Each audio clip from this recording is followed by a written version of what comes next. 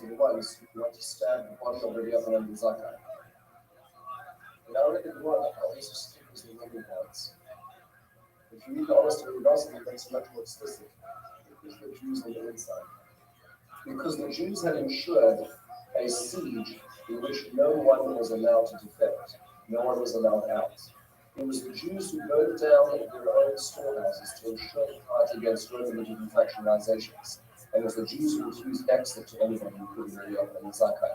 And who would have stabbed Rabbi Yochanan ben Zakkai through Rabbi Sikari himself interceded and said, do you want to be accused of murder of the same kind? Just to see the complexity of the understanding of that. Again, the 50 points and the 50 pronouns in the law. And finally, the sacrifice of the Yochanan makes. The sacrifice of state with Torah ideology or sovereignty. Sovereignty or ideology. It's a very difficult decision to make. In fact, when you get to Rabbi Yochanan's actual deathbed, this was his pretended his deathbed. When you get to his actual deathbed, the one office about Professor Adam, it says that Rabbi Yochanan was actually was weeping on his deathbed. It's important to contrast that deathbed to the imminent death of the obviously in Jerusalem, so that not devastation. And the students asked him why he can't. And the answer to that is one of the things he says when he says the following line. He says, if I take up something that came and face me die and I want to die, then I'm not be scared, you just die. That's why he's reading. And he says, one other. Ela, Shideshnu, Balashnu, Gabba. Reflecting us see two things. Akash Shogaleinu, the Akash Shogaleinu. I see one day of you and one day of the living. The enemies are the Ezra and the Whatever. I don't know which one I'm going to do. The work on something was directly very likely to change its cultural and Judaism really create the prosperity of Judaism. The answer is very technical, which is very technical. You will get there. It's still going to be the decision you have to make. We'll come back to it for the minute. When you look at other applications that are able to put in they ask more about these questions. These are some of the questions people are raised.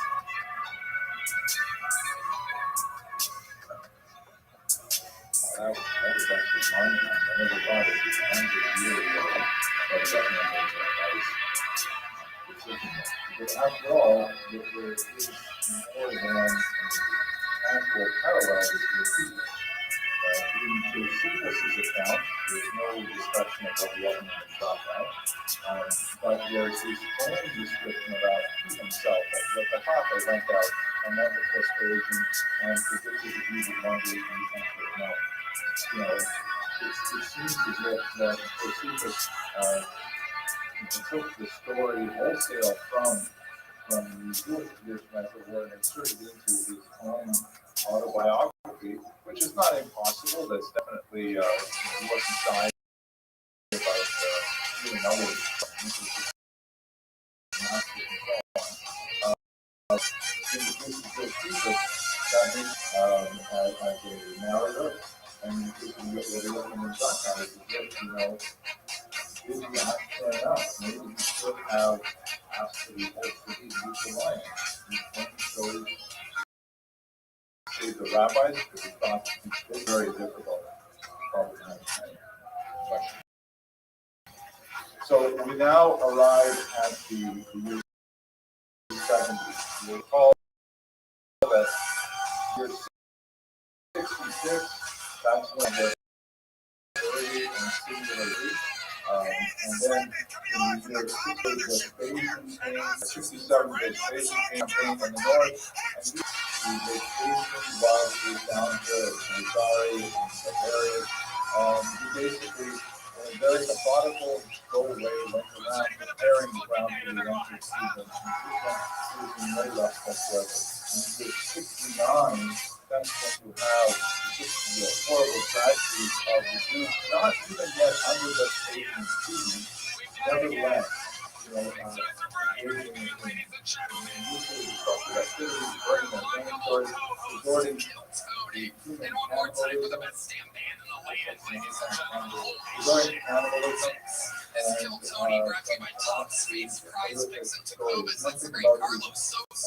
the Castillo, Raul Parejo, and Michael Gonzalez. The finally laid in.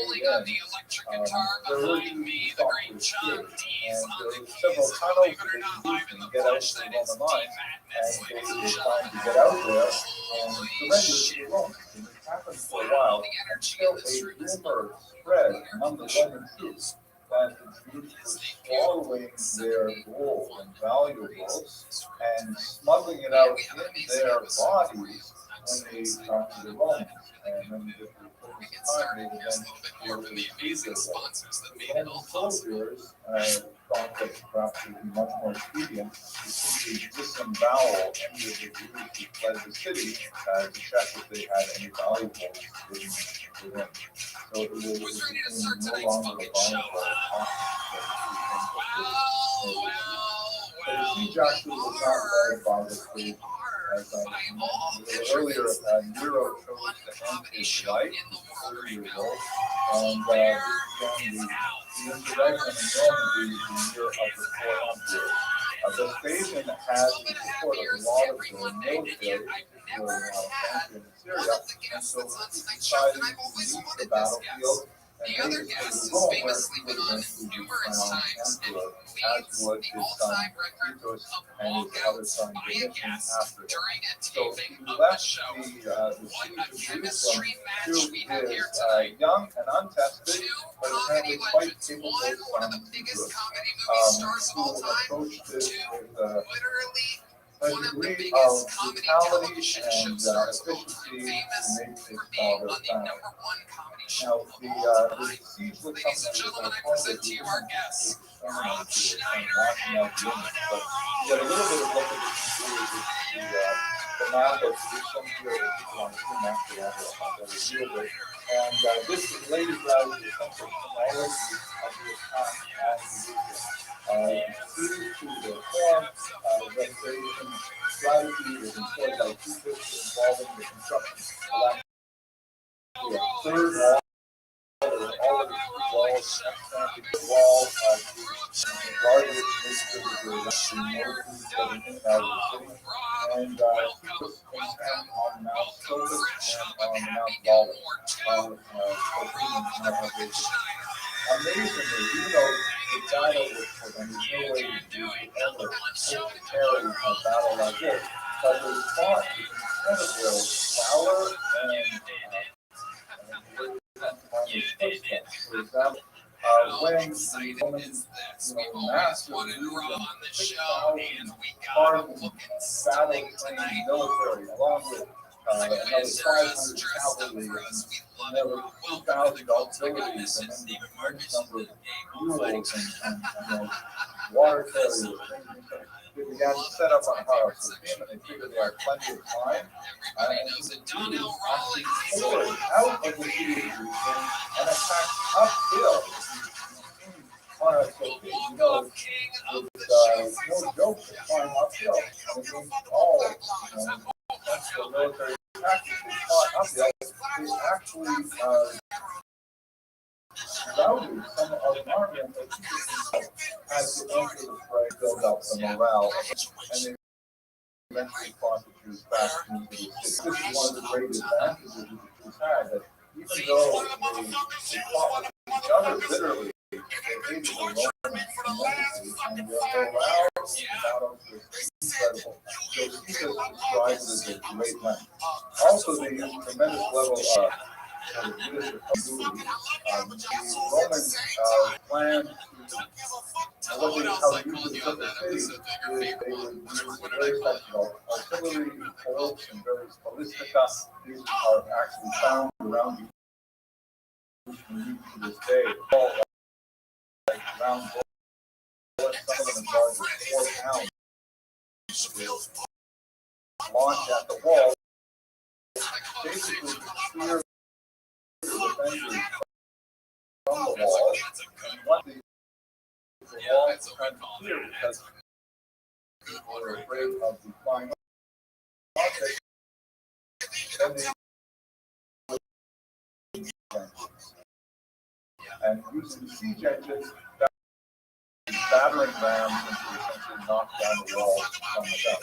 The problem with the attack on Jerusalem, especially hard to hit, is that as you can see from the lines in this topographical map, it's really quite steep here.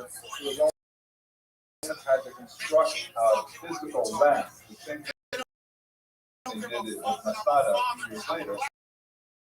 That construct a physical ramp used to keep them involved.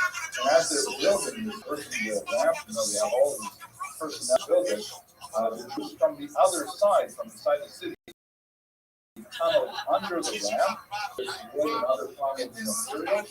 Once the ramp was just about finished, they began to bring out, collapse the ramp from a remarkable temporary victory that was a demonstration of their walls and eventually the capture of Jerusalem as a quick moment of reflection on the actual. In this regard, you have somewhat conflicting accounts, definitely conflicting between the Gemara, Josephus. I'll talk a little bit more about the role in the destruction of the temple. The thought sort of like he has a level of culture and a level of morality and a level of honor and valor.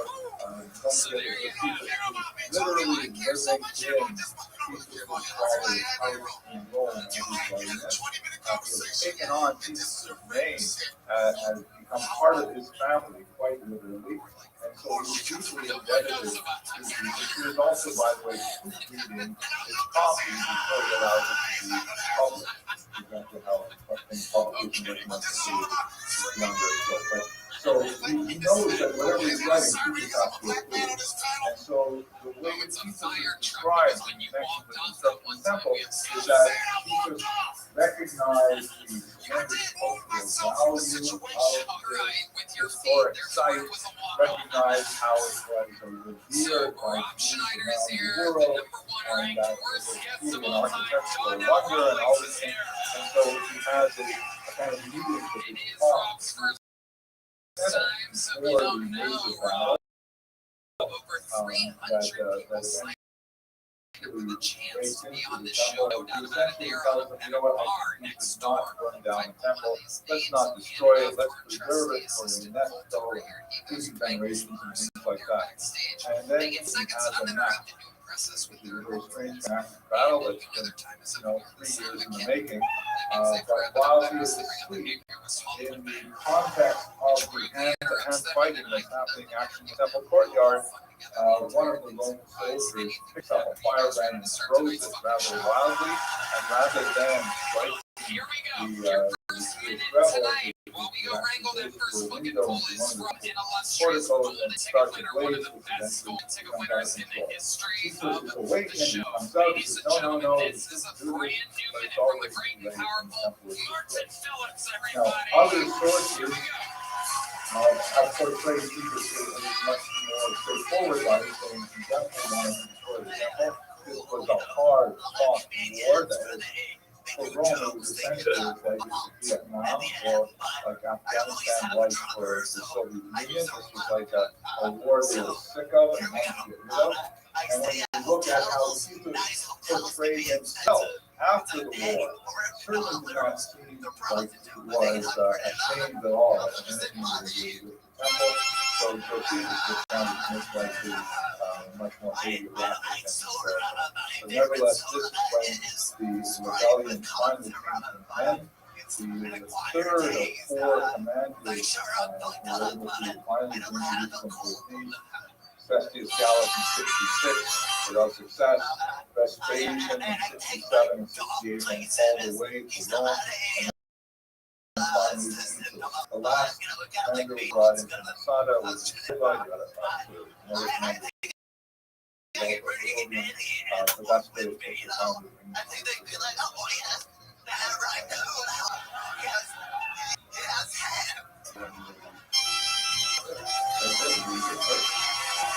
all right. Even that really good thing, but he has a contest between the Gemara story and the Cephas is fascinating. And I don't need to keep bringing up Torah I like to bring up, but I don't need to keep bringing up the Megillah. But there's a fascinating parallel over here. When it comes to the actual writing of the Megillah, you find some things are a little bit strange. The Gemara Megillah itself spends about 5 dots going through every single line. Megillah is trying to interpret what it's saying. You don't really find it any other way.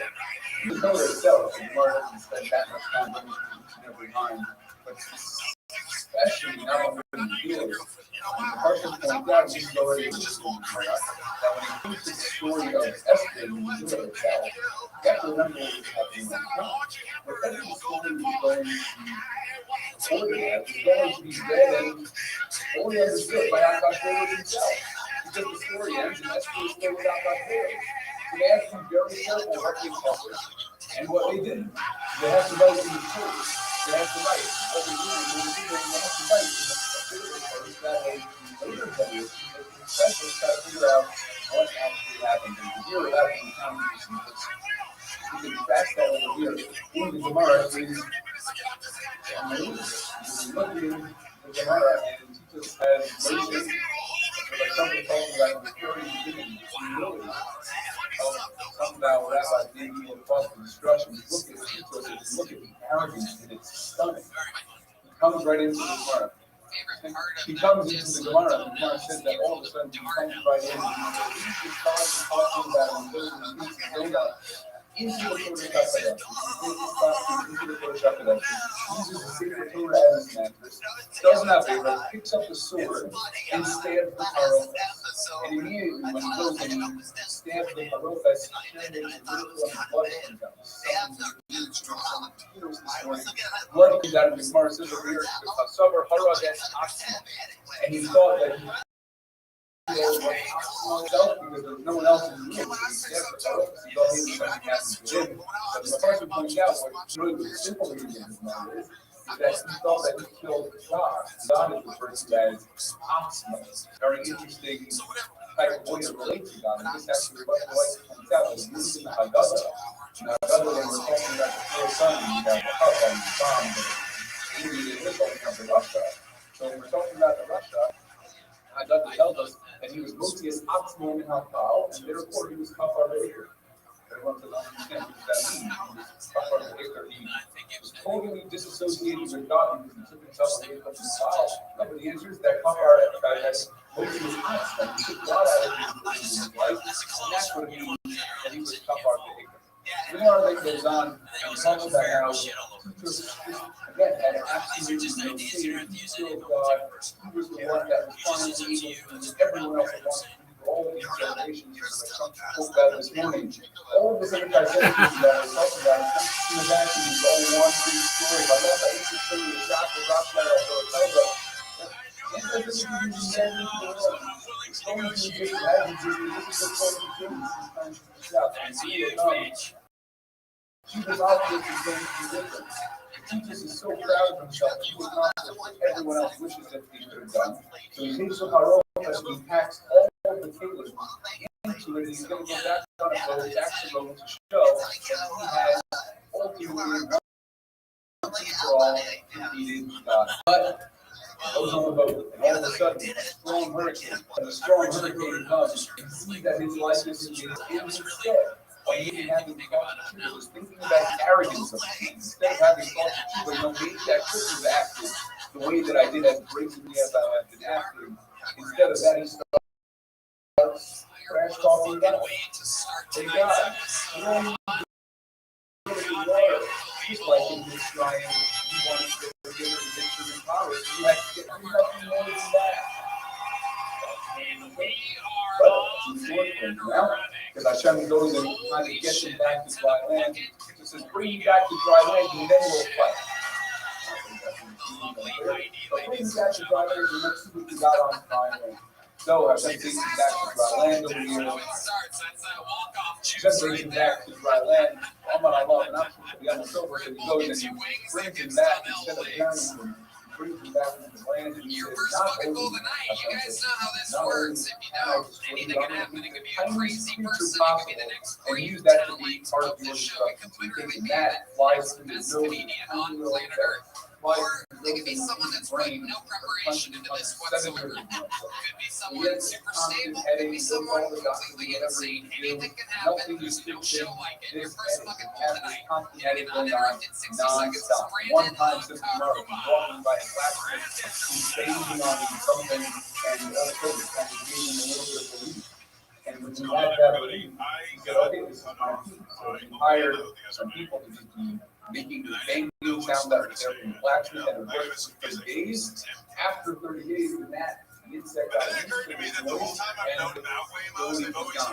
And this is actually a concept which is used in halacha. This concept of 30 days being something that, being the amount of time that it takes for us to get used to something, this is used in halacha in many different areas. Rob points out, on Rosh Hashanah, we know that we don't blow the shofar for 30 days. We go and we blow the shofar, or just about starting from the shofar all the way to Rosh Hashanah, and blow the shofar, except for Erev Rosh Hashanah. The question is why? So many different questions point out, but the reason why we do that, why we don't blow on Erev Rosh Hashanah, is because it means the Arvi that's a subject.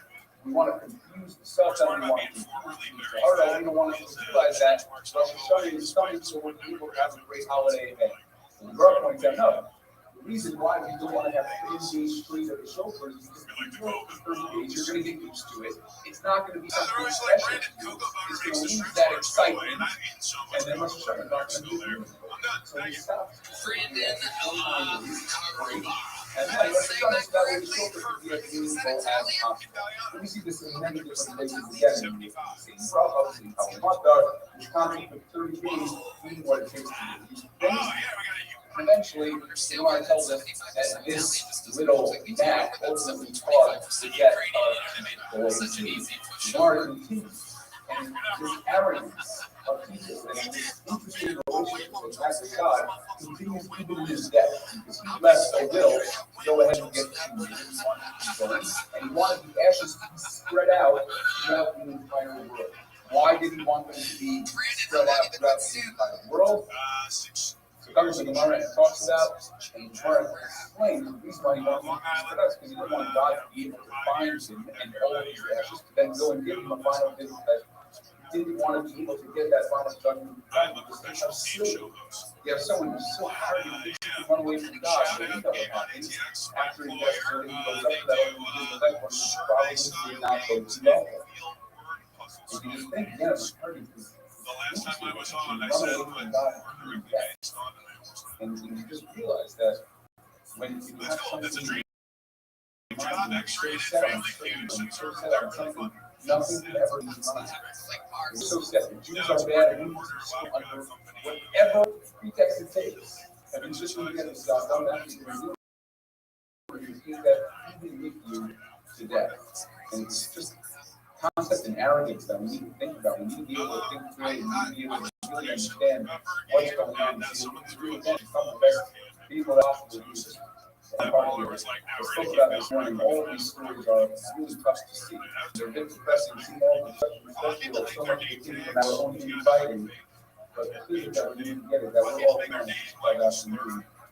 Teach us women down. We're all here this afternoon still mourning over the community. For us continuing on we're going to have that community. Sorry about that. Didn't laugh too hard.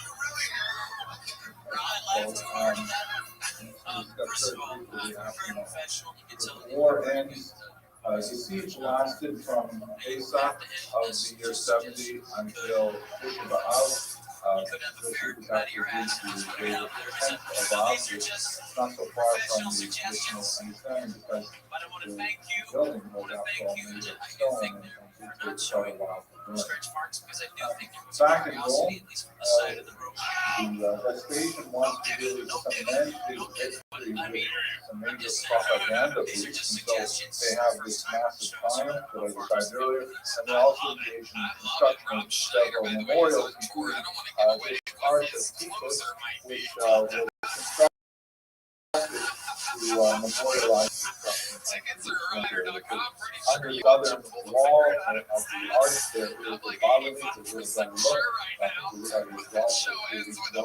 And of course, it depicts Roman soldiers carrying off the spoils of Jerusalem. This is not the way Romans would have seen it. However, there's a new exhibit at the Met I can't wait to see, which recreates how the antiquity Greek Romans used to paint their beautiful alabaster statues in these various colors. So it would look like this for the Romans. This is a reconstruction from the University working with the chemical analysis. And you see that all these Roman soldiers wearing their laurel wreaths. At the very front, there is slaves being driven away. We have here something called the Lega Studiorum, the loopholes in the tablets of the law. The Candelabrum Studiorum, the Menorah, of course, among several that were in. And on the right, the Sacra Studiorum, the holy thing. That's probably the Sultan on the Catholic, the table, and the ceremonial trumpet. And this was part of a massive campaign that the Romans wanted to hype up this victory over Judea, even though, as you mentioned earlier, it's a tiny little province. It's really not very much in the way of natural resources. There were a few things that they really appreciated, especially the treasury of the temple. They appreciated that. They also appreciated the fact that the Jews had an extremely efficient international voluntary tax collection system known as the Makatusa Shekel, which the Romans then converted as a punishment in something called the Fiscus Judaeus, where instead of giving a half shekel for the upkeep of the temple, it was still made mandatory, but it was confiscated by the Romans to erect a new temple for Jupiter in Rome. These various ceilings, the vessels of the temple were carted away to be put on display in another temple that Vespasian built called the Temple of Peace. And what he meant by that was not like peace and brotherhood, but like now it's all calm because we defeated all our enemies. And they were on display for several hundred years until Rome was finally sacked by the Vandals. They also engaged in a very effective propaganda campaign through coinage, which is one of the best ways to get the message out internationally, with a series of coins that all depicted Judea Pacha, the Catholic Judea, or Judea as the Hebrew. On the left, you see Vespasian, sometimes you see Caesar, and on the right, you see a forlorn woman in an attitude of decline, terrifying in the top example. She actually has her hands down. To her back is a balsam palm, which is one of the major exports of Judea at the time. Sometimes there's a disproportionately large Roman soldier looming over Judea at that time. There are so many more things we could say here. The Colosseum, for example, recent discovery of an inscription that confirms that the Colosseum was built with the wealth of the things taken from the temple treasury, and also with the labor of Jewish slaves, some 100,000 according to the sources, and it's not an unreasonable number of Jews taken into slavery to the Italian peninsula. But as Rabbi Schreier so perfectly put it, there are no more Romans today. There are people who live in Rome, call themselves Romans, but they are certainly not there to the same culture and all the same way. And yet, here's Zen and Dog. We are still here, still thinking about this event. And probably this will be the last year that we think about it here. Oh, hello there. This episode is brought to you by Prize Pins. What else can I get to see how the rabbis put it? Don't miss any excitement this season on Prize Pins, where it's going to be great. Prize Pins experience is so fun and simple. You know, I'm stoked about football season, which is why I'm picking Josh Allen for my 270 passes yards, the hardcore back. Stories focused around one individual. You wouldn't track these stories as what the offense looks like as it goes on. Story number one is about a save by the end of the business.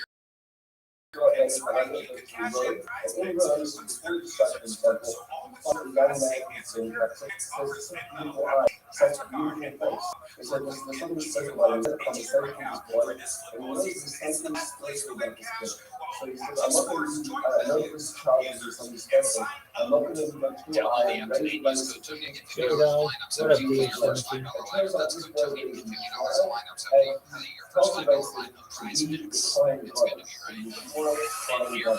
Becomes the Kohen brother. I'm watching Kill Tony be back.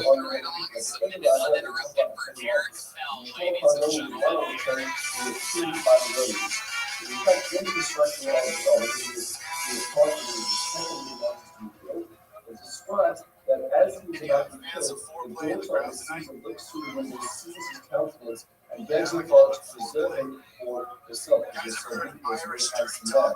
The Caesar refuses that and she says, "You don't want to eat this spirit that is in his face." And the way they kill him is that he lays already his face forward. She takes a mask and she says, story number two. Story number three is the very different continues. And says that Yochanan actually has two children. We read about them this morning. This morning in Kingdom number 23, we talk about two children, a boy and a girl, who were taken to captivity. The son and the daughter of Yochanan, they were now taken to captivity, and by the slave or not, seems to be so they are bred. Lost in black animals, like they take animals, and the animals to split the outcome.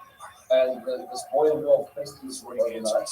By the masters have trained them outside, and such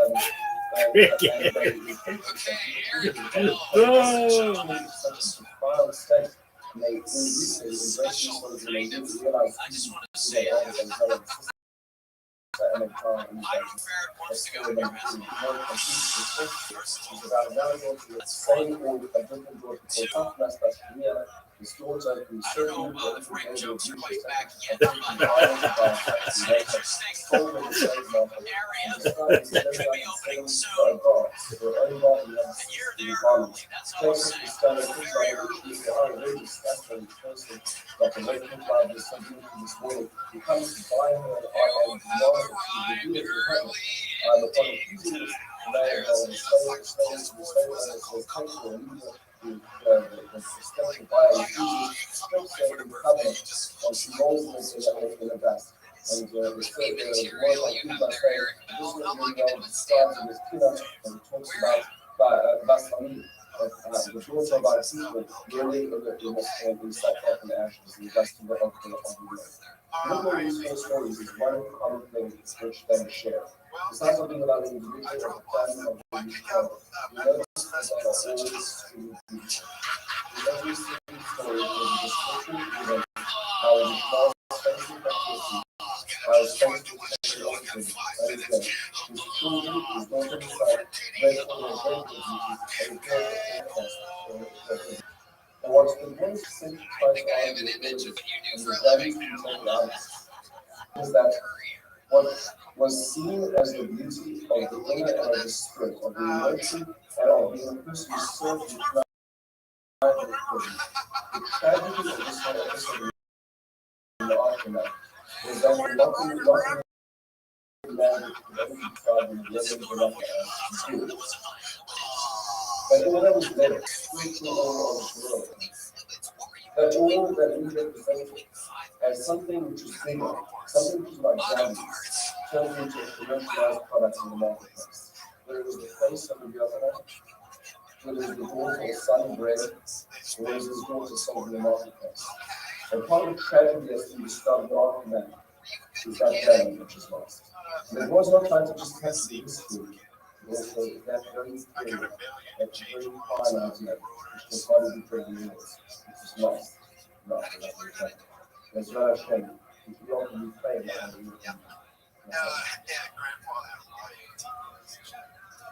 you ever transporting a kidney sometimes and you go, you know what, I'm just going to stop and have a beer first? I did have a coworker that had to transport. What was that for? Where were they taking? This is the day in which Jews around the world commemorate the loss of both of the temples destroyed in the years 586 before. I think you got an area here for jokes that you can use, my friend, with your own life right there instead of the white lights on For the Common Era and 70 of the Common Era, along with a whole host of other negative things that happened to Jewish people over the centuries, including the expulsion of the Jews from Spain, including the deportation of Jews from the Warsaw Ghetto, and the other horrific stories in the long history of the Jewish people. I'd like to speak very briefly today, as appropriate, about the destruction of the temple.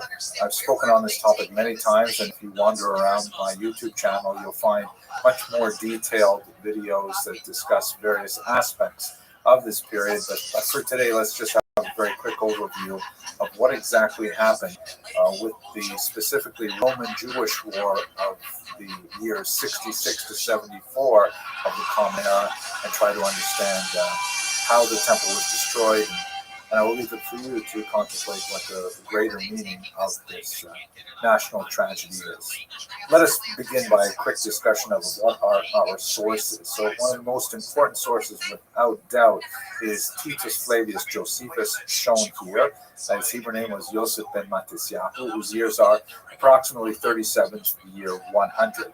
He's a problematic figure in many ways because, as we shall see, he was originally a member of the rebels. He, in fact, led the troops in the north, in the Galilee region, and then he defected to the Roman side. He became the Jewish expert, none other than Vespasian, later becoming emperor, and even to Titus, his son, who was actually put in charge of waging the second part of the war, including the destruction of Jerusalem. Josephus is a first-hand observer of the war, originally a participant in the war, and his account is without doubt the most important. However, because of his difficult relationship with his Jewish roots and women patrons, places everything that he wrote within a lens of complexity that's beyond the scope of our discussion today. Please view some of the other videos for longer discussions of why this is so complex. Tacitus offers us additional details with his own biases. Cassius Dio, fascinating historian who provides us a particular discussion of the next Roman-Jewish war, the Bar Kokhba revolt, but not as detailed about this first war. And Eusebius, who is a church historian who frames much of his understanding of events within the perspective of the early church. So we have valuable information from these writers that supplements Josephus. We also have a very rich archaeological record, but in the main we are dependent heavily on Josephus. Incidentally, my senior colleague, the great professor of this period, Professor Lawrence Schiffman, I've heard that he advises students to read Josephus itself on the commemorative day of 9th of Av. And you know what? I think it's a fantastic idea. If you look at the Jewish War, which is his main study of this period, it's an absolutely heart-rending account and very worth reading. Note also, by the way, that Josephus is not the same as Yosipon. Yosipon is a medieval sort of crib sheet based on Josephus, but written 1,000 years later with a very different agenda, and certainly not the same kind of sources that Josephus had at hand. Anyway, what's going on in Israel at this time? Let us recall that Israel has already been conquered by the Romans. The land of Israel was under Roman rule from the year 63 before the cross. So we're talking about a period of well over a century of Roman rule. The Romans in particular are occupied with a city called Caesarea, that is on the coast, and it is like the ultimate kind of Roman city in the land of Israel. They built these amazing aqueducts, as you can see. They have theaters, they have all kinds. It's a multi-ethnic city, as is the entire land of Israel, incidentally. Israel was never monolithically Jewish. But Caesarea is one of those places that is especially associated with the Roman rule. It is in this region that a lot of the tensions come to a flashpoint, specifically over a property dispute involving a synagogue. It appears that the official in charge of the land of Israel is extremely callous and had very regard for Jewish sensibilities. There are a whole series of incidents involving, cultural clashes between the Jews and their sensibilities, particularly in the city of Jerusalem. There is a level of lawlessness, particularly in the north, with all kinds of brigands running around and engaging in, common thievery, and the Romans are not doing much to stop that. And so when a particular property dispute over a synagogue blew up in this city, things got way out of hand, and ultimately there was enough of a sense of revolt going on in the land of Israel that Rome sent Cestius Gallus with a legion of soldiers down to quell the fighting. Cestius Gallus came down from the north, from Syria, and he made his way to Jerusalem.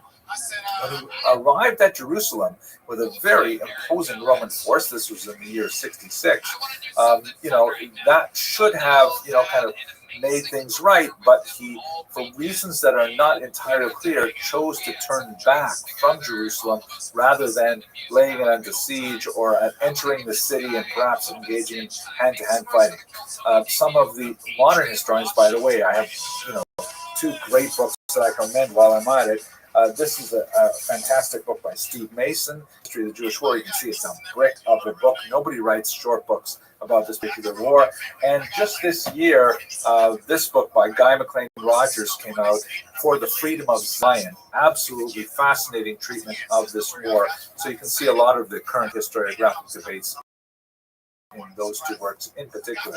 At any rate, Cestius Gallus chose not Jerusalem, perhaps because he was concerned about the threat that city posed, because it was a fortified city with a good pile of grain stored there and water sources and so on. He felt that perhaps he could not take the city, and so he decided to turn back. But on his way back, he was attacked by rebel troops at this location, Beit Horon, the pass of Beit Horon, and he was deeply humiliated. He was sent into flight. The entire legion was destroyed. A tremendous number of arms were seized by the rebels, including the legion's standard, which was an extremely insulting thing to happen to the legion. Cestius Gallus himself survived and made it back to Rome, but it was a huge embarrassment that a group of guerrilla fighters should send an entire Roman legion packing. It represented a moment of euphoria for the rebels to think that perhaps they could possibly throw off the yoke of Roman rule. And remember that Rome is an incredible superpower at this point, with territories that went all the way out to Scotland, all of Europe, North Africa, much of the Eastern Mediterranean, and this tiny little province of Judea is going to reject Rome and drive Rome out. It's unheard of. The Emperor Nero decided to send a much more competent soldier to take care of things, and that's when the war got much worse. Vespasian was the general, a battle-hardened general who, Cestius Gallus was also, by the way, quite a battle-hardened general. He was an older man with a tremendous amount of experience, but for whatever reason, he simply could not handle the Jewish threat. Vespasian came back and he took a much more measured approach. He took literally years to wage this war. He first approached the north and went through several locations in the year 67, by location, smaller cities under siege, incredible brutality at some of them, but established his complete dominance of the north. By the way, in the north, that we have the surrender at Yotapata, which is commemorated here with this remarkable monument. It is at Yotapata, the modern Hebrew term is Yotfat, that Josephus Josephus was a commander, and after a 47-day siege, it is at that point that he ultimately defected to the Romans. There's a remarkable story about that. It's also the site in the north of the Battle of Gamala, which is a site with a horrible history of Roman brutality involving the actual throwing of Jewish infants over the walls to their deaths. And Gamala has never been rebuilt, the original site of that location, as you can see here. At any rate, it is in the north that Vespasian starts, and he takes his time. He goes through the entire region, and ultimately brings it completely under Roman control. One major thing happens when Vespasian is in the land of Israel, and that is the departure of the Rabbi Yavne. So Jerusalem is going to be under tremendous threat, and as we shall see in a minute, it is a site of tremendous sectarian fighting by Jews. And so the group of Jews who are known in Christian culture as the Pharisees ultimately decamp from Jerusalem to a place called Yavne, in this map labeled with the Latin term Yamnia. Christians, by the way, according to Eusebius, also flee the city, and they make their way up to the north to the city of Pella. So the Jews, in particular, the Pharisees, represented a kind of peace party that, unlike the rebels, were very much against the idea of a revolt against Rome. They felt that this was going to be a very counterproductive, and ultimately their prediction was correct. Those sages who made their way to Yavne, however, were the roots of the later Mishnaic and Talmudic movement that would ultimately be the source of Judaism for the next 2,000 years. They were, so to speak, the same ember that managed to escape the destruction that would come later. But at any rate, we're focused on war. What's going on in Jerusalem at this point? Recall that in the year 66, the rebels had a short-lived victory, a very remarkable one against Cestius Gallus, but that invited a much harsher retaliation with a very large force coming from Vespasian, who began in the north and took his time making it to Jerusalem. At that point, there's a mate in Roman politics, and Vespasian makes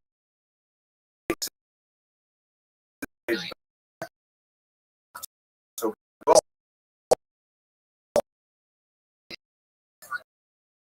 in order to ultimately become the emperor that he leaves his son Titus in charge of prosecuting the rest of the war. Now, what's going on with the rebel force? We should recall that though Israel was under the rule of the Romans, as was characteristic of their style of leadership, they granted the Jews kind of their own puppet leadership through kings, such as you can see here, which has the Apostle Paul appearing before together with his sister Berenice, also the Roman proconsul Festus.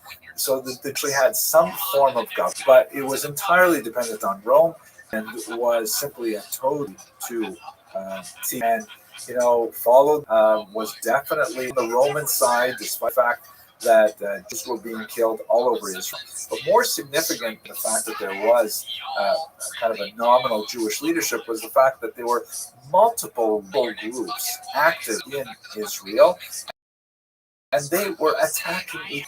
This was a situation where you had the zealots, the Biryonim in Hebrew, who are literally attacking others, all going to find themselves in the fortified city of Jerusalem. three major groups shown here in this particular schematic, which actually only shows it at one particular time, because there were, these groups: Elazar ben Shimon, John of Giscala, who happened to be an extreme rival to Josephus, and the ferocious Shimon bar Giora, all held different parts of the city of Jerusalem and the Temple Mount and even the sanctuary itself. They hated each other so much, they fought each other so much that an incredible act of communal stupidity, the zealots burned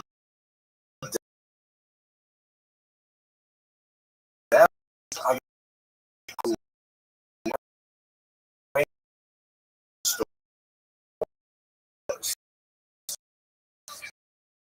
they knew that this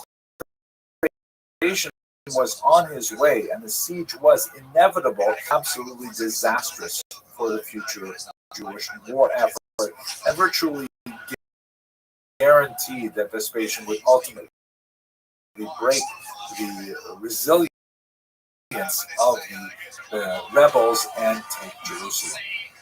In fact, exactly what happened. Titus comes in and he surrounds the city. He met with remarkable resistance that was really demonstrative not only of Jewish bravery, but also of intelligence and strategic insight. He was surprised to find that the rebels were actually making sorties out of the walled city and fighting uphill against the early encampments on this.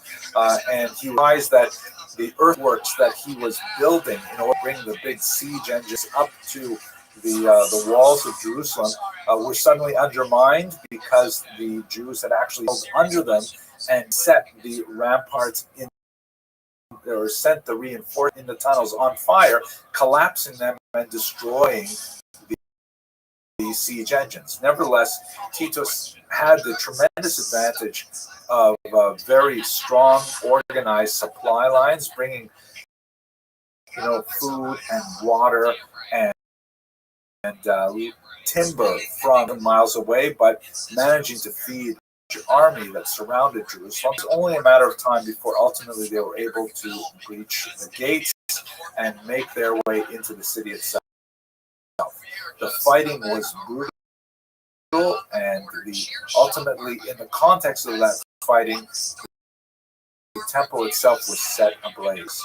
Now, Josephus's account, which again has a real agenda, he's trying to please his Roman patrons, at the same time as demonstrate the bravery of his religionists, and also to justify to his Roman leadership the fact that this was a war that took 6 years to prosecute from beginning to end, like a massive endeavor for such a tiny little territory.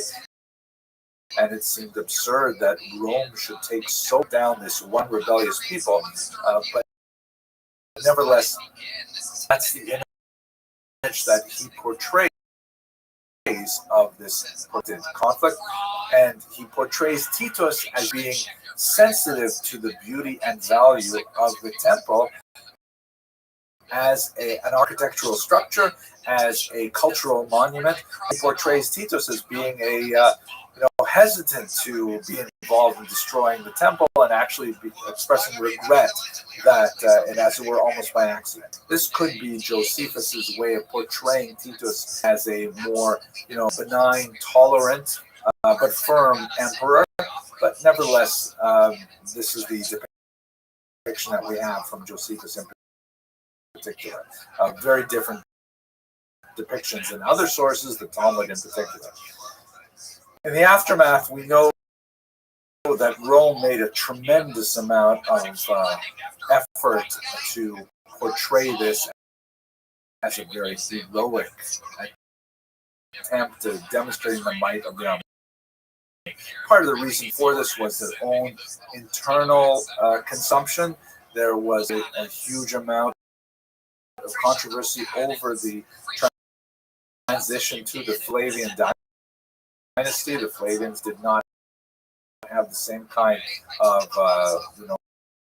royal lineage as other contenders, role of emperor, and so a great amount of attention was paid up this great victory in Judea, even though it's portraying a great victory. One of the many arches, ceremonial Victoria arches that were constructed.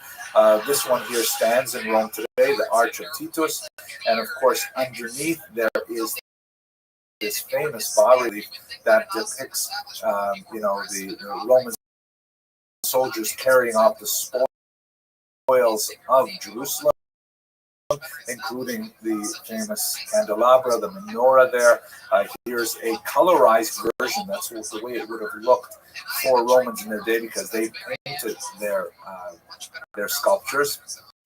That depicts them carrying off, the Jewish law, the candelabra, the Sacra Judeorum, the holy things of the Jews, which appears to be the Shulchan and the Chatzotzot, the long trumpets of some form, and so on. They also minted many, many coins with the phrase Judea captive, Judea is captive, in order to propagandize their victory still further, and the inevitable images on one side, either the profile of Vespasian or Titus, and then on the other side, the obverse, a forlorn Jewish woman by a balsam palm tree. That was one of the major exports of Israel at the time. Sometimes dominated by a large Roman soldier, but and you see in the upper version here, she's actually bound. Very frightening kind of image, I have to say. There was, after Jerusalem was destroyed, there were several other battles, most notably on the mountain redoubt of Masada, that ultimately fell in the year 74, the dramatic last conclusion to the destruction. So much more to say about this period. I encourage you to look at the other videos I have that discuss this in detail. But for now, for those of you who are observing this day with national fast, I hope I conclude the fast with the appropriate degree of meaning yet ease, and I hope that this is the last year that we endure another Tish's particular state. Thank you very much for watching.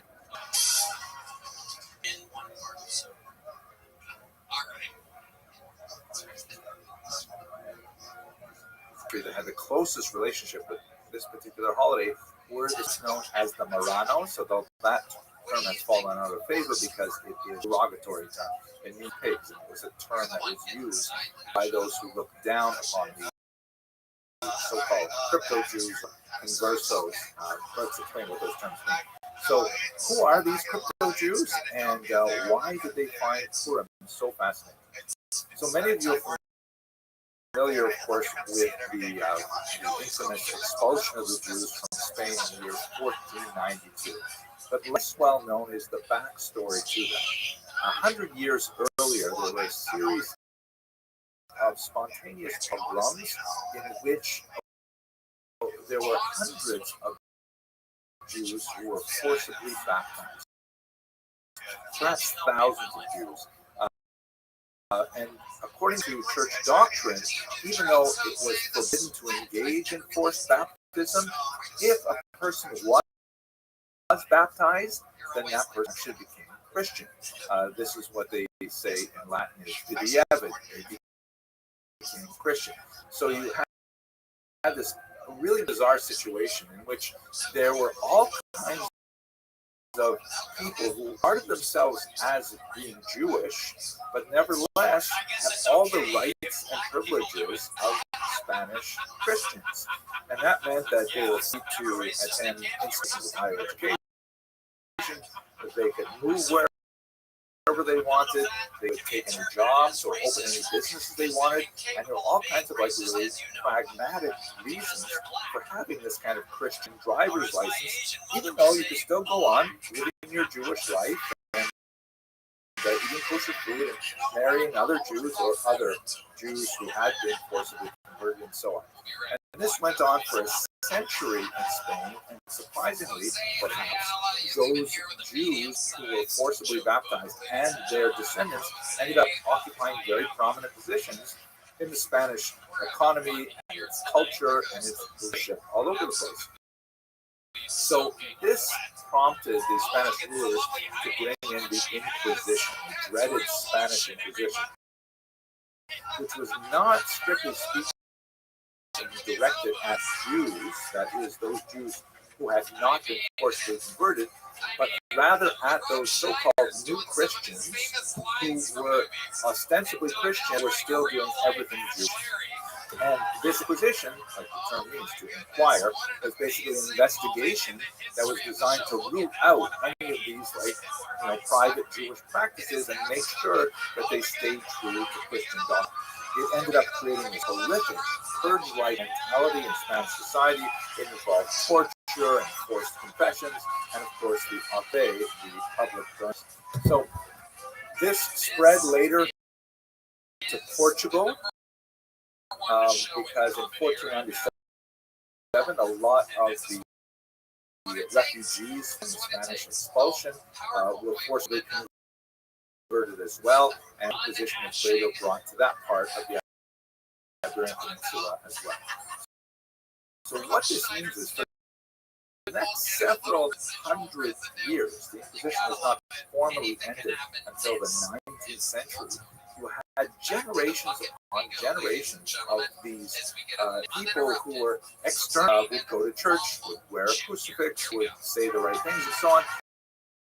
But in the privacy of their home, they would have some degree of Jewish activity. Because, deeply resentful of all others would accommodate it, others were true believers, but basically you had this large population of people who frequently only found out that they were Jewish much later in life, because it was very uncommon to tell children that they were Jewish. It was a very dangerous thing. So, and by the way, women were incredibly important to the survival of the Jewish concept of the lives of these individuals, and know quite a bit about the role of women in the lives of crypto Jews, because we have Inquisition trial transcripts in which there's long descriptions of the forced confessions that were drawn out of these women after torture.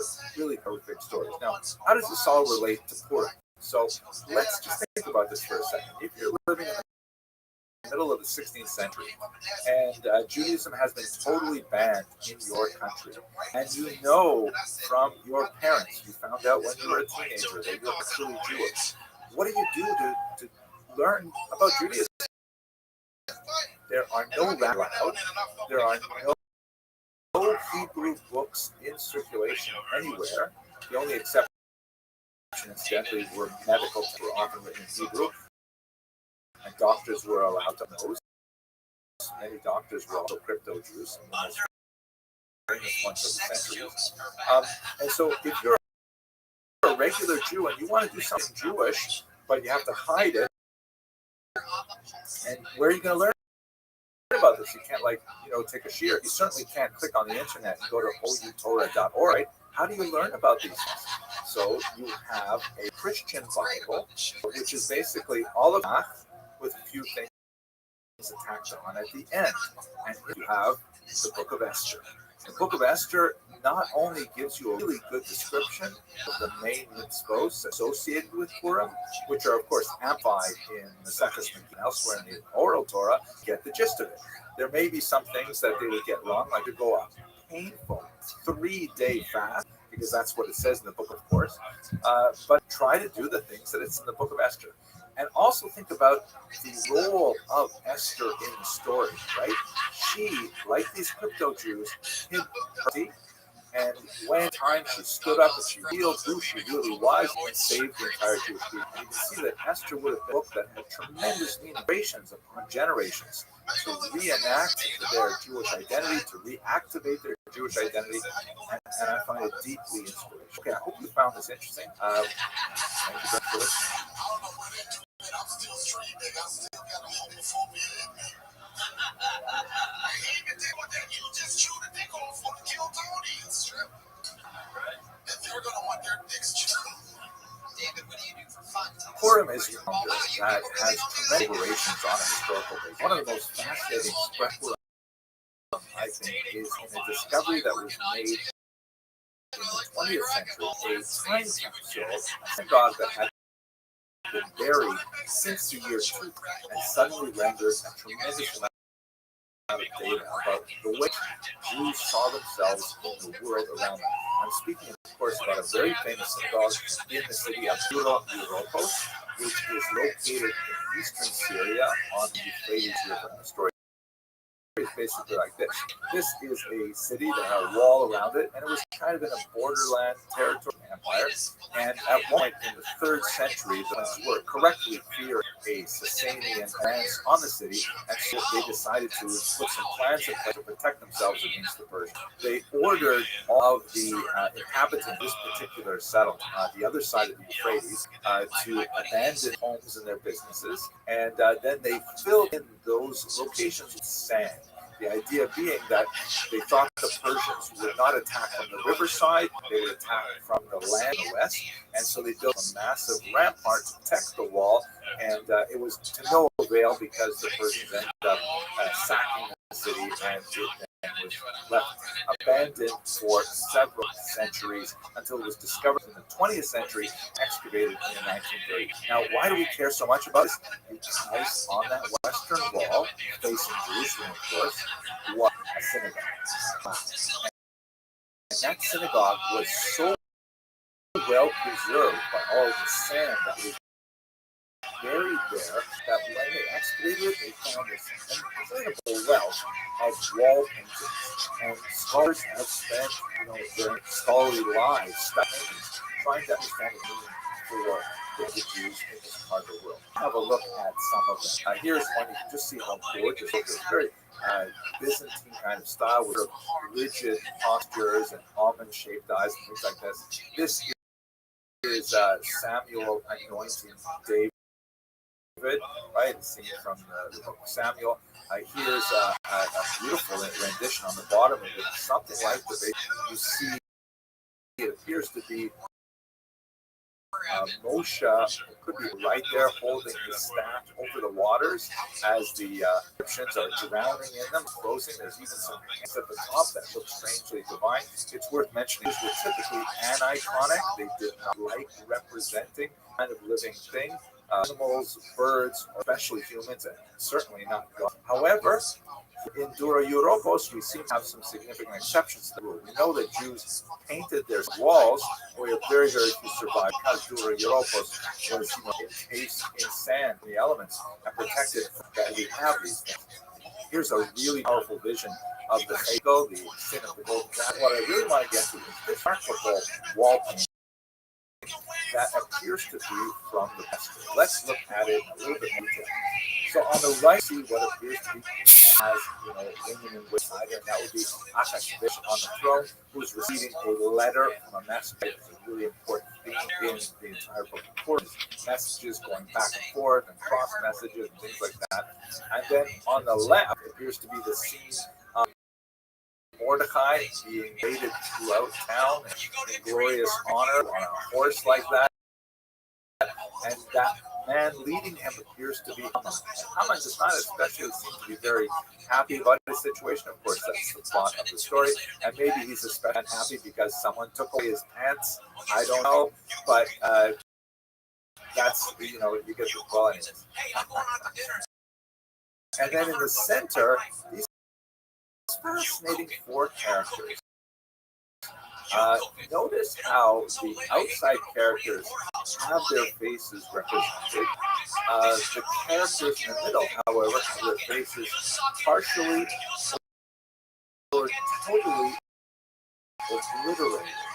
And I really wonder what that means. Apparently, there are some other examples of beating out of some of these appears to be an intentional thing, but it's really hard to say. I like to think that maybe that obliterated face alludes to the hidden nature of the book of Esther, but we'll have to read that as a mystery. Anyways, I hope you enjoyed this very quick talk about one historical representation for them. Thank you very much for listening.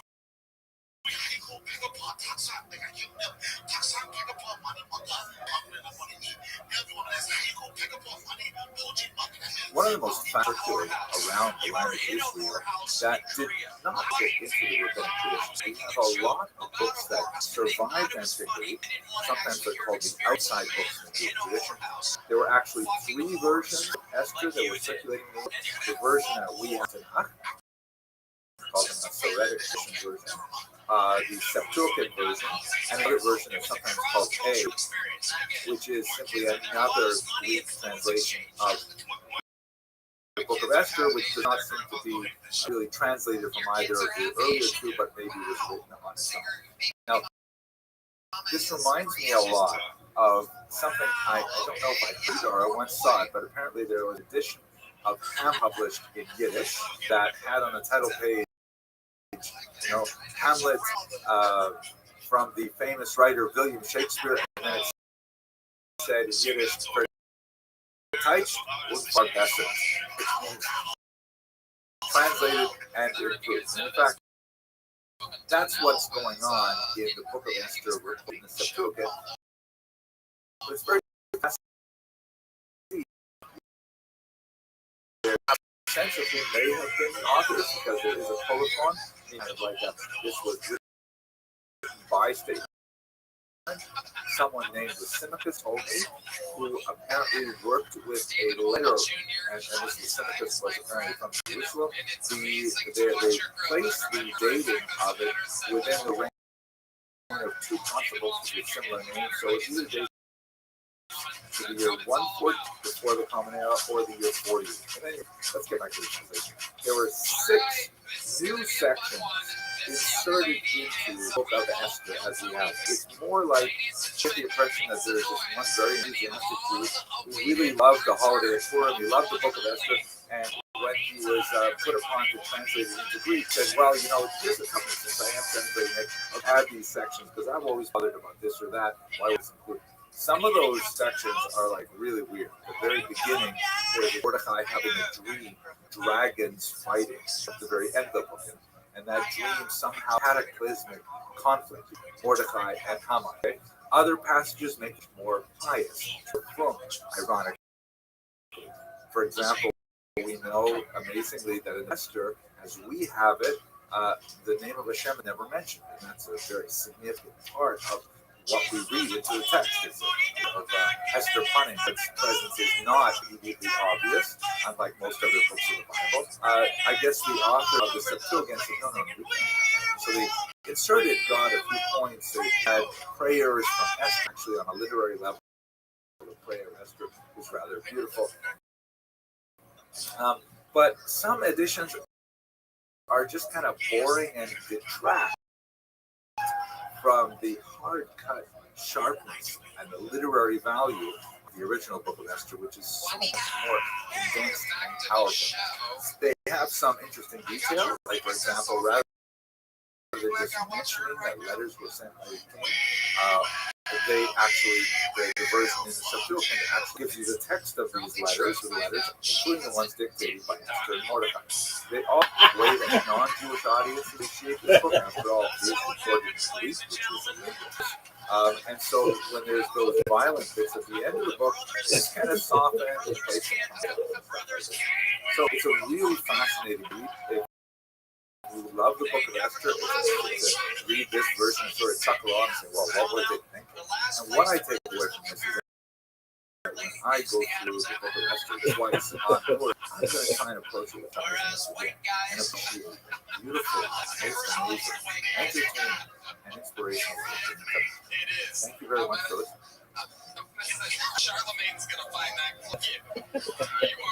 One of the more pleasant elements of the book of Esther is the references to political parties and actually a command comes so immediately that one not know the difference between cursed is Haman and blessed is Mordecai, which sounds, at least in the surface reading, like a very, very deep state of intoxication.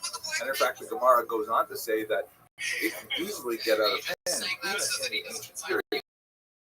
For example, at one point, Suda infamously, Rabbi got up and he slaughtered his colleague, Rabbi, which is like, oh my gosh. Now, the Gemara goes on to say that when he saw what he'd done, he immediately prayed to God, a miracle happened, and Rabbi was revived. But then the Gemara, with a characteristic sense of humor, says that the next year, Rabbi says, hey, Rabbi Zera, why don't you come by my place? What Rabbi Zera says, I'm paraphrasing, are you crazy? I'm coming back to your place. A miracle doesn't happen. You can't anticipate miracles.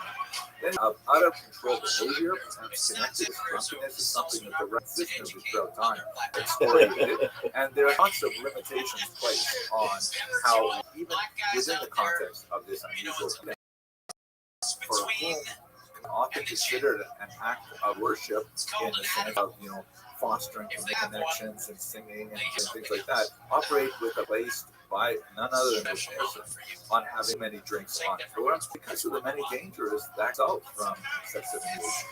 So this is really a home-based holiday, no drinking and driving, God forbid.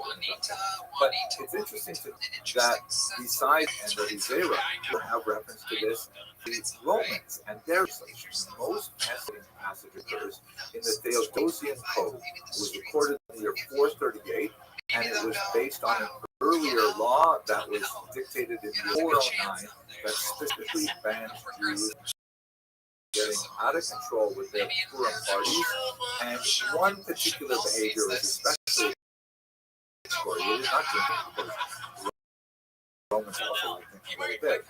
That is burning Haman in effigy.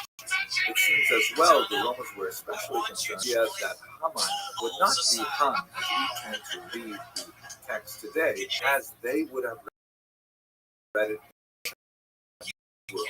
that Haman would in fact be crucified. And in fact, this was the ancient way in which Haman's treatment was portrayed not only by Jews, but by non-Jews as well.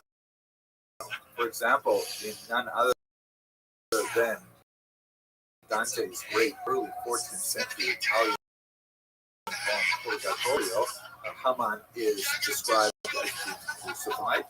Michelangelo portrayed him that way on the Sistine Chapel. I mean, this is really the way in which non-Jews understood that Haman was killed on a cross. So you can imagine the sensitivities if parties get out of hand and they have Haman in effigy and they decide to crucify him and then burn him.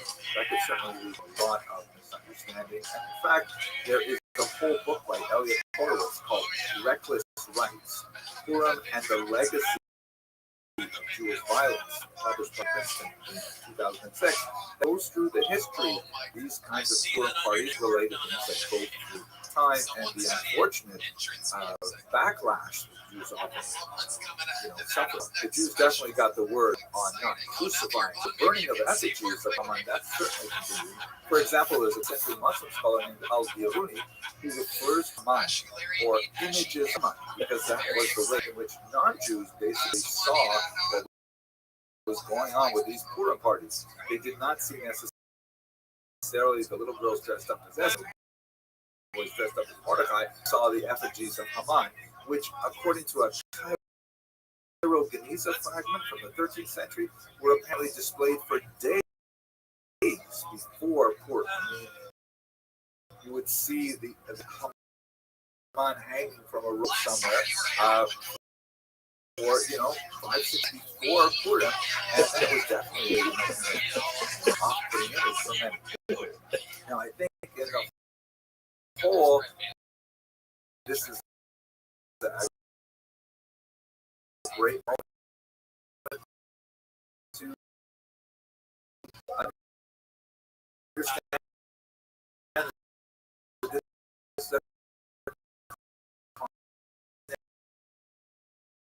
fairy tale that we certainly want to celebrate and to do so definitely within the boundaries that our Rabbi set for us. It's a cautionary tale for all these things can be misunderstood. Besides the many dangers that result from excessive creation, we definitely want to explore the spiritual meaning of Purim, and to whatever degree alcohol assists in that, it's great. But beyond that, it's interesting. Thank you very much.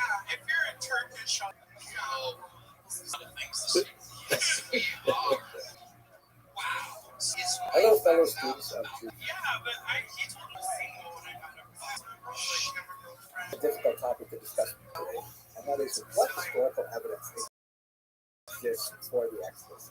I get asked about this a lot, and so let's spend a few minutes going over the sources just so we know about the Exodus that's not described in the Bible. So first of all, the Bible historical data in it, but for the part, it's not a book. Its goal, as stated explicitly in itself, is to instill religious values, historical awareness, but religious values. Have a look at this, for example, at Deuteronomy 10, where it says, "V'atzah Yisrael, Hashem Elokecha shoel b'nah." Now, Israel, what does God want from you? That's a really good question.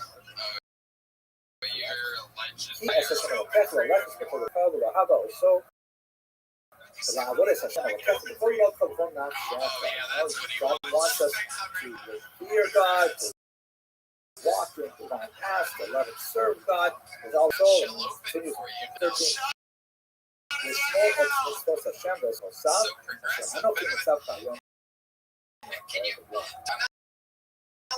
guard the mitzvot of Hashem, right? Mitzvah, sort of a commandment, literally.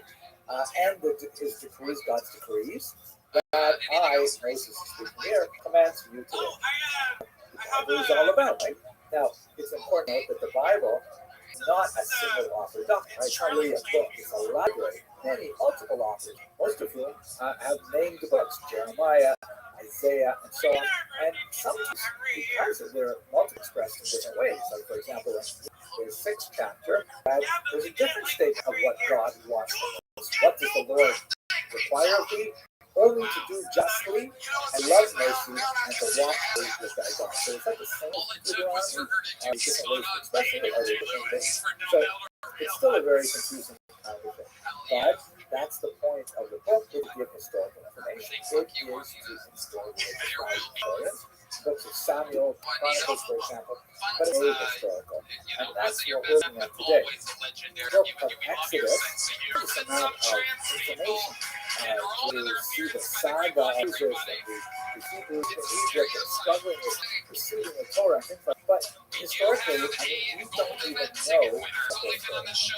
There's a question, famous question asked again.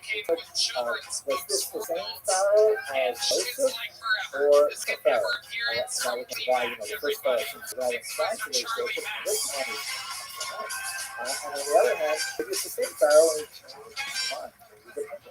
So we don't know when it happened from the name of the Pharaoh.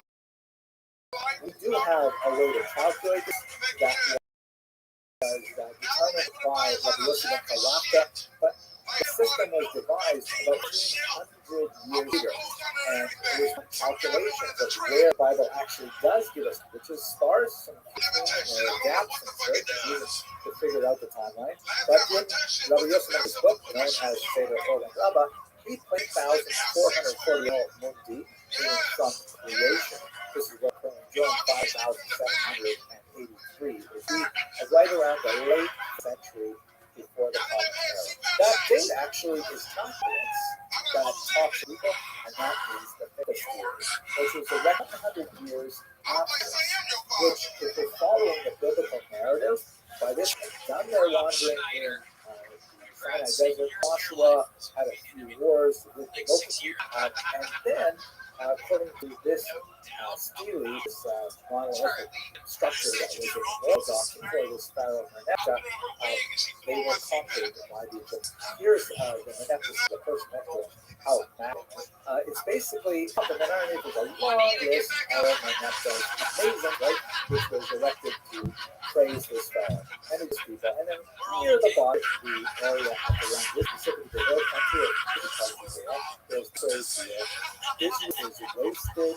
The seed is some historians argue that this term is seed in Israel, seed, field, or something like that. But it's in Israel, and then specifically claiming that, I burned down there. It doesn't seem like weird, ironic kind of thing to do. More likely, and most historians consensus, that the term seed really means, like modern Hebrew, zera, is offspring. Pharaoh Merneptah, many anti-Semites have prematurely declared the destruction of the Jewish in this genocidal document. And so we don't have to worry about this anymore because Pharaoh Merneptah has taken it. It's actually kind of funny when you look at pictures of, Greek Jewish pretty well. Pharaoh Merneptah, on the other hand, they actually discovered does not look so different. So the data with the extra biblical evidence that we have so far, this is theory, but it doesn't say anything about how Israel got to be there, and what was it, a land or a place or a people or what, we don't really know. You will from time to time find that highly energized Bible enthusiasts, I use that term with some irony because the term enthusiasm is used, except rather credulously some rather bizarre supposed Egyptian chariot wheels which were in the Red Sea. I'm not sure exactly where were to have made that great crossing. The Hebrew term used in reads yamsuf, which seems to indicate, not so much like a belt to traverse wetlands, large marshes, a massive number of left coast and made their into the Sinai Peninsula for 40 years. It's not hard to imagine that whether they left behind simply lost.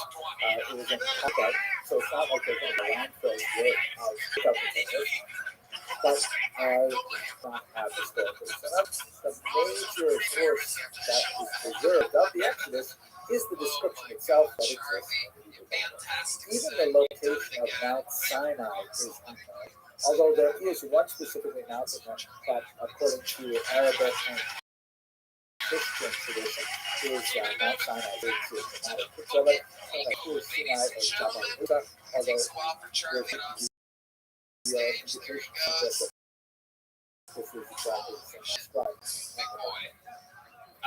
The reason for the events is not surprising. The environment is not ideal for preserving archaeological sites. Goshen, for example, which is located in the eastern Nile, is very infamous for its the regular flooding, the silt coming in, and it's very hard to preserve anywhere there. Not that is something which is collaborated by Mishnah itself, but it is interesting to note that the story of the Exodus was widely known in the ancient Near East. For example, we have the quoted later of the Egyptian priest from the early 3rd century era, who seems quite conversant with the Jewish tradition of the Exodus. Although he tells it in a very different way, in which it's not like a miraculous divine event where the Jews are saved and taken as a nation of slaves out of one land and moved to another. Rather, they were driven out according to his version of it, which of course leads us to another somewhat irritating habit of the ancient Egyptians to remove or rewrite history when it did not suit their memory that they wanted to preserve. We see this very clearly, for example, with the reign of Hatshepsut, who is one of the most important pharaohs, and also a female pharaoh who was a great builder and very active in her long reign, and very, very powerful, sometimes depicted as a woman, as you see in this particular statue, and other times depicted as a male with a false beard growing out of her chin. And for reasons which are unknown, at some point later in time, all of Hatshepsut's memory was under attack in a later dynasty. So we have to do something with civil memory, perhaps to do something with the fact that she was a woman, but her reign is wiped out of much of the archaeological record, and only discovered in a few places, and allow historians to put together what she actually did during her lifetime. So the Egyptians They would have no problems. Yo, what up? That whole chapter. What's good, son? How they got out of here. How'd you find out about me, big bug? Okay. So that's all.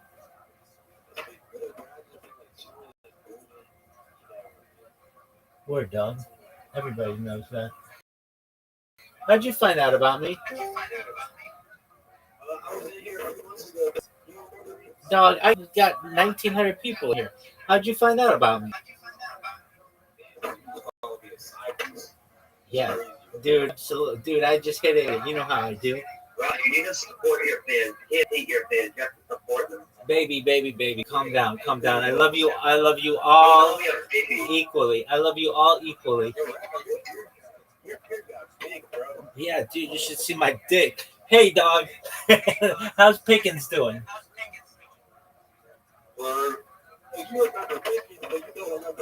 Hey, I'm gonna tell you the truth. I don't remember Pickens at all. Talk to me. What did we talk about? Remind me. You don't remember? We used to talk about I think it was March. We talked about March. We talked about sports. One time I told you I drank a third time. You told us about the goat, like the testing goat. Yeah, I tell everybody about that though. Okay, so we talked March Madness. All right, Florida won. Yeah, we did. Yeah, Florida did win. Dog, I picked Florida to win, so I'm pretty psyched about that. Did you do fantasy football this year? Yeah.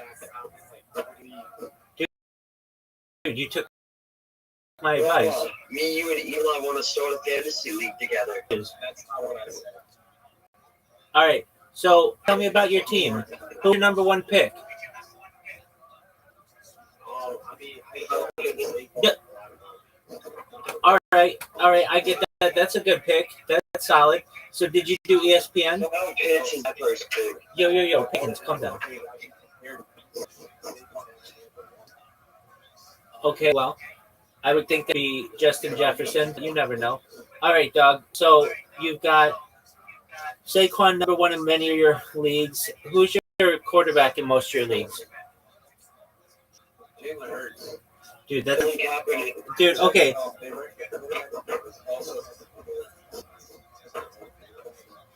I have Colin Kaepernick as my QB. Okay, of course. Doug, why would you pick two guys from the same team? They're going to eat each other's points. We're all going to add to each other's points. Dude, Pickens, calm down.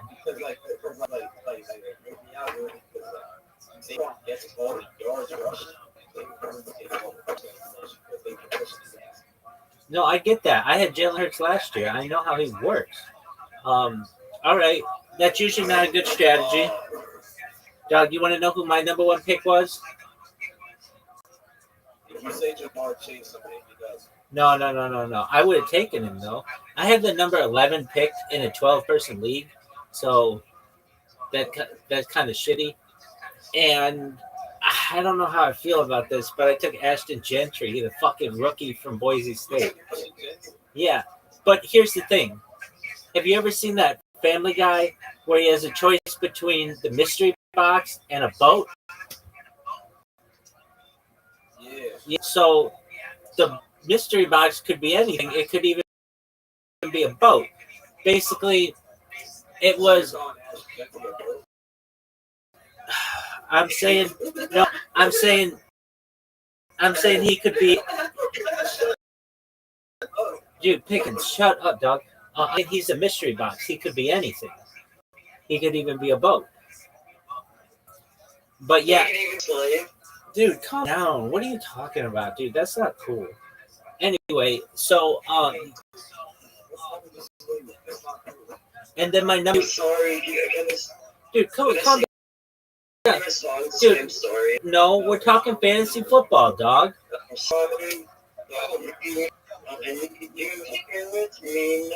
Yo, are you guys friends?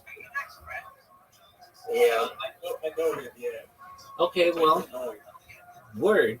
No, we have viewing parties on Brookhaven together. Doug, whatever you do in your free time is your own business. All I know is that with my number 2 pick, I took Lamar Jackson.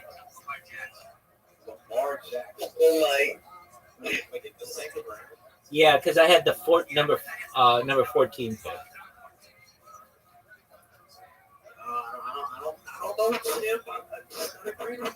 No. I agree. Here's the thing, and I even said this when I made the pick. Let's talk about my strategy. Okay, so my number 11 pick, Ashton Gentry, Shane, however the fuck you say that motherfucker's name, or like anybody else, but the good guys like like Derrick Henry and Chase and fucking Jefferson and Saquon Ball, they were all gone. So it was like whatever the app ranked the next best guy was Gentry, and if I mean we don't know how he's going to be. He could be the next Walter Payton. Wait. I understand that. I understand that. Wait. I understand that. And before each pick, like made a little video of what my strategy was. However, the next available receiver, there were it was just like a bunch of guys who I know are good, but I'm not gonna watch their games that much. And it's like, man, if I want to have like an exciting year, then why not pick the number one player who was in fantasy last year, and he's a quarterback, and he'll make it exciting. The other issue is this, it's a snake, so I wouldn't have picked quarterback until third round. Wait, so all of the good guys are gone. And then I would have stuck with well, I could have, but he was number 2 overall last year, and he won the MVP. And I feel that Lamar Jackson's going to be pissed off and want the MVP this year and play even better than he did last year.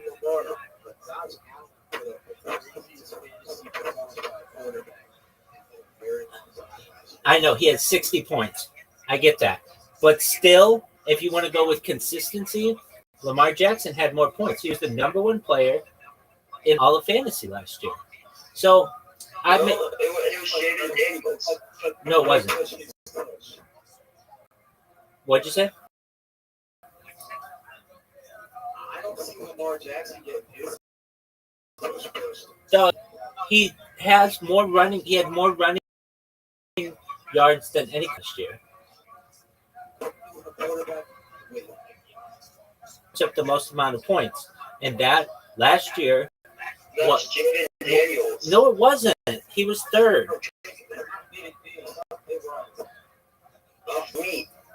So I picked. So that was my number 2. Then my number 3 was who I got as the number 2 overall pick last year, Tyreek Hill. So that was pretty. No, it's not. He's got 1 million. He's got as many red flags as baby mamas. But I took him number 2 last year overall, and he was in handcuffs a few hours before kickoff of the opening game. Word, dog. And he was so tight, he tweeted out to all my fantasy peoples, don't worry, I got this. And he put up he had 2 touchdowns. He did pretty well. So, fire. In Miami?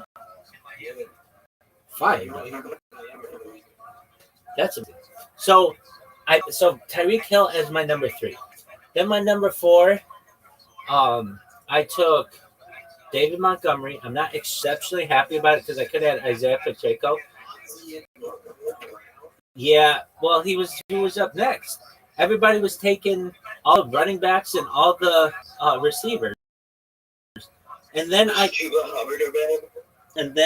no, he wasn't. And then but then my number 5 pick was pretty strong.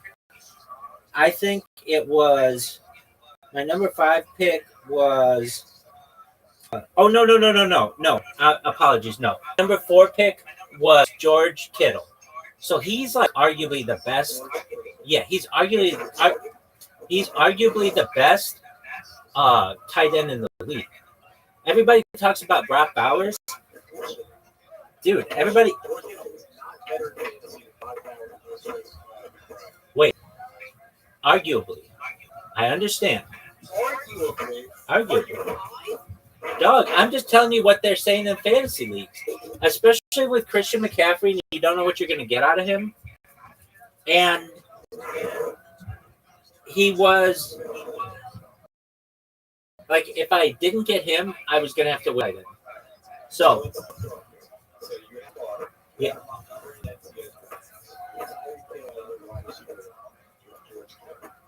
Yeah, and very good memory. And I got Tony Pollard, who's arguably better than Montgomery. So Montgomery's actually like maybe my flex. Word, dog. He's the starting running back of the Tennessee Titans.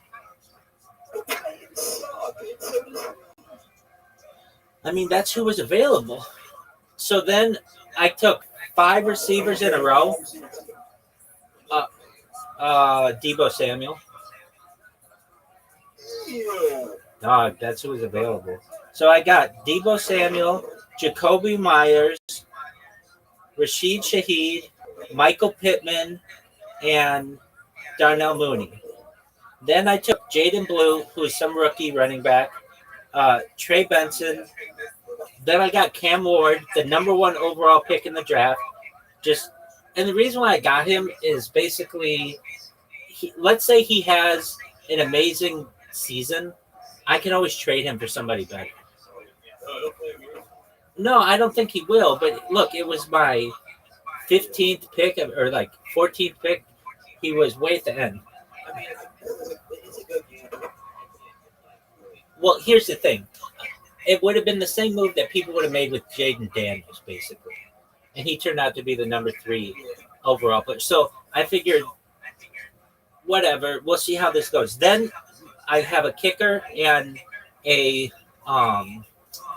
defense. Now, here's what I'm doing with the kicker and the defense, which is different than what I've done in years past. Do you know what streaming is? So it's like when you, yeah, there's that kind of streaming. But at least in fantasy, it's when you pick a new kicker and a new defense every week just to put the matchups.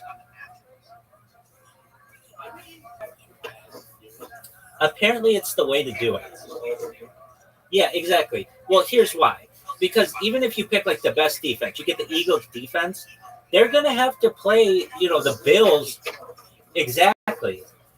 So why not play? Why not the teams that are playing the Saints and the Panthers, and these shit teams, and then just drop them the next week?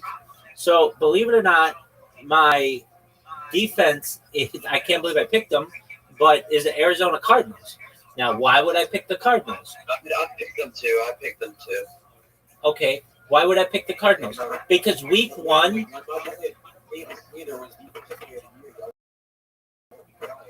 There you go. Because week 1, they're playing the Saints. And there's I'll drop week 2. Yeah, that's what I plan on doing. Everyone that I can. Well, then I just had them for 1 week, and then I picked the team that plays Carolina. Or I picked the team that plays, the Chargers or somebody shitty.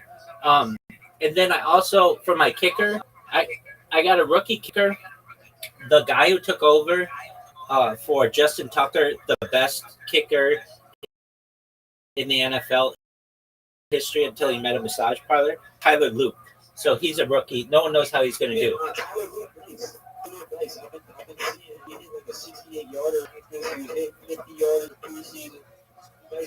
Yeah, so I think that he was a good pickup. So, am I super happy with? No. Why?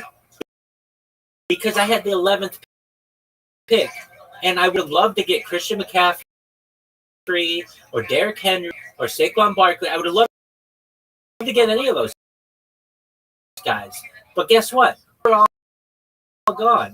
And it's like, fuck, I got to take a rookie. All right, we'll see how it goes. But the thing is, I'm gonna have a very team to watch, and that's almost better for me than having like a team full of stat guys that I don't really care about. Is the fact is these guys are always going to be on TV. Everybody's going to be talking about them. I mean, they're like Saquon. I still think that your biggest mistake with your team was taking Lamar when they. I feel like you could have waited another round. No, he would have been gone. Wait. Lamar, no doubt. Another quarterback. Yeah, no, I know that, but see, the thing is that the receivers who are available to me weren't that exciting to me either. The next receiver taken is Nico Collins, and there's Brian Thomas, AJ Brown. Nico Collins got taken after Lamar. Word. Oh, you're retarded. I'm just telling you. I'm just telling you that I wanted somebody exciting, so I took a quarterback. Took the number one player overall. You watch. Nico Collins is getting week one, play one. He's gonna have a dislocated. Exactly, and I'm gonna Nancy Kerrigan that must need to.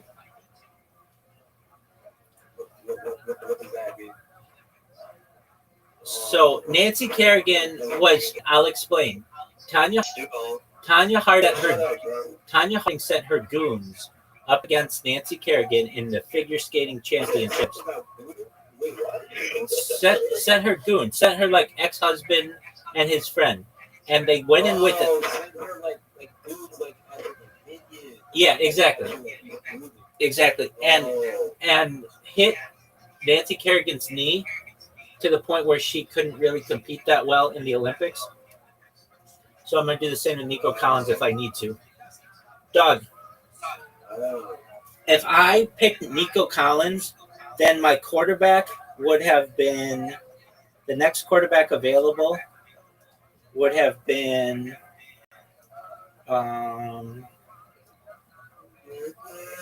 Baker Mayfield. Yeah, but dude. Yeah, but he wasn't the number one player overall. And Lamar Jackson. Doug, what do you want me to do? Number one player all overall. He couldn't have more points in a higher ranking. Number one player overall. I'm just telling you, he's going to be exciting to watch. I'd rather have an exciting. I was even saying, so it's going to be exciting to watch. You can look at just numbers. You could like Curry's a good quarterback. He has great receivers, great running backs. He also hit the road a lot. Yeah, running backs don't help you. Yes, they do. The running backs don't help you if you have the quarterback. Those are just yards that you're not getting for your team. Yes. So there's this.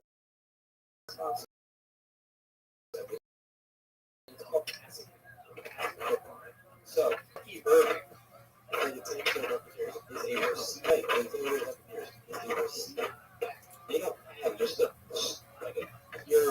I get that. That's legitimate. That's legitimate. But he's boring as fuck to watch. You know who isn't boring as fuck to watch? Lamar Jackson.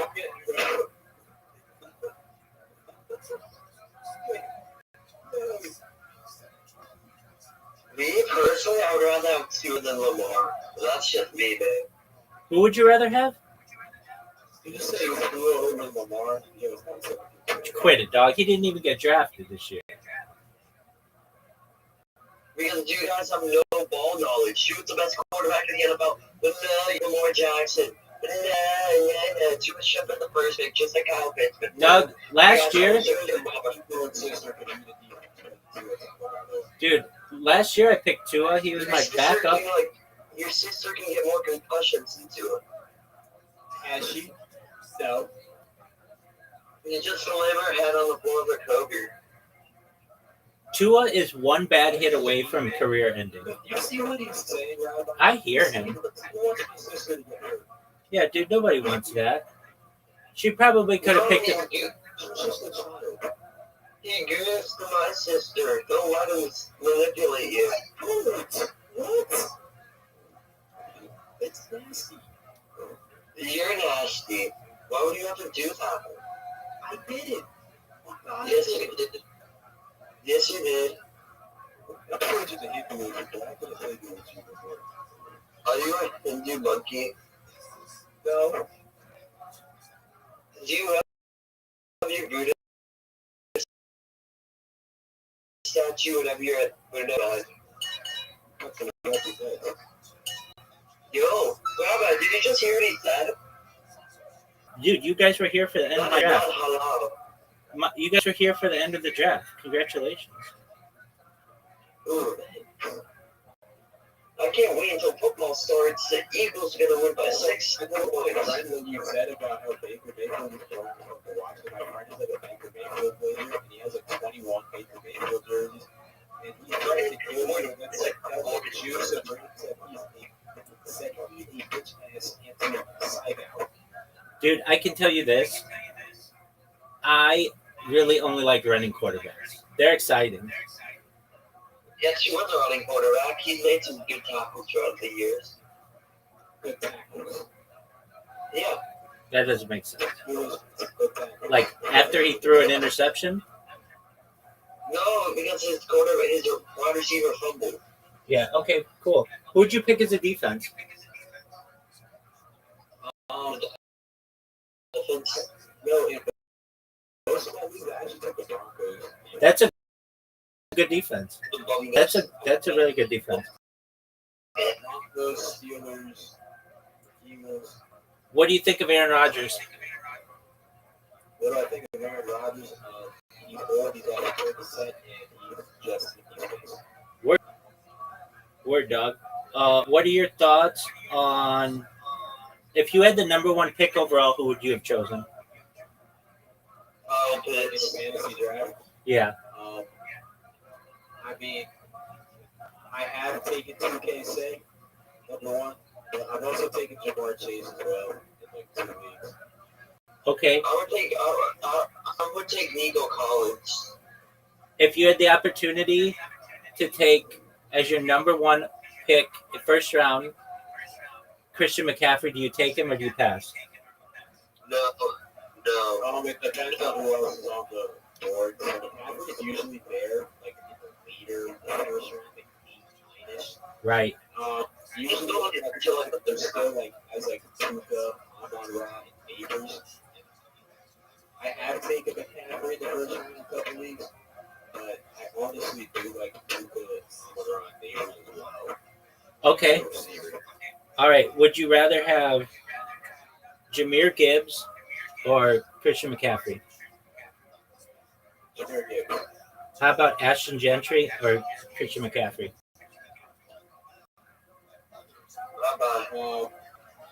It's too early to tell for Gentry. Right. But then, yet again, McCaffrey is still like he didn't play 100% last year. Dude, he got hurt in the first. How exactly his injury is going to affect him. Exactly. I still take Oh, for sure, dog. Absolutely. Would you take? Any new sports game? I mean, I have. I'm putting 5 this year. All right. Would you bet? What were your winners? I took the TCU money line for this game. Yeah. Wait. How's that? How did how's Bill Belichick doing in his opening? Oh, that's hilarious. That is fucking hilarious. Yeah. I took Ohio State's first half spread and under 22.5 first total points in the first half. Gio Lopez doesn't know what ACC ball is like. Shut up, Jimbo. Word, dog. Hey, what are your thoughts on Jordan Hudson? Who? Jordan Hudson, Belichick's girl? Yeah. She boppy, bro. She ain't even really like that, bro. She chocolate. I would not put her on personally. Oh, dude. She's like Sweetie without the boobs. Dog, that bitch is hot as Hella chick, but like me personally, I'm never talking about it. that bitch is hot as fuck, but she's writing herself into his will. You're crazy if you think she's bad. Oh, I'm sure that bitch is crazy in bed. I'm sure that bitch is crazy in bed. She fucking has a face of a villain, of a Disney villain. Oh, but she's Yeah, pretty. what you think of Ruby Rose? Like, you think Ruby Rose? You know, I think Ruby Rose is hot as fuck. Hold on, let me make sure that's the right chick. Yeah, what's up, Ruby Rose? Ruby Rose? Hold on. Is this the bitch? It's like R-U-B-I and then Rose. Unless you don't dig black girls. No, this girl's black. Yeah, Ruby Rose is black. Wait, are you think they're all Ruby Rose? Yeah, I am. This girl's from Australia. Okay, are you PI? It's R-U-B-I. Like, Ruby, like instead of a Y, it's a I. Gotcha. Check me out, Disco Girls. Shut up, bro. Shut up. We're in 2025. This girl can get it.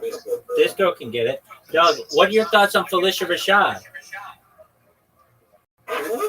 The mom from the Cosby Show?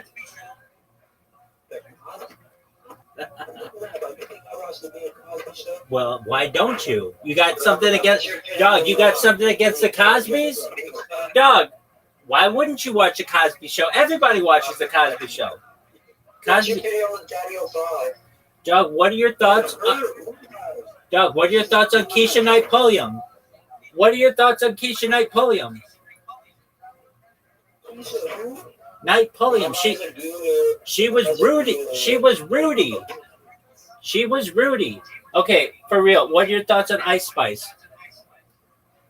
Ice Spice?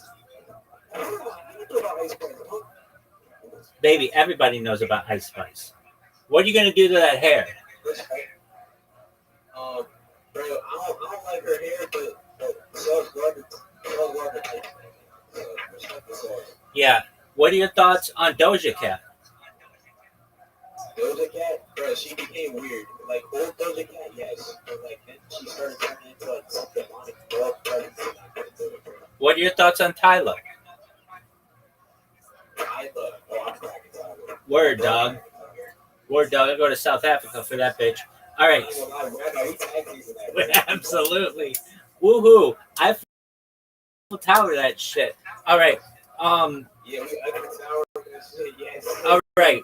So you've got to pick between these four: Nicki Minaj, Megan Thee Stallion, Ice Spice, or Doja Cat. Who are you picking? Nicki Minaj, Ice Spice, Megan Thee Stallion, or Doja Cat. Word. Me personally, Yeah. I'm just saying this way. The four is gonna be Doja Cat, but she's chopped. Three is gonna be Ice Spice, because I don't like ginger. Two is gonna be Nicki, and one is gonna be Megan. But Tyler above all of those? Oh yes. For sure. That's the order, folks. All right. There we go. Absolutely. All right. Let's see here. Would you rather take Sydney Sweeney or Tyler? Sydney Sweeney. No, I take Tyler as well. Sydney Sweeney looks like she's asleep. Dog. You hate me. Do you condone this? He keeps being mean to me. Of course he's going to be mean to you when you're acting like a little bitch.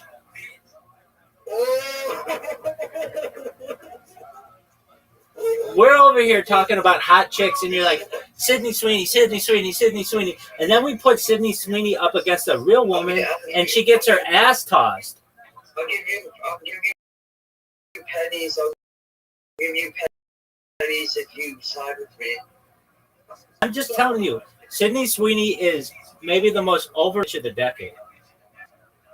Oh my God, Sydney Sweeney has your genes.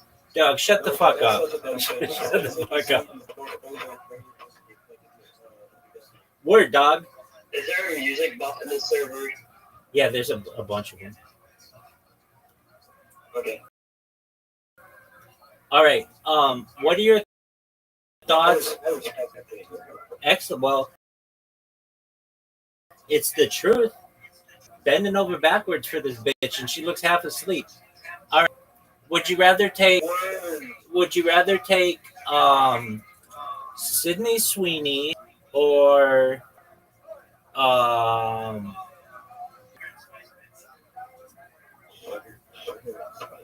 yeah. Hold on. Unless Carpenter, Sabrina Carpenter. Oh, Sabrina Carpenter? Word. Yeah. Where do I type it here, bro? I gotta go Sabrina, bro. I gotta go Sabrina. Although her drink that donkey is overpriced. I've never found out again. Dog. All day long, Sabrina over that other bitch. Okay. Yeah, I grew up watching Sabrina, so it's like, it's gotta be Sabrina. Where did you grow up watching this person? She was on Disney. Oh. Okay. All right. Speaking of Disney, who's the hottest Disney bitch of the from 2010 to 2020? Are we talking like Anybody? like animated or like real Disney? Well, not animated. We're not fucking Simpsons characters.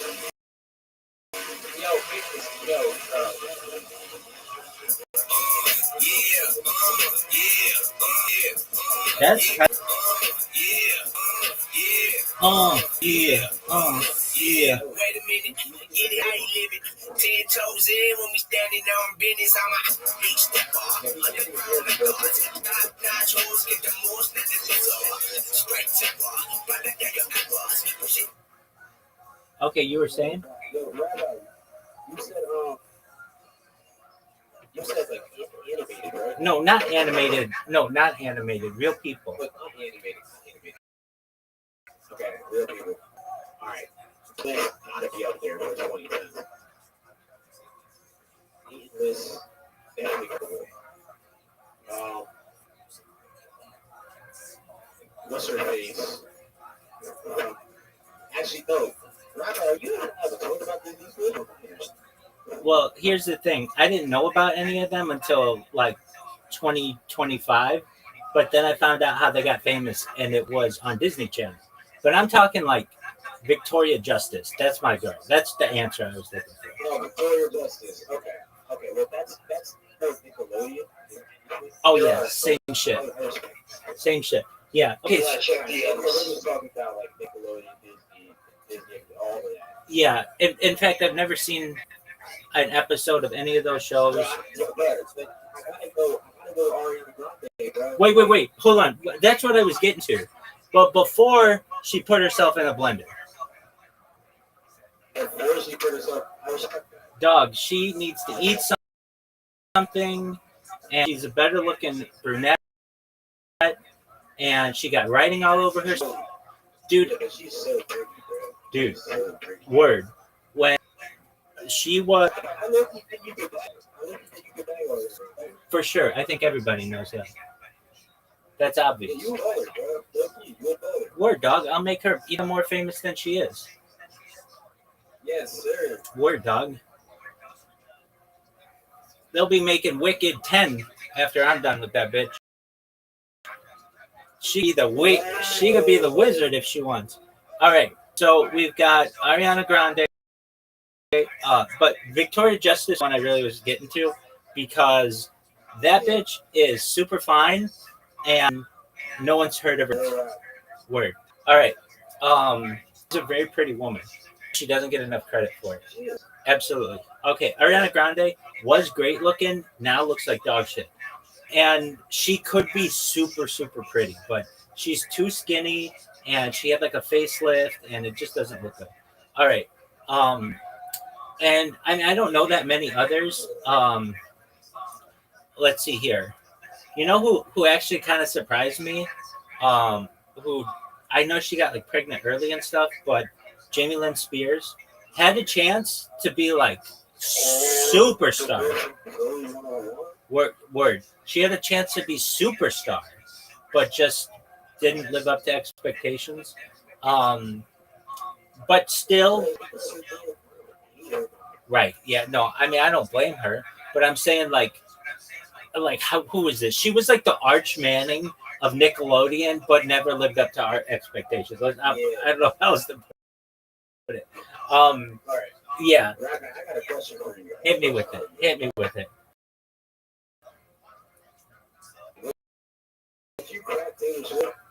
Yeah, definitely. She's a pretty lady.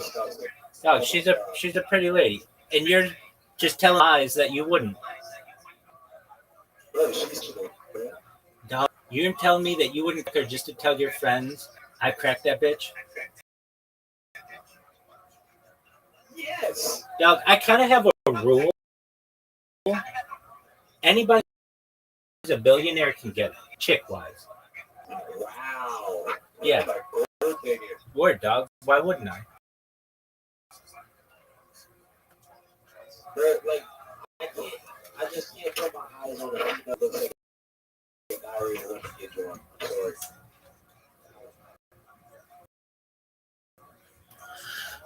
I get that here. I get that.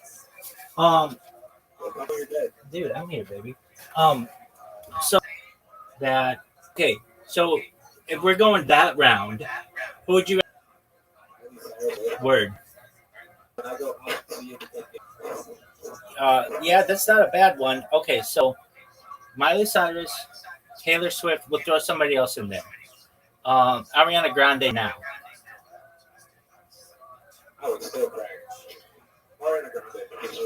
Okay. Yeah. No, I understand that. Okay. Let's take Zoe Kravitz or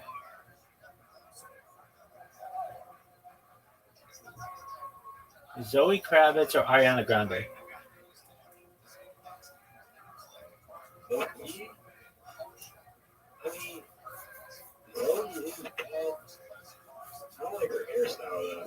Yeah, she'd chop it off for you. All right, that's cool. Ariana Grande or Victoria Justice.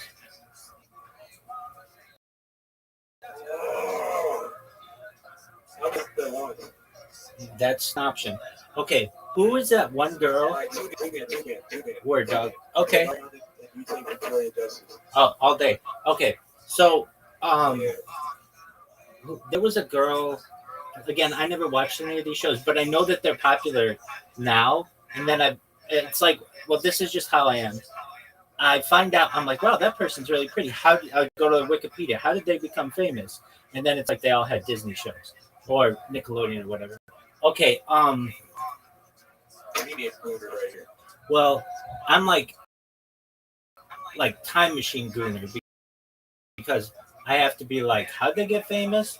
And frankly, I think these girls look better older than they do when they were like in their early 20s. I think like Victoria Justice just gets better with age. What up, Miss Aquarius? How you living? Dream every day's a holiday, every meal's a feast. Just enjoying life with my friends.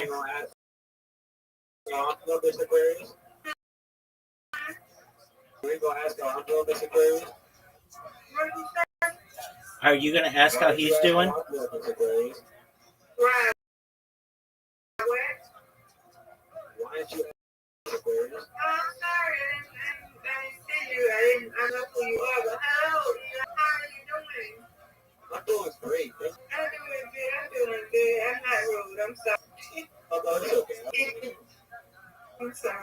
Miss Aquarius.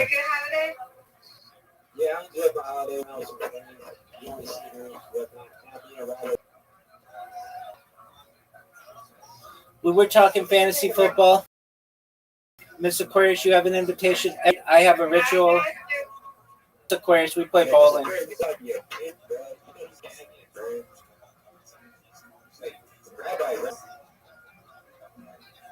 Miss Aquarius knows she's very well aware of what I do.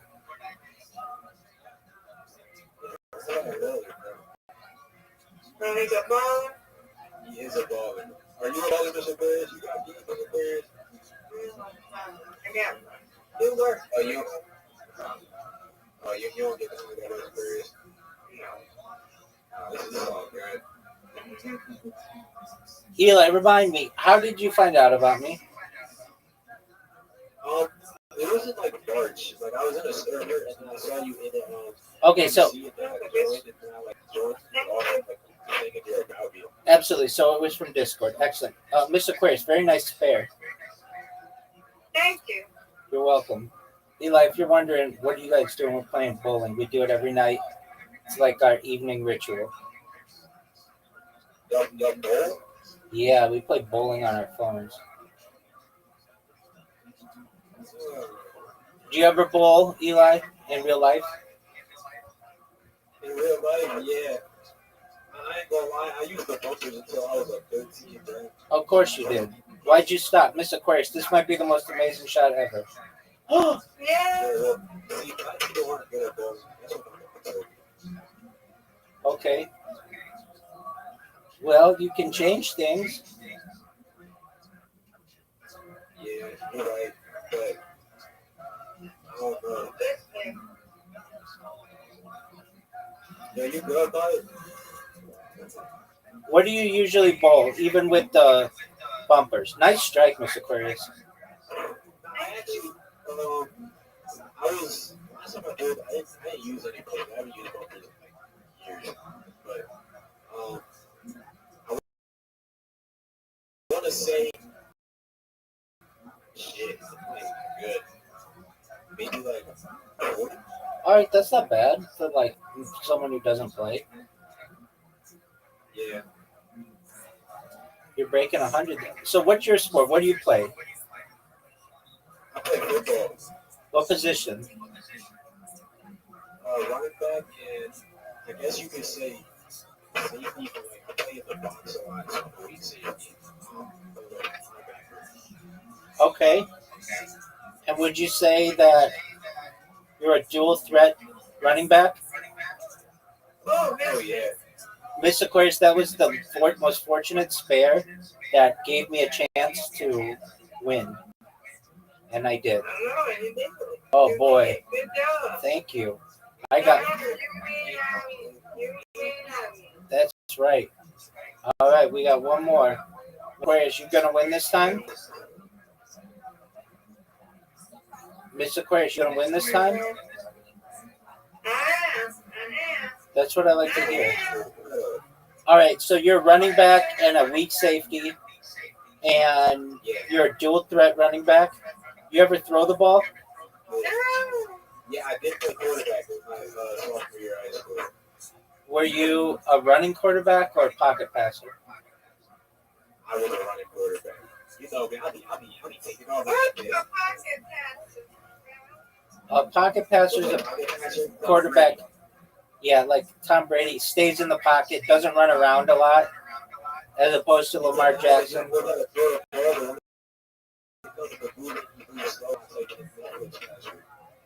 That's true. That's absolutely true. All right, and did you get hurt?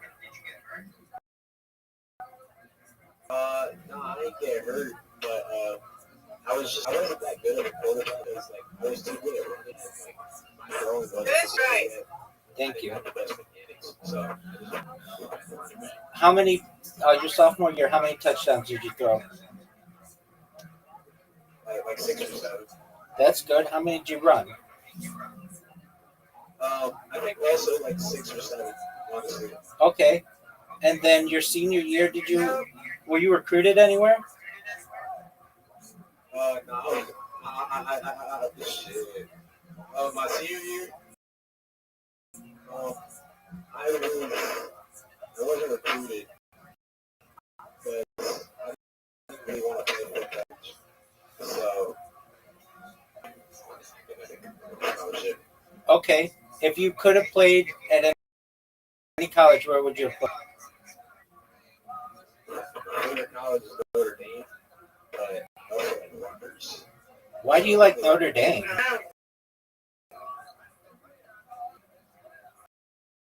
Why do you like Notre Dame? My grandpa grew up in Notre Dame, and he's Catholic, and I grew up watching Notre Dame. I'm not really big that much, just like the team. All right, and then you want to play quarterback for Notre Dame? They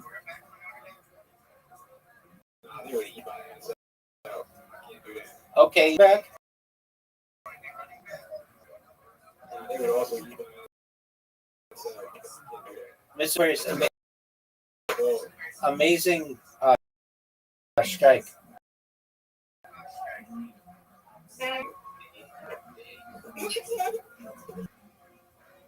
This girl.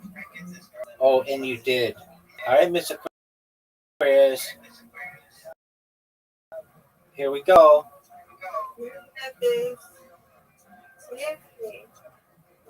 I got it.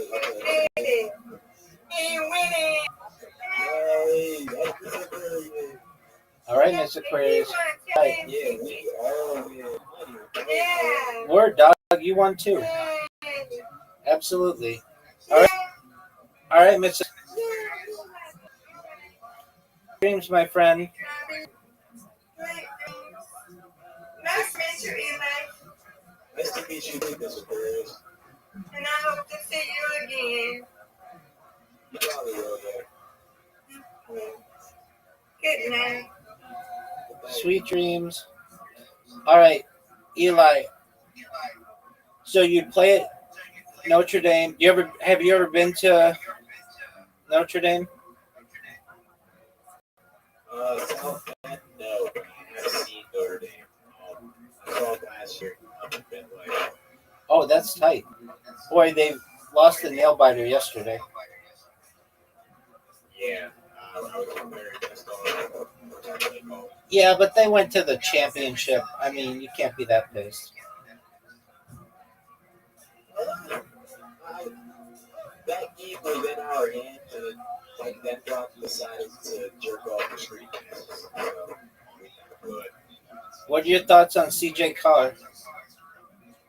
Carr played great, dude. Like, I'm impressed with Carr. He showed a lot of poise.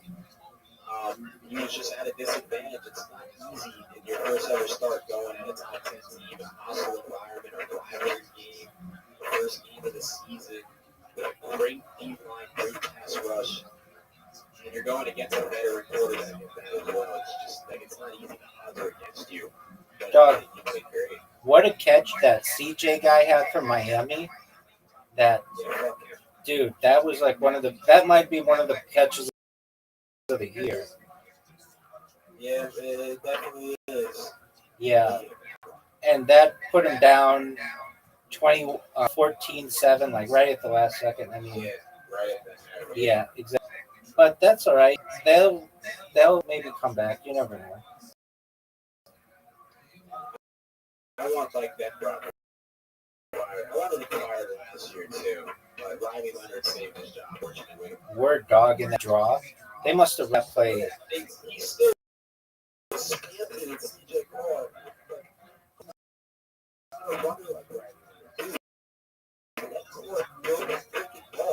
And you can only do that. No, you didn't. And you can only do that draw shit enough, and then that guy gets hurt, and then you're done. Exactly. Like that dog has a 4-year-old. All right. Well, we need to replace him and put you in. How does that sound? Honestly, I think you would do a job. Dog, I'm picking Lamar Jackson, number 2 pick. But if I had it my way, we would go deep every time. Go for the jug. Yeah, I was running a cross race. We can't go deep. Get like a quick 15, and then if anything, all of the DBs and the cornerbacks are already downfield. Needed, then we just run the ball. Have the quarterbacks run, and that way you've got chances to go deep, You've got a tight end kind of midway who's like a big, like I think the Irish had like a 6'7" guy, and if needed, if just bootleg. And I'll tell you what, people don't maybe agree with this, Chief, but if I were recruiting, I would only recruit tight end size guys and just have a team of just massive dudes who could absolutely. Nobody does that. If you outweigh team, especially in like line, you're gonna dominate. So anyway, that's just what I think.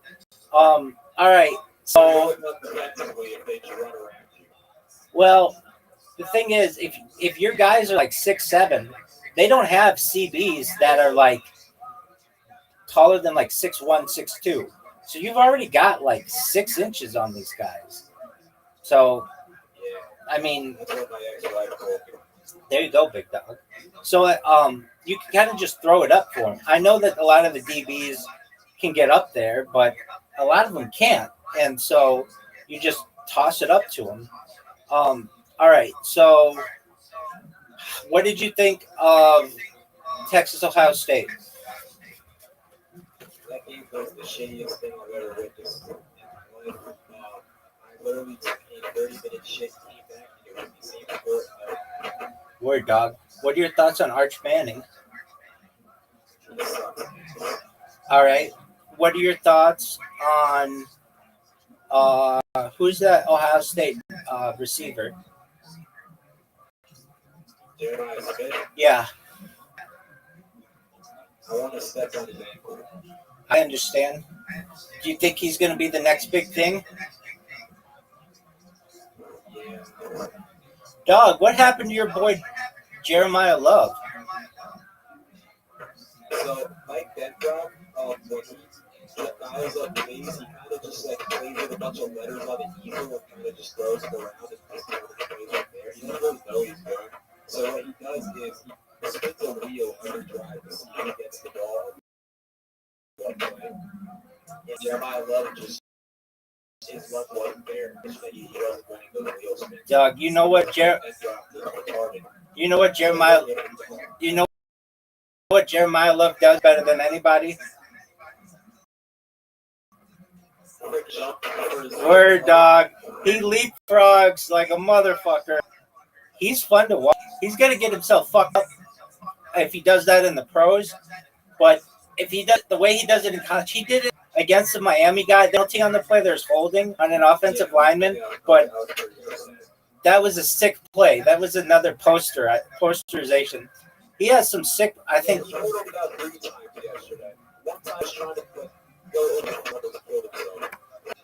Yeah, he can only do that so many times, but man. And then who's that other guy you guys have? Price? He's pretty good. Yes. What a ball goer. Jamari Price is so tough. Dog. Yeah, so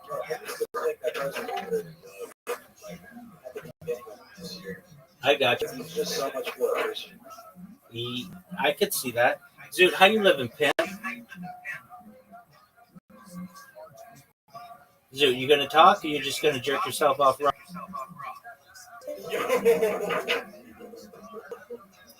All right. Zoot, can you hear me, baby? Zoot, you there, big? Yo, what up, pimp? All right, what's good, son? You know what I was thinking? What were you thinking, big man? Why can't they just fucking use MRIs to diagnose people with these diseases? And then if they can't use MRI to find them with the technology we have now, they probably don't exist. Are you Australian? Yeah. Oh. I get people from all. Have you ever seen a kangaroo?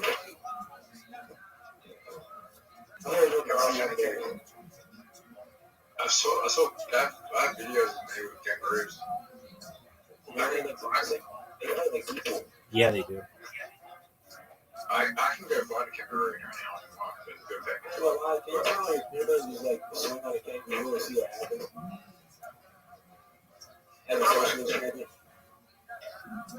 Yeah, what up, Zoot? Zoot, are you allowed to own a kangaroo as a pet? The kangaroo is pet. Yeah, are you allowed to have that?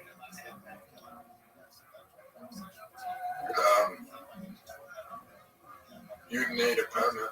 Okay. You need a permit to own a kangaroo as a pet. So if I just wanted to sleep in bed with a kangaroo at night, I couldn't do that without a permit. You need a reason to have the permit, like if it was like it would either be for like you're running a wildlife sanctuary or you're a veterinarian that's letting you have a kangaroo at your house. Well, can you get a permit for a kangaroo? So there was someone that used to own a kangaroo on my street that was running a kangaroo sanctuary, and then they had it at the house. Wait, is it true Australia has like a crazy ban of spiders for no reason?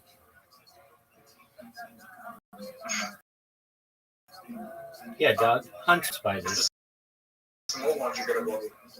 It's the small ones you gotta worry about. The small ones you gotta worry about. Yeah. That's also what my ex-wife said. There you go. How old your ex-wife?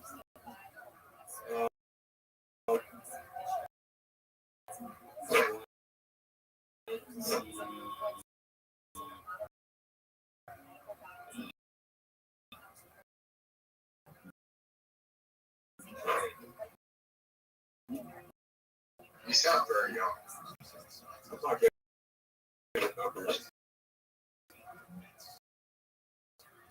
Was she? You sound like a kid.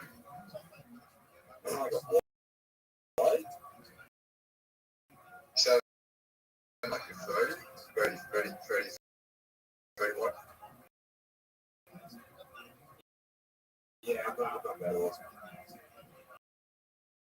Was your ex-wife older you are? Nah.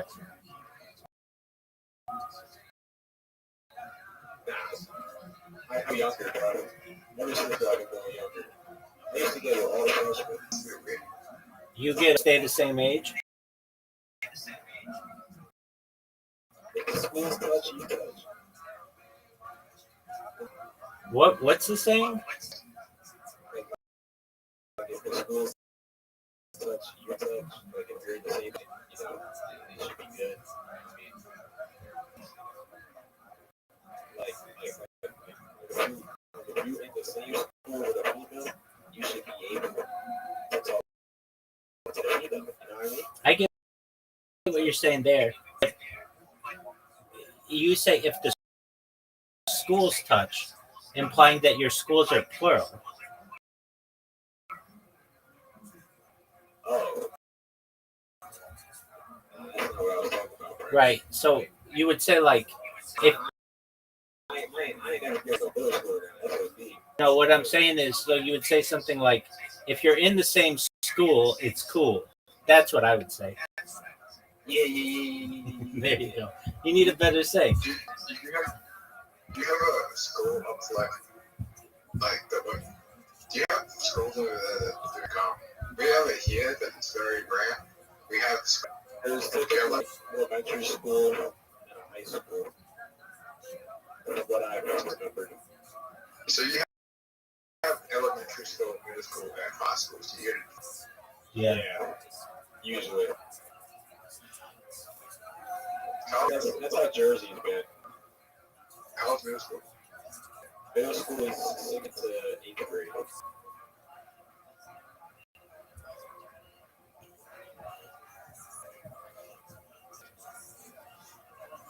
And high school's not.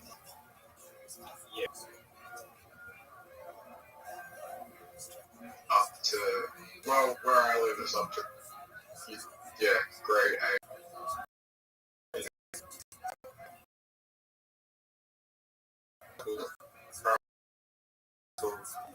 Get like year 1, 2, 3, 4, 5, 6, 7, 8. I've done big grade. So where I live, we go up to 8th grade, but everywhere else in the country they go up to 7th grade.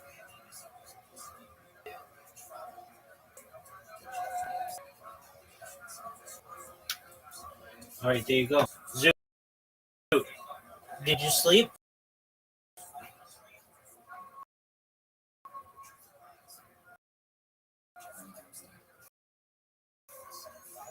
Did you sleep? I want to watch Survivor. All right, we'll watch Survivor, baby. I'll watch it with you. Spoilers. No spoilers.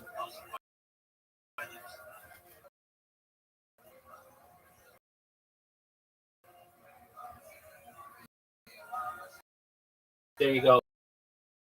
Yeah, the spoilers in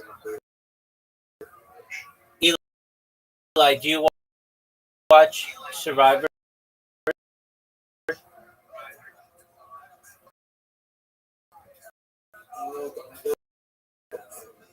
Yeah. Nobody's watched the American one either ever or like in 20 years.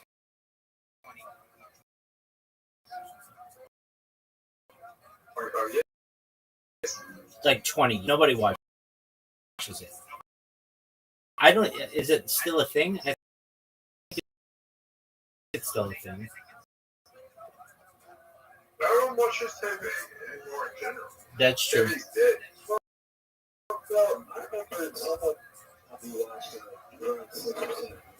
Okay, so you knew 1 year ago. The rest of America watched it 20 years ago, and then hasn't watched it since. Dog.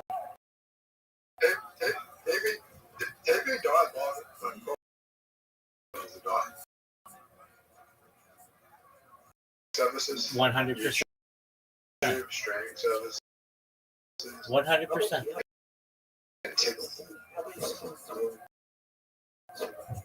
You're on like number 40. Doctors say Oh, 50. that are 50 right now. Yeah, they do too. 50. Zoot, how many have you seen? That's not including the international ones as well. It's an international thing now. Internationally, if you include everything, 80. 8. That's a ton. All right. After the US, Survivor Australia is the biggest. I could see that. And what's your favorite version? Yeah. Yo. What's up, Retro Ray? Oh, bitch. Dude. You bitch. You fucking everybody. I'm going to play Grand Theft Auto, and I'm going to do it bounce like a douche. Dog, you got to come at the throne. You better come hard, son. Hey, you just you already know what I'm saying right now. You live with roommates and you call me out for something. Dog, you live with your in-laws. Not anymore. Until like last week. Until like last week. Bro, listen. All I want you to do is shut the fuck up. All I want you to do, because you've been sipping on that bottle, it's quite obvious.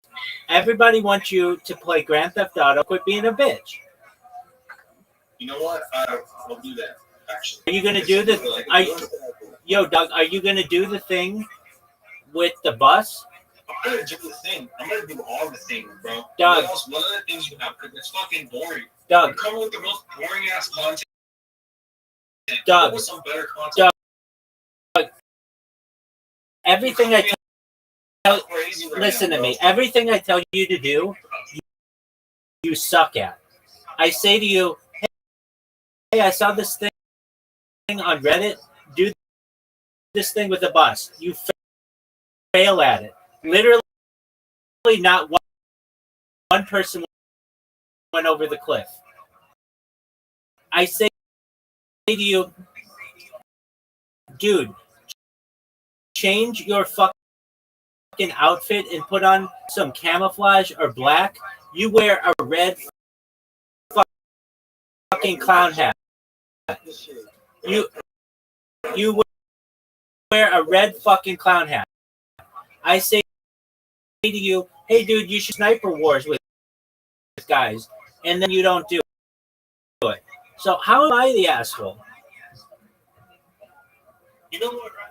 Sucks some dick. That's what, dog, man. That's what you were doing earlier. He is a person on stake. Yeah, he loves to gamble. He's got a gambling problem.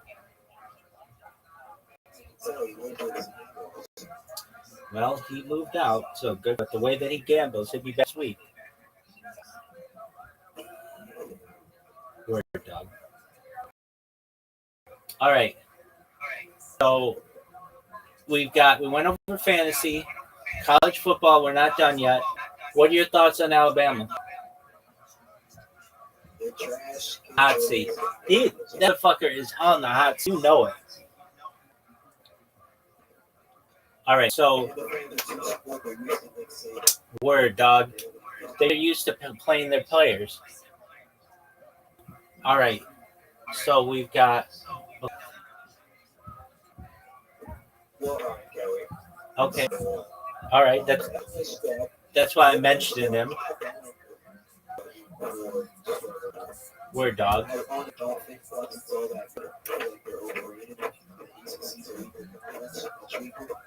So once LSU started playing SEC teams the way they play cricket, so Is Ohio State going undefeated?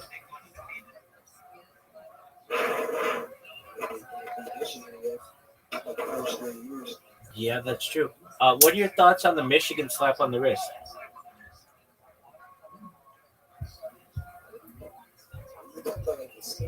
The Connor Stallion scandal. The 600-page manifesto. All of it's bullshit. They should have had games fucking retracted or whatever.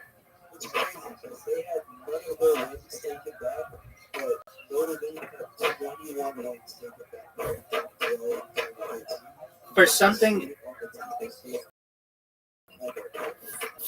they self admitted or whatever.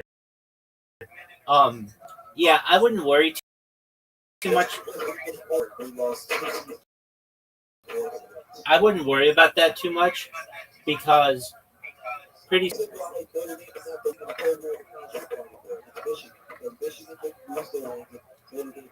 Yeah, Michigan started before Notre Dame did though anyway, so they've had more time to do it.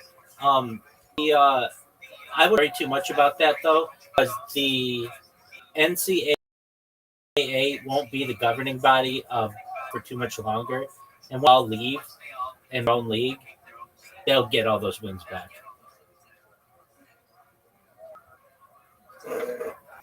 That you watch within the next 10 years, but that's too long. I mean, it might be in the next 5 years. The Power 5 conferences will just create their own league where they can pay their own players, and basically the kids don't even have to go to school.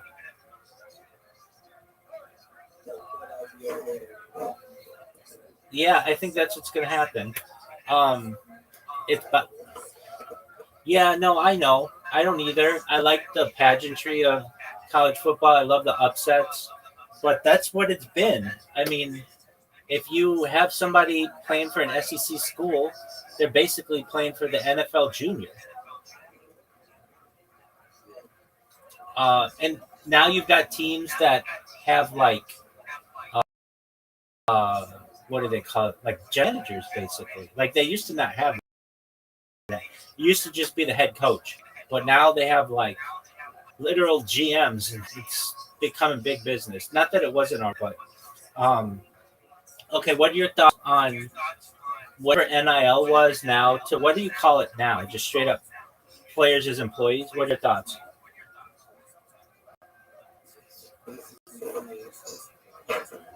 Yeah, and I don't really like that as much. I like when guys stayed at schools for 4 years, but I get it.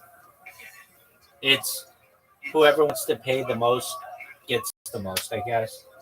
Which is what it was before, but it was just under the table. Dude, have you heard? Like, I read this article. The people who like this system the most are car dealerships. These car dealerships are going crazy. You get a small little school in like I don't know where the fuck Texas Tech is. It's in like Lubbock, Texas, or something. And you know they've got a 53-man roster, more than that. They've got like a 70-man roster, and all those kids are now buying brand new Corvettes. It's unreal.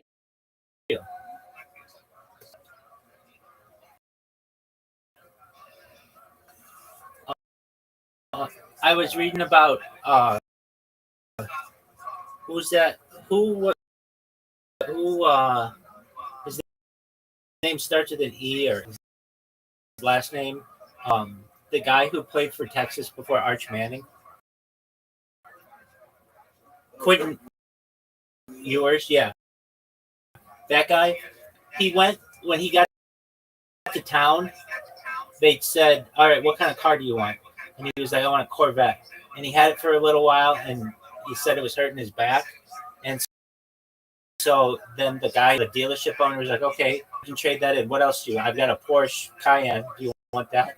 So he just took that. Like basically, that's how it works. Is once these big time players get to a now, they just get hooked up with the dealership, and the dealership is just selling the amounts of cars to these guys. And basically,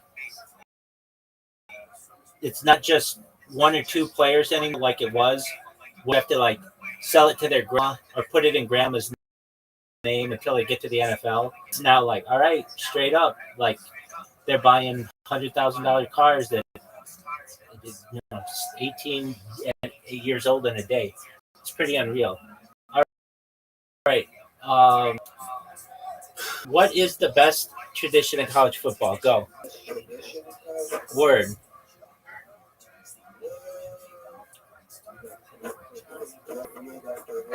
Not what I mean. I mean like Ohio State the eye, or the Iowa thing where they wave at the who have cancer, that kind of shit.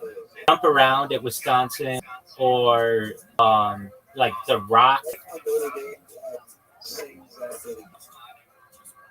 Yeah, that's cool. I think it's interesting that like even when they was like that's got to be a must. I don't want to sing that fucking song. Fucking. I mean, I don't even think. I know it's a Catholic school, but I read like it's only like 20% of it is like not Catholic, and like of the football team, it's like a majority is not. I don't know.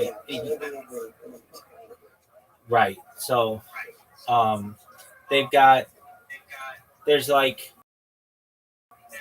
okay, so that's kind of a homer answer, and I get that. Okay, so anything not them related, like don't pick anything them related.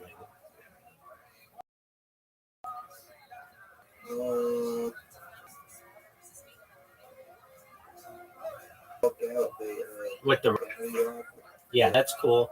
Um, okay, so that I like the L tiger thing. I don't like the idea they have a tiger that's locked up, but I like the. I mean, if you're gonna have a tiger locked up, which I'm not, I don't think is that humane, but nevertheless, they make the opposing players walk by it and it growls at them. I think that's kind of cool. Um, it's very intimidating. There's the Michigan M Club like support you or whatever. There's a dotting of the I at Ohio State. There's I don't know. I think the wideouts are cool at Penn State. That's cool. Um, in the SEC, I love the Gator Chomp. That thing's cool. In the swamp, um, Bryant Denny or whatever stadium.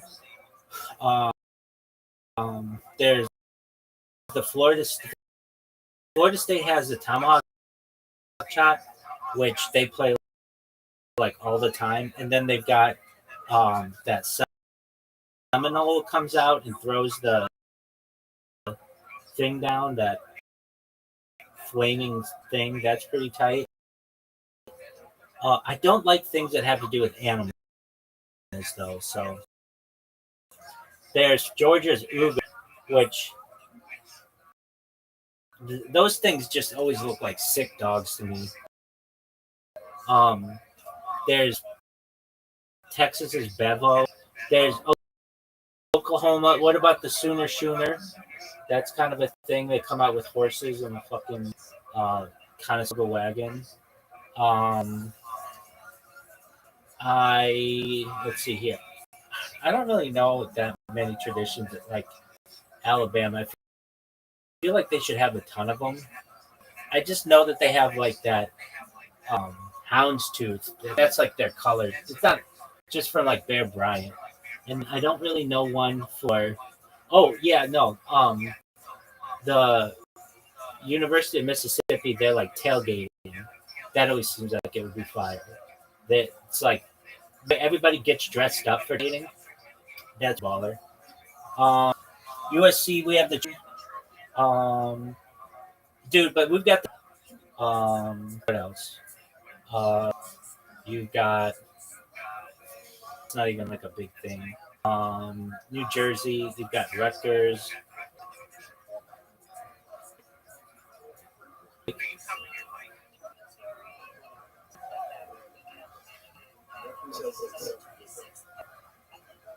Scarlet Knight. Yeah. All right. Dude, Rutgers should be an absolute powerhouse in a lot of things, and I'd like for it to be in the future. I mean, it's got like all of New York to pull from. It's got all of New York to pull from. It is one of only two major state schools that's not named after the state. It's Rutgers and Purdue. Um, uh, it's like, I mean, it has a lot of New York pull. It's like has like the most amount of graduates in New York City, but yet no fans. Like it should be really big. But I know they're competing with Princeton for like the top echelon of kids out of New Jersey, so I get that. All right, what else is there? South Carolina has, I don't know, they got that cock. I always just think it's interesting that they go by the Gamecocks. All right, he's gone. That's all right. Rabbi, do you like college football? What about this fantasy team, kids?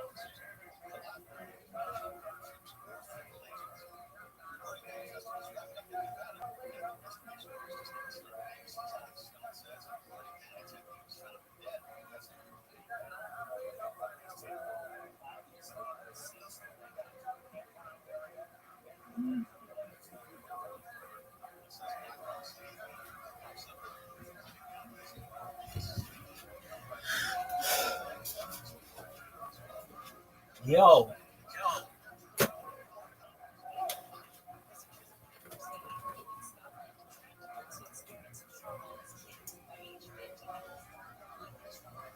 It's all sort of like negatives and caveats and things like that. What exactly do we have that would suggest that this belief is credible? So, for example, one of the most fascinating is linguistic evidence. If you look at the book of Exodus, there are quite a few technical Egyptian words that are inserted in the text. Like, for example, the name for the sorcerers, Kamsunim, which appears to be really specifically identified with that particular time and place in society. It doesn't seem to be words that were widely used elsewhere, and they locate the text, as it were, within the court hierarchy specifically. Also, titles like the name that Joseph gets at the people's power, which is a very unusual, not a Hebrew word, but borrowed from Egyptian. I'm fascinated by the internal literary. I'm sure there's so much to work for. Another example, the great scholar Dr. You know, with people that don't like me. Research on the slaves.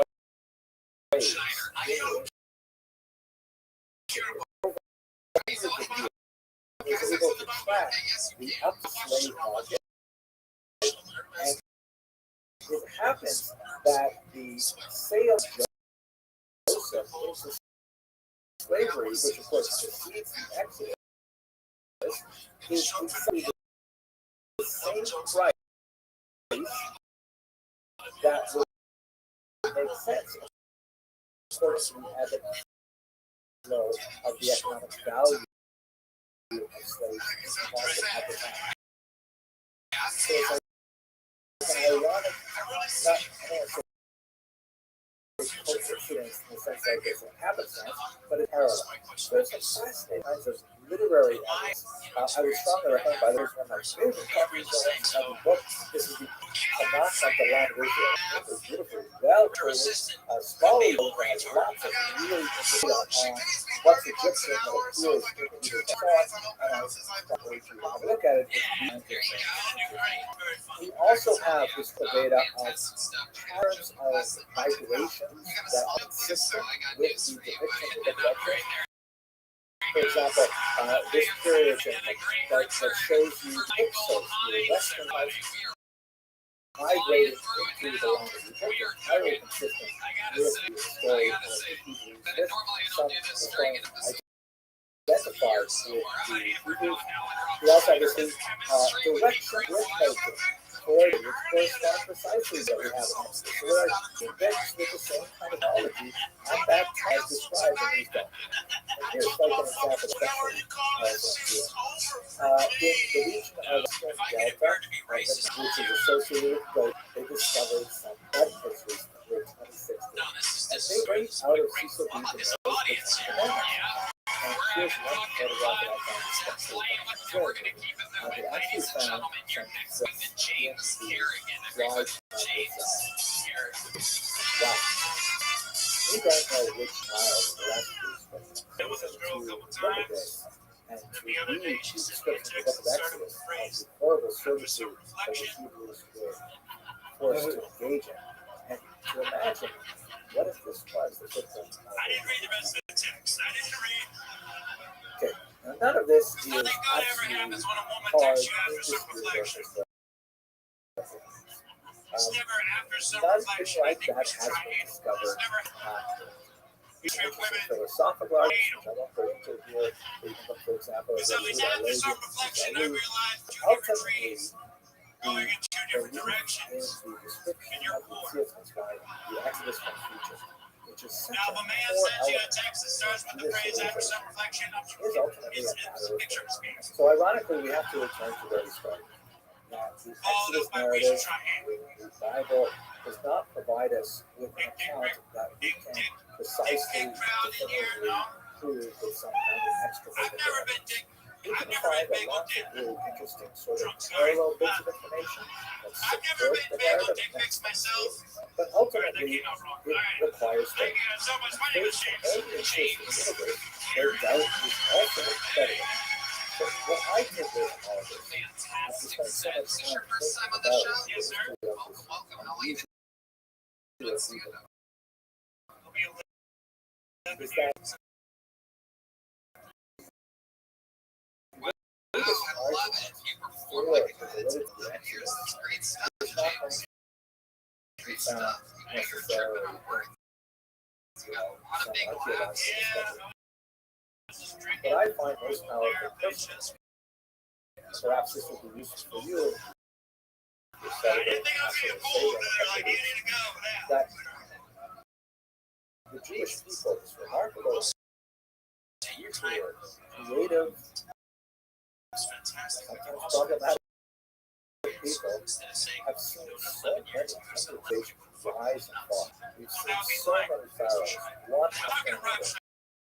Many of them right on up there, seeking to destroy Syria over 3,000 years later. What it has to say about us as a people and about our relationship to larger human civilization, what about core values and dignity, the fact that we're still having the same conversation, there's no doubt Maimonides had around his table, that Rabbi had around his table. That's something that seems to just was a issue of popularity. James, what do you get? I actually still hear.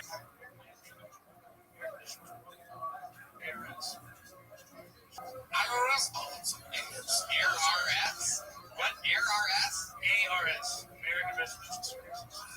ARS. ARS. Odd name for a company. Arsehole. Yes. Sure, I guess. You put in the ACs, you do everything. Hello, fellow students of Jewish history. Around the world this week, Jews will commemorate a fast day known as the 17th of Tammuz, Shivat Tammuz. It kicks off a 3-week period of semi-mourning that will culminate in another fast day, a more significant fast, on the 9th day of the month of Av that commemorates specifically the destruction of the temple in Jerusalem. But for the 17th of Tammuz, which is the initial fast that begins this period, the sources describe 5 different things that specifically happened on this day. Here is the actual citation from the Mishnah, a 2nd century text that reads, 5 things happened to our ancestors on the 17th day of the month of Tammuz. On the 17th day of the month of Tammuz, the tablets were broken. The Tamid offering, which is one of the sacrificial activities of the temple, ceased. The wall was bleached, and someone named Apostomos burned a Torah, and an idol was set up in the sanctuary. So let's take this brief moment to look at each of those 5 things and try to place them in their historical context to add meaning to this sad day. So, of course, the destruction of the tablets is something that's well known to anyone who reads the Bible. The entire passage is described in the 32nd chapter of the Exodus. You can actually get a sense of the amount of time passed, because as the ancestors of today's Jews left the land of Egypt and their servitude there, that would have happened in the springtime, right? That's the holiday of Passover. And now here we are in the midsummer, and Moses goes up onto Mount Sinai, and while he's there, the ancestors of the Jews get involved in a whole bunch of inappropriate activities. They build the golden calf, they dance around it. Everyone's seeing the 10 Commandments. I see so people know you get the dramatic scene. Moses comes down off the mountain, freshly holding these 2 tablets of the law, the 10 Commandments, and he sees what they're doing, and he raises them high and he smashes them to pieces. Which Rashi says, God, as it were, said to him, Yasher Korach, well done, which was apparently the right thing to do in this particular situation. Here's a remarkable rendition of it by Rembrandt, the famous Dutch artist, who, of course, is very close with the Jewish community in Amsterdam. This depiction of Moses does not have him wearing a kippah or certainly not a black hat, but the text on it is a faithful representation. Hebrew, although some of the spacing between the letters is very weird.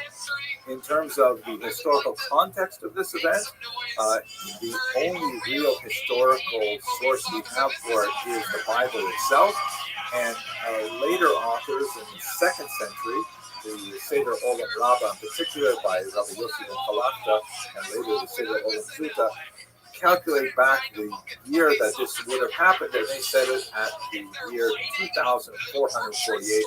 That's Anno Mundi, meaning from creation, according to that count, which would have worked out to about the year 1313 before the Common Era. So that's like one inauspicious event that is associated with the 17th. When we move to the second reason for the marking of this day, fast day, we get a little historical with other sources involved. The Mishnah said that the perpetual offering ceased. This is an offering known as the Tamid, which means literally in Hebrew, perpetual.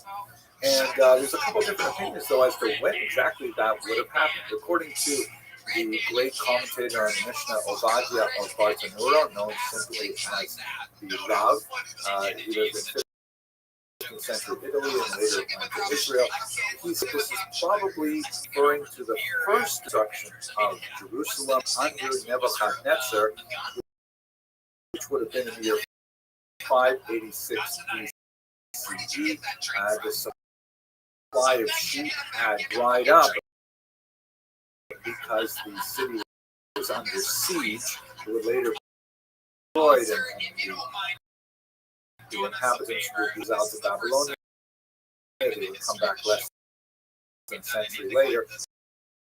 But this particular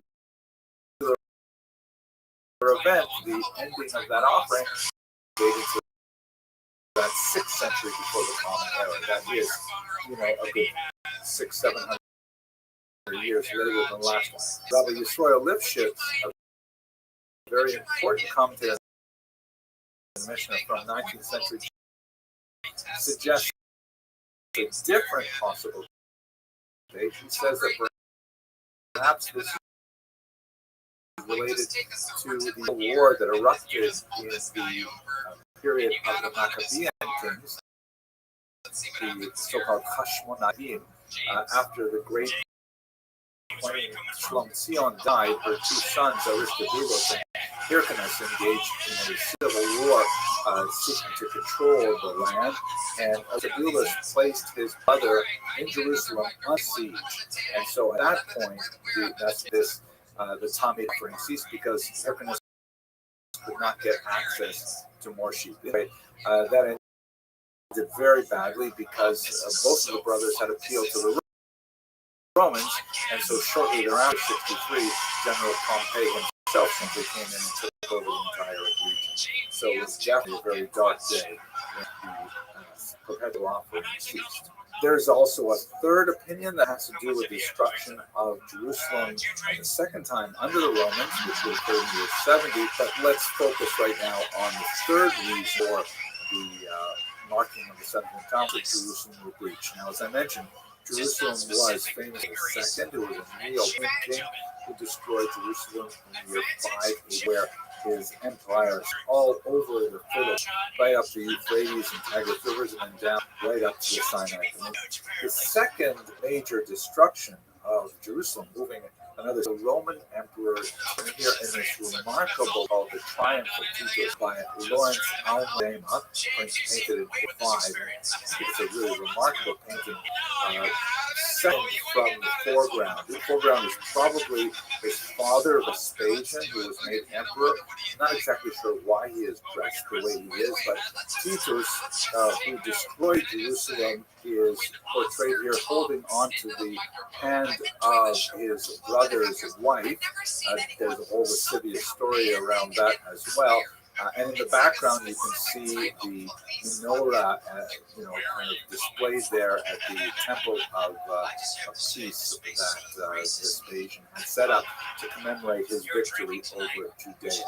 Now, in terms of this discussion of the breaching of the walls, I've always wondered, if there's 3 weeks between the breaching of the wall and the destruction of the temple. That's a really long time. I've been to Jerusalem, of course, and I imagine that, God forbid, certainly in a modern war, if the wall is breached, it's all over.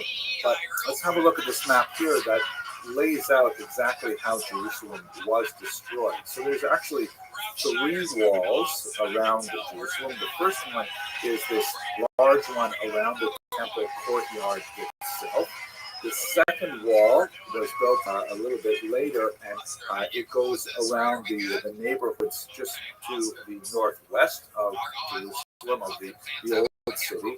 And then at the top, you have the third wall that was constructed partially in preparation for a potential Roman attack. There's also this wall over here, which is not actually a wall proper.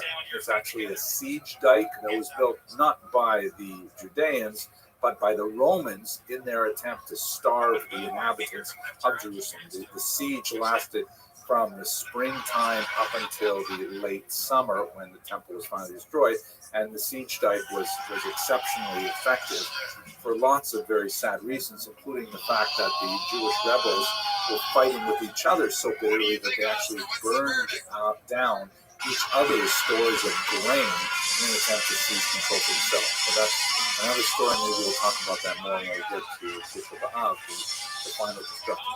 So in terms of the penetration of these 3 walls, the Romans first attempted to attack here in the north, but they were pushed back with a remarkably bold attack by Shimon Diorias, who was a terrifying rebel who frightened his rivals and the Romans even more. So the Romans decided to move around the side, and they eventually breached the first wall, or the third wall in terms of its history of construction, and then they swarmed through the neighborhoods to the north. Then were able to make short work of the middle wall, but it was at the third wall, or the first wall in terms of the history of construction, right here north at the fortress of Antonia, that they finally broke through on the 17th of Tammuz. And in fact, it took them 3 weeks from getting through this major fortification to finally destroy the temple on the inside. The source we have for these dates is none other than Josephus, a remarkable historian who gives us a very detailed account in Jerusalem in his history called the Jewish War, which, by the way, he wrote because he surrendered to the Romans and then ended up, he was originally a rebel commander himself. He surrenders the Romans, and the rest of his life was spent as sort of a client, sort of a captive of the Romans, and he wrote quite a bit about this particular point in history and many other aspects of Jewish history. He's a complicated historian to work with because we know that he's writing not only for posterity, but also for his Roman patrons, who are reading every word, and he himself portrayed it very publicly, and his life ends on doing that right. So at any rate, he writes here in the Jewish War, book 6, chapter 2, and now Titus gave his soldiers that were with him to dig up the foundations of the Tower of Antonia, the fortification at the north of the temple courtyard, and make him a ready passage for his army to come up, while he himself had Josephus brought in. Josephus likes to write about himself in the third person. For he had been informed that on that very day, which was the 17th day of Tammuz, which was the name for Tammuz, the sacrifice called the daily sacrifice, which is interesting because that's also something that was referenced earlier. It's not impossible to imagine that the Bitul HaTamid, the ending of the daily sacrifice, is also this one here that occurred in the year 7. But at any rate, it's not offered to God for want of men to offer, meaning the sacrificial officials able to distract themselves from the walls go on with the rituals.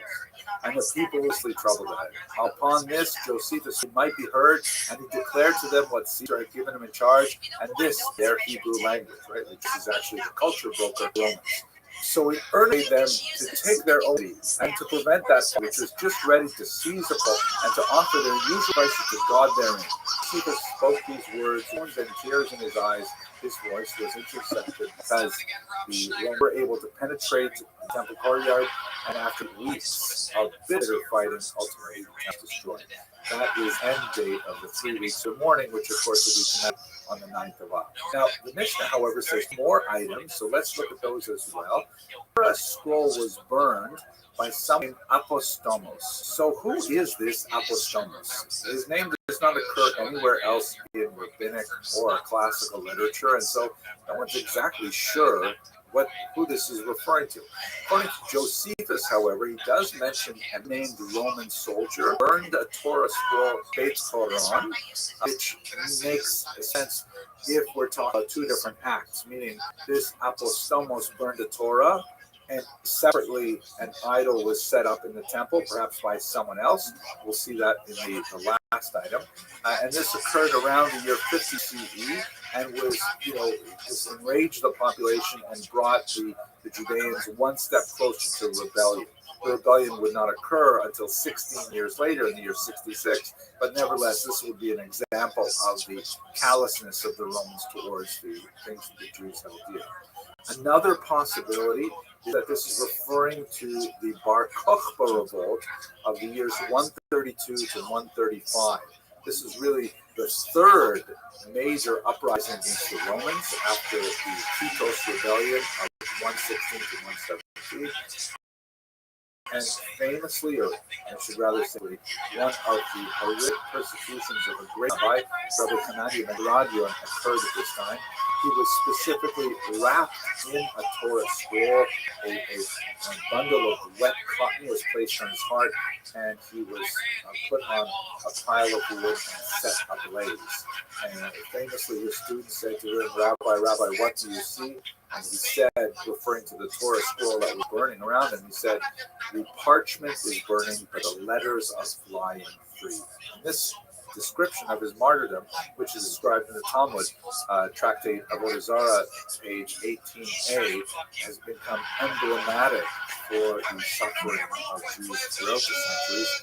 Here you see in the 20th century rendition that's actually created by the artist Ephraim Moses Lillian as a commemoration and an homage to Hanani ben Radion in the context of the Harukishna pogrom of just the beginning of the 20th century.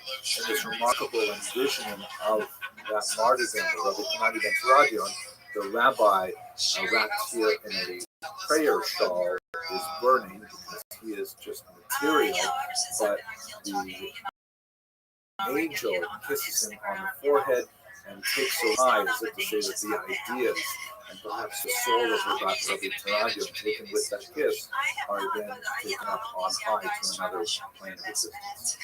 But to return to our subject, who was this Apostomos?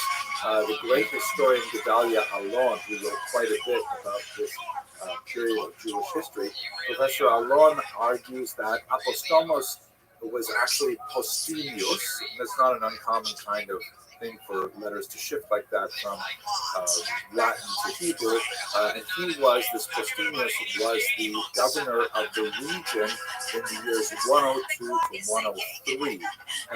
Professor Alon also suggests that perhaps this was connected with the Titos rebellion, but that would have been another 15 years later, so the chronology is not perfect, but the sound of the name certainly makes sense, and perhaps it was this Postemius who actually made this horrific act. The last of the 5 items that are mentioned as reasons for the fast on the 17th of Tammuz is that an idol was set up in the sanctuary. The sanctuary, of course, is at the center of the Temple Mount.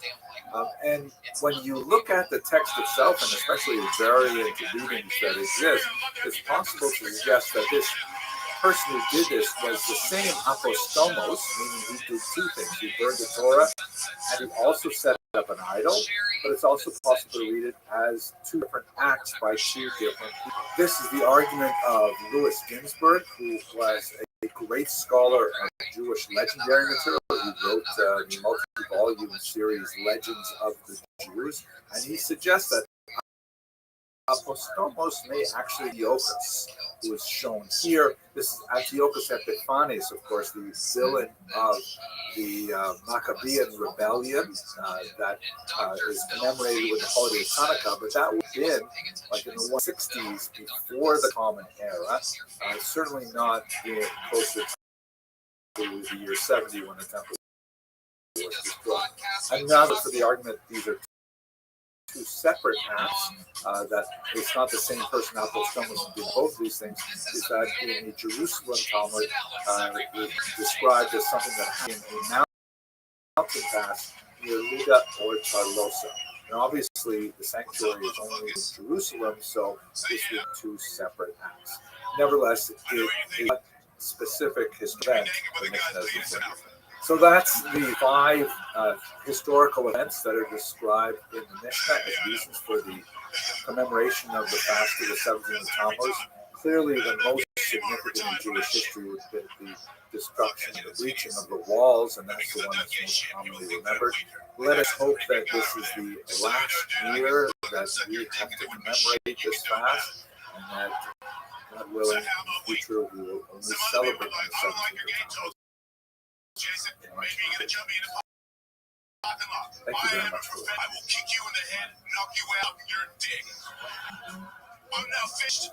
I'll film it, and then I'll put it on the internet, and then you'll be gay, but I'm gay, just like me. And you wake up and be like, I'm not gay, bro. I'm like, show this video that says otherwise. Thank you. Okay, the left. There's a camera. Okay.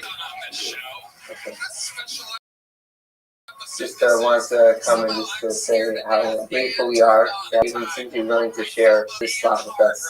As I prepared myself for Tisha and all of us going through Jewish keynotes this morning, you basically trip down Jewish history. Today is the day of Jewish history. The fact that we have an expert historian in our community who's willing to share his time with our community, and of course with the larger community that's gathered virtually. Really indebted and grateful that you're making this time for us, sharing of your expertise and wisdom for us to enhance our Tisha. Thank you very much, Rabbi. I appreciate it, and I'm grateful to you talk something that occupies quite a bit of my own mental, and all of you online as well for joining me. I realize that moving to Fairlawn, it's a very different community than where we live in the 5 towns. And my son pointed out to me that one of the challenges of a particular time slot, setting aside the fact that we're all fasting and it's a difficult, depressing day, but this happens to be bedtime. So that means for a proportion of the demographic of this community, this is like a very difficult time to attend in person. And so I'm grateful to be able to offer the virtual attendance as a possibility. Let's begin by looking totally different from the bit of ancient Israel. I'd like at the unusual phenomenon of the Hep riots of 1819. You may have heard of these. They started in Würzburg, Germany, a pleasant kind of town, and for a whole host of reasons, a series of riots spread throughout Germany, Bavaria, and parts east in the summer of 1819. We have no recorded deaths as a result of these smaller scale pogroms, but the sheer scope of them was remarkable and spreading throughout East Central Europe and noted in the Western crashes we shall see. The reasons behind it were primarily economic and social. This was a period of tremendous change for the Jews of Europe as they were beginning to transition from a medieval status in which they had this distinctly second-class rights, no right of residence, limited on the number of Jews who can marry. That, and as they strove for emancipation in 19th century Germany, that seems to have stressed a lot. In particular, there was a demand at an important international meeting in 1850 to request to be emancipated fully. And it seems that these issues within German society would obviously take more than a century to decide, if they have said it all, we certainly hope so. They were expressed in a series of riots in various urban localities throughout the region, with a range and scope and determination that had not been seen for about 100 years. You can see here the size and scope of the riots. Now, these attacks on Jews were accompanied by an unusual cry. Apparently, the anti-Semitic attackers, this is, by the way, about 75 years before the term anti-Semitism was even invented, but it's the same phenomenon, they apparently taunted the Jews with the cry of "Hep, Hep," and they would chase after Jews through the streets, shouting after them, "Hep." And a lot of scholars have wondered at the strange origins of this unusual phrase. What exactly does it mean? It's not a word in German. And one particular author writing at the time in a New Times, it's a London paper. This I owe to Michael Fontaine at Cornell University. This appears to be the original source of the etymology of hep hep, as worked its way through the historical literature. Specifically, it is an abbreviation, Latin term, Jerusalem est perdita. Jerusalem is lost. And this particular writer in the New Times related to the editor, wrote the Hep Hep riots that were occurring that month, and he offered this as an etymology that the rioters were somehow taking advantage of this Latin phrase that was, according to the author of this letter, used first in the First Crusade of 1096 in the Rhineland, and cites a few authorities for it. The problem with this is that, first of all, it's all a truant of mistakes. We don't have any of these specific sources from the Crusades. We have no other records from Jews or otherwise of Crusaders using this Latin term. Why would 19th century German anti-Semites pick this strange term out of something that occurred 800 years earlier and then use it in their attack, and it dies down immediately thereafter? So Montaigne cast aspersions on the theory that they're actually saying Jerusalem est perdita. A much more reasonable argument is that in 19th century German, the phrase hep hep was used to goad animals. Like we say in English, giddy up, to make a horse move. I don't know if that actually works. I've never tried it, but if that is apparently the word we use in English, giddy up, and it only makes sense in English in that particular context. And taking it to Germany at the time, that makes a lot of sense, because the Jews would have been viewed as subhuman, viewed as less than equal citizens, driving them along like animals. They were chased through the streets as the ring of truth to my ears. It has ironically survived outside of the anti-Semitic context, partially in English, and most likely through this phrase we use, hip hip hooray, which is an expression that I'm sure many of you are familiar with. This happens to be a wartime printing of a song sheet that they're using this phrase, hip hip hooray, and it's an expression of joy, of celebration, of the acclamation of one individual or another for some activity, hip hip hooray, that may in fact be related to this strange anti-Semitic chant, hep hep, used in 1819. Now, why do I start with this medieval footnote, early modern 19th century footnote? It goes back to my own appreciation of anti-Semitism that I'd like to share with you very briefly. My personal background, I grew up as the only Jewish child in a very remote milling community in northern Ontario, Canada. It was a very small town, less than 4,000 people. The population was evenly divided between French Catholics and Protestant Anglos. And there were a few of us who were outsiders. There was me, there was my best friend Peter Chin, whose father ran the Chinese restaurant, of course. My father ran the dry goods store. There was a black girl who lived about 30 miles away in Teeth, and we were the ones who were lightning rod of all of the social angst of this adolescent population. And my parents, at tremendous expense, when I was 10 years old, they sent me to Toronto, a much larger community, so I could learn something about what it meant to be Jewish and have a bar mitzvah. And then they brought me back to this small town here, Iroquois Falls, when I was 14 years old. And that's when I first discovered anti-Semitism, because so many of the kids that I played ice hockey with, that I went, hiking in the woods with, that I went skiing with, they were my best friends, both the Anglos and the Francophones. All of a sudden, there were groups of them who regarded me as the spawn of Satan, asking me literally if they could see my horns. And, I had grown up with them, and I had only been gone for a few years. And all of a sudden, I was not from most people are fine.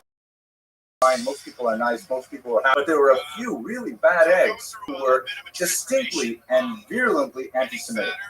And the charges that they hurled at me in English, dirty Jew, in French, a little bit more colorful, cursed Jew, those stung, and those stuck with me. And just the guttural sounds of hatred that were expressed in those few syllables reminded me of the Hep riots, and made me feel like, yeah, that makes sense. That this is a deep-seated infection that has its expression in certain behaviors and certain outward trappings, and that kind of blunting expression of hatred in a nonsensical word is something that resonated with me. And I think it ties specifically to our topic because, as in my adolescence, as I tried to process this strange change among my friends, I tried to understand how could they, all of a sudden hate me when what have I done differently? I'm the same kid I used to play with before. They used to play with. What happened? I spent really the rest of my adolescent thought focused on the understanding the roots of anti-Semitism, and most of my adult career in scholarship has been looking at this question. I find to understand the difference of Jews in the world.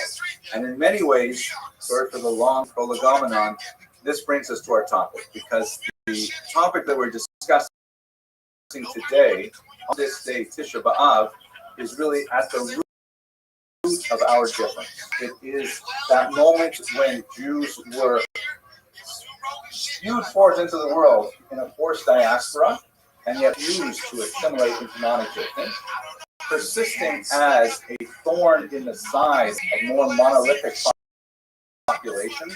This is really at the root of anti-Semitism. The fact that we have retained our distinctive culture and our heritage, our language, our religion, our beliefs, that seems to be something which is insurmountable for anti-Semites, and they hate us desperately because we have refused to disappear.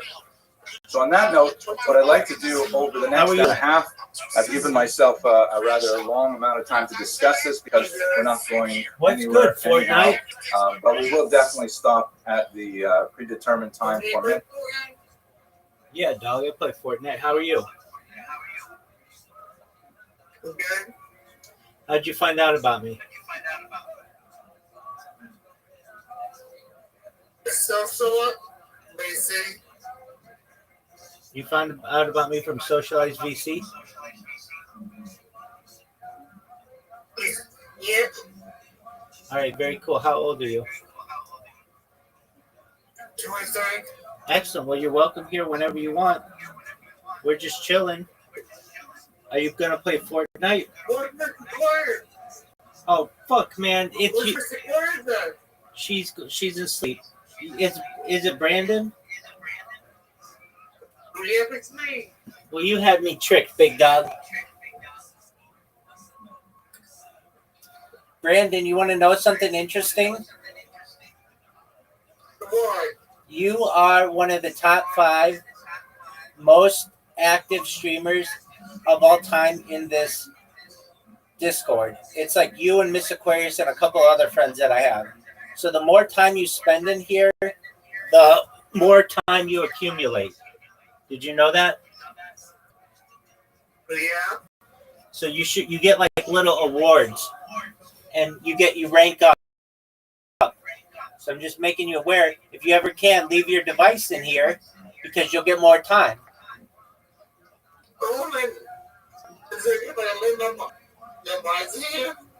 Dog, you can live in here if you want. Can I leave my device in here when I go to sleep? Absolutely, please do.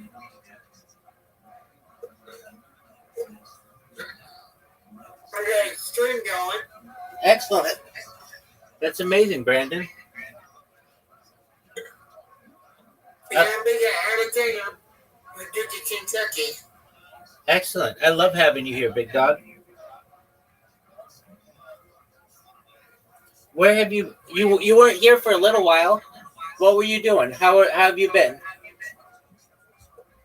I'm playing Fortnite. Okay. Well, you can always do it in here, and I'll watch you. I'll comment on your games when I have time. Do you play Fortnite? Yeah, I do. What's this? I can hang you. Oh, I haven't played it in a long time, but I've played it before. I've played it on stream. They call me the Fortnite guy. Oh, you play Fortnite that much? That's baller. What's your favorite Fortnite character? That's amazing. What's your favorite Fortnite weapon? What's your favorite Fortnite vehicle?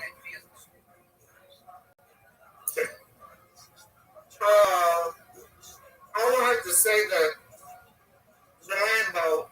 What's your favorite Fortnite level? I don't even know. All right. You said you don't know? Yeah, I don't know. Okay, that's cool. Well, I just want you to know I appreciate how nice a person you are. You're a very kind individual, and you're always welcome here. Yeah, I got my string going. Excellent. Excellent. I'll turn it on.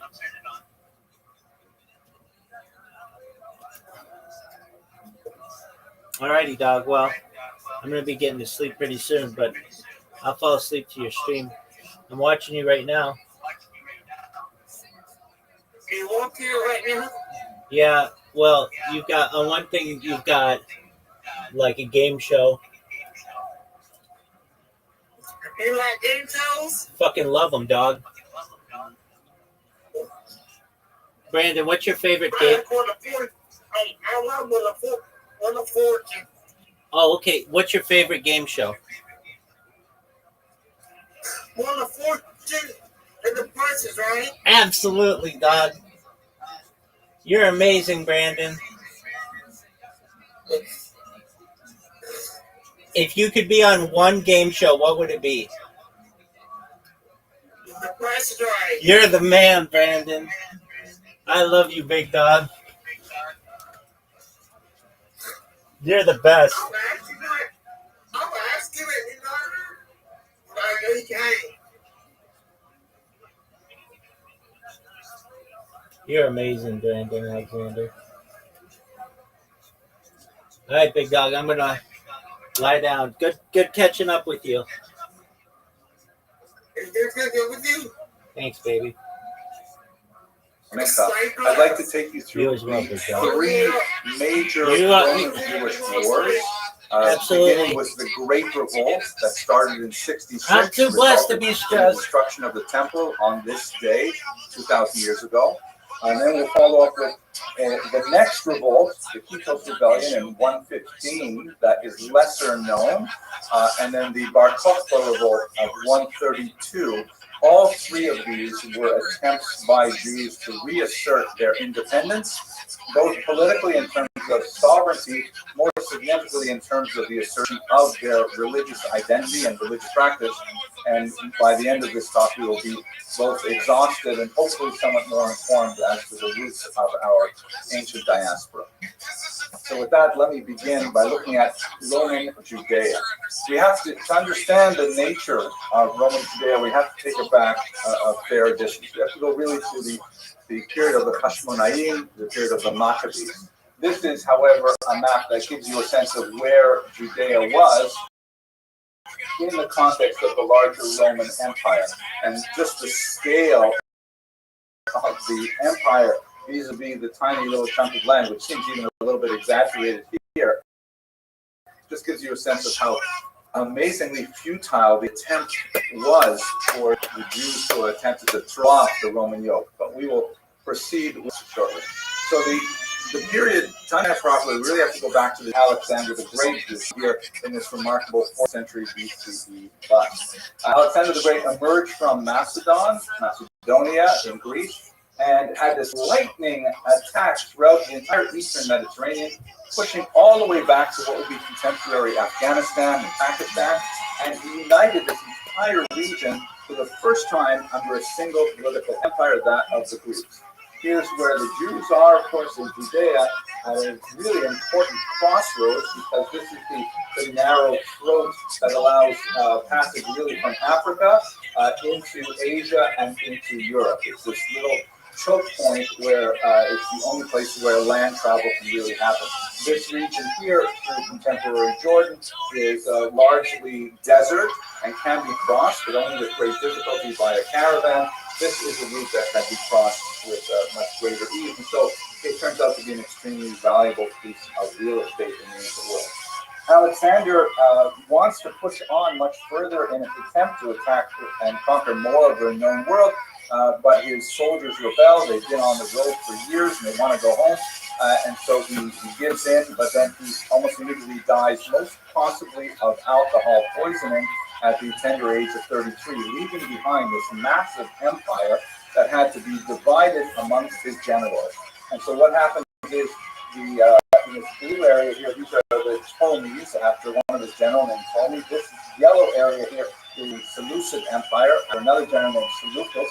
This would be extremely significant because it is these Syrian Greeks, right? They're a Greek general in control of Syria that the Jews would fight against in the Maccabean Wars, and you have other regions, of course, closer to Europe. So once again, the land of Judea, of Israel, finds itself at this road, and for much of the 3rd century before the Common Era, it's back and forth. The Ptolemies take a while, the Seleucids take for a little while, and they're fighting over this territory. Judah Maccabee, shown here, of course, tremendous, brilliant military commander who fights for the independence of Jews from the Syrian Greeks, and most specifically, the kind of cultural imperialism that they had imposed on the land of Israel. And he meets with great success.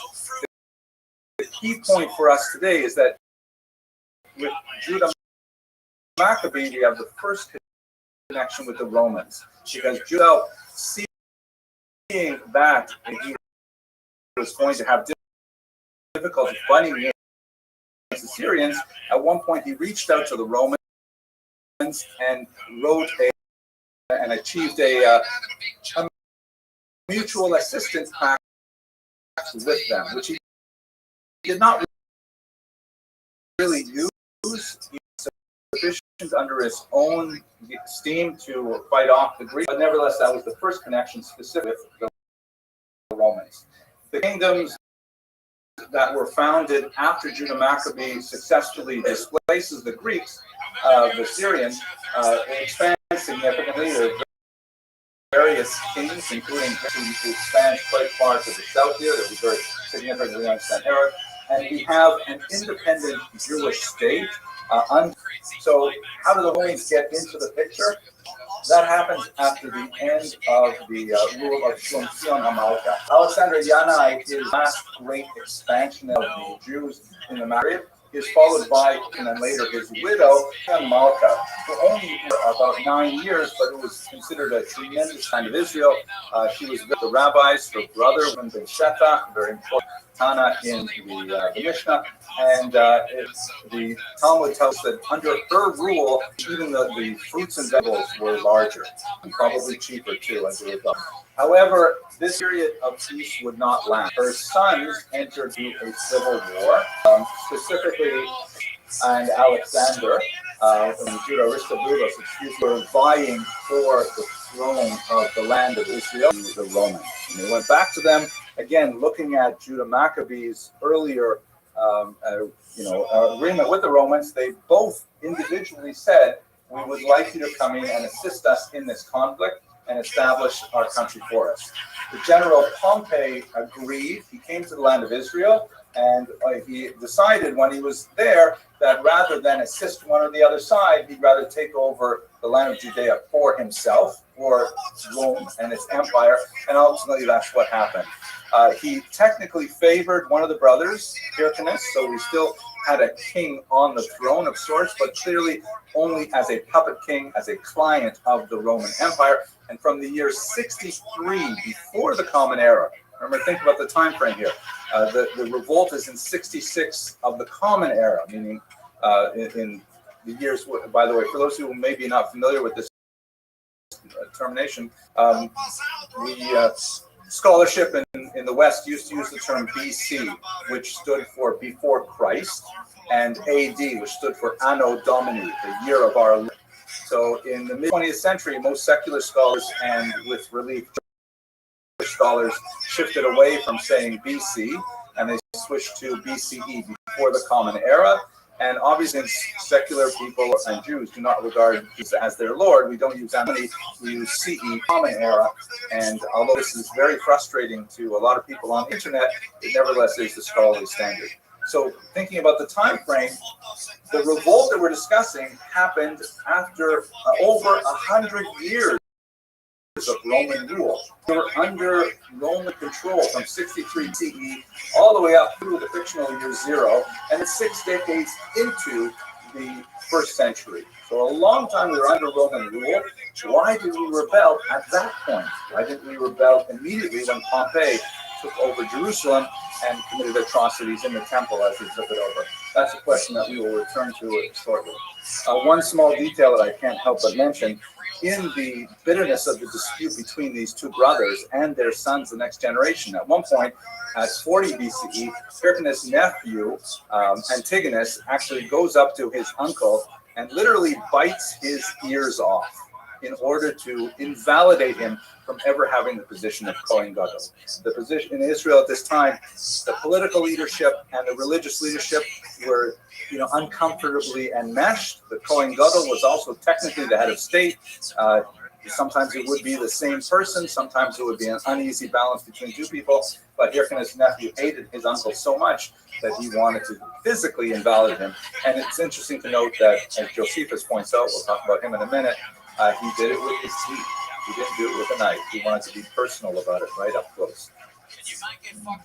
So this brings us, however, to another difficult but nevertheless fascinating period, the rule of Herod.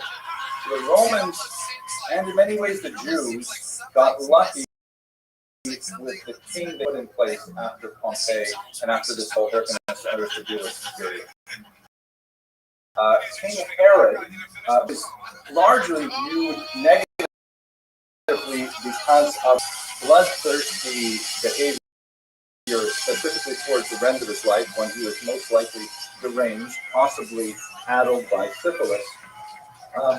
And is also somewhat maligned with the massacre of the innocent, which is something that we don't have a historical source for outside of the Christian tradition, and it's quite likely that the Christian tradition is confusing the massacre of the innocents with, in his life, not nearly as horrific as what is described.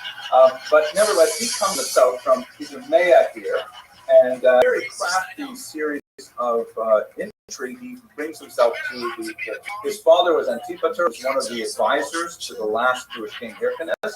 And Herod has tremendous political experience from an early age, and ultimately the Romans appoint him as their client. It was not without effort, but I'm not going to go into the details of it. He had three major skills that rendered him a very, very effective king. First of all, he was known for his bold and brutal repressive tactics. he would brook no resistance whatsoever. Whenever there was any kind of minor hint of an uprising, he was there with his soldiers and brutally repressing it. Very, very effective in that regard. Secondly, he sort of balanced that with remarkable public generosity to all populations, not only in Israel, but in the entire region. He really was very generous with building temples outside of Israel, in Syria, for example, in Jordan and elsewhere, and opening up grain stores during periods of famine. And he was known on the one hand as being an extremely brutal leader, but being extremely generous. We'll see that in his building campaign. And he was third, a very, very shrewd politician. He knew how to negotiate alliances, to abandon alliances at the right time, and ultimately he found great favor with Augustus, particularly the Roman emperor, and that preserved his position for a very long time. He ruled until his death in the year 4 BCE.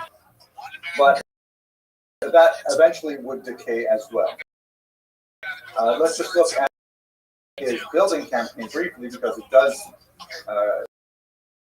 intersect with our very importantly. This is a fascinating from Leon Ritzmeier, who is an architect that does a lot of these ancient, somewhat obscure. You see the square Temple Mount that we have. A little bit of a fortress added under Antiochus Epiphanes, the notorious Antiochus. And then the Hashmonaim added some extensions, but then Herod sees the value of the temple and invests phenomenal resources into building this beautiful structure. The temple that we appreciate today is basically the Kotel are Herodian walls, because he had erected this massive rampart all the way around it, and we owe a tremendous amount to him for the archaeological record. What it looks like today, of course, the temple building itself, which was significantly renovated by Herod, was destroyed, and in the 8th century, the Muslims built the Dome of the Rock on top of that particular site on the foundation stone. But nevertheless, Herod's building projects were an extremely useful thing for building public support. It employed a lot of people. Of course, that meant higher taxes, but he was able to garner those taxes very effectively. On the maritime ports that he built phenomenal things, including using modern technologies that had never been used before, such as dropping concrete that had recently been into the sea and had a harden as it went down to the foundation, building this huge port at Caesarea. Very important site. He built so many amphitheaters and hippodromes, things like that, for public entertainment. A very, Caesarean kind of idea of bread and circuses for everyone. Not, however, in Jerusalem itself, because understood the local sensitivity that Jews would not be favorable to the idea of having theatrical plays and certainly not gladiatorial conquests and things like that. But he put them elsewhere in Israel and in surrounding countries as well, as an act of generosity. Aqueducts everywhere, improving the standard of living. He's really an incredible builder that people in Israel appreciated. He also built a number of palaces, including this one that we'll return to, was sort of his gold hole, where he actually hid his family at one point early in his career, because he realized just how impregnable this massive outside of his Dead Sea was. You can see the beautiful multi-layered stepped architecture that he used there, much of which is still extant today and can be used. But he was also deeply, deeply disturbed, particularly towards the end of his life, as he began to fear that others were, and he was not fearing it, by the way, unreasonably, that others wanted to take away his rule of now 3 decades running. Perhaps the most horrific example of his bloodthirstiness, which was directed at his own family, because they were the ones closest to him, and he really feared that they were trying to take over his position, was his murder of his beloved wife, Mariamne, who was kind of his, because she was a legitimate princess of the Hashmonaim. She was descended from the previous Maccabean kings, whereas Herod was descended from the Idumeans, who were a population that an earlier Maccabean king had forcibly converted to Judaism. It's an amazing story that we don't have time to really take this aside, but there are several populations to the south and to the north, the Araeans, who were overrun by the Maccabees, and this was before Judaism had developed the idea that converts should be discouraged, and that only genuine converts should be allowed to even contemplate converting to Judaism. But the Idumeans were forcibly converted, and Herod was a product of that people. At any rate, at one point, he suspected that Marina was plotting his assassination. It's quite unlikely, although her mother definitely didn't like Herod, and she may have actually been plotting against him. And so he has her killed. Immediately after killing her, he regrets it, and he has her, as the Talmud states, immersed in a vat of honey so he can preserve her death, because he is still in love with this woman that he has murdered. And this is just the beginning, really, of his rampage. I know this is too small for most of you to see, but this is his family tree. Here's Herod here, and these are all the various family members he killed, including his own children, having them drowned in Jericho, and so on. Exiling his multiple wives, several of whom were actually named Mariamna, which makes it much more confusing, and also that he named a lot of his kids after himself and his grandchildren after himself makes it even more confusing. But I get paid by the hour.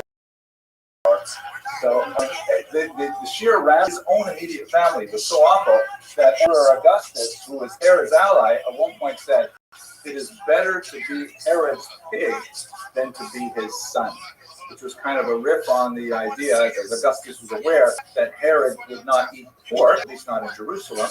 Probably won't eat Chinese, little more lenient. But joke, I guess I can't joke on Chinese. Sorry. There is, by the way, in the audience, there's uproarious in the room. It's just the microphone doesn't.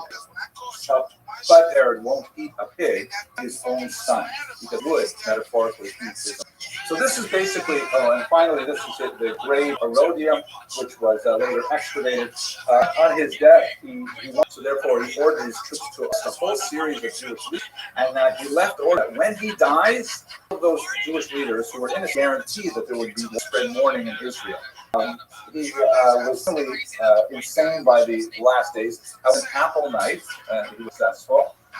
And then the last act is when he was possibly rebelling against him. He ordered him killed, and then he changed his will for the seventh and final time until he finally expired.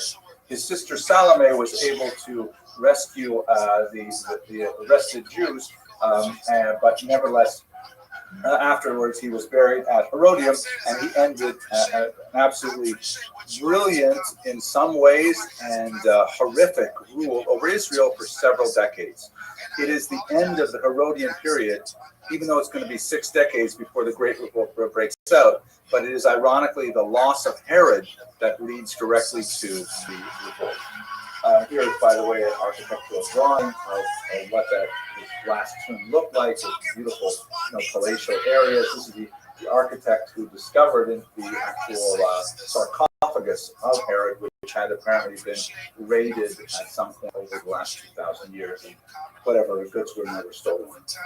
Okay, so let us understand what actually happened after Herod died, and how does that substantiate my statement that it leads directly to the Great Revolt. So here is the region of Judea, the Emperor Augustus in Rome. And remember, he has this kind of strange level of quasi-independence. Herod was a client king operating under Roman authority and Roman auspices. And when he dies, Augustus is hesitant to give anyone the same kind of rule over the land of Judea. So he decides to, and also this is confused by the fact that Herod left multiple wills in which he indicated who was his favorite child to rule, and so Augustus basically had to make a decision. He gave the largest part of the land of Israel to Herod's son Archelaus. The north went to Antipas, and further north really into what we would call today Syria and Lebanon under Philip. This was part of Judea at the time. They all proved to be extremely incompetent rulers. Archelaus, in particular, simply could not make a decision, and there was a tremendous amount of dissent. So, in the year 6, the Roman Empire exiled Archelaus and said that he simply cannot rule this region anymore. We'll take care of it ourselves. And he was sent to a town called Vienne, which is on the Rhone River near in south of France. So, not so bad if you're going to be exiled to be sent to the south of France, but there was no Chabad, there was no Chinese food, in many ways. I don't know why, because everyone fasts. Now, Rome gained a client king who appears in the Gemara, a fascinating figure, Agrippa. There were actually 2 Agrippas. The first one was rather nondescript. The second one, who had a very checkered and unusual life, he actually appeared to be something of a Baal Tshuva himself, and he was very enamored of the Jews. It was the second Agrippa, most likely, who appears in the Gemara in a favorable light, but that will take a field where we are. What's more significant is that the Romans say, okay, you're going to have your king, but it's largely ceremonial, and the real people in charge are called procurators or prefects, and they will be the real holders of authority in Judea. Perhaps the most interesting of them, particularly in the Western tradition, is Pontius Pilate, who is mentioned here in this stone. He was ruled over the crucifixion of Jesus, and that's why his name in particular sticks in the Western imagination. We'll have a little bit to say about Christianity, which of course does develop during the time we're discussing. But let's look at the variety of opinion on how to deal with this new political situation. I'm going to discuss 3 sects now. We'll have 2 of them to discuss a little bit later in a different context. The most significant in terms of their power were the Sadducees. Sadducees were, according to the Gemara, the descendant of an individual named Sadok, but the Gemara explains that they were claiming the role of the Kahuna, the role of the Kohen Gadol, the great high priest. The Mishnah says that Antigonus, the man of Socho and Pergavos, had 2 students, Tzad and Boetus, and they both understood a basic teaching of his, in which Antigonus, of course, I'm sure you're familiar with the Mishnah, says that you should serve the master not for the sake of reward, and they understood, well, I guess there is no reward, there's no olam haba, no world to come, and so they advanced that, it evolved such that the Sadducees received Hasmonean support, and the Boeotians from the other ones may have been specifically sponsored by it. But the most important to know about the Sadducees, besides possible differences in their theology, is that they were connected specifically to the temple ritual. Still, the nexus of power, spiritual and tended to be quite divergent from what modern Jews would understand as basic Judaism, but they had an extremely important role to play in the temple, and they were extremely close with the Romans. These were the establishment figures. These were the aristocracy that had a vested interest in continuing their relationship with Rome, and definitely did not want to rock the boat with any kind of rebellious measures. The contrasting group, which we should recognize much more familiar to us, are the so-called Pharisees. Now, we're not exactly sure if the Pharisees are the same as what the Gemara calls the Perushim. The term Parush means separate, and so we do have this phrase occurring a number of times in the Gemara, where there's a group of rabbis who are called Parushim because they want to get away from the nastiness of politics. They want to get away from the lashon hara, the gossip that goes on, and they want to just focus on their religious development. It's not entirely clear that is definitive etymology of the term, but the term Pharisee is basically borrowed from Christian writings, where it occurs frequently in the New Testament, and specifically in the book of John, usually in arguments with Jesus. So in Christian lexicons, the word Pharisee is basically equivalent to hypocrite. So it's definitely not a nice term. Now, of the Jews who definitely say we are Pharisees, we only have two in the entire corpus of ancient literature, and they are both somewhat suspect. One of them is Saint Paul, who calls himself a Pharisee, so he's maybe not necessarily a model Jew. He's not going to be honored at the dinner next year. And the other is Josephus, a little bit problematic. If you're going to turn to Josephus moments. Their relation to Sadducees is fascinating because the Pharisees were known to be much more populist, meaning they seem to have the of the common mass. There's also an urban-rural. Sadducees are very much focused in the cities and especially in Jerusalem. The Pharisees seem to have a lot more influence in the hilltop culture outside of Jerusalem, in the fields of Galilee and so on. And they tend to be viewed as more legitimate spiritual leaders for the common Jew, as opposed to the Sadducees, who are kind of like functionaries who handle the sacrificial ritual, but do not necessarily provide that kind of one-on-one spiritual guidance that you would expect, for example, from a rabbi. And it is, in fact, the Pharisees who are most likely identified with the early rabbis. The follow-through from the writings of the who we assume are the Pharisees is very in line with what Orthodox Jews consider, at any rate, Judaism today. And finally, we will get to the Christians and the Zealots shortly, but the last group I'd like to hear is the Qumran sect. You know, sometime in the Hashmonaean period, a group of Jews decided to completely separate from everything that was going on in Jerusalem, the nastiness in the capital, the association with the Romans, and so on. And they went out to live a very ascetic life in the Dead Sea region. We know this, of course, because in the 1960s, a remarkable cache of documents, that was the 1950s, beginning actually in the late 40s, a remarkable cache of documents called the Dead Sea Scrolls were discovered. One of the most important scholars involved is Professor Eliezer Sukenik here. And these scrolls, hundreds of them, sometimes overlap with writings that we are familiar with elsewhere, the books of all the books except for the book of Esther,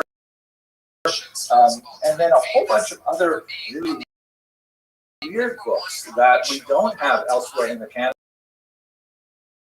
Some of them written on copper sheets like this, and a really bizarre set of writings that eagerly anticipated the apocalypse within moments.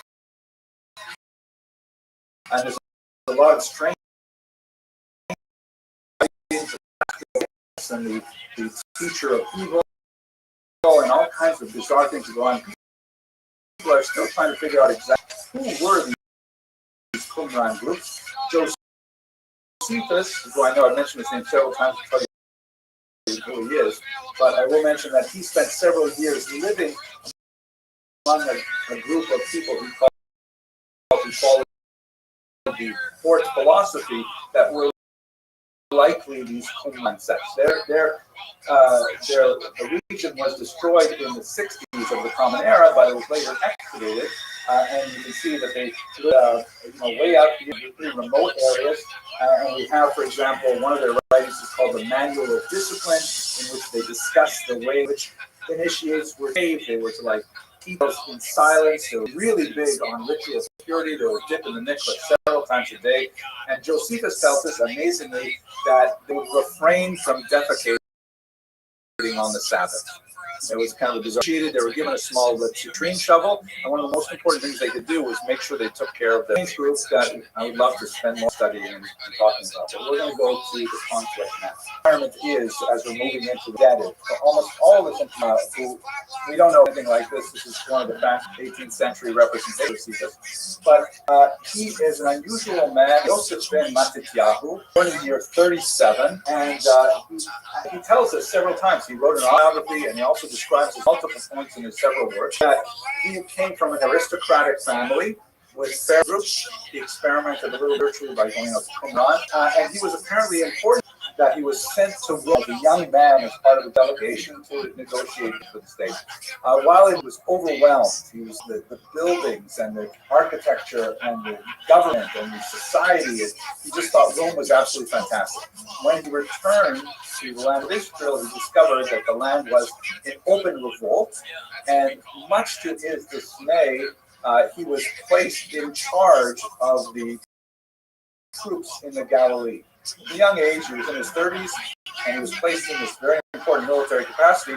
So he must have been an important figure.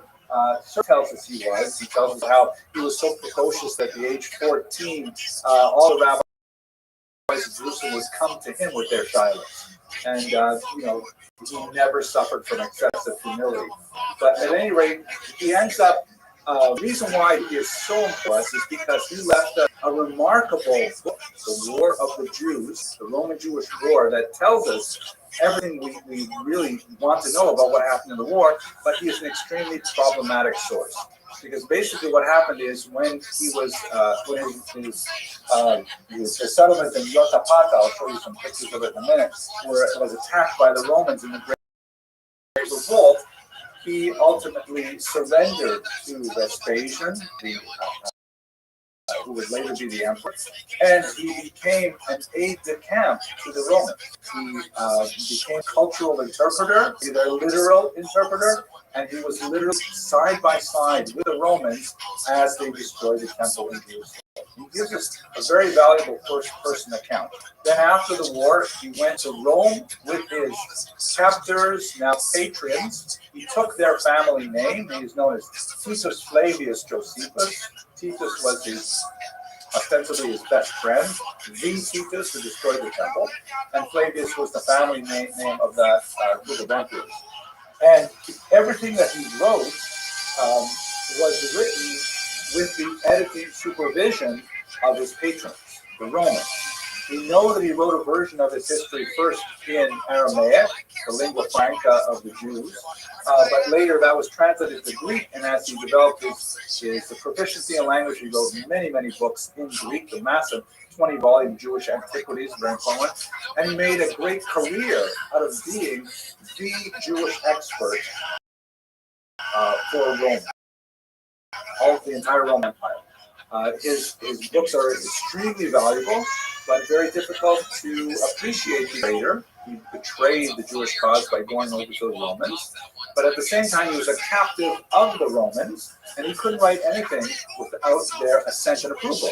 He knows that if he says something bad about the Romans, the emperor himself is going to have words with him about it. So reading Josephus is extremely difficult. You have to constantly read between the lines of what he might have wanted to say, and there's many, many different interpretations as to what kind of a person he actually was. So we rely very heavily on him for much of our sources. We definitely have other sources. We have lived at the same period of time, but had an unusually strong anti-Jewish bias that comes out. We have Cassius Dio, a historian who lived in the next century, who was especially important for the Bar Kokhba revolt, and we have the church historian Eusebius, who wrote extensively about the war, but he wrote it from a distinctly Christian perspective, using the events of the war as justification for the growth of Christianity. So all of these historians are somewhat difficult to use for various reasons. Let me mention one small footnote about Josephus. It's quite fascinating, since I mentioned Eusebius. There are a lot of historians who are active at this time. You know, they're quoted in Josephus and elsewhere, but their books have been lost. Why is it that Josephus survived? I mean, he is a dramatic writer. He does convey a tremendous amount of energy and information, and is very dramatic, full of narrative in his histories, and so he's a good historian. But why would he have survived? The main reason appears to be that one of the copyists of Josephus was a Christian monk living probably in the 4th century, that is 300 years after the events. And he said to himself, how is it possible that we're reading an entire book, the Roman-Jewish War, and there's not one single mention of Jesus? I mean, how is that possible? So he decided to add a paragraph. It's called the Testimonium Flavium. It's been shown to be a forgery centuries afterwards, but it has this really bizarre paragraph in which it describes, and then Jesus came and he was the Messiah, and now back to the war. And there's just one little kind of trick in there. And but ironically, because Josephus was a century Jewish historian, and we had this reference to Jesus, the church preserved his works. Jews were not reading Josephus. Jews only got interested in Josephus in the 10th century when an Italian Jew translated a version of it called the Yosefon into Hebrew. We weren't reading Jesus at all. We weren't saying the Talmud in Yeshiva. We would Goris him, literally. But it was that one little passage that meant the church wanted to preserve his works, and so he unusually had a great shelf life in the church, and we're grateful for that because we have Josephus, even if it is marred by that strange passage. Okay, we're at the period, the end of the Herodian Compromise. How is it possible that we get to a period where we are in ready for revolt after Herod? So, sorry, I got to do this again. I got to do this. Let's see if that will work. Yes, here we go. So first of all, what did Herod do? Herod was, even though he was a madman and he would murder individual Jews and he would be very cruel and repressive of any kind of rebellion, he understood what Jews wanted, and he was very careful to make sure that he never stepped over his boundaries. For example, in Jerusalem at this time, there was an extreme allergy to physical images. Like, for example, actually, that's not the same one we had. Did we have a different thing here at one point? No, we did. I always felt a little squeezy about it. It was like kind of a sun image that was bullied. Maybe I'm thinking of another synagogue. But the Jews in Jerusalem were really, really allergic to any kind of images. And Herod and others would make sure that coins that were minted would not circulate in Jerusalem if they had faces on them, which was a really big deal. And so he was very, very careful to make sure that the Jews, it didn't cost him anything. So he just made sure that they were happy with those things. He made sure the temple ran right. He beautified the temple. Made sure that Jews who cared got what they wanted. He also cared about non-Jews, and there are lots of non-Jews living in the land of Israel. It has never been ethnically monolithic. There's always been multiple populations in the land of Israel, and he was solicitous of their concerns. He would not put an amphitheater in Jerusalem, but he would put an amphitheater in Caesarea, for example. He felt that that's what people wanted there, and they can have it there. And when he went there, then all of a sudden he was a different kind of king. So he made sure that the various populations were more or less mollified with what they cared about. And he maintained unwavering loyalty to Rome. This is after he decided where his bread was best buttered. But once he had tied himself to Augustus, then he was very, very strict on this line, made no hint of ever disobeying his Roman overlords.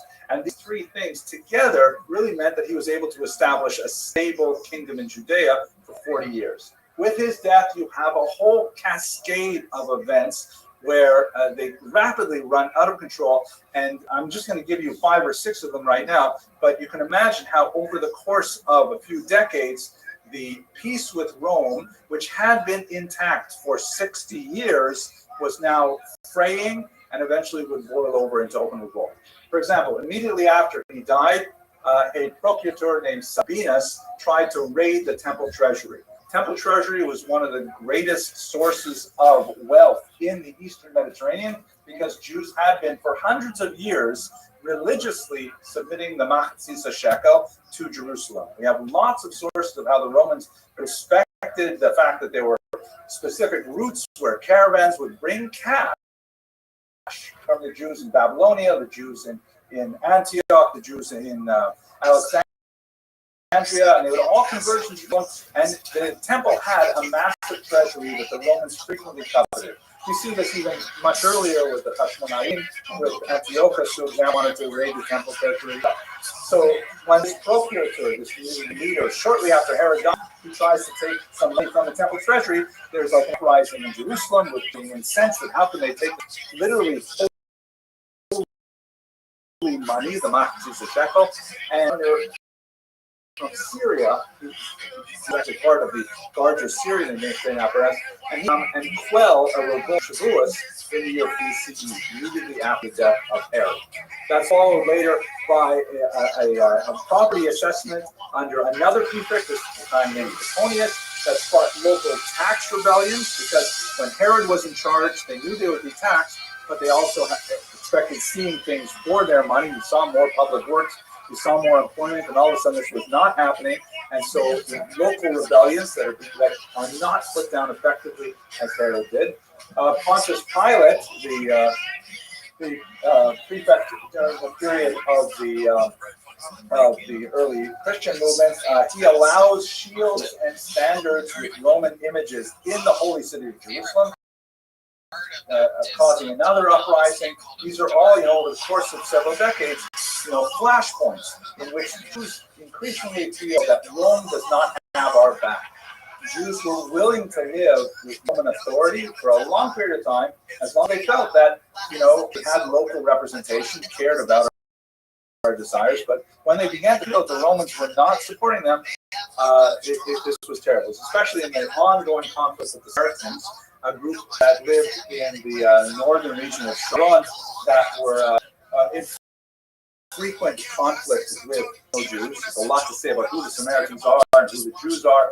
They're very closely related, to be sure, but they were fighting for centuries and centuries. They seem to want to just take a step back and not intervene and let the conflict rage without any kind of authority. Caligula, the emperor, when he hears that Jews in Alexandria are upset with the idea of setting up an idol in their synagogue, he says, well, I'm going to put in temple itself. This is in the year 37. This is the emperor saying that's it, we're going to make an idol. And it was only because it was slow walked by local Roman administrators who knew that if Caligula had succeeded in putting an idol in a temple, there would definitely be war. The way that the Jews got out of it is that Caligula was assassinated in the year 41, and so the effort came to naught. But we came very, very close to the precipice of war several times in the first century. And then, of course, in the year 66, as we shall see shortly, the cessation of temple sacrifices for Roman Empire. This is described within the Gemara, that by not offering the traditional sacrifice on behalf of the emperor, this was an insult to the Roman Empire as a whole, and certainly would precipitate war. It's as if we decided to stop saying, even though, if you're paying attention and things like that, and Kavanagh people is nevertheless, we make a point saying we're not throwing insults to the government. So that's what really brings us to the brink of war. The moment that sparked the war occurred in the city of Syria, a non-Jewish city. The Emperor Nero had actually given more privileges to the population that were dominant area at the time. And there was an exceptionally cruel and heartless procurator named Geshem, on many instances of having very little patience with the Jewish population in Judea and favoring other populations. There's one specific incident that Josephus identifies as the last straw on the camel's back. There was a property dispute in Caesarea over a synagogue that wanted to expand. And apparently there were neighboring properties that were workshops, and they were building things on Shabbat, and that was very disturbing to the Jews. And the Jews kept on making offers by the next facility, and no avail. And in one particular incident, which was meant to intimidate the Jews, someone in the dead of night went and offered a ritual sacrifice of a bird, like an avodah zarah sacrifice, on the steps of the synagogue, and this caused an upheaval among the Jews in Shul. Can you imagine that happening in Darkei Noam?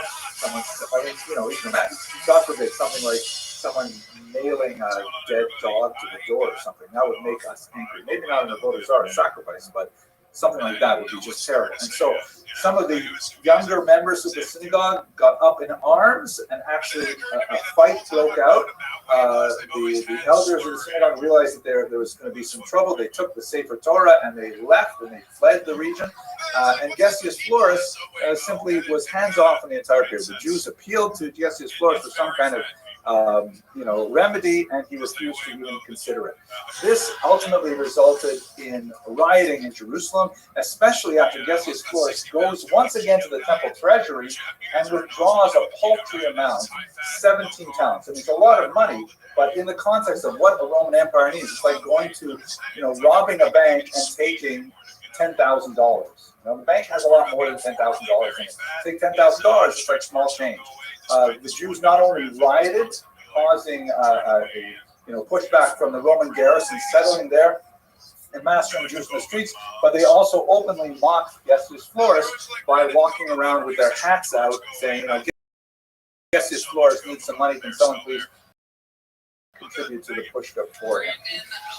After these massacres, how this is all happening in the year 66, the rebels ultimately gained the upper hand in Jerusalem. They had the numerical advantage, and the Roman soldiers stationed there surrendered, and then the Jews massacred the surrendered soldiers, which was a huge miscalculation because not only was an act of incredible cruelty, but it also meant that Romans saw that if they were in a fight with the Jews, there was no point in surrendering because they would be killed. Josephus is our main account for this, so he portrays the Jews in this context in the worst possible light. But nevertheless, it indicates the level of escalating violence that's happening that results in Gallus' campaign. So Emperor Nero says, what is all this business going on in Jerusalem? This is going to interfere with our tax revenue from Judea. I'm sending you, General Cestius Gallus, down to Syria. Please go down there and take care of this rebellious population. At this point, the Jews had not openly said, we are rebelling from Rome, but they were protesting, and there was violence in the Jews against Romans. And so Cestius Gallus brought a legion, which is about 5,000 troops, and with about the same number of auxiliaries, a massive number of soldiers, and they marched down to Jerusalem in the summer of 66. He came right to the gates of Jerusalem. He stayed there for about 3 weeks, and then mysteriously departed. And the historians have tried to figure out what was he thinking of. A reasonable argument is that he's down to show a force, to intimidate, saying, realize that if he's pushing this, you're going to have to deal with my army. But it was a horrific miscalculation because the rebels were only encouraged by his departure. And the rebels took advantage of their superior knowledge of the terrain, and they decided to meet him at this place here, shown in the picture, Beit Horon, which was noted for its very narrow pass. And don't forget, we've got about 10,000 soldiers. We have tens of thousands of donkeys carrying food. We have a massive train that extended for about 6 miles of people largely on foot, trying to make their way up this narrow pass, but they can only walk about 3 or 4 abreast at the more narrow spots. The rebels attacked Cestius Gallus at these narrow passes, slicing his legion into pieces, like cutting up a worm on the street, and ultimately dispersing all of them. Cestius Gallus was able to escape with his life. He made his way back to Caesarea and ultimately to Rome, where he was humiliated in defeat, and especially because the Jewish rebels had seized the Roman eagle standard, which was the symbolic presence of the Roman Empire with the soldiers. This represented an entire defeat of a full legion of battle-hardened soldiers, together with another contingent of auxiliaries. And for the rebels, this was a movement of tremendous excitement because they meant that we were able to drive the Romans from our land, but ultimately it meant that the war would begin in earnest. This Gallus had stepped away from Jerusalem. He had made his show force. Here I am. This is what you'll get if you play with Rome. Rebels were completely encouraged to only increase their rebellious activity. It was one of the classic military errors of this largely leaderless group. There was no one single leader like Yehuda Maccabee or David Amelech who was able to bring these groups together. They were all basically acting on their own various factions. And the second greatest error of the Jews at this point was that they realized that they had driven away the Romans, and they didn't significantly plan for the Romans to come back. As if they engaged in magical thinking that, hey, we've driven away the Romans, just like Yehuda Maccabee drove away the Syrians, and now we're home free. But in fact, this was just the beginning of the war in the summer of 66. So what ends up happening, actually, maybe I should pause for a moment. I talked the blue streak for an hour. Does anyone have any questions at this point? Clear as the sun and moon. Nobody likes to ask the first question. Does someone have the second question? Oh, please, second question.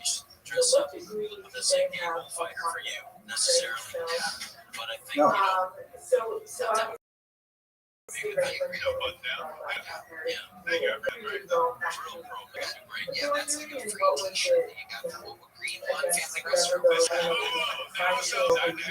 Yeah. No, it's an excellent question. This is the period which is known as the Pax Romana, the Roman peace. And the Roman peace was basically one in which, as long as you paid your taxes, then everything was copacetic. And that the Romans were very happy to share authority with local populations. The Jews were not the only population in this kind of situation, where the local aristocracy could be elevated to a level of leadership, varying degrees of real authority. And under Herod, in particular, tremendous autonomy. There was basically their own wars against the populations, expanded. They had to do this within the Roman permission, but it's kind of like, America asserts tremendous authority over all countries all over the world, but the countries have a high degree of autonomy. It's not good in comparison because America is, after all, a democratic country and so on. But the idea is that Rome was very happy for Judea to do whatever it wanted. They really didn't, and actually, it gave the Jews tremendous freedom religiously. They said, we don't understand your religion. It is so bizarre for us, but we will count it as a religio licita. This is all the way back from Julius Caesar, as a legitimate religion.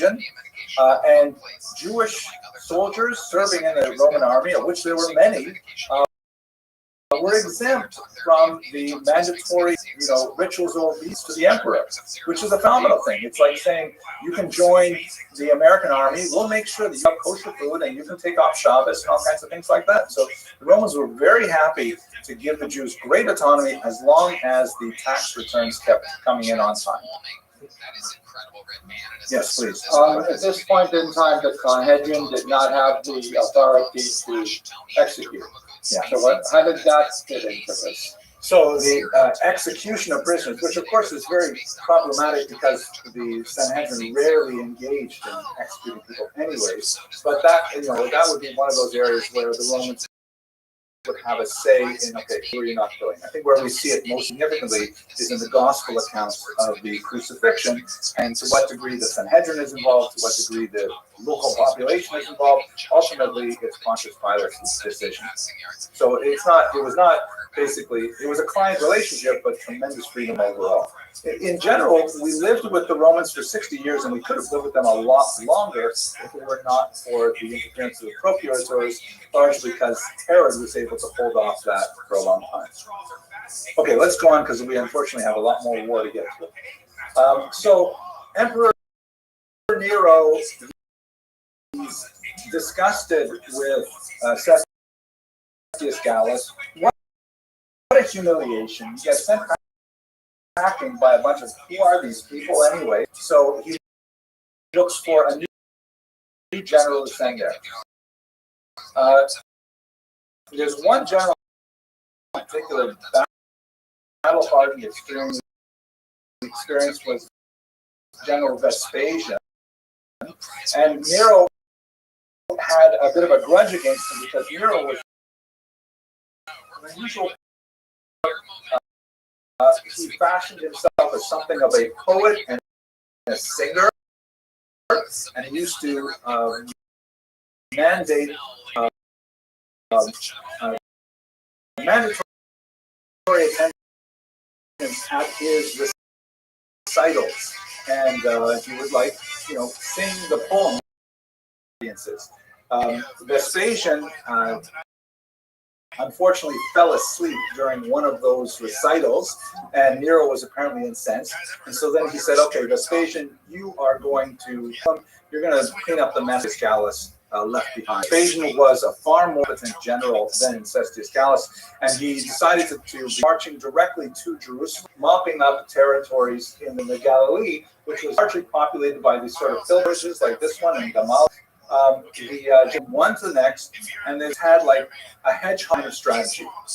Siege, it'd be really expensive on the besiegers. It's hard on the people who mount the siege to survive it, but really invest in the logistics, in the donkeys bringing food and water from wherever, and wait there until they starve and they surrender. And he did this to one village after another, and it was just a machine that would do the same thing over and over again. He did it also in Jerusalem. It was the same thing, only bigger. Basically, the Roman strategy almost always worked. It's all kinds of really try and deceive the Romans. Like, for example, when they were running on water, he was told the people of one town to wash all of their laundry and then enter the walls of the city. Romans would see the dripping wet here, and they say, "Oh my gosh, they might have been wasted on laundry like that." The siege always won, and Vespasian simply took his time moving from village to village. One particular village is extremely important. This is the memorial at a city called, or a town called Yotfa, in Greek it would be Yotapata. And this is where Josephus made his last stand. I mentioned to you earlier how he turned coat. It might be useful to mention that the way in which he describes the scenario is that after, mightily attempting to defend Yotapata, he realizes it's hopeless, and he finds himself in an underground tunnel with about a dozen other soldiers. They're all angry with him because they said, "Why did you put us in this situation?" He says, "Wait, I got a better idea.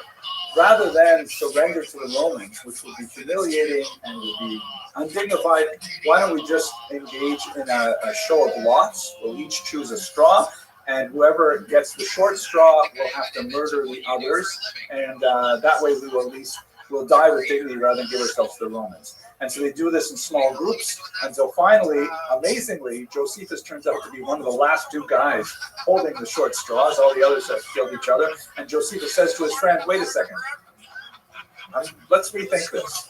And he ultimately decides at that point not to kill him. And that's when he presents himself to Vespasian and the rest of his career we mentioned. So Yotapata, which fell in the summer of 67, is where Josephus ended his career with the Jews. Meanwhile, a really important note that's difficult to get into the chronology, but it's extremely important for us in this room, and that is that a group of Jews led by Yochanan ben Zakkai negotiated with Vespasian. The story of this negotiation is described in the Gemara and Brachos. It has Yochanan ben Zakkai smuggling himself out of a siege to meet with Vespasian and present particular demands to him. There's a miraculous event where Vespasian has had dreams about Yochanan ben Zakkai and sees him as a holy man, so he decides to grant him his 3 wishes. One of them is, "Tenli Yavne v'chachameha," give me the town of Yamnia, which is here closer to the coast, and its sages. And this means that the small coterie of Pharisees, who were largely opposed to the war, they were not interested in fighting against Rome. They felt that it was futile and a waste of energy and dangerous. So Vespasian allows him to take a group of Pharisees from the besieged areas and move to Yavne, and that proved to be the nucleus of the growth of the future Jewish community, spiritually in particular. So just mentioning that as a footnote now, because we've got to get to the sectarian infighting. So one of the other groups that I didn't mention, of course, were the early Christians. Christianity is just beginning at this time. The crucifixion is around the year 30. And this particular scene shows you an event that's described in the book of Acts that shows here the procurator with King Agrippa. He definitely does not look nice. This is not like a sympathetic and his sister Berenice are meeting with St. Paul, the Apostle Paul. Agrippa apparently was very interested in religion in general, and he would interview Paul to try to understand what exactly is going on with Christianity at this time. But in terms of what would happen to the Christians is, during the siege of Jerusalem, they would largely flee to the eastern bank of the Jordan River, to a place called Perea, and then later they would return, and they would claim that the destruction of the temple was essentially a punishment for rejecting Jesus, and this becomes a really fundamental building block in Christian theology thereafter. But in terms of the war, Nero commits suicide in the year 68. He's dealt with some really challenging things with the burning of Rome and the tax revolts and so on. And this puts Rome into a period of civil war as several figures are competing for the throne. Vespasian, who is right now in Israel, will ultimately become the emperor, but the chaos in Rome means that the Jews have a little bit of a pause in the fighting. There's not much fighting going on in the years 68 and 69 because Vespasian is going back to Rome and he's going to sell things there. And this gives the rebels a tremendous amount of time to figure out what they're going to do with the impending Roman advance, and they completely waste it. They spend more time fighting with each other than preparing for the attack on Rome. Paul is, meanwhile, by the way, making his way throughout the Mediterranean, proselytizing in largely Jewish cities, but speaking to a lot of Gentiles who are fascinated with the new religion, and ultimately that would represent the growth of the faith as a whole. So various rebel groups begin to converge on Jerusalem. Many of them were displaced from Vespasian's early attacks in 67 in the north. Others came from their bolt holes around Masada, which was ruled by one of them, and the south in Idumea. And they ultimately take over the city of Jerusalem, multiple rebel factions, and they engage in mutual infighting. While Romans regroup, the Jews fight each other. The Shimon Bar Giora, one of the most noted of the rebels and a ferocious, fearsome warrior, he took over much of the lower city of Jerusalem. John of Giscala, coming from the north, took over much of the temple courtyard, and Elazar ben Shimon was largely ensconced in the Heichal itself. And they fought with each other so bitterly that amazingly, they actually burned each other's stores of grain.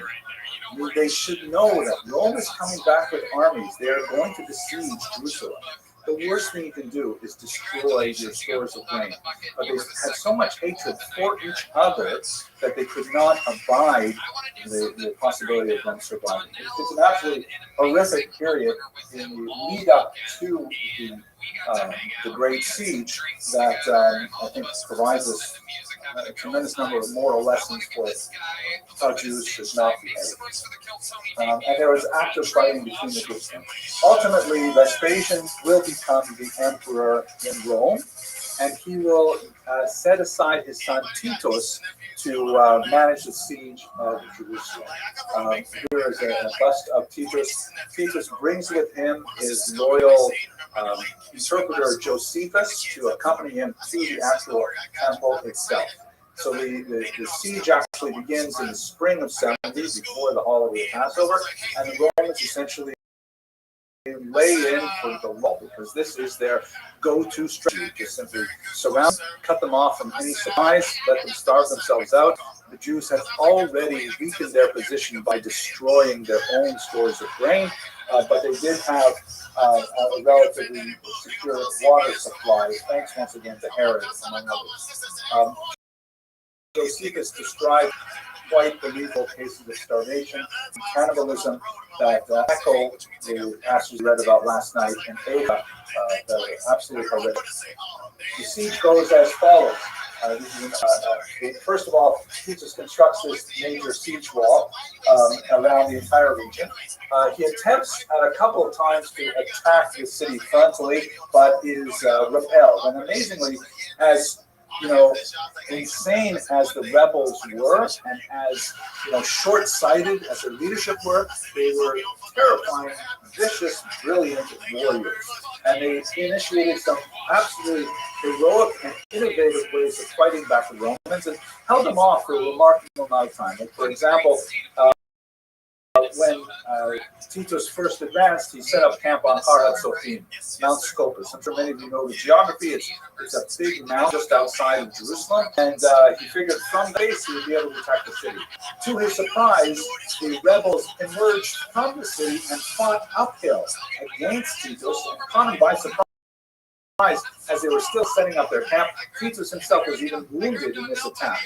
Eventually, the legion was able to push back, but it was remarkable that they would attempt to act as great pushback. And another example, the Romans would build these massive sieges that, because they were heavy and because of the valleys surrounding Jerusalem, they had to construct these huge earthenware ramps to be able to bring the siege engines up to the wall.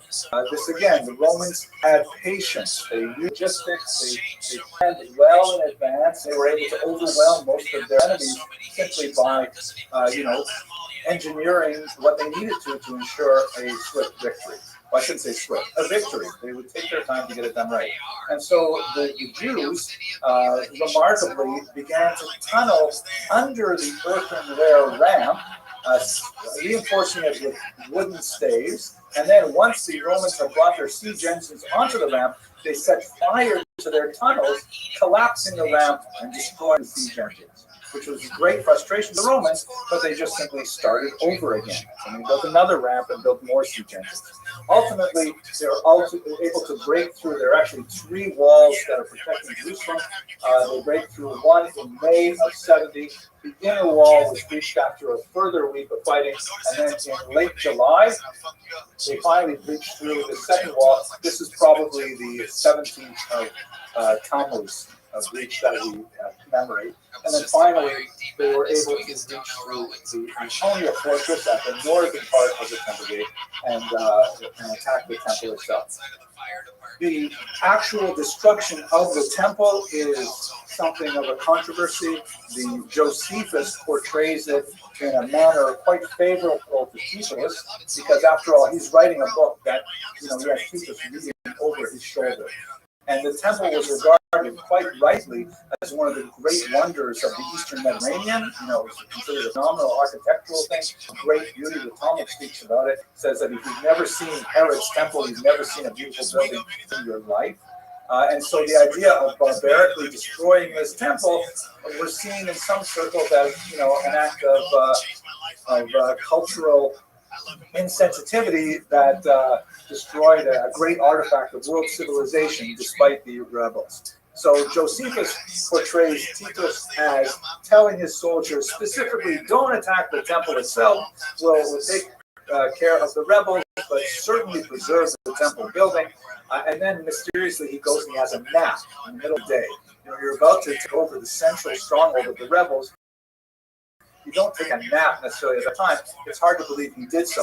And then they woke him up once the temple was actually aflame. And he came out, and apparently, according to Josephus expressed his displeasure. It's far more likely that in the context of the bitter fighting, which was absolutely intense, the Roman soldiers were perfectly happy to set fire to the temple, and he did not object. But we don't have that in the Josephine record. We do have more of it in the Talmud itself. And that ultimately is the destruction of the temple itself. This is the moment which the Romans rightly declare the war over. There are still mopping up operations. There are still a few strongholds where the rebels have maintained their position. Perhaps the most significant of them is, of course, here at Masada. I forgot to mention before I get to Masada. The Romans, at that point, engineered a huge propaganda event to celebrate this victory. They constructed this massive arch, which still stands today in Rome. It's called the Arch of Titus, that celebrates his victory over Judea. And of course, underneath there is this famous bas-relief. There's a better resolution image of it, which shows Roman soldiers bringing the spoils from Jerusalem back to Rome, including including the menorah. See here, the base is something of a controversy. And on the original, which was reconstructed actually by Stephen Klein of Yeshiva University, using microscopic paint chips that were left behind. The Romans were very, very garish. They like to paint their sculptures. It's all in blues and yellows, very cartoonish. But it clearly says that they're bringing with them the Jewish law. I can't think what exactly they're bringing. The Jewish temple and the Jewish candelabra. You see here the chatzot and other things. This is maybe the shulchan that they brought along. They made a triumph, which is a great procession, a parade, which culminated in the public assassination of Shimon ben Gioria, the public execution of Shimon ben Gioria, and then weeks of feasting afterwards. The Romans really wanted to make a big propaganda victory out of this. They also used coinage, and we have about 24 examples of the infamous Judea Capta coins that were minted by Vespasian and his successors, celebrating their victory over Judea. The coins are very similar. There's always on one side you have the face of Vespasian, sometimes Titus and others, and on the other side of the obverse you have a woman representing Judea who is seated, sometimes despondent, looking like she's saying Tachanun, sometimes with bound hands, with a balsam pine behind it. This is one of the major exports of Judea at the time. And frequently there's disproportionately large Roman soldiers lording over it. It's a lot of fascinating research on what exactly, let's just step back for a second. What are you talking about Judea Capta? Judea was Capta over 120 years, right, when Pompey came into the region. This is essentially a rebellious province that Rome was able to quell the rebellion. So a lot of scholars pointed out that this new Flavian dynasty of emperors really wanted to convince the Roman population, the empire at large, that no, we're still in charge and we're taking care of business, and they wanted to mount a huge propaganda campaign to convince Romans of the viability of the new Flavian dynasty. And the Jews happen to be in a waste of wrong time for that. Certainly, down to Masada, this is one of the last mop-up operations of the era.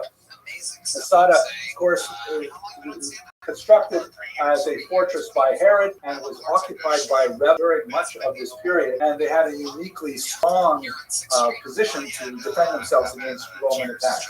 So they sent another legion under Silva to conquer the territory, and they again did the same thing. They waited them out. They set up a siege wall, massive ramp of 80 meters high, a siege tower with a ramp to bring it up to the walls at the top of Masada, and then they finally reached the walls. When they entered, according to Josephus, unfortunately Josephus is the only source we have for this, the rebels had all determined that they would take their own lives rather than surrender to the Romans. Now, this is very problematic for modern historians because typically when we have only one source for an event, we try to look for some kind of corroborating information, and we don't have anything here. All we have is Josephus, who tells us this mass suicide story of Masada.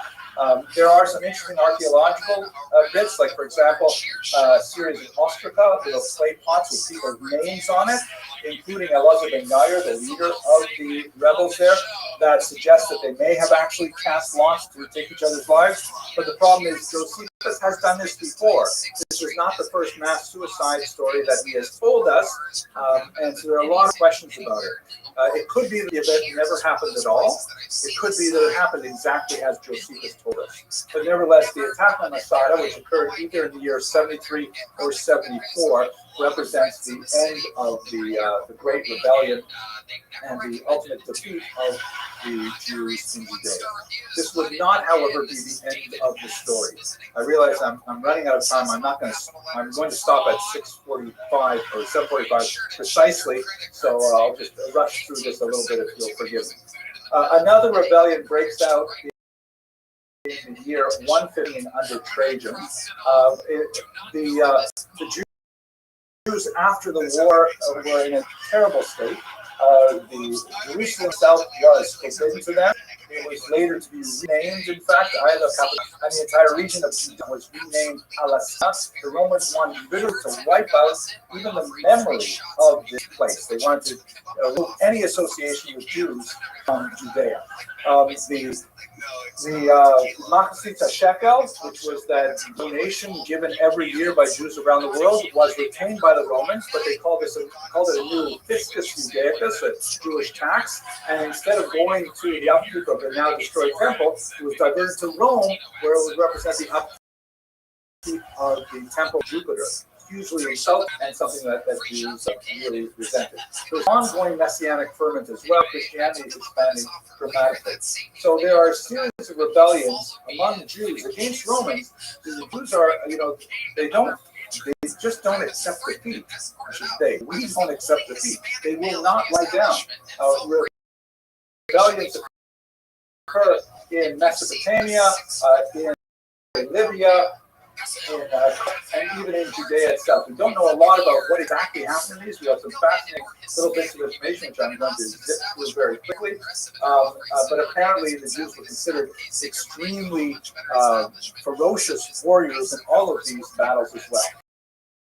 The last one which we really should consider is, of course, our Kochba revolt, because 20 years later the Jews rebel again, and this time with much more success than their previous rebellions, largely because of the dynamic and visionary leadership of one leader, Bar Kochba, who was quite distinct from the period we described earlier, where there were multiple rebels who were all fighting with each other. This is the famous menorah constructed by Beno Elkan that sits outside the Knesset. In the central panels, you have here a representation of Moses at war with his hands raised against Amalek, and then to his left, you have David HaMelech also in war with the head of Goliath raised overhead. And the third great figure in this menorah is Bar Kochba, shown here, bound by and bent over by the weight of his rebellion against Rome, which ultimately would be unsuccessful as well. We have lots of sources for this. We also have some great archaeological sources discovered by Yigael Yadin, the chief of staff of the Israeli army, and also a world-renowned archaeologist. I'm going to zip through a little bit of this here. One last detail I should mention here. The Gemara has a lot to say about Bar Kochba. Fascinating how he says that his soldiers were so well trained that in order to get into the army, you had to pick up a sapling out of the ground while riding a horse, that they would actually amputate their thumbs. I don't know exactly why. I never quite understood the Gemara. Rabbi Akiva famously thought that Bar Kochba might even be Mashiach. He might even be the anointed one to lead the Jews. And another figure, Yosef ben Yegada, said to him, Akiva, grass will grow from your cheeks before Bar Kochba is Mashiach. To say you'll be long dead, or anyone like Bar Kochba Mashiach. Anyway, the causes of the war are something of a dispute. They're definitely associated with Emperor Hadrian, who visited Judea in the 120s and then came back to deal with the war. It's not clear whether it was a result of persecution or the persecution came afterward, but this was definitely a period of phenomenal attacks on the Jews. This is the period of the Asara Oge Malchus, the martyrdom of the 10 martyrs of the state. Rabbi Akiva's horrific death, Rabbi Hanina ben Teradion's horrific death. We talked about them in the keynotes this morning. This is all associated with this last and final war against Rome.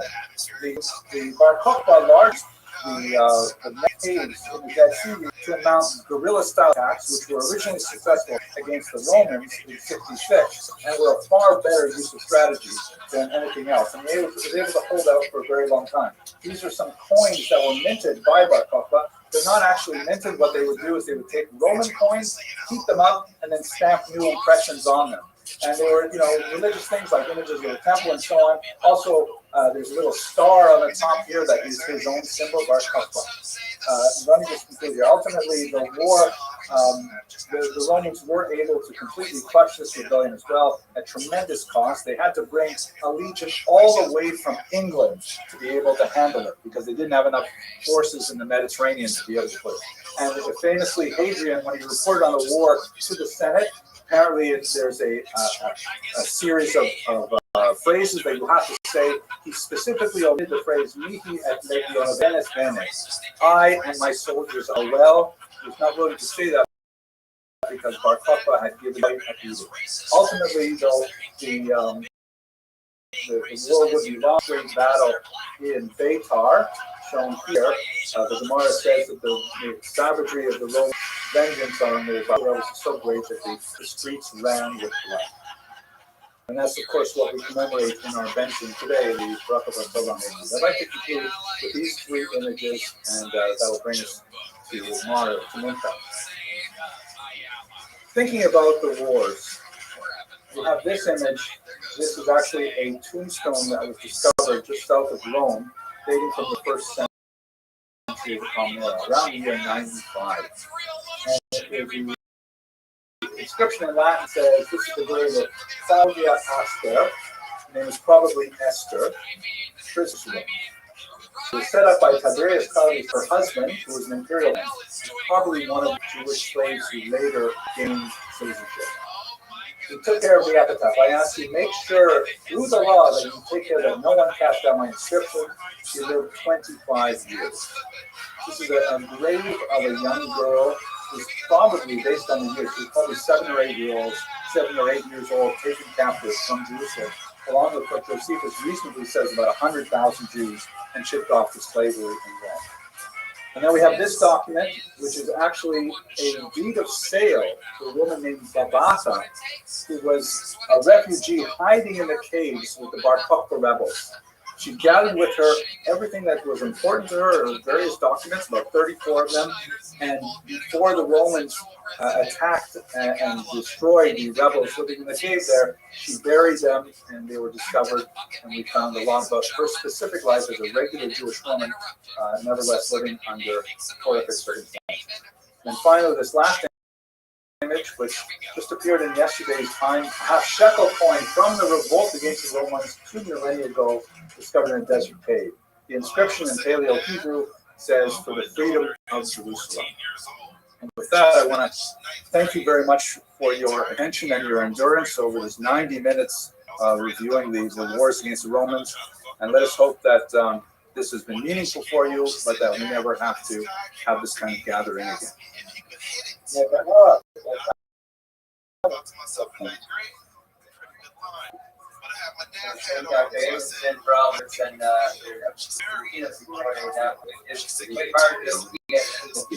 Phrases about dying. But I'm in the middle of interesting. I was on the Zoom the whole time. There was like 5-6 minutes that I just forced to not pay attention, and I need to catch up on that. I hope I can ask follow up you.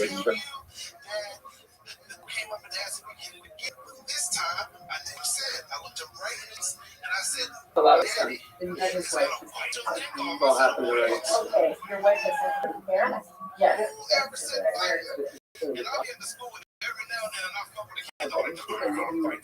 We're not sure. We're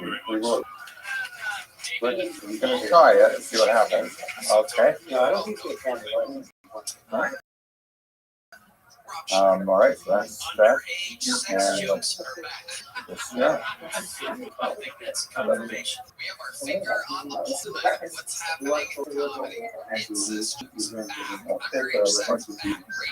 Okay, and let's just see if this works. And then Rabbi will be ready to go.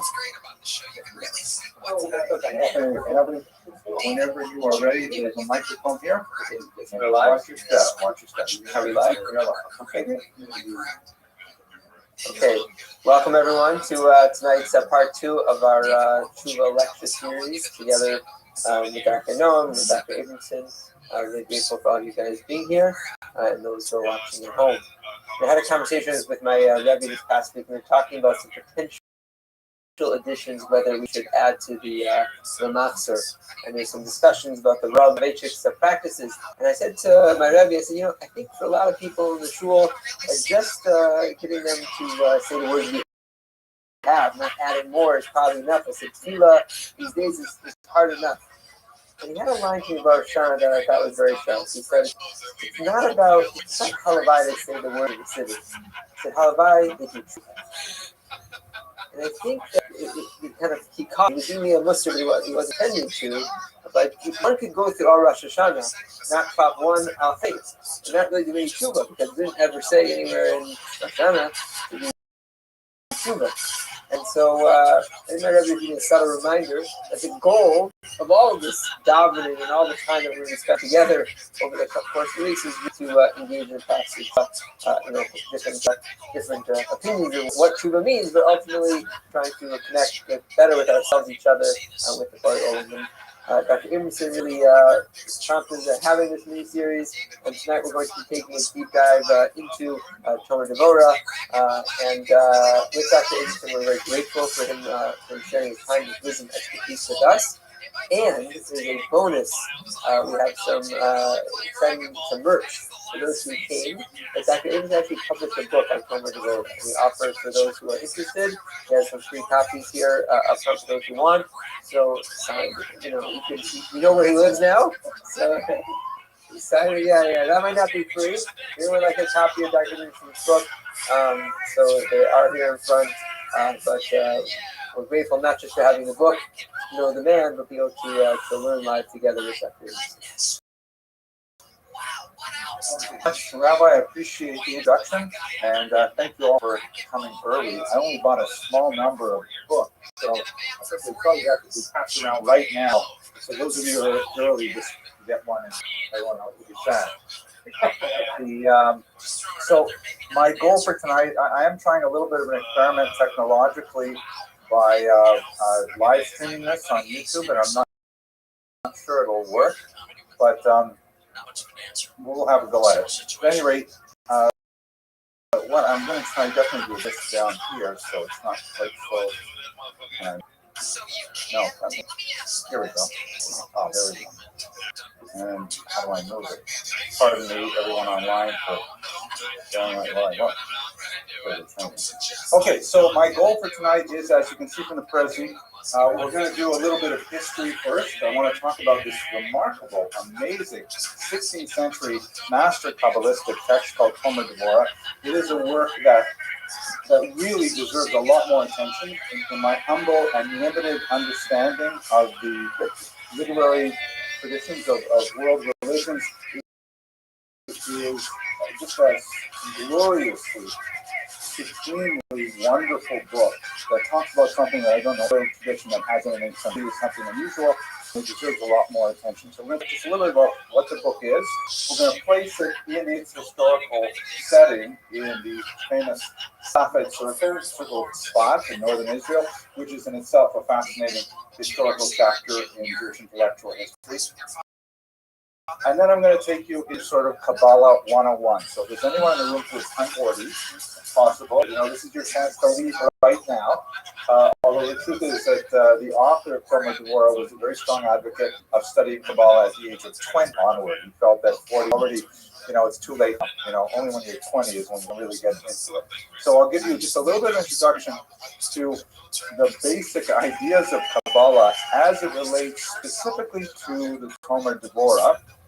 And from that point, we're going to go into the actual crash course. There are 13 distinct strategies for how to forgive people in this book. And we'll have time to maybe do 3 or 4 of them. Ideally, we could have an hour on each one of them and not exhaust all of the tremendous wisdom in them. But we'll just look at my favorite 4, and then we'll wrap it up for the night. So I hope this will be a useful presentation. I can tell you that it is something really important for me.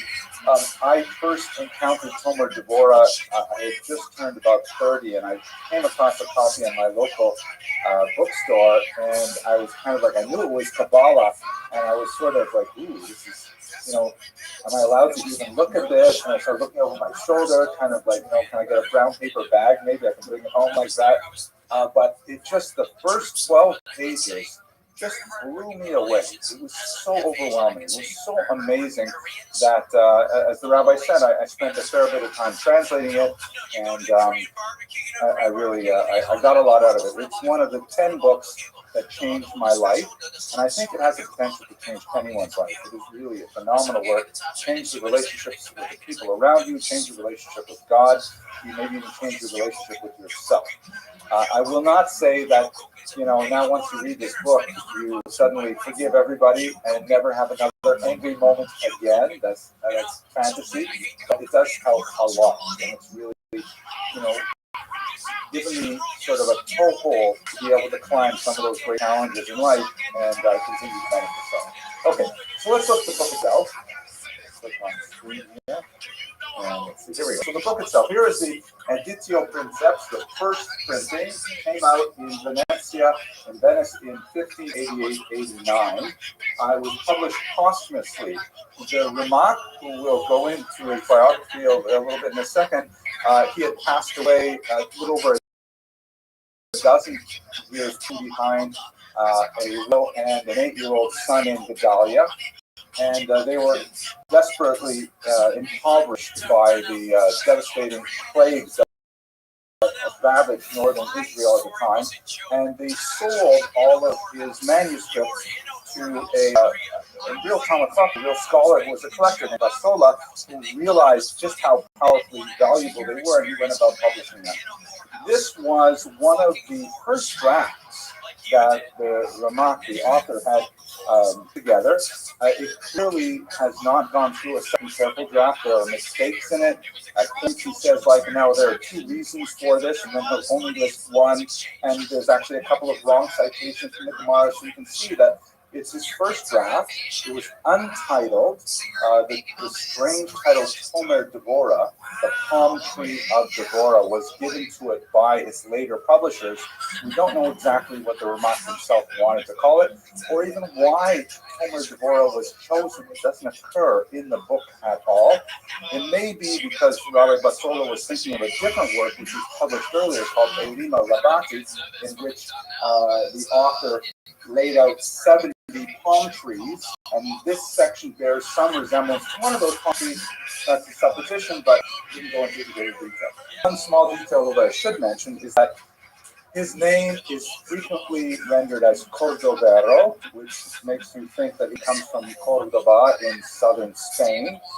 That's probably incorrect. As you can see from the spelling here, and we'll see it also on his Marseva illustration, it's Cordoero. It's a Portuguese spelling, but it's kind of a strange thing to pronounce in Hebrew, so it was sort of mangled into Cordovero, and that has become standard, even though it's probably not correct. Nevertheless, it gained phenomenal popularity soon after its first publication, largely because it was picked up a generation later by the Shalach HaKodesh, the Holy Rabbi Horowitz, who wrote a massive, very popular collection of hashkafic and halachic essays, and he basically said, this book, Tomer Devorah, is so amazing, I am now going to include all of it in my book, the Shalach HaKodesh, and because it is a very short book. The entirety of Tomer Devorah is about 30 pages long. Chapter 1 is about a third of the entire book, and that's what we're going to focus on today, the chapter on forgiveness. This particular book represents a new initiative in Jewish intellectual tradition, specifically that of what some have called Kabbalistic Musar. Musar is, of course, like the literature that builds towards ethical development, classics like Kovos Labavos and Silas Yesharim and so on. One might say Pirkei Avos. But they all have different sort of tracks, different sort of ways of appealing to the reader. Some Musar is really super negative. We Lithuanians tend to really enjoy that style of, harsh criticism, like Shevet Musar, like Rod and Musar, like the beating with the shape. Others is kind of like Gadlus Sahaja, the grace of humanity and things like that. So this is a particular genre started by the Ramak, Kabbalistic Musar, which uses the Kabbalah as the launching pad for discussing ethical concepts. It's not theoretical in the sense of how did God make the world and what is the soul and what is the afterlife. It's not theurgic Kabbalah in the sense that we're not trying to create a golem or some magical act. It's basically a question, what does the Kabbalah have to teach us about interpersonal relations. That's what he really started with. The fundamental premise of Torah is exploration of the concept of halachta b'drachav, and you shall walk his ways, meaning you shall imitate God, or Latin term imitatio, to imitate God. So the Ramak asks a really important question. If we have this idea that we are supposed to follow God's ways, so how do you actually do that? I mean, are we supposed to be destroying cities like Sodom and Gomorrah? Are we supposed to be, making decisions about who lives and who dies and places, things like that? Those are all things that Hashem does. And Tanakh, how do we know which actions to choose and which actions not to choose? So he says, if you want to do that, first you have to understand who God is. And the first thing he does is go into basically an anatomy of God, a personality analysis, if you will, of God. There are some serious limitations to that, as we shall see in a second. But once we have this kind of working idea of who is this God that we worship, then we can say, all right, now we know what we have to imitate. That's exactly the proposition of this book.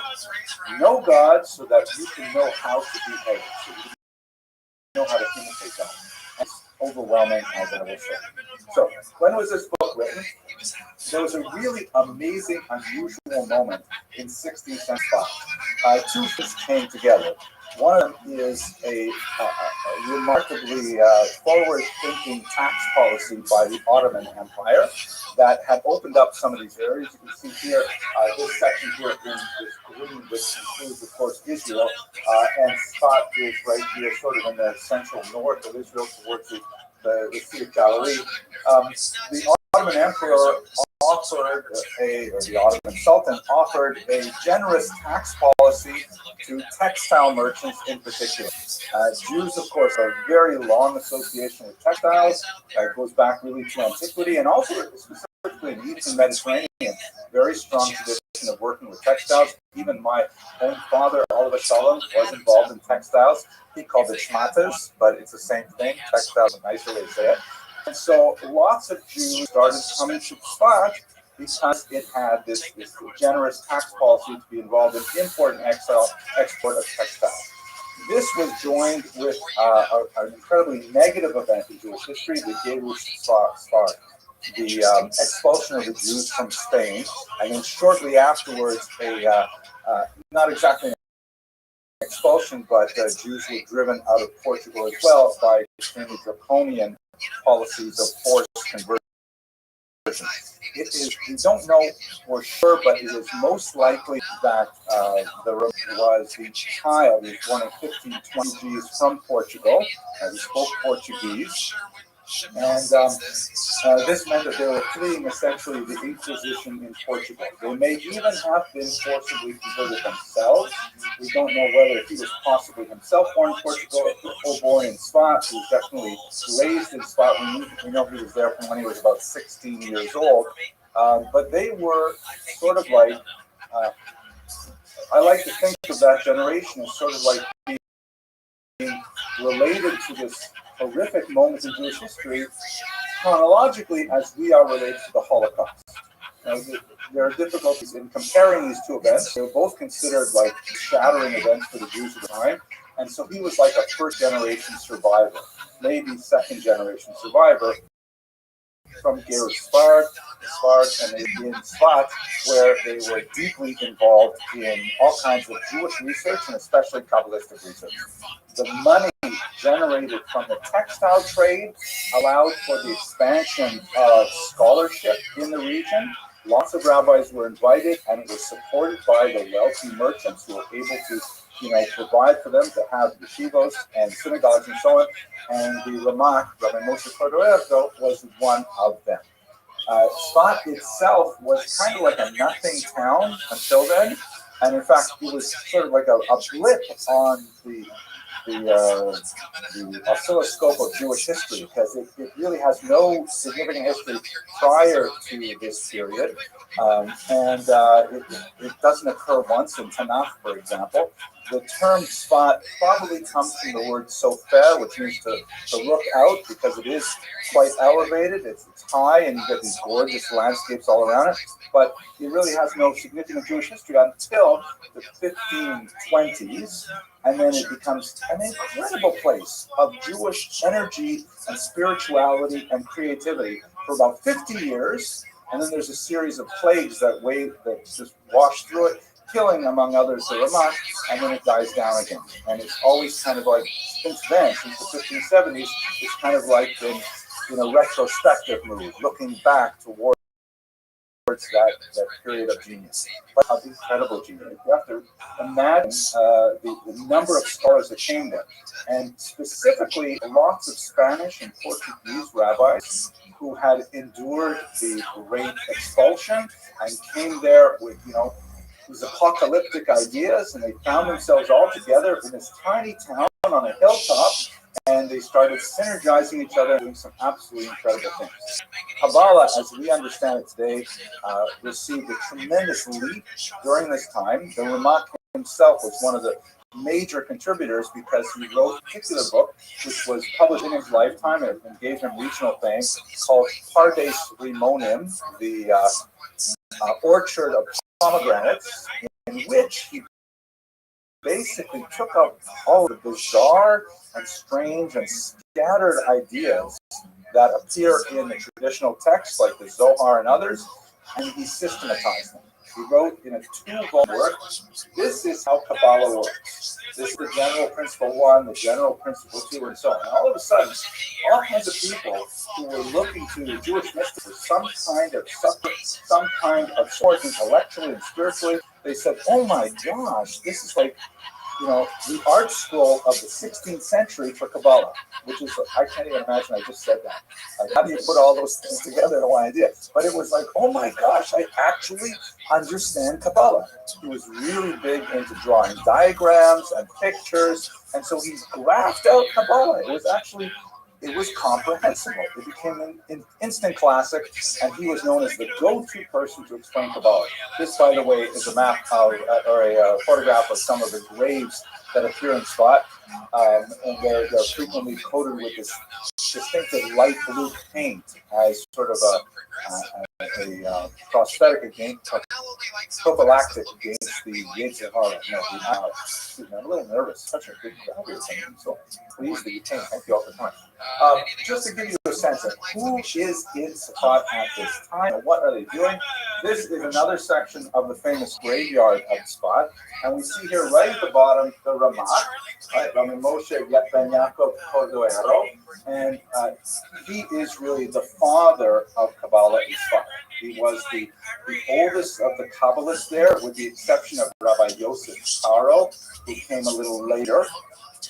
Yosef Karo had made his way through Constantinople, but he ended up in Spot as well. Of course, the author of the Shulchan and a Maccabees himself. So here is the Ramak, and just to show you in very close proximity, here is Rabbi Shlomo Halevi Al-Kabetz, the author of Rabbi Likrat Allah. We sing every Friday night. It's a universal minhag among Jews. This was his brother-in-law, slightly older than he, and the two of them had this strange kind of habit that they would go out on what they called gerushin, or literally divorces or exiles, and they would go off and wander throughout the hillside in the region of Spot, and they would just and the Ramak wrote about this. He wrote a book called Sefer Gerushin, in which he, described his travels with his brother-in-law, who was also his Rebbe, and they would walk along until they felt like special spiritual influences, and then they would sit down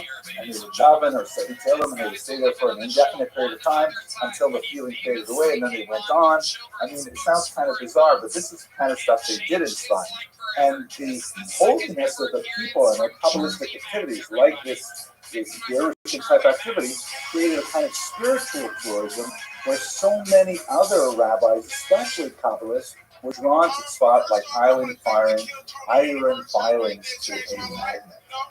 And one of the greatest of them, of course, was the Harif, the great Isaac Luria, Isaac Ashkenazi, who came from Cairo, the region of Cairo, specifically to study with the The Ramak was the Arizal's Rebbe.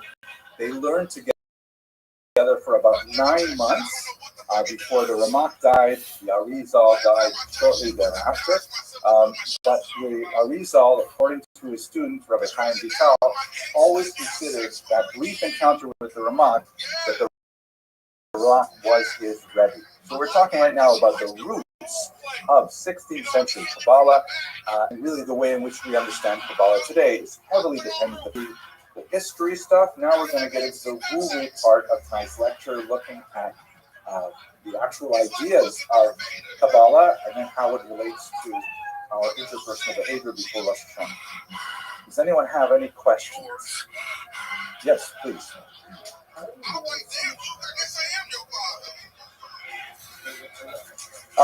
Most of the biographical details of his life, we have, first of all, his own writings, and he does write some autobiographical information like the Sefer Gershon. We also have the testimony of the collector who purchased all his manuscripts, Rabbi Moshe Basal. Why is my, I'm not used to speaking so late. Because you're here, my wife is here, so I'm a little nervous. But Moshe Basalo, he wrote quite a bit, like he published this Toma Devorah, and everyone was saying, my gosh, who wrote this amazing book? And so he had to produce data about it. We missed out a lot of really important things. We don't know, for example, his wife's name. Amazing. We don't know if he had other children besides Gedalia, who was the lone executive of his will. But it is the 60s. Printing is around now, so it's possible to put together all the details about his life. Also, there's a strong hagiographic tradition, right? Like when you have a Rebbe like the Ramak or the Arizal, you write down all these personal details about them. Because, you revere them. So we do have quite a bit of data that. Not as much as we'd like, but quite a bit. That was an easy question. Then I have a hard question, a hard question. Yeah? Okay. All right. So you ready for the difficult stuff now, the woo-woo stuff? Here we go. Okay. So here's the fundamental question of Kabbalah, and also really the fundamental question of any monotheistic religion. If we believe that God is infinite, then how does an infinite being translate into a finite universe? God truly has no boundaries whatsoever, and what am I? Am I either somehow completely subsumed within God? It doesn't feel like that. Most of the time I feel quite distinct from God. Sometimes I feel really good, but no, mainly I feel quite distinct from God. I know that I feel like this table on this TV. This is not God, right? So how is that bridge between infinite and finite crossed? How do you get from A to B? So the Kabbalists, you see this really in very, very early sources, but it's explained with great clarity by the Ramak and Pardes Ramonim. God, as it were, engaged in a process of self-contraction called tzimtzum, shrinking, in which, if you remember your high school biology, it's kind of like the reverse of like when the paramedic swallows up something else. God, as it were, opened up a vacuum within himself to say, here is a not God place. But then if God is in that place, how can anything exist there? What exists other than God? So then God reinserts himself, and there's lots of diagrams of this, and usually you see like these big concentric circles with a tiny little draw coming into the center and things like that. God reinserts himself into that vacuum, and that is the physical world that we live in. It's intentional removal of God and then careful reapplication of God, but in a very different way. Also, the metaphor that can use is that of the throat, which are these six sort of containers of godliness that eventually translate into the material world. You may have heard of the famous doctrine of Shvirat HaKelim, the destruction of the vessels, which basically goes like this: that God, as it were, the metaphor is God pours hot oil into a ceramic pot, And the ceramic pot is unable to contain the hot oil, right? Imagine the hot oil is like the infinity of God. It's not is the attempt to create a finite container, but it can't handle it. It's overwhelming. So the pot smashes, the pot shatters. If you have ever been to the Soviet Union, we used to serve tea in like glass cups, and one in every 4 or 5 cups would certainly shatter hot water in. So it was like that. So the first container, which is kept there, well, let's just assume it's kept there for now. There are some exceptions. It shatters, and that rains down a mixture of that hot oil, which is like godliness, together with the material of the keli, of the vessel, and it falls into another clay vessel. But it's still too hot.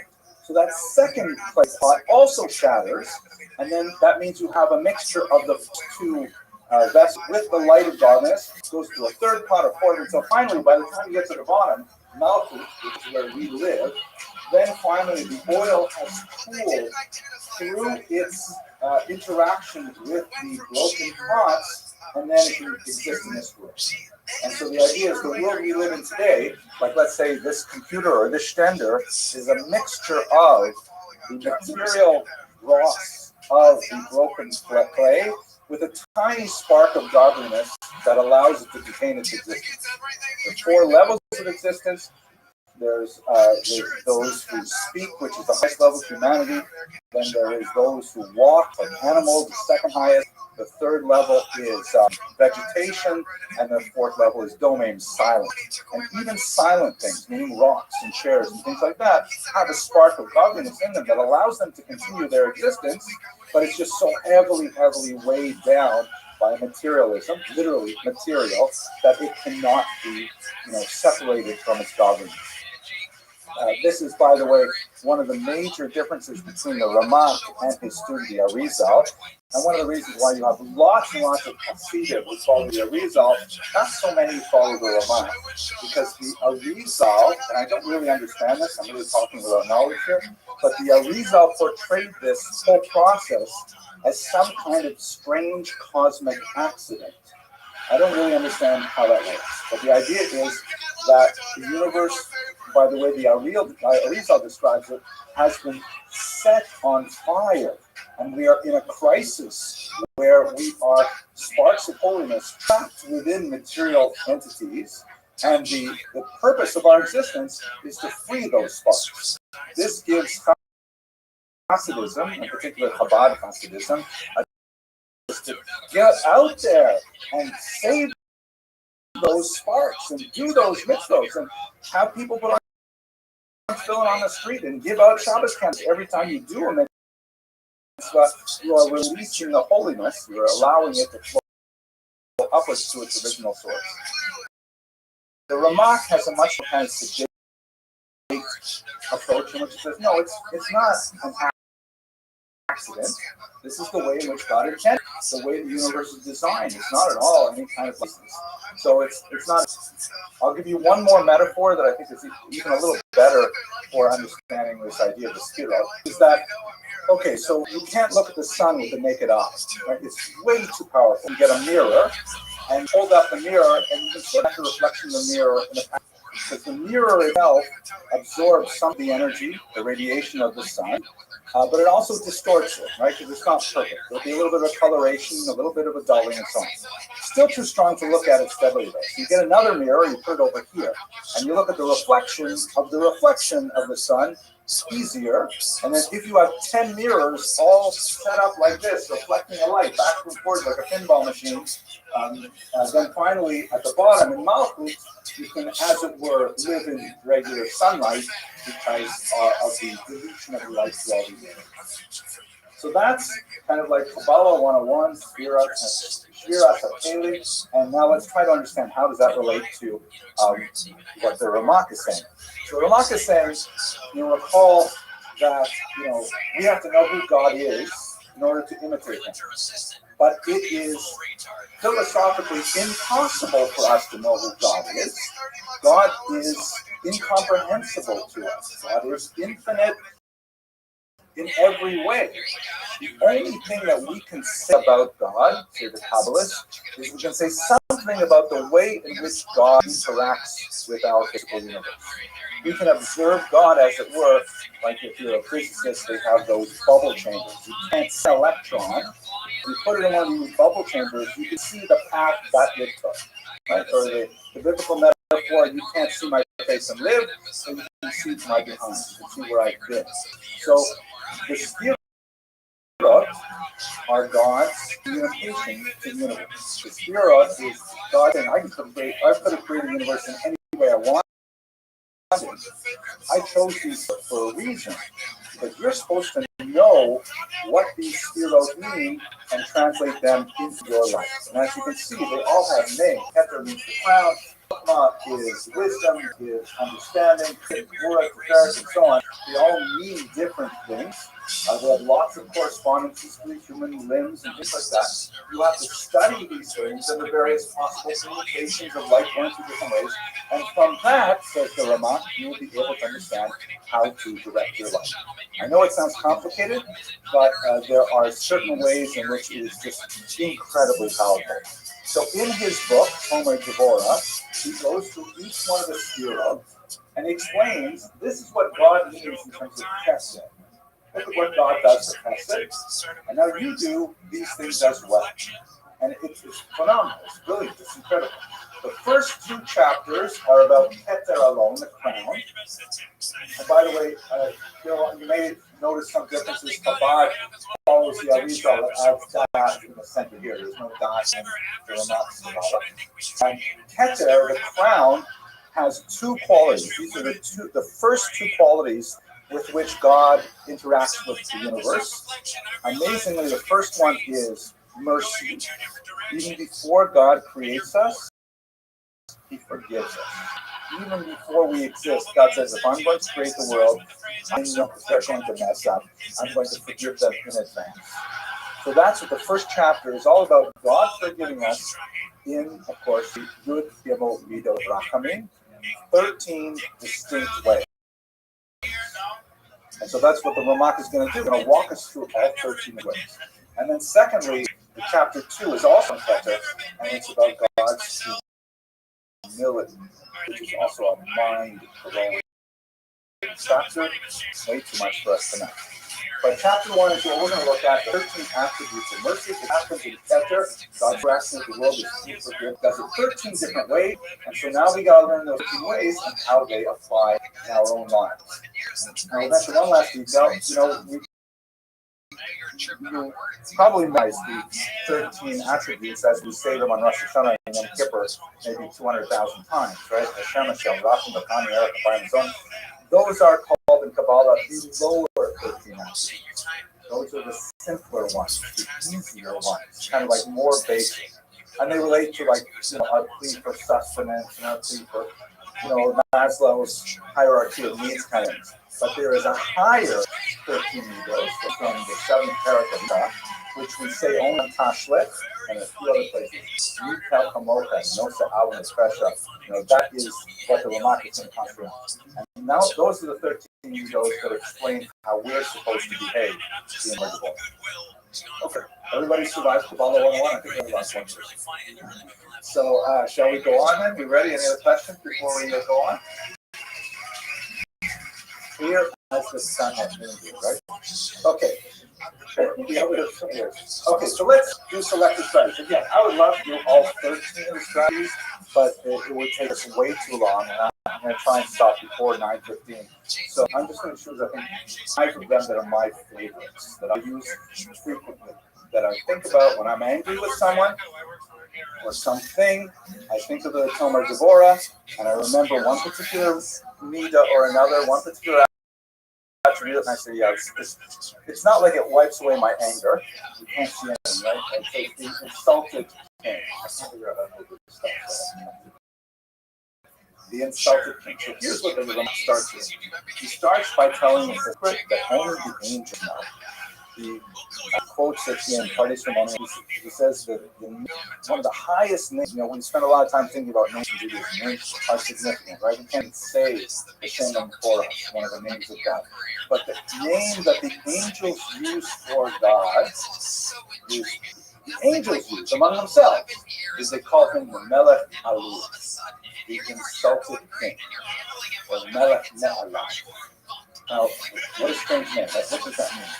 The Ramak explains that, creation, basic Kabbalistic idea, creation is not a one-time thing. We're not deists that believe that God created the world like a clock and wound it up and then walked away. God is constantly involved in creation. Creation is an eternal process. It's massive voracious, but all young. And the fact is that nothing all occurs in the universe unless God gives it energy to happen.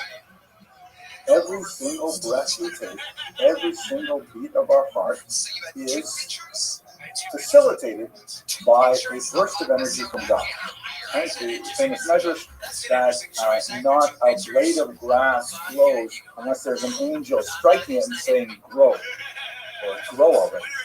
So the energy is constantly flowing to us from God to allow us to do everything we do. And say the Malachim, the angels, that is also true when we choose to do Averos and choose to stay. So if I were to go to McDonald's and have a cheeseburger, every single act of peristalsis as I'm swallowing the cheeseburger, God is saying, okay, here you go, here's some more energy. Please don't eat that cheeseburger. Okay, all right, here's some more energy. And God is allowing my heart to beat. God is allowing me to, walk over and say, can I have a cake with that, please? Whatever it is.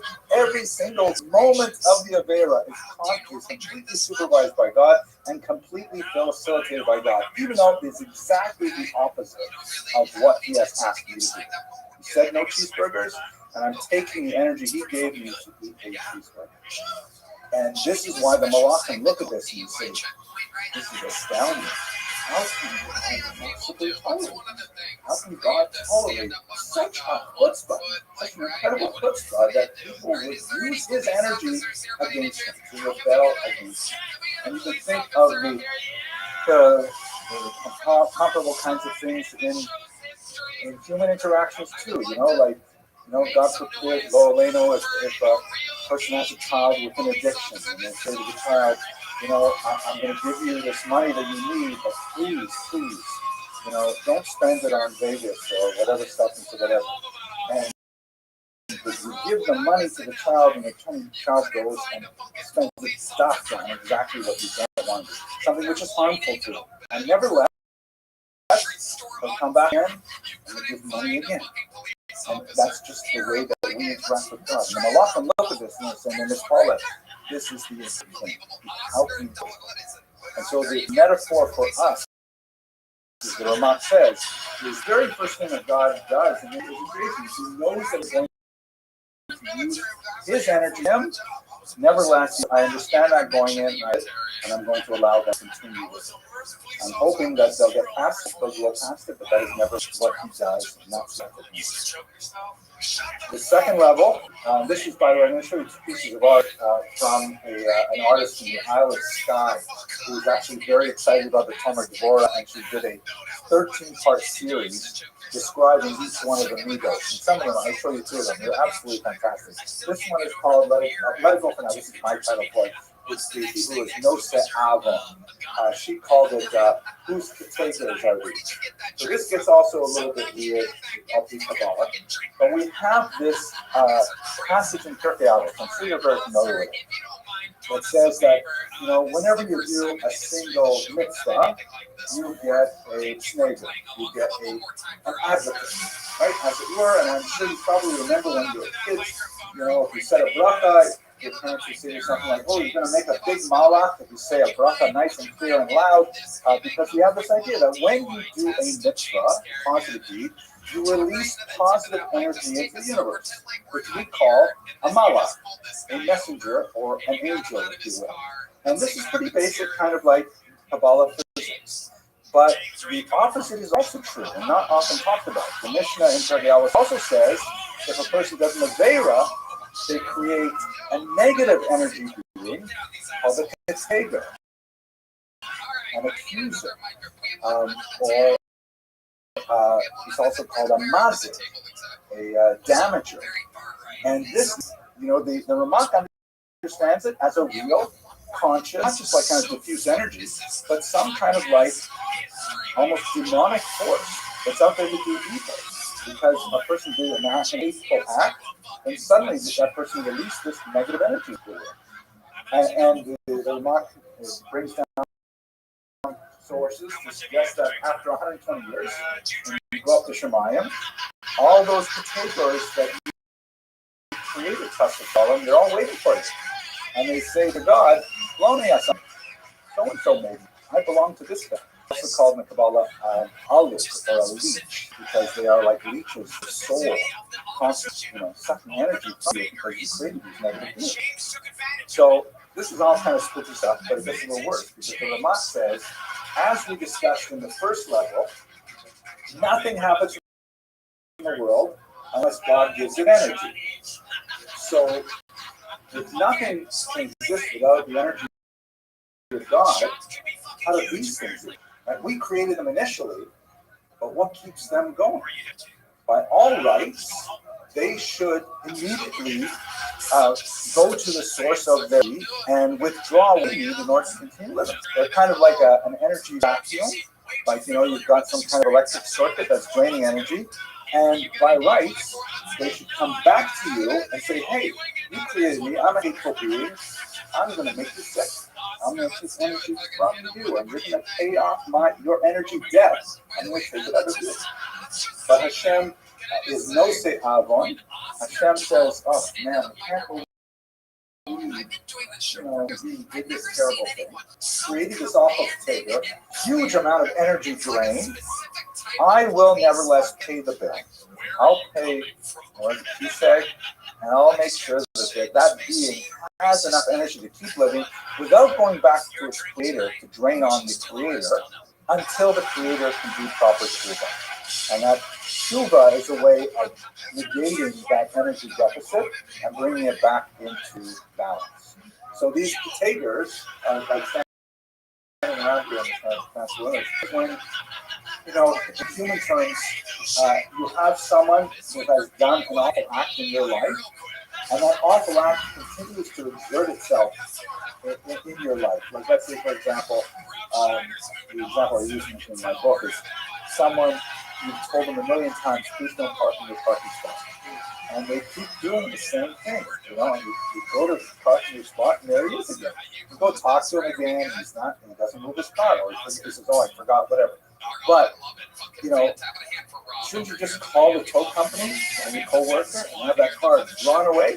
But instead, the Ramak would say, no, tolerate it, talk to him nicely, calmly, give him a chance to figure it out on his own if this is the wrong thing to do. And eventually he will get there. Don't come down like a ton of bricks on him right away, because that will be devastating to your work relationship if you have this conflict. It's a lot more specific ones here. Here's a third one, which I call take care of it personally. And the Ramak here refers to again, it gets into the very deep Kabbalistic ideas of where Hashem, as it were, lives. There are like 4 worlds. We live in the lowest world, the Sia, and the forgiveness happens in the third world, the third world from the top. And God, as it were, normally for almost everything that has to happen in the world, sends out agents. He says, I have these malachim that I create, and they go and they weather run and they control the market and space, whatever is necessary. The malach do those things, but there's some things he does not. We make a big deal about a patient. I need a low sorrow. I'm going to do it myself. I'm not asking anyone to do it for me. So when it comes to forgiveness, Hashem, even though we act against him, like we saw in the first level, and we have lasting damage, like we see in the second level, Hashem will personally get involved and say, look, I'm not about forgiving you. I'm not going to just delegate forgiveness to some other person. I'm going to do it myself. The example that he gives is from Tanakh, of the metaphor of washing away the solas phanos sion, the filth of the daughters of Zion. And that's like actually a literal metaphor, not a simile, a literal metaphor. And the reason why I put a picture here of my parents, my mother, she's lived really well, my late father, this is our son Boaz. This is an old picture. This is just an example of he always wanted to be a football. Now he's finally like he's at Stanford University, sort of university at the terrible thing, but he's out there scuba diving and things like that. This is when he was about 3 or 9 years old. He caught a fish, and my parents of course also like him. So and I'm reminded, the Ramak speaks this out exactly, that there are things that a parent would do for a young child that incredible in terms of the amount of energy expended. I know that I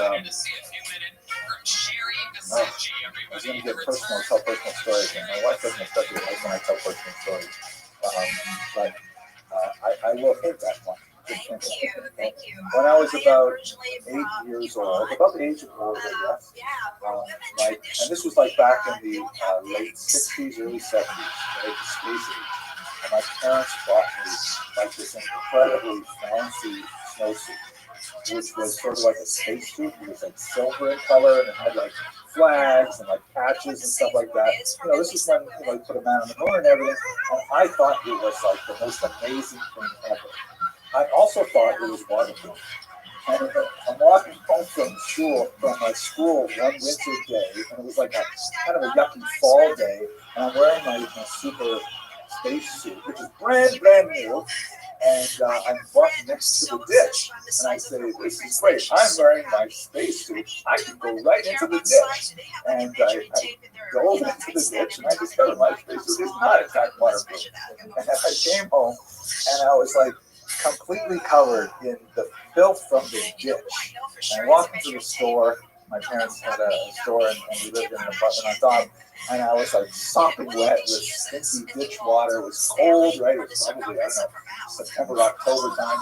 And my mother, so saintly, not a word of criticism, just took me upstairs, help me get out of this disgusting clammy thing, get into the bath, not a word of judgment against me. She never said like, oh, take care of yourself, go, you ruined your brand new snowsuit. But it was just she herself said, don't worry, son, I have everything taken care of. And that's like when Hashem forgives us. He doesn't like give it to someone for you to do it. Just take care of yourself. He says, you're ready to be forgiven, I'm going to do it personally. Very, very powerful, direct metaphors. Oh my gosh. This one is my favorite. The one I use frequently. I call it Who Makes Your Lunch? And it is from the passage in Mitzvah. And this is actually one of the pieces of art by Rebecca Odessa that she was inspired by a discussion. This is supposed to be like me, and this is supposed to be like my wife. And the metaphor inside, it don't take too long to give you all of it, but basically Ramak describes a bizarre incident in, I think it's in Zaphania, that is also discussed in the Pardes Ramonim, of how Hashem is so angry with the Jewish people at one point, he wants to destroy them all. So he sends Gabriel, the Malach in charge of destruction, go down and get some of the coals from under the Galgal, which is some kind of like thing, like Aaron Kodesh and the basic Raiders of the Lost Ark energy kind of thing, and Gabriel is supposed to go there, supposed to get some of those radioactive coals and spread them out over the entire Jewish people, and they're supposed to be destroyed. And Gabriel goes there, and he opens up the Galgal, and he looks inside. He's about to take some of those coals out, and inside the coals, there is the image of a glowing hand. And Hashem says to Gabriel, just wait a second, hang on. And the hand represents chesed. The hand represents tzedakah, giving to others. And after a while, the highest Ramon says 120 years, Gabriel standing there with, the suntan from the radioactive elements there. Hashem says, okay, forget about it. We're going to let them go. And he calls it off. And the whole story, as the Roth explains it, is that Hashem, as it were, knew that he was going to get angry with the Jewish people at some point in the future. And so then he left himself in advance a reminder of something that he appreciates about the Jewish people. He left in the Galgal itself this image of a hand. I know these are bizarre anthropomorphisms. I don't know what to do with them. It's Kabbalah. But the hand reminded him that even though they deserve destruction, they are charitable. They do give to them. And so therefore he said, now here the Ramak says explicitly, this is especially good for spouses, that when you are angry with your spouse, which in my case happens about once every 25 years, you have to, in your mind, some kind of little token, you have to prepare in advance. It's like forgiveness requires work in advance. Put in your mind a token that when you get that level of anger, you remember that token, and it will kind of like be just like a little stop sign. You can run right through a stop sign. I've done it many times. Not really, but you can run through a stop sign, but it is some kind of reminder. And the reminder that I have is that my wife always makes my lunch. Even if she is a little irritated with me, which again rarely happens, but she always makes my lunch. She always thinks, okay, what is my husband eating the next day? And it should be very delicious and nutritious and stuff like that. And like that's just a constant avoda of her. So it's hard to get angry with someone who always does that. They think that you may be angry with something totally different, something bigger or whatever it is, but you have at least this one thing you can count on. And I've used this particular meter so many times. There are people who I always remember that they're punctual.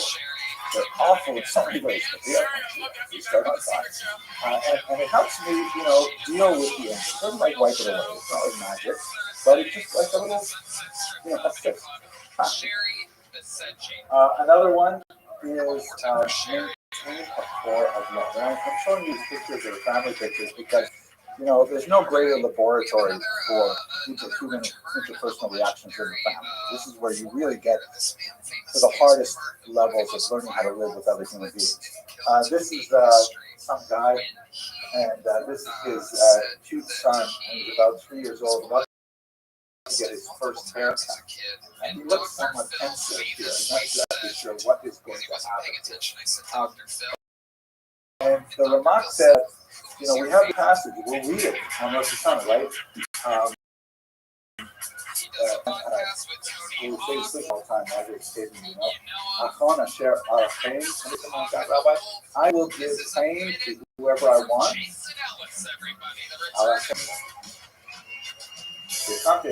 No, that's not it.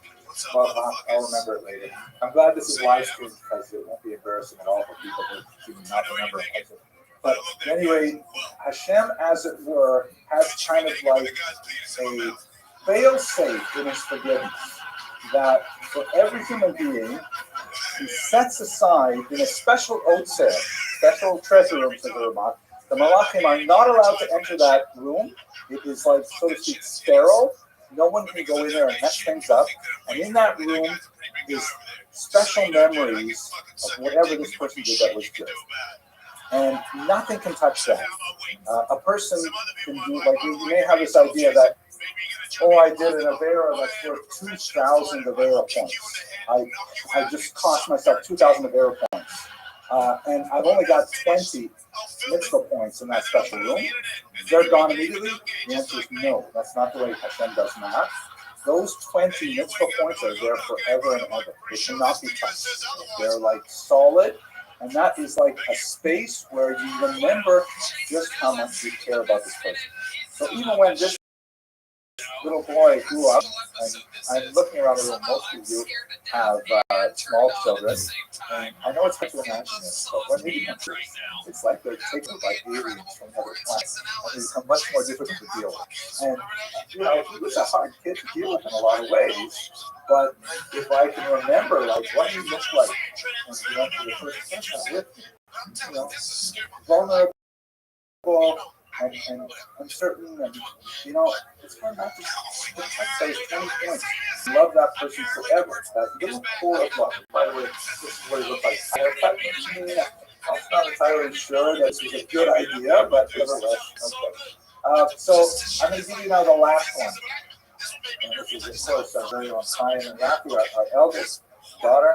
And this is the 13th level.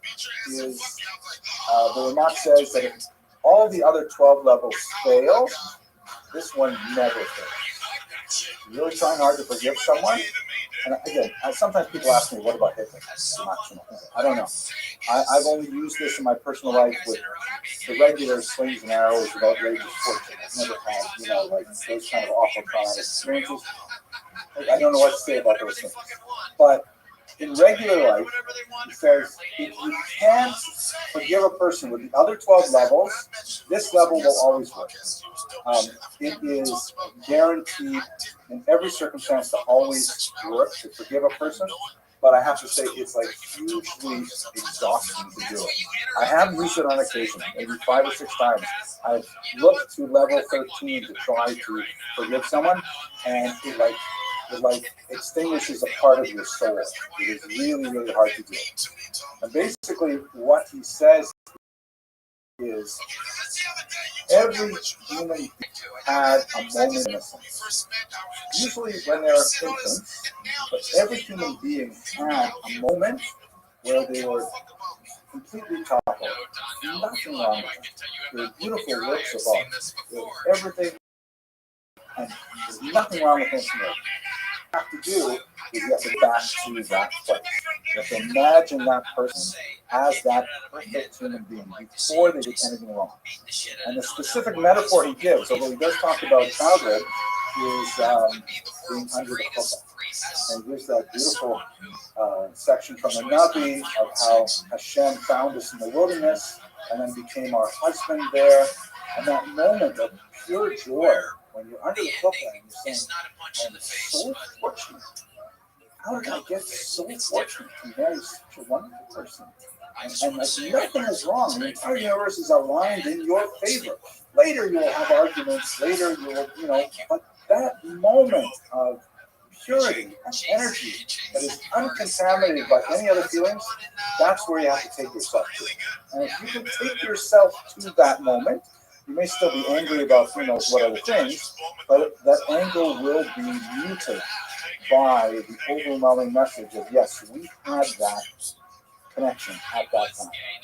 And that's the 13th level. It is, again, exhausting. When you're really angry with someone, it's hard to think of that moment. But it is, well, we're still married, 34 years later, right? Okay, so I'm going to conclude now, and I'm just going to tell a story about the same daughter. This is Rafaela when she was about 2 or so. And I think one of the powerful lessons in Judah I ever learned was from Rafaela. And it goes like this. So this was when I was doing my dissertation, and my wife was working at in Westchester at the Federation, and I was unwisely in charge of Rafaela and her sister Denise. And I would be working, writing my dissertation papers all over the place, and the kids would basically be doing whatever they want in the rest house. And then I would look at my watch, and I know my wife would come home in 15 minutes, and then she was cleaning things up, and trying to make it look like everything was okay. And one day, I'm working really hard on particular writing, and I realized I don't feel they found something really tasty to do.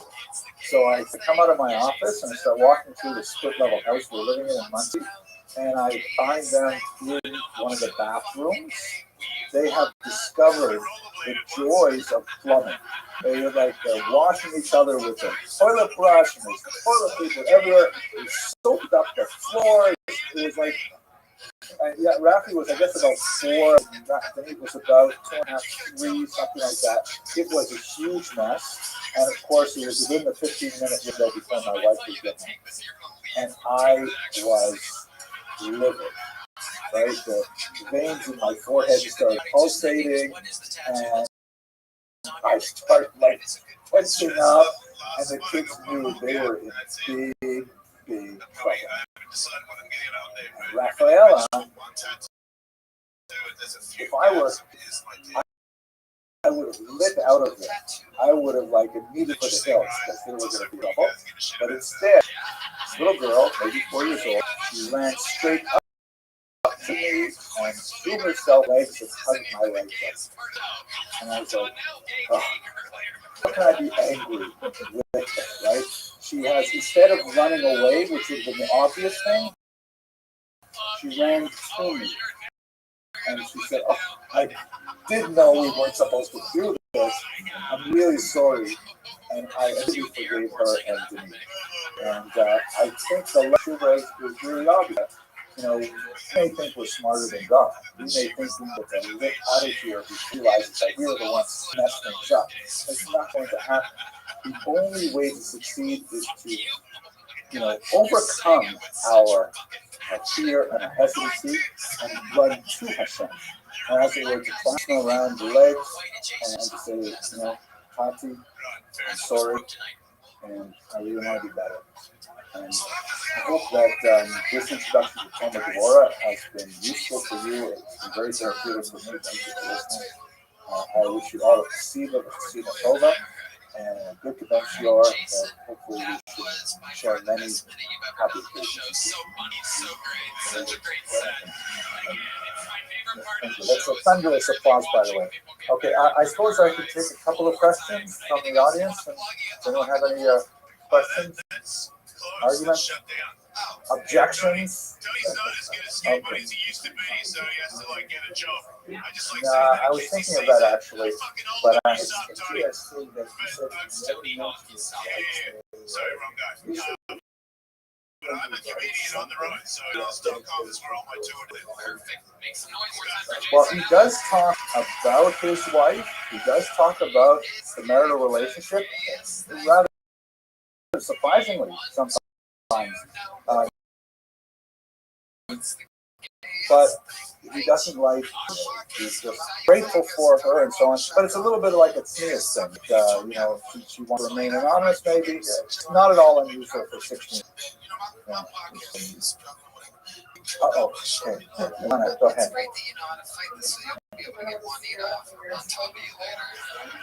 How much time before the show's over? We're going to, but takes me around. I'm sorry, I just went down with the wind. I have to cancel being on your podcast. I'm sorry. Call me back though when it comes. I want to go. If being honest. So I'll repeat the question for those of you who are on Zoom land. There's an unusually good-looking woman in the audience who asked, you know, did any of these men do laundry? I mean, they seem so disconnected. They're all ethereal couples. The truth is, the Mott speaks very much about physically getting into the weeds of daily life.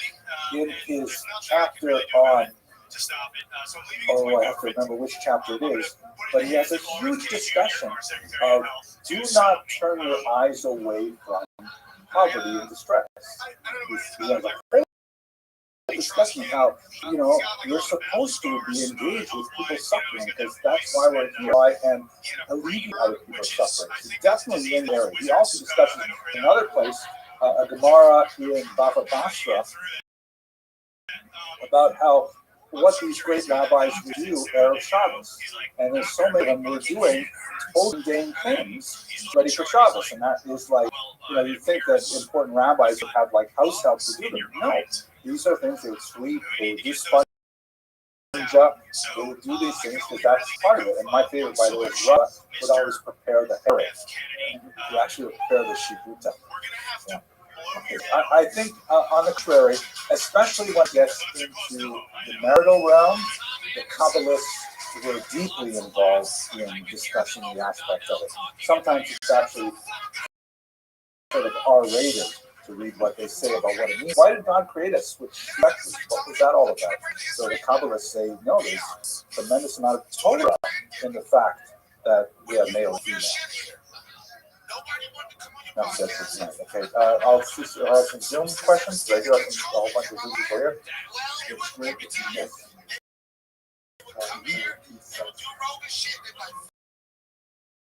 Yeah, no, definitely. He talks about it quite a bit, but I don't want to put that on recording. Okay, lots of things from Tableau.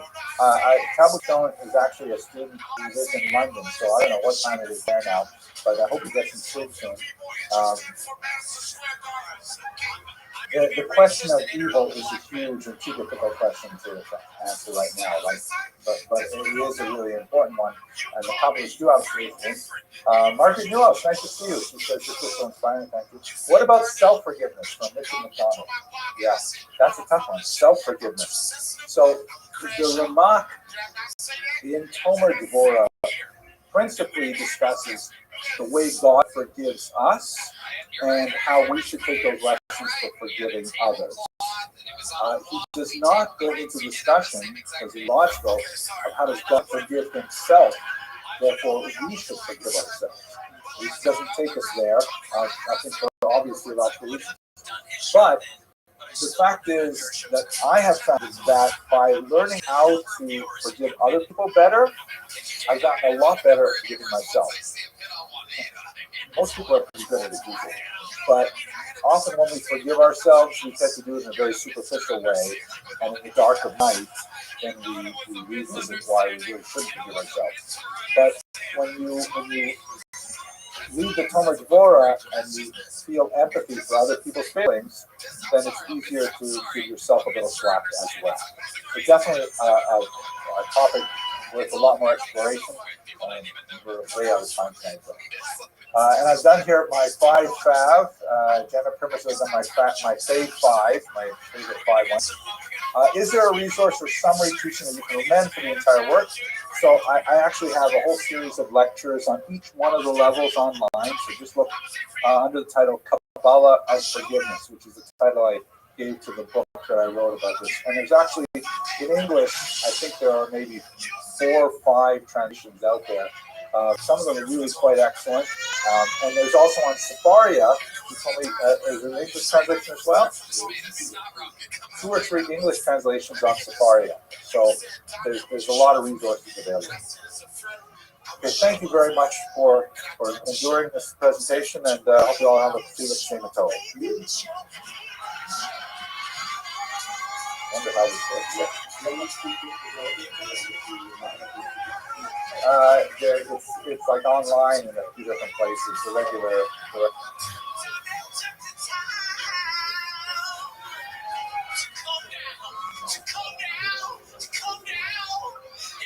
There's a microphone here.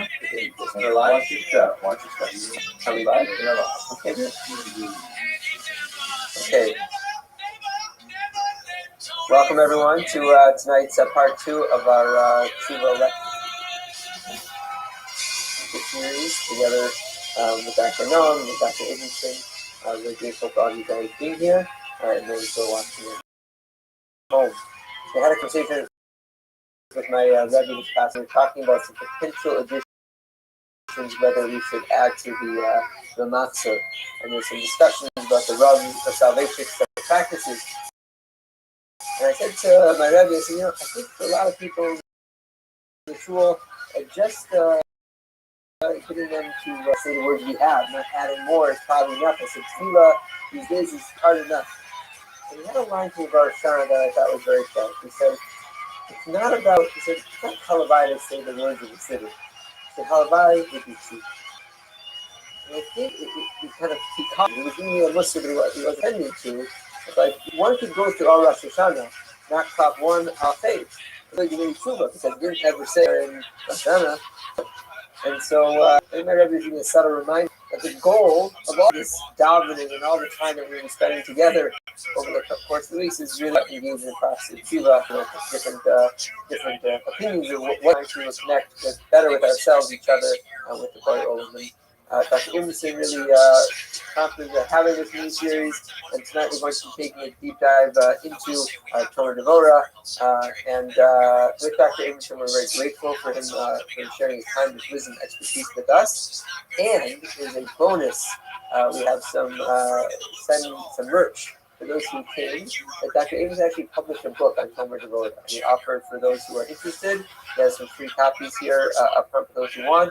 So, you know, you know where he lives now. So, yeah, that might not be free. We would like a copy of Dr. Wilson's book. So they are here in front.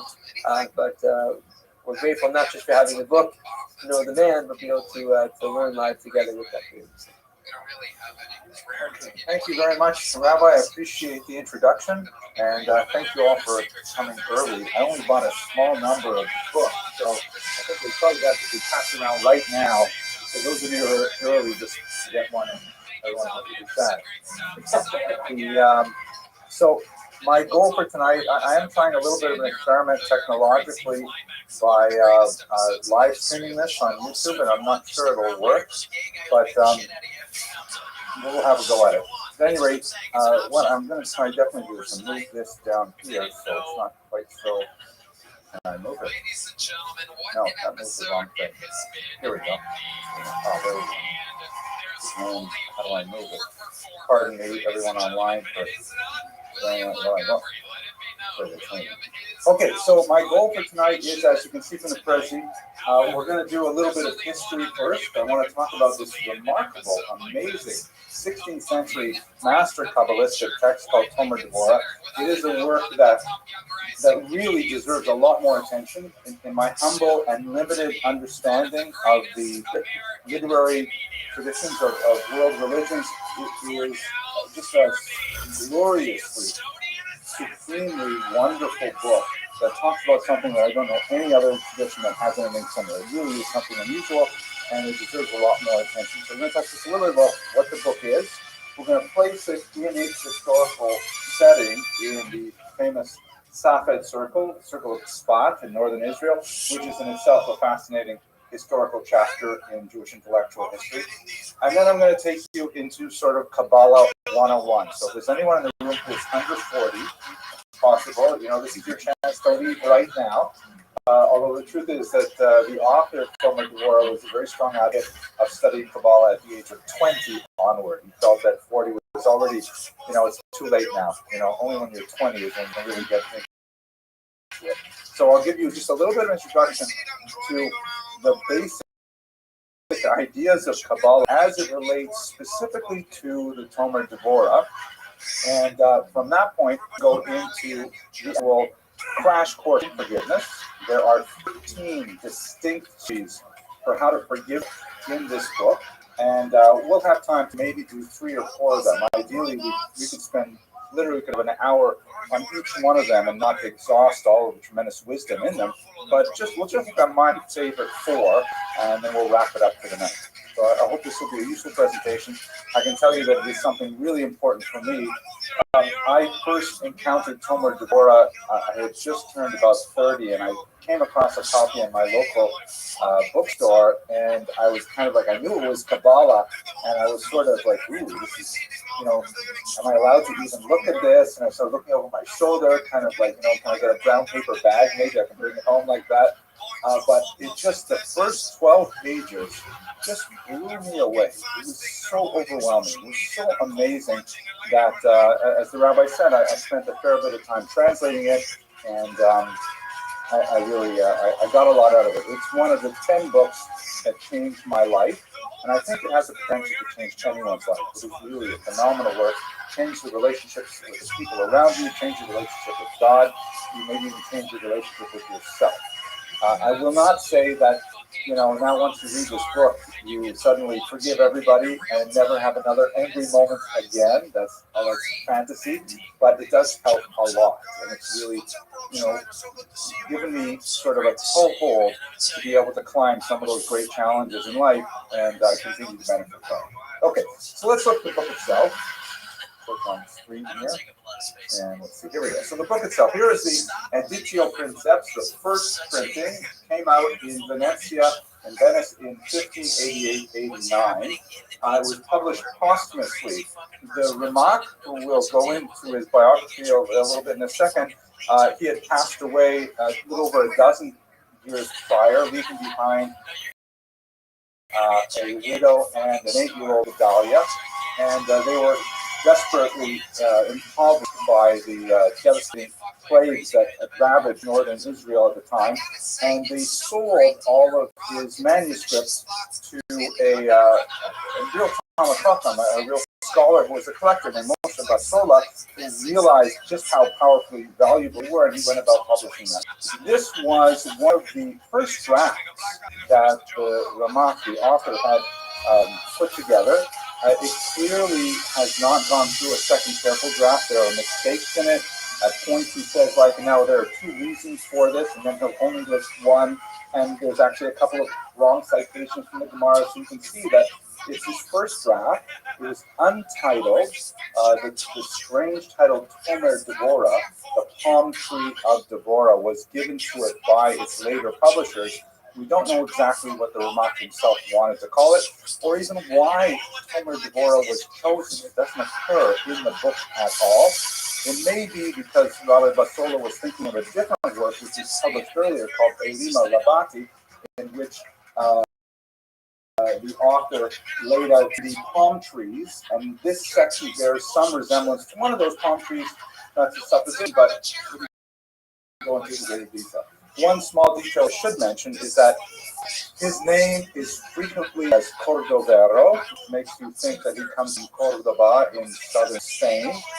That's probably incorrect. As you can see from the spelling here, and we'll see it also on his Matseva, his grave note, it's Cordoero. It's a Portuguese spelling, but it's kind of a strange thing to pronounce in Hebrew, so it's sort of mangled into Cordovero, and that has become the standard, even though it's probably not correct.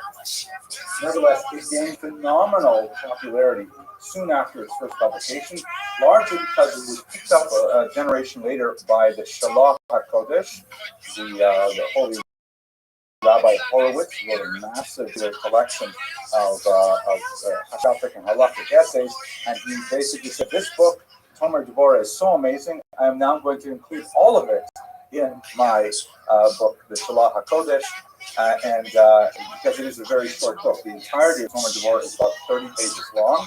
Chapter 1 is about a third of the entire book, and that's what we're going to focus on today, the chapter on forgiveness. This particular book represents a new initiative in Jewish intellectual tradition, specifically that of what some have called Kabbalistic Musar. Musar is, of course, like the literature that builds towards ethical development, classics like Kovos and Levavos, from Silas Yesharim, and so on. One might say Pirkei Avos. But they all have like different sort of tracks, different sort of ways of appealing to the reader. Some Musar is like really super negative. We Lithuanians tend to really enjoy that style of, harsh criticism, like Shevet Musar, the rod of Musar, like the beat with the shape. Others is kind of like Gadlus Ha'adam, the greatness of humanity and things like that. So this is a particular genre started by the Ramak, Kabbalistic Musar, which uses the Kabbalah as the launching pad for discussing ethical concepts. It's not theoretical Kabbalah in the sense of like, how did God make the world, and what is the soul, and what is the afterlife? It's not theurgic Kabbalah in the sense that we're not trying to like create a golem or some kind of magical act. It basically asks the question, what does the Kabbalah have to teach us about our interpersonal relations? That's what he really started with. The fundamental premise of Tomer Deborah is it's an exploration of the concept Halachta b'drachav, and you shall walk in his ways, meaning you shall imitate God, or to use the Latin term imitatio Dei, the imitation of God. So the Ramak asks a really important question. If we have this idea that we are supposed to follow God's ways, so how do you actually do that? I mean, are we supposed to like be destroying cities like Sodom and Gomorrah? Are we supposed to be, making decisions about who lives, who dies, and place, things like that? Those are all things that Hashem does in Tanakh. How do we know which actions to choose, actions not to choose? So he says, if you want to do that, First, we have to understand who God is. And the first thing he does is go into basically an anatomy of God, a personality analysis, if you will, behavior of God. There are some serious patients to that, as we shall see in a second. But once we have this kind of working idea of this God that we worship, then we can say, all right, now we have to imitate. That's exactly the proposition of this book. Know God so that you can know how to imitate God. It was overwhelming out of its source. So, when was the book written? There was really amazing, unusual in 1625. Two things together. One of them is a remarkably forward-thinking tax policy by the Ottoman Empire. One of these areas you can see here, this section here in this green, which includes, of course, Israel. Spot is right here, sort of in the central north of Israel, towards the Sea of Galilee. The Ottoman Emperor offered the Ottoman Sultan offered a generous tax policy to textile merchants in particular. Jews, of course, have a very long association with textiles. It goes back really to antiquity, and also specifically in the Eastern Mediterranean, very strong tradition of working with textiles. Even my own father was involved in textiles. Textiles is sort of a nicer way. And so lots of Jews started coming and had this generous policy to be involved in import export of textiles. This was joined with an incredibly hard the expulsion of the Jews from Spain, and then shortly afterwards, but Jews were driven to as well by extremely European policies of forcing. It is most likely that the Ramak was the child, he was one of 15 of refugee Portugal, who spoke Portuguese. This meant that they were fleeing essentially the Inquisition in Portugal themselves. We know that he was possibly himself born in Portugal or born in Svat when he was about 16 years old. But they were sort of like, I like to think of that generation as sort of like being related to this horrific moment in Jewish history chronologically as we are related to the Holocaust. Now, there are difficulties in comparing these two events, but they were both considered like earth-shattering events for the Jews of their time.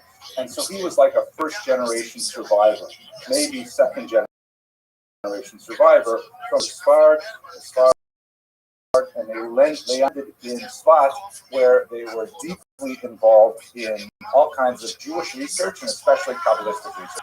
The money generated from the textile trade allowed for the attention of scholars region. Lots of rabbis were invited and were supported by the wealthy merchants who were able to, provide for them to have yeshivos and synagogues and so on. And the Ramak, Rabbi Moshe Cordero, was one of them. Svat itself was kind of like a nothing town until then, and in fact, it was sort of like a blip on the oscilloscope of Jewish history, because it really has no significant history prior to this period. It doesn't occur once in Tanakh, for example. The term Svat probably comes from the word sofer, which means to look out, because it is quite elevated, it's high, and you get these gorgeous landscapes all around it. But it really has no significant Jewish history until the 1520s. And then it becomes an incredible place of Jewish energy and spirituality and creativity for about 50 years.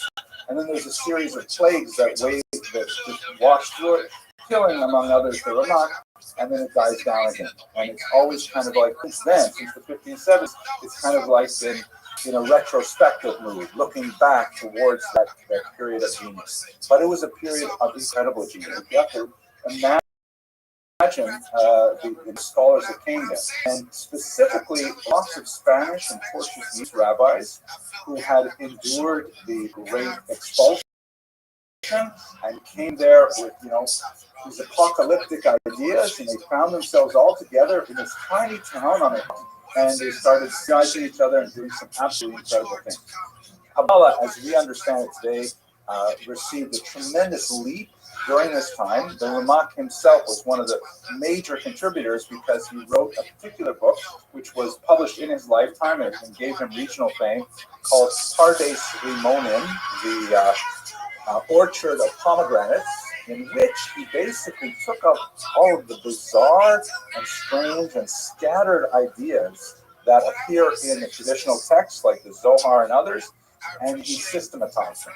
He wrote in a 2-volume work, this is how Kabbalah works. This is the general principle 1, the general principle 2, and so on. And all of a sudden, all kinds of people who were looking to Jewish mysticism for some kind of succor, some kind of support intellectually and spiritually, they said, oh my gosh, this is like, the art scroll of the 16th century for Kabbalah, which is, I can't even imagine I just said that. Like, how do you put all those things together in one idea? But it was like, oh my gosh, I actually understand Kabbalah. He was really big into drawing diagrams and pictures, and so he graphed out Kabbalah. It was comprehensible. It became an instant classic, and he was known as the go-to person to explain Kabbalah. This, by the way, is a map of, or a photograph of some of the graves that appear in Spot, and they're frequently coated with this distinctive light blue paint as sort of a prosthetic against, prophylactic against the Yetzer Hara, the Einhard. I'm a little nervous. It's such a big body of them. So please do you paint. Thank you all for coming. Just to give you a sense of who is in Spot at this time and what are they doing, this is another section of the famous graveyard of Spot, and we see here right at the bottom the Ramak, right, Rabbi Moshe Yatanya Cordero, and he is really the father of Kabbalah in Spot. He was the oldest of the Kabbalists there, with the exception of Rabbi Yosef Karo, who came a little later. Yosef Karo had made his way to Noto, but he ended up being Spot for the Tikkun and a master Kabbalist himself.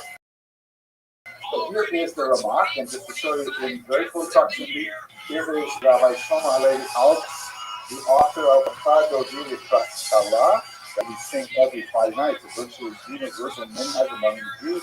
This was his brother-in-law, slightly older than he, and the two of them had this strange kind of habit that they would go out on what they called gerushin, or literally divorces or exiles, and they would go off and wander throughout the hillside in the region of Spot.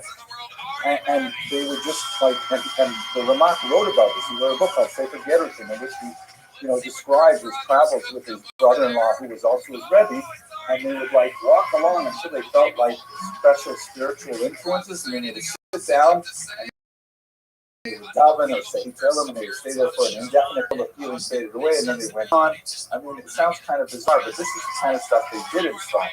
And the holiness of the people and their Kabbalistic activities, like this Gerushin type activity, created a kind of spiritual tourism where so many other rabbis, especially Kabbalists, were drawn to Spot like iron filings to a magnet. And one of the greatest of them, of course, was the Ari, the great Isaac Luria, Isaac Ashkenazi, who came from Cairo, the region of Cairo, specifically to study with the Ramak. The Ramak was the Arizal's Rebbe. They learned together for about 9 months before the Ramak died. The Arizal died shortly thereafter. The Arizal, according to his student, Rabbi Chaim Vital, always considered that brief encounter with the Ramak, that the Ramak was his Rebbe. So we're talking right now about the roots of 16th century Kabbalah, and really the way in which we understand Kabbalah today is heavily dependent on the Ramak. Okay, so that's sort of like the history stuff. Now we're going to get into the woo-woo part of tonight's lecture, looking at the actual ideas of Kabbalah and then how it relates to our interpersonal behavior before lesson time. Does anyone have any questions? Yes, please.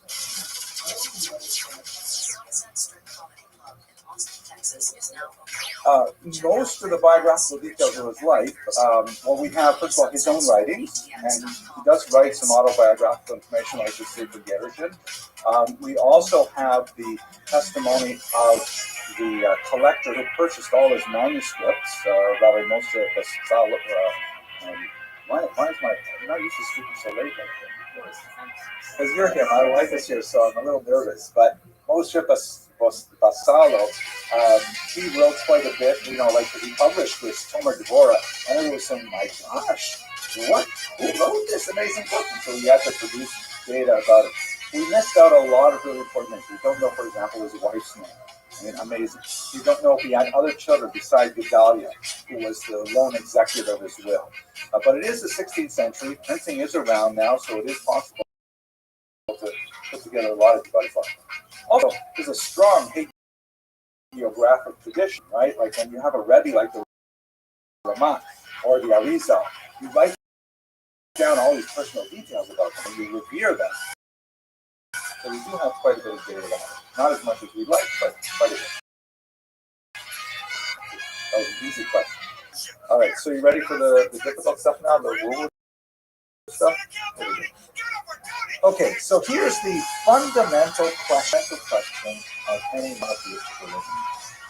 If we believe that God is infinite, then how does an infinite being translate into a finite universe? If God truly has no boundaries whatsoever, then what am I? And I either somehow completely subsumed within God. It doesn't feel like that. Most of the time I feel quite distinct from God.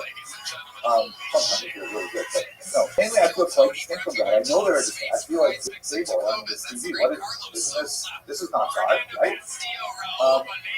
So how is that bridge between infinite and finite cross? How do you get from A to B? So the Kabbalists, you see this really in very, very early sources, but it's explained with great clarity by the Ramak and Pardes Rimonim. God, as it were, engaged in a process of self-contraction called tzimtzum, shrinking, in which, if you remember your high school biology, kind of like the reverse of like when the paramecium swallows up something else. God, as it were, opens up a vacuum within himself to say, here is a not God place. But then, if God is not in that place, how can anything exist there? What exists other than God? So then God reinserts himself. I mean, there's lots of diagrams of this, and usually you see like these big concentric circles with a tiny little rock coming into the center and things like that. God reinserts himself into that vacuum, and that is the physical world that we live in. It's kind of like an intentional removal of God and then carefulness of God, but in a very different way. How so? The metaphor that's frequently used is that of the spherot, which are these successive sort of containers of godliness that eventually translate into the material world. You may have heard of the famous doctrine of Shvirat HaKelim, the destruction of the vessels, which basically goes like this. That God, as it were, the metaphor is God like pours hot oil into a ceramic pot. And the ceramic pot is unable to contain the hot oil, right? You have to imagine the hot oil is like the infinity of God. The ceramic pot is the attempt to create a finite container, but it can't handle it. It's overwhelming. So the pot smashes, the pot shatters. If ever you've ever been to the Soviet Union, we used to serve tea in like glass cups, and like one every 4 or 5 cups would certainly shatter when they put the hot water in it. So it was like that. So the first container, which is kept there, let's just assume it's kept there for now. There are some exceptions. It shatters, and that rains down a mixture of that hot oil, which is like godliness, together with the material of the keli, of the vessel, and it falls into another clay vessel. But it's still too hot. So that second clay pot also shatters, and then that means you have a mixture of the first 2 vessels with the light of godliness, goes to a third pot, a fourth.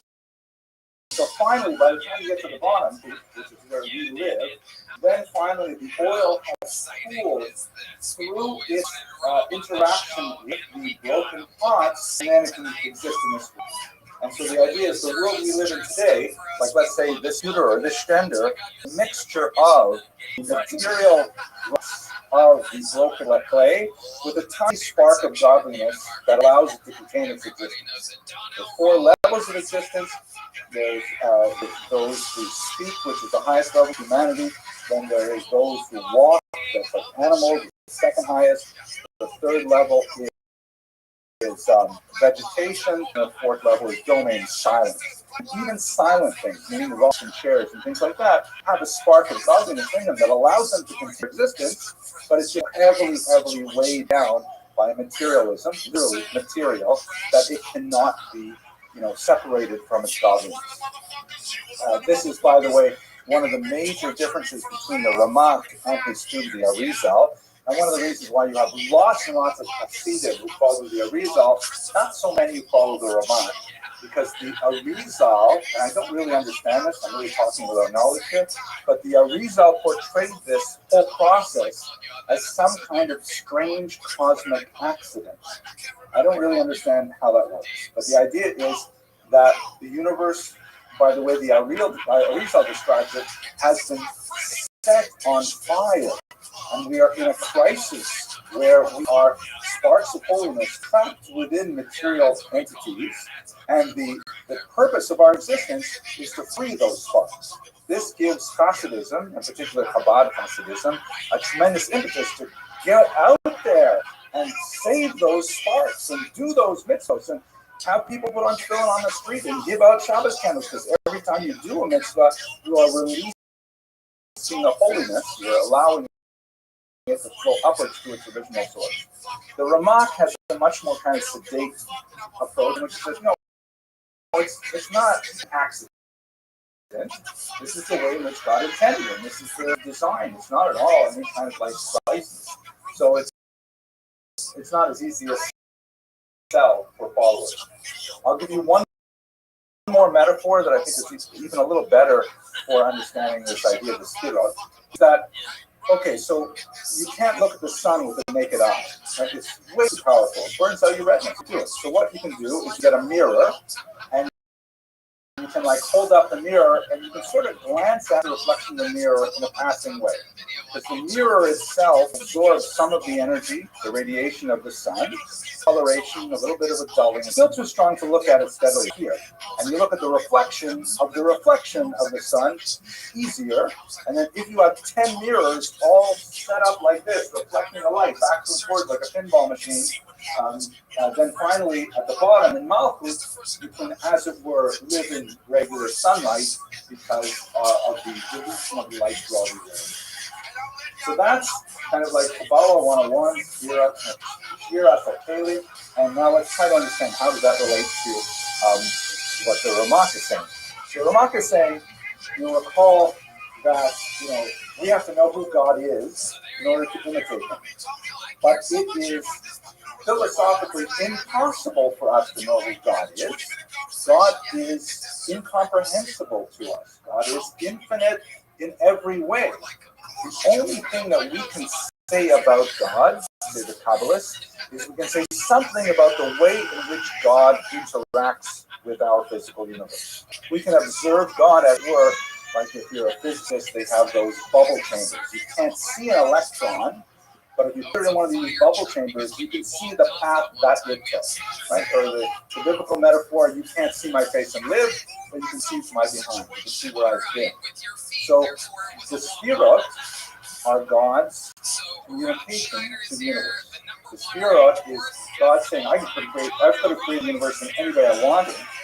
I chose these Sphirot for a reason, because you're supposed to know what these Sphirot mean and translate them into your life. And as you can see, they all have names, right? Keter means the crown, Chokmah is wisdom, Bina is understanding, Chesed, Gvura, Tiferet, and so on. They all mean different things. They have lots of correspondences to human limbs and things like that. You have to study these things and the various possible permutations of light going through this. And from that, says the Ramak, you will be able to understand to direct your life. It sounds complicated, but there are certain ways in which it is just incredibly powerful. In his book, Tomer he goes through each bureau and he explains this is what God means in terms of testing. Look at what God does for us.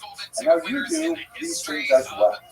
And it's phenomenal. It's really it's incredible. The first two chapters are about Keter alone, the crown. And by the way, Bill, you may notice some differences. Chabad follows the Arizal and adds dot in the center here. There's no dot in the Ramak's Kabbalah. Keter, the crown, has two qualities. These are the first two qualities with which God interacts with the universe. Amazingly, the first one is mercy. Even before God creates us, he forgives us. Even before we exist, God says, if I'm going to create the world, I know they're going to mess up. I'm going to forgive them for that. So that the first chapter is all about God forgiving us in, of course, the good Gimel Midos of Rachamim, 13 distinct ways. And so that's what the Ramak is going to do. He's going to walk us through all 13 of those ways. And then secondly, chapter 2 is also on Keter, and it's about God's humility, which is also a mind-blowing chapter. Way too much for us tonight. But chapter 1 is what we're going to look at, the 13 attributes of mercy, because that's what happens in Keter. God's first interaction with the world is through forgiveness.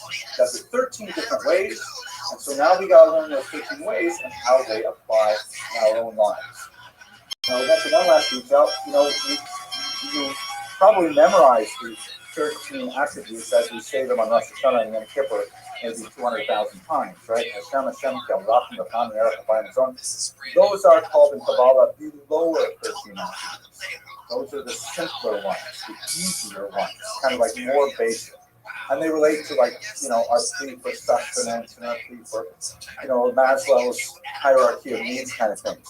But there is a higher 13 midos that comes from the 7th parak of Mitha, which we say only on Kashrut and a few other places. Mitha Kamoka, Nosa Alma Pressure. That is what the Ramak is going to consider. And now those are the 13 midos that explain how we're supposed to behave during Talmud.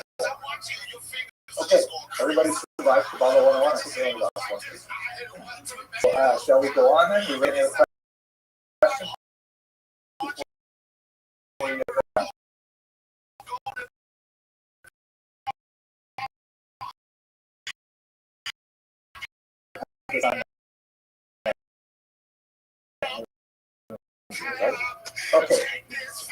Okay, so let's do selective studies. Again, I have to do all 13 strategies, but it would take us way too long, and I might stop before 9:15. So I'm just going to choose, I think, 5 of them that are my favorites, that I use frequently, that I think about when I'm angry with someone or something. I think of the Tomer Devorah, and I remember one particular Nida or another, one particular attribute, and I say, yeah, it's not like it wipes away my anger. You can't see anything, right? It's like the insulted king. I think you're right. So here's what the Ramak starts. He starts by telling you that only the angels know. He quotes it in Pardes Manuel. He says that the name, one of the highest names, we spend a lot of time thinking about names, and the names are significant, right? We can't with God. But the name that the angels use for God is the angels use Aluf, the insulted king, or the Melech Me'elah. Now, what does that mean? It explains that creation basically is not a one-time thing. We are not created the world like and wound it up and then like. God is constantly involved in creation. It's an eternal process. It's gracious before young. And nothing at all occurs in the universe unless God gives it energy. Every single breath we take, every single beat of our heart is facilitated by a burst of energy from God. Right? The famous medrash that not a blade of grass grows unless there's an angel striking it and saying grow, or grow already.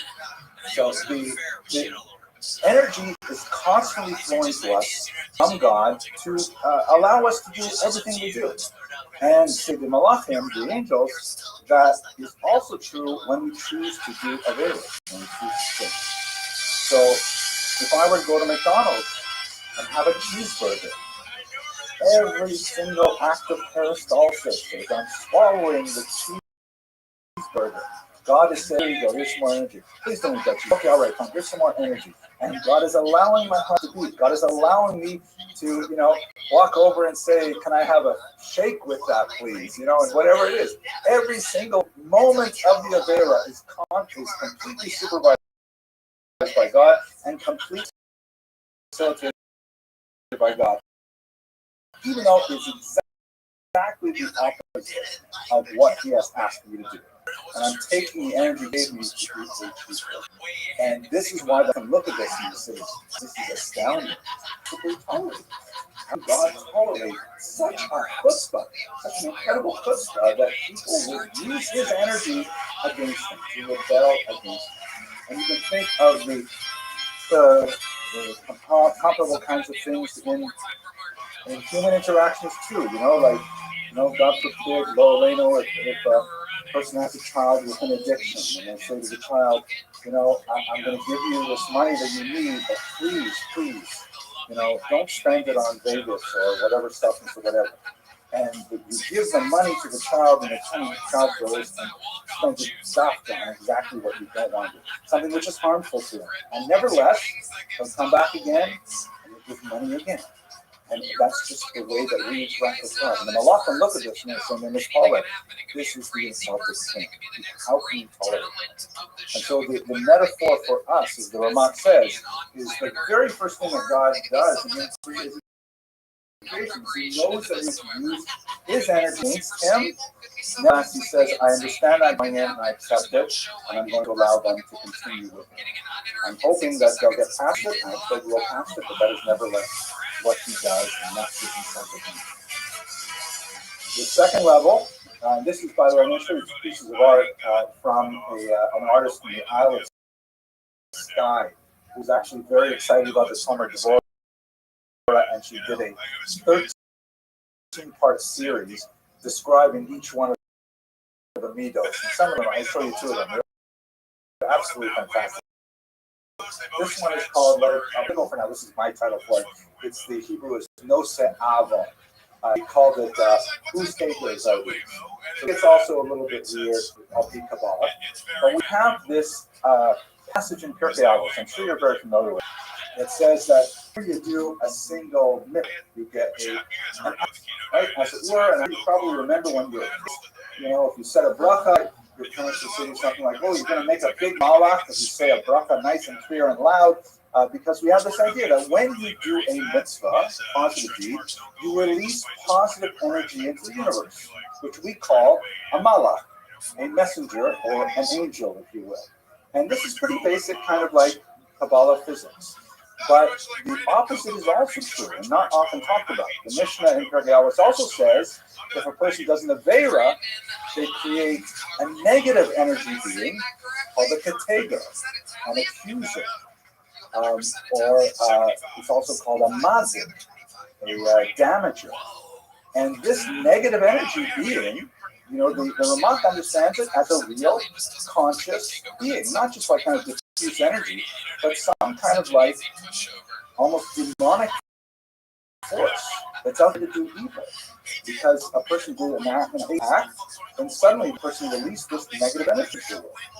And the Ramak brings down sources, just that after 120 years, when you go up to Shemayim, all those categories that you created, they're all waiting for you. And they say to God, Roni Asani, so-and-so made me. I belong to this guy. Also called in the Kabbalah an aluk, or a leech, because they are like leeches on your soul, constantly, sucking energy from you because you created these negative beings. So this is all kind of spooky stuff, but it gets a little worse, because the Ramak says, as we discussed in the first level, nothing happens in the world unless God gives it energy. So if nothing can exist without the energy of God, how do these things exist? Right? We created them initially, but what keeps them going? By all rights, they should immediately go to the source of their energy and withdraw draw what they need in order to continue living. They're kind of like an energy vacuum. Like, you've got some kind of electric circuit that's draining energy. And by rights, they should come back to you and say, hey, you created me. I'm a hateful being. I'm going to make you sick. I'm going to take energy from you, and you're going to pay off your energy debt. I'm going to take it out of you. But Hashem, there's no say avon. Hashem says, oh man, I can't believe, my human being did this terrible thing. Created this awful potato, huge amount of energy drain. I will nevertheless pay the bill. I'll pay more than he said, and I'll make sure that being has enough energy to keep living without going back to its creator to drain on the creator until the creator can do proper tshuva. And that tshuva is a way of negating that energy deficit and bringing it back into balance. So these potatoes are standing around here in transformation. That's like when, in human terms, you have someone who has done an awful act in your life, and that awful act continues to exert itself in your life. Like, let's say, for example, the example I use in my book is someone, you've told them a million times, please don't park in your parking spot. And they keep doing the same thing, and you go to park in your spot, and there he is again. You go talk to him again, he doesn't move his car, or he says, oh, I forgot, whatever. But, you just call the tow company and your co-worker and have that car drop. But instead, the remark would say, no, tolerate it, talk to him nicely, and give him a chance to get it out on his own, and just deal, and eventually he will get it. Don't come down with it. It's devastating to your work relationship if you have this car. A lot more specific ones here. Here's a third one, which I call take care of it personally. And the remark here refers to again, it gets into very deep Kabbalistic ideas of where Hashem, as it were, lives. There are like 4 worlds. We live in the lowest world, the Sia, and the forgiveness happens in the third world. And third world from the top. And God, as it were, normally for almost everything that has to happen in the world, he sends out like agents. He says, I have all of these malachim that I create, and they go and they make the weather run, and they control the stock market, and space races, whatever is necessary. The malachim do those things, but there's some things he does not. We make a big deal of it on Pesach, right? Ani below star. Hashem says, I'm going to do it myself. I'm not asking anyone to do it for me. So when it comes to forgiveness, even though we act against us on the first level and we have lasting damage on the second level, Hashem will personally get involved and say, look, I'm not about forgiving you. I'm not going to just delegate forgiveness to some other people. I'm going to do it myself. The example that he gives is from Tanakh of the metaphor of washing away the soas the filth of the daughter of Zion. And that's like actually a literal metaphor, not a simile, a literal metaphor.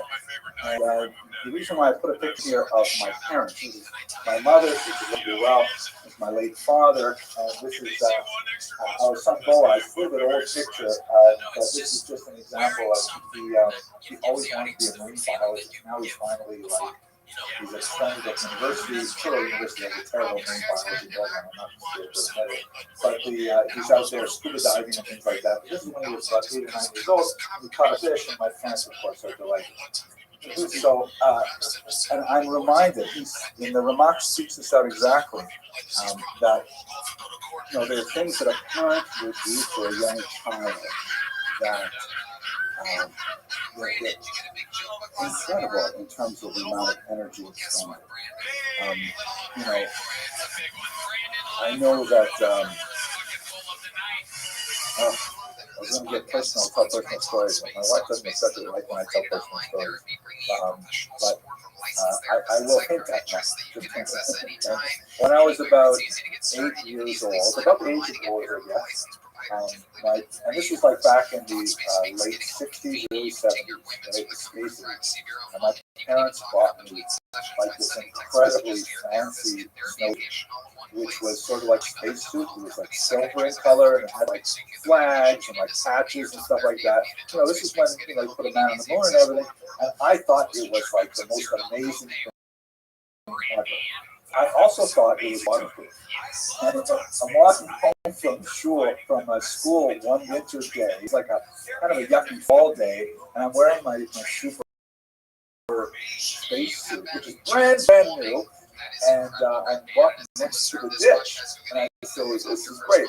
I'm wearing my spacesuit. I can go right into the ditch."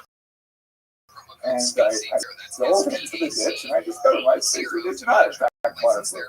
And I came home, and I like completely covered, filth from the ditch. I walked into the store. My parents had a store, and we lived in an apartment, like sopping wet with stinky ditch water. It was cold. It was probably, I don't know, September, October time. And my mother was so saintly. Not a word of criticism. Just took me upstairs, helped me get out of this disgusting, clammy thing. Not a word of judgment against me. She never said like, "Oh, take care of yourself. Go, you ruined your brand new snowsuit." But it was just she herself said, "Don't worry, son. I have everything taken care of." And that's like when Hashem forgives us. He doesn't like give it to some employee to do it. He wants to take care of yourself. He says, "You're ready to be forgiven. I'm going to do it personally." It's very, very powerful, direct, not important. Oh my gosh. This one is my favorite. If you want to use frequently, I call it "Who Makes Your Lunch?" And it is from the Prophet's Pesach passage in Musa. And this is actually one of the pieces of art by Rebecca Odessa that this was inspired by a discussion of this. This is supposed to be like me, and this is supposed to be like my wife. And the metaphor inside, it don't take too long for me to give you all of it, but basically the Ramak describes a bizarre event in, I think it's in Zephaniah, that is also discussed in the Pardes Rimonim, of how Hashem is so angry with the Jewish people at one point, he wants to destroy them all. So he sends Gabriel, the Malach in charge of destruction, go down and get some of the coals for the Galgal, which is some kind of like strange thing, like the Aron Kodesh and the Beis Hamikdash is like some kind of like nuclear sort of Raiders of the Lost Ark energy kind of thing, and Gabriel is supposed to go there, supposed to get some of those radioactive coals and spread them out over the entire Jewish people, and they're supposed to be destroyed. And Gabriel goes there, and he opens up the Galgal, and he looks inside. He's about to take some of those coals out, and inside the coals, there is the image of a glowing hand. And Hashem says to Gabriel, just wait a second, hang on.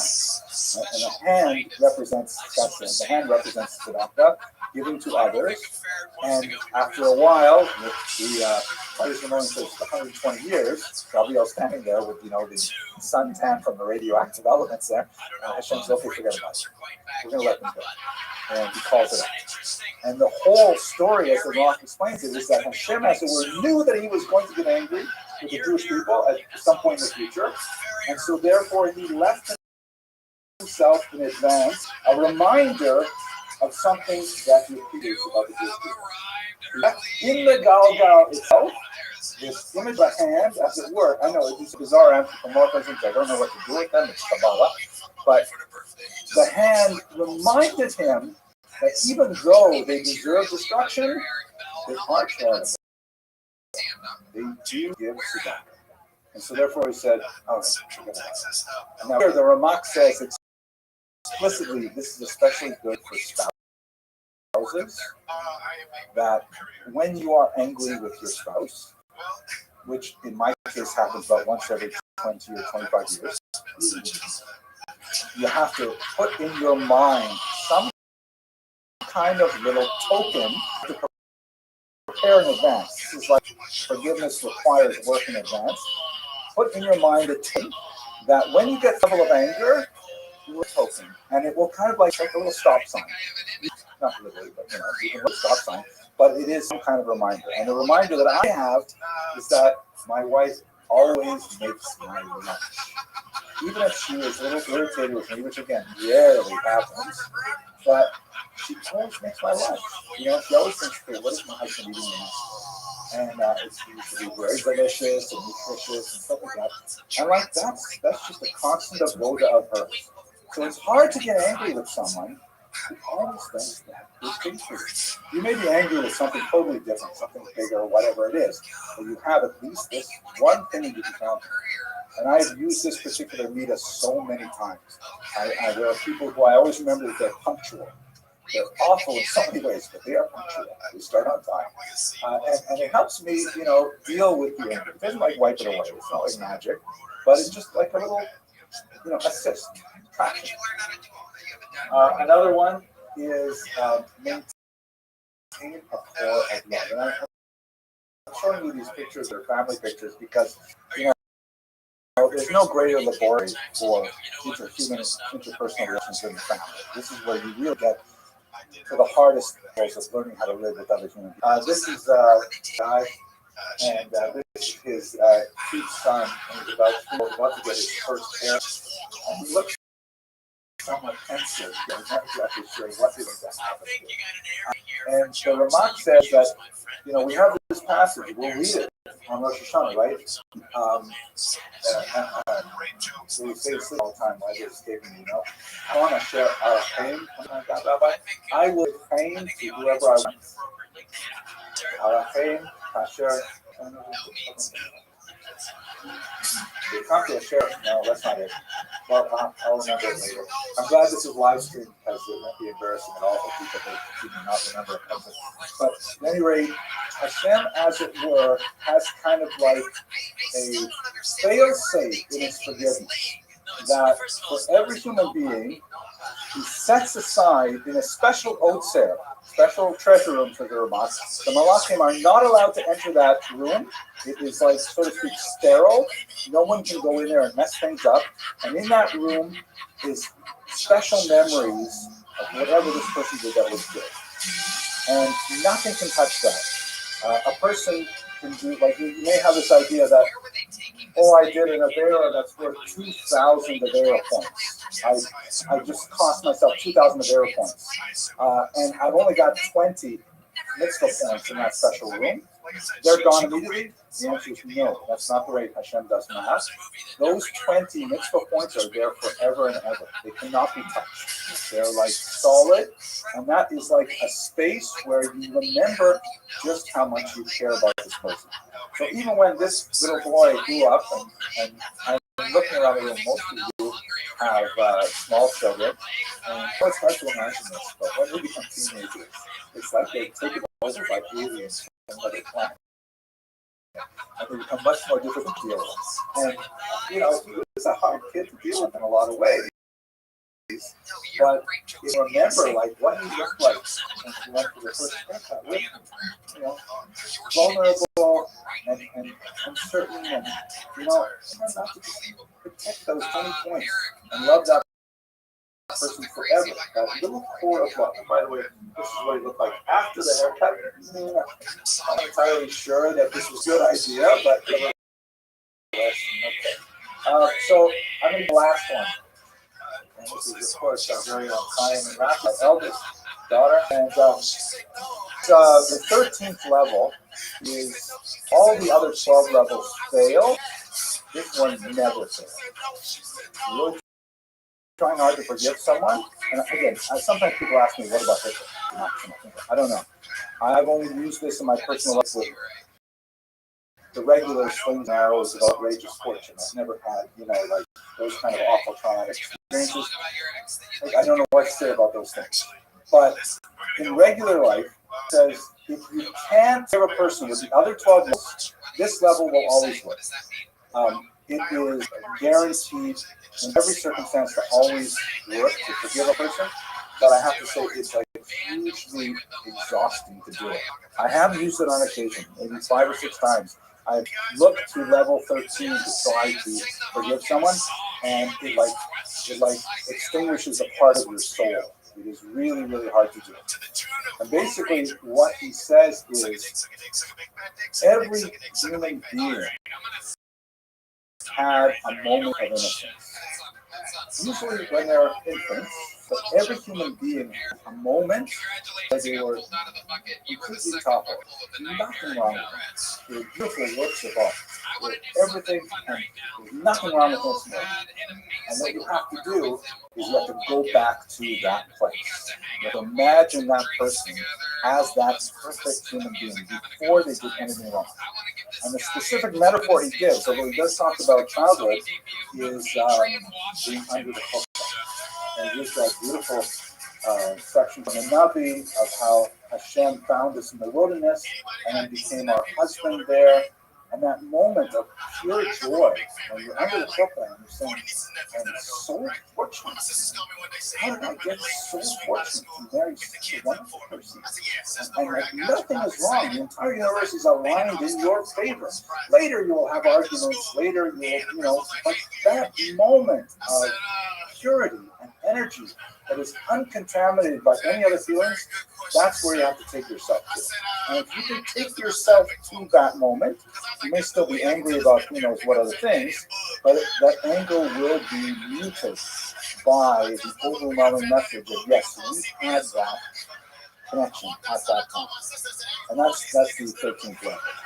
It is, again, exhausting. When you're really angry with someone, it's hard to think of that moment. But it is, well, we're still married, but 34 years later. Okay, so I'm going to conclude now, and I'm just going to tell a story about the same daughter. This is Rafaela when she was about 2 years old or so. And I think one of the most powerful lessons in Tshuva I ever learned was from Rafaela. And it goes like this. So this was when I was doing my dissertation, and my wife was working at in Westchester at the Federation, and I was unwisely in charge of Rafaela and her sister Denise. And I would be working, writing my dissertation papers all over the place, and the kids would basically be doing whatever they wanted in the rest of the house. And then I would look at my watch, and I know my wife would come home in 15 minutes, and then the rest would drop them, starting to look like everything was over. And one working really hard on particular writing, and I realized I don't feel the kids. But they found something really tasty to do. So I come out of my office and start through the split level house we're living in Muncie, and I find them in one of the bathrooms. They have discovered the joys of flowing. So they would wash each other with a toilet brush, and there's toilet paper everywhere. They soaked up the floors. It was like, Rafi was, I guess, about 4. Denise was about 2.5, 3, something like that. It was a huge mess. And of course, it was within the 15-minute window before my wife would get home. And I was livid, right? The veins in my forehead started pulsating, and I started tensing up. And the kids knew they were big. Rafaela, if I were she, I would have licked out of them. I would have immediately headed for the hills because they were going to be in big trouble.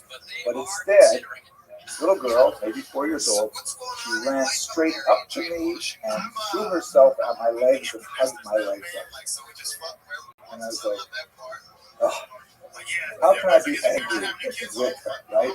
She has, instead of running away, which would have been the obvious thing, she ran to me, and she said, oh, I did know we weren't supposed to do this. I'm really sorry. And I immediately forgave her and Denise. And I think the lesson to us is really obvious that, we may think we're smarter than God. We may think we'd be able to lift out of here before Hashem realizes that we were the ones who messed things up. It's not going to happen. The only way to succeed is to overcome our fear and hesitancy and run to Hashem. And as it were, to clasp him around the legs and say, Tati, I'm sorry, and I really want to be better. I hope that this introduction to Toma Devorah has been useful for you. It's been very therapeutic for me. Thank you for listening. I wish you all a Ksiva Tova and a good convention, and hopefully we should share many happy occasions.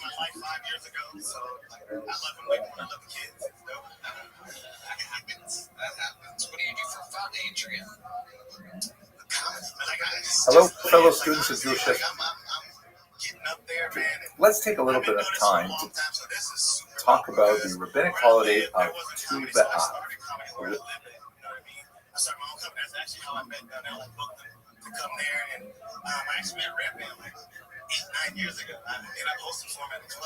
Which is, of course, a holiday that falls on its name, the 15th day of the month of Av. If you're wondering how 2 makes the number 15, it's the letter Tet and the letter Vav, which is 9 plus 6. And you may think to yourself, wait a second, why 9 plus 6? Why not the more logical 10 plus 5? The reason is because in printers' conventions in particular, we don't write the letter Yud and the letter Hey following it to the number 15 because that happens to be one of the names of God, and you wouldn't want to write down the name of God in vain. So that's why the convention of referring to it as Tu B'Av, 9 plus 6 equals 15, and 15 B'Av has arrived. So what exactly is the deal with Tu B'Av? It is clearly a rabbinic holiday. It came up. It's not recorded in the poem. It's recorded in the Mishnah. And here's the Locus Classicus, which is in Tainet 4. It's a beautiful piece. Amar Rabbi Shimon Gamliel. Rabbi Shimon Gamliel says, Lo hayu yamin tovim Yisrael kachamisha asar ba'av.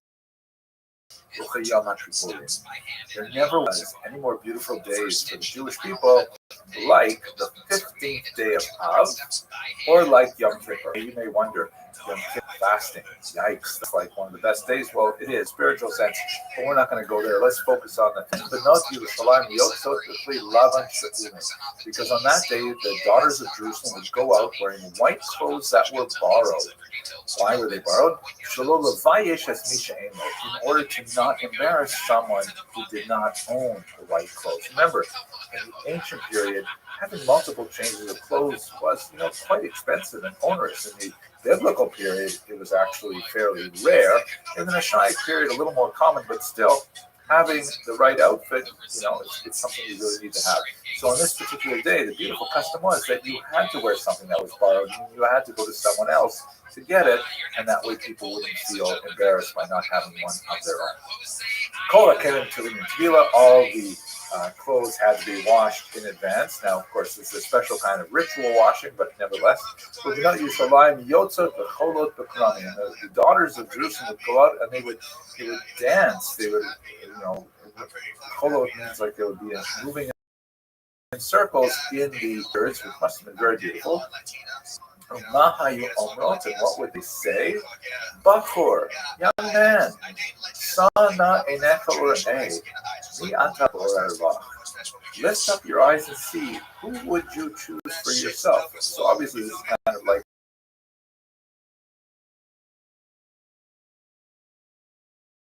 event, and you wonder how that we're just reading the Mishnah, right?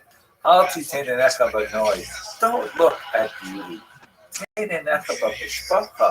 Look rather at family. Look where these girls come from. Look at their parents and their grandparents and so on. The Gemara has lots of interesting things to say about this afterwards. Isha Yeras Hashem. In reality, charm is vain and beauty is meaningless. A woman who fears God, she should be praised. And then the Mishnah goes on to talk about this in further aid. So it seems that on the 15th of Av, there was a great deal of celebration, especially coming after the 9th of Av, which would have been a day of tremendous sadness. The 15th of Av, tremendous release and happiness, women going out into the orchards, beautiful things. So the Gemara, after this Mishnah, discusses 6 historical events associated with days that justified it for this particular celebration. Let's go through those. I've reordered them slightly to make sure they're chronological order, because it's generally right to move in a linear fashion. So first of all, the tribes were allowed to intermarry. If you question of daughters of Zelophehad, when they go to Moses, father did not have any sons, and we should inherit as well. So there was a discussion there that yes, they would inherit, but in order to keep the tribal distinctions intact, they would marry within their own tribe. But this presupposes that they've been allowed to marry outside of their tribes before that. So that date of being allowed to marry outside the tribes would have been on the 15th of Av, according to the Talmud. Secondly, it was the day in which the Jews wandering the desert, who were older than known Egyptian servitude, finally stopped dying off, and those who were born in the desert were, of course, the spies who spoke favorably were able to go to the land of Israel. So the date on which there were no more deaths, that was the 15th of Av, and he gave a celebration. Third, it was the date of the reintegration of the tribe of Benjamin after their exclusion from the body politic of the early ancestors of the Jewish people, as described in Shoftim 21, the book of Judges, chapter 21.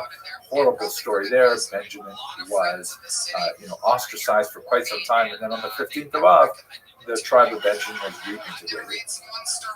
Fourth, moving ahead quite a bit now to the late 8th century before the Common Era, when King Hoshea ben Elah removed the guards that were preventing the Israelites who lived in the northern kingdom of Israel, which had split from the southern kingdom of Judah.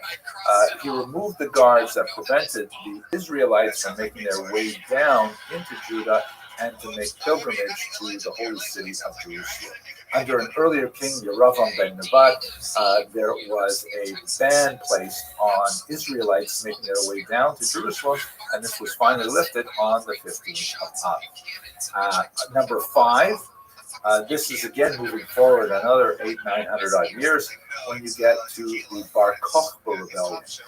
During the Bar Kokhba rebellion, which was horribly and brutally put down by the Romans, only after tremendous difficulty, however, there was one final battle at a place called Beitar, and the Romans were so incensed that the difficulty that the Bar Kokhba rebels had posed for them, the bodies of the Jewish fighters to be cleared from the field and buried. So they were left out in the field, guarded by the Romans finally on the 15th of Av, which was probably in the year 136 or possibly in the year 137 of the Common Era. Finally, the Romans relented and allowed the Jews to collect their dead and to grant them a proper burial. This is, by the way, also realized in the Grace meals. The Blatov Hameti also composed in honor of being able to bury the last rebels of Bar Kokhba. Date, the 15th of Av, is wood would be chopped for the temple. And the reason provided is because it happens to be the summer solstice, meaning that every day after the 15th of Av, the days get shorter, and the rabbi said there's not going to be enough sunlight on each successive day to properly dry out the wood so that it would be ritually fit for the temple. And so therefore, this was a celebratory day. It completed another cycle of chopping the wood for the temple, and those are the 6 historical reasons. I probably should have put that one actually, on the 5th reason, because that would have predated the Bar Kokhba revolt. By the time Bar Kokhba rebelled, the temple was already destroyed, but oh well, I already recorded it. So that's the 6 historical events that are associated with this particular date. I hope you found this interesting. Thank you very much for watching. It's so hard to say goodbye. Below says in all capital letters, racist staff. Hello, fellow students of Jewish history. Since we're just about to begin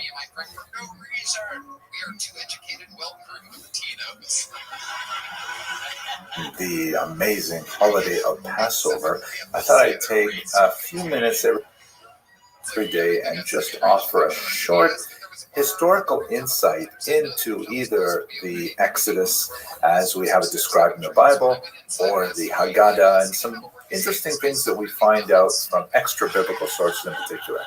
I'd like to begin today by talking about Pharaoh Merneptah's premature obituary. So, first of all, Pharaoh Merneptah was an important leader of Egypt, of course, in the late 13th century before the approximately the year 1220 before the Common Era. He made kind of a smash and grab rush north into the land of Israel and wreaked havoc on all kinds of communities there. And later he described it in this stele erected that's located in southern Egypt.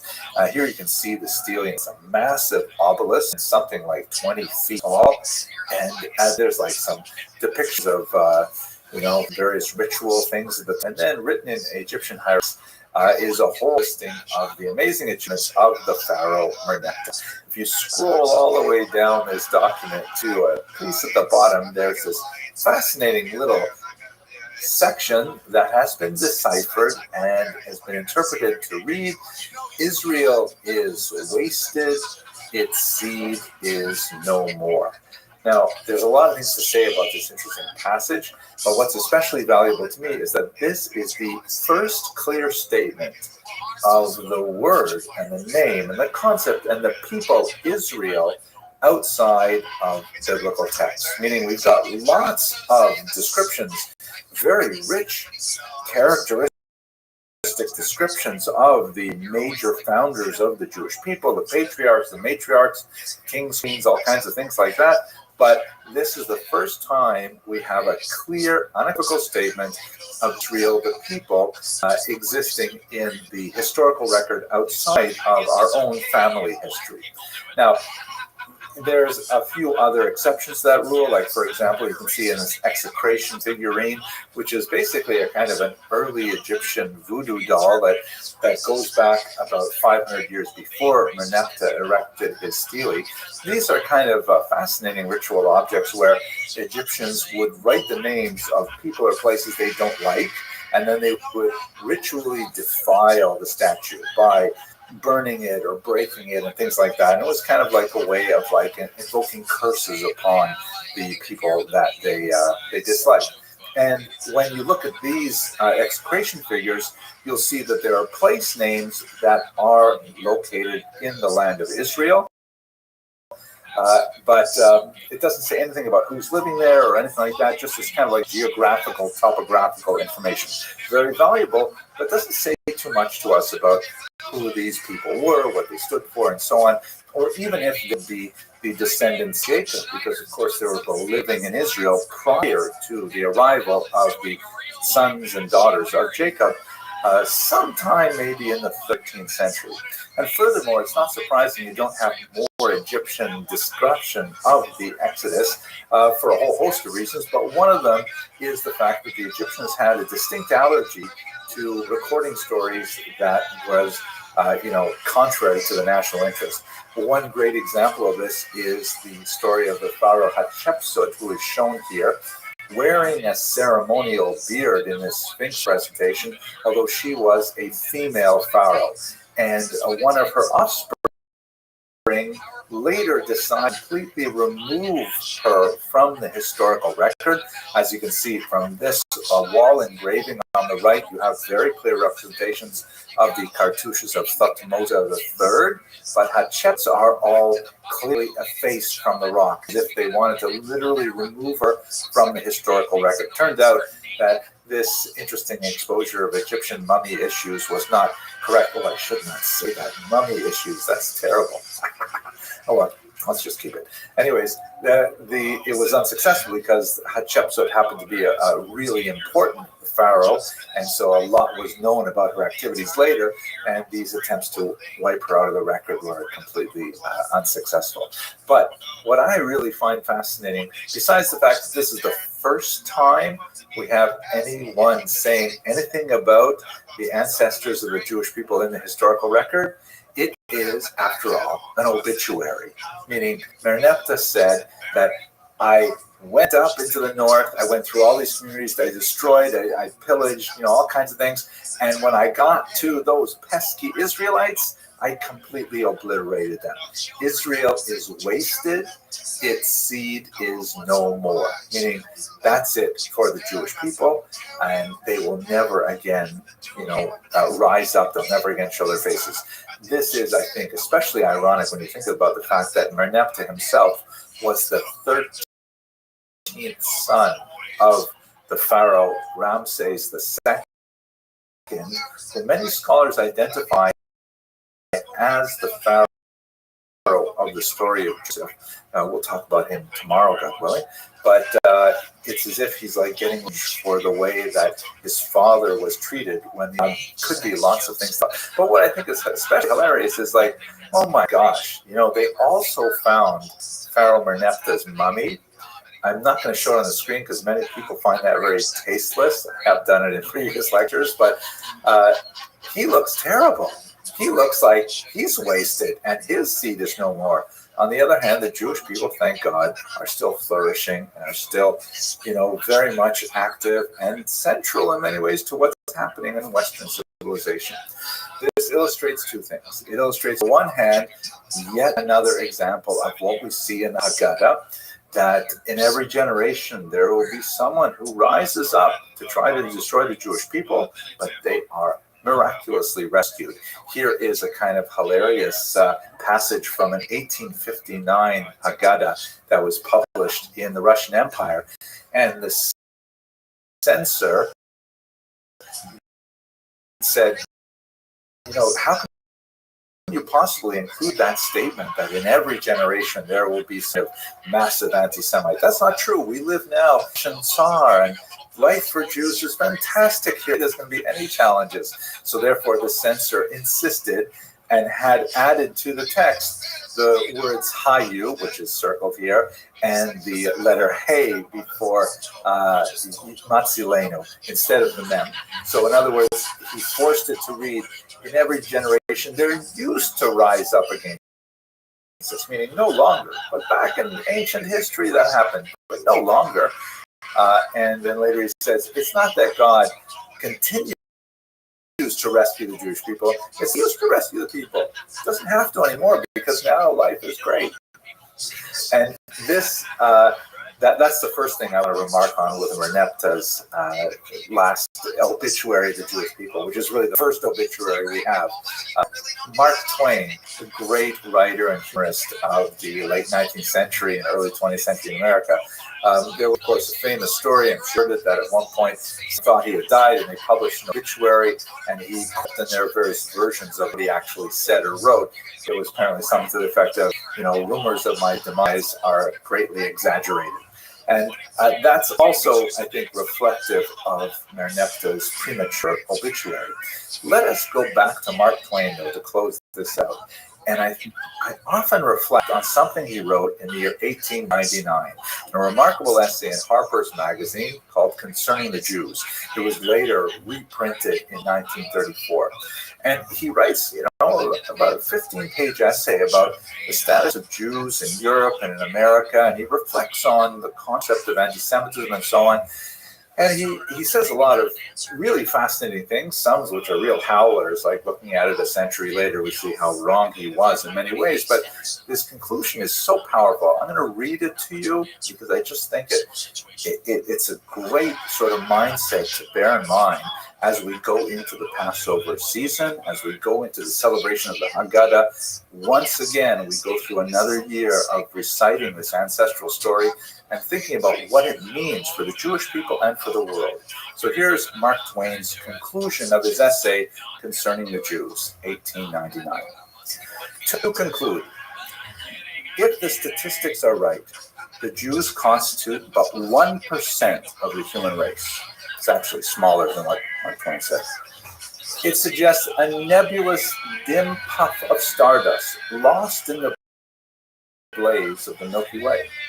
The Jew ought hardly to be heard of, but he is heard of, has always been heard of. He is as prominent on the planet as any other people, and his commercial importance is extravagantly out of proportion to the smallness of his bulk. His contributions to the world's list of great names in literature, science, art, music, finance, medicine, and abstruse learning are also way out of proportion to the weakness of his numbers. But he has made a marvelous fight in this world, in all the ages, and he has done it with his hands tied behind him. He could be vain of himself and be excused for it. The Egyptian, the Babylonian, and the Persian rose filled the planet with sound and splendor and faded to dream stuff and passed away. The Greek and the Roman followed and made a vast noise, and they are gone. Other peoples have sprung up and held their torch high for a time, but it burned out, and they sit in twilight now or have vanished. The Jew saw them all, beat them all, and is now what he always was, exhibiting no decadence, no infirmities of age, no weakening of his parts, no slowing of his energies, no dulling of his alert and aggressive mind. All things are mortal but the Jew. All other forces pass, but he remains. What is the secret of his immortality? Wow. That's an amazing passage. Thank you posthumously, Mr. Twain, for that amazing conclusion to your essay. And this is what I think about when I go into the Passover Seder. I think centuries upon centuries, Jews have gathered around the table. What have they eaten? What were they dressed like? How they sometimes would sit on cushions on the floor. How they would, in distant times, recline to their lefts on chaise lounges, because that's the way that they used to eat in Hellenistic Israel. I mean, it's just so amazing that there's this phenomenal continuity, and what only a century ago is so dramatically true even today. Thank you, Rabbi, and I hope you have a fantastic Passover. Hey, I'm going out to dinner. I'm spending $100 with my wife. You cook it. You cook it. You cook it.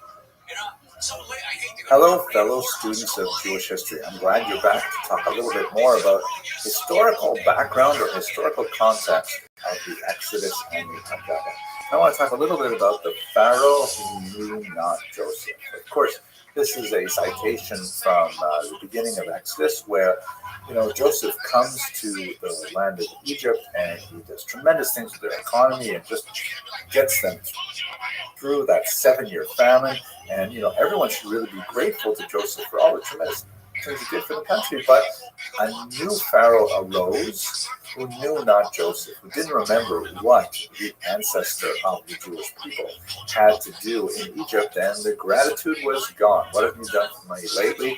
It ended up, descending into exploitation and eventually slavery, which is at the core of the Exodus experience.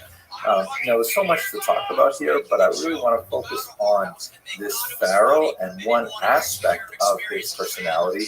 But let me just begin by starting with a more general background concept.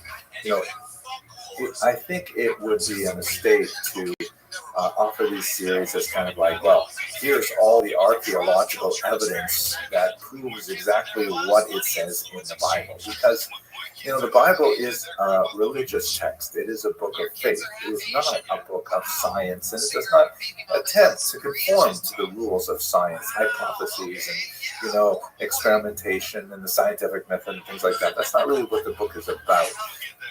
That does not mean that one may not rely on it for historical data. In fact, that's alluding to the title of a great work by Professor Kitchen on the reliability of the Old Testament, which is a remarkable work of scholarship. A lot of the crucial information in the Bible is not something that we can pin down with historical data from extra biblical sources. For a host of reasons. This is a short class, so I'm not going to go into all of them, but I do want to illustrate why that's not necessarily the right way to go about thinking about how to read the Bible. I'll tell you a story about my grandparents. This is a photograph of them from 1913. My grandfather Alex and my grandmother Pascha. They're both Lithuanian migrants to Canada, and they lived up in the north of Canada when this horrible forest fire rushed through the area in the year 1916, known as the Great Matheson Fire. it was absolutely devastating for people living in this, very congested timberland of the north. It killed some 200 people, including quite a few Native Canadians, First Nations people, who really did not have structures that could withstand these fires. Now, my grandfather, this is a story I heard from my own father, who was not even born at the time, but my grandfather could see that there was something terrible coming. And so, he was just starting his business in dry goods at the time. What he did was he dug a massive hole in the backyard, took all of his stock, which was basically like work pants and shirts and boots and things like that, buried it in, he wrapped it in burlap, and then he buried it in the backyard. And the fire came into town, devastated the town, but he and his wife, who was my uncle, they all ran to the amphitheater, and they waited for until it was safe to come out again when the fire had passed. The town was devastated. People were impoverished, but they could go to my grandfather, who gave them clothes for free. They could pay back later when they were back on their feet and so on. But this act of foresight and of courage and of kindness ultimately allowed the entire town to survive and my grandfather's business to survive. And it went on for a whole century after that. My father took it over, and then my mother, and it lasted for a very long time. Now, this story is very hard to find in the historical data. The records simply aren't there. We know the fire happened. We know the names of people who were killed. We can go visit their graves. But we don't have these smaller family stories of tremendous import. They're just not recorded anywhere. But that doesn't mean they didn't happen. And more, that's the real story that I want to gather from the episode. What my father told me, and he never witnessed it because he wasn't even born. Well, my father told me, and I trust father, that's the Masora, that's the tradition. My father told me things about his father and mother that gave me tremendous lessons into how I should lead my own life. And I think that's how I have to look at the historical data we have on the Exodus that leads into the Haggadah and so on. We may not be able to put everything under a microscope and find this factor, find that factor, confirm this idea or that idea, but we will nevertheless find a tremendous amount of information. If you want to go into the weeds in this, have a look at Kenneth Kitchen's book. It is absolutely tremendous. It includes, for example, this piece of data, which is so fantastic. We do have some ways of corroborating events in the Bible with extra biblical events, such as, for example, the price of slaves in the time of Joseph. We know that in Exodus chapter 37, verse 28, we have the sale of Joseph for 20 shekels. And when we compare that price of 20 shekels with how much we know slaves cost in the Code of Hammurabi, in texts from Mari and Old Babylonia, we see that that's smack on what we would expect the slave to cost in the precise era when we believe that Joseph was sold. Moreover, with Exodus chapter 21, verse 32, with what we know that slaves were going for from documents in nearby Nuzi or Ugarit, we see that, my gosh, it's exactly the same. And finally, when you look at the price of the redemption of the nobles under King Menashe, the nobles were taken into Ashur. They, over there in Kings 2, chapter 15, verse 30, that price exactly maps to what we know about the price of slaves in Assyria. And you track all of these on a chart, and you can see that it's a pretty linear progression that tends to confirm the statement of the sale of Joseph for 20 shekels, placing it appropriately within its historical context. It's pretty amazing, I think, to see this corroboration. This is data that's derived from Dr. Kitchen's work. But let's go to our main subject, which is, of course, the personality of Ramses II, who many scholars believe would be the specific Pharaoh described as having forgotten about Joseph. Whether, as we have a famous controversy in the Talmud, he was the same Pharaoh who just, chose to forget for whatever reason, or whether he really was a new Pharaoh who didn't read the, Egyptian history textbooks. One of the most fascinating debates in the Talmud about Pharaoh Ramses is what is the degree of his culpability for the maltreatment of the Jews, especially because as the plagues were instituted, the verse says, and it says only about Pharaoh Ramses II and his direct administrators, that his heart was made heavy, kaved. In other places, the term heart was made hard, hazak, for example. We see that, in several places in the Bible. But to see his heart heavy, the only time it's used is with, and what exactly does a heavy mean? In the English language, it would mean, despondent or sad or, something like that.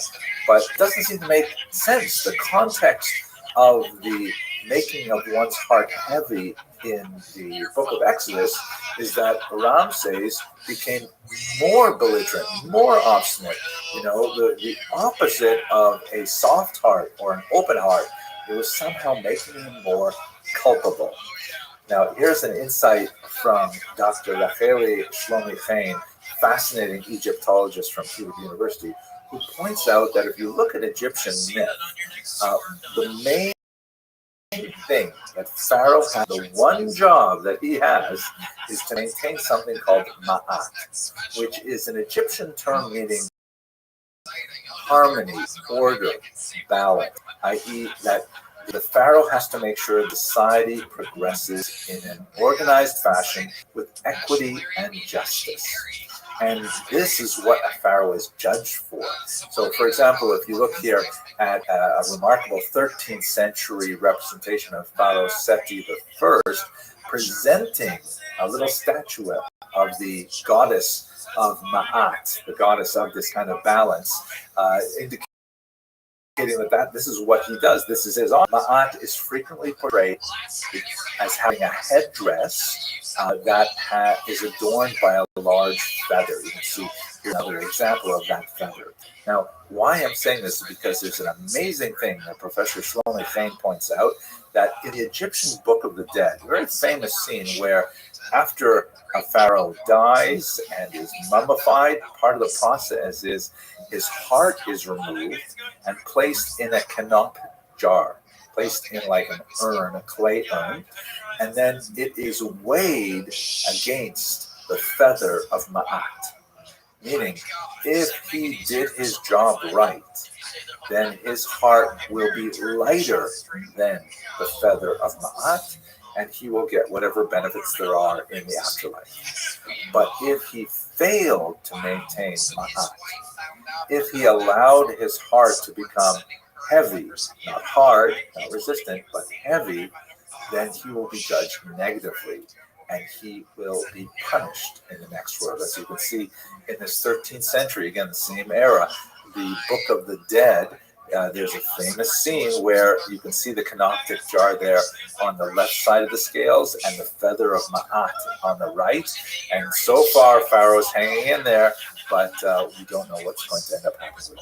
So this is really the meaning within the Egyptian context of the 13th century, which we've largely lost, except for the research of people like Professor Racheli Shlomi Chaim, who point this out, that it is his failure to maintain a just and equitable society, that is his maltreatment of the children of Abraham, Isaac, and Jacob, and his forgetfulness for what he should have done for the people of Joseph, is fundamentally what caused his heart to become heavy, and fundamentally what brought about his own downfall. I hope this was useful to you, and maybe you'll even talk about it a little bit at your Passover Seder. Thank you very much for watching.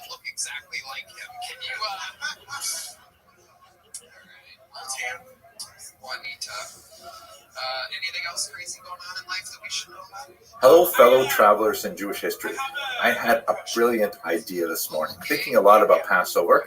So this is it's Charlie Plainview from There Will Be Blood, explaining Revelation.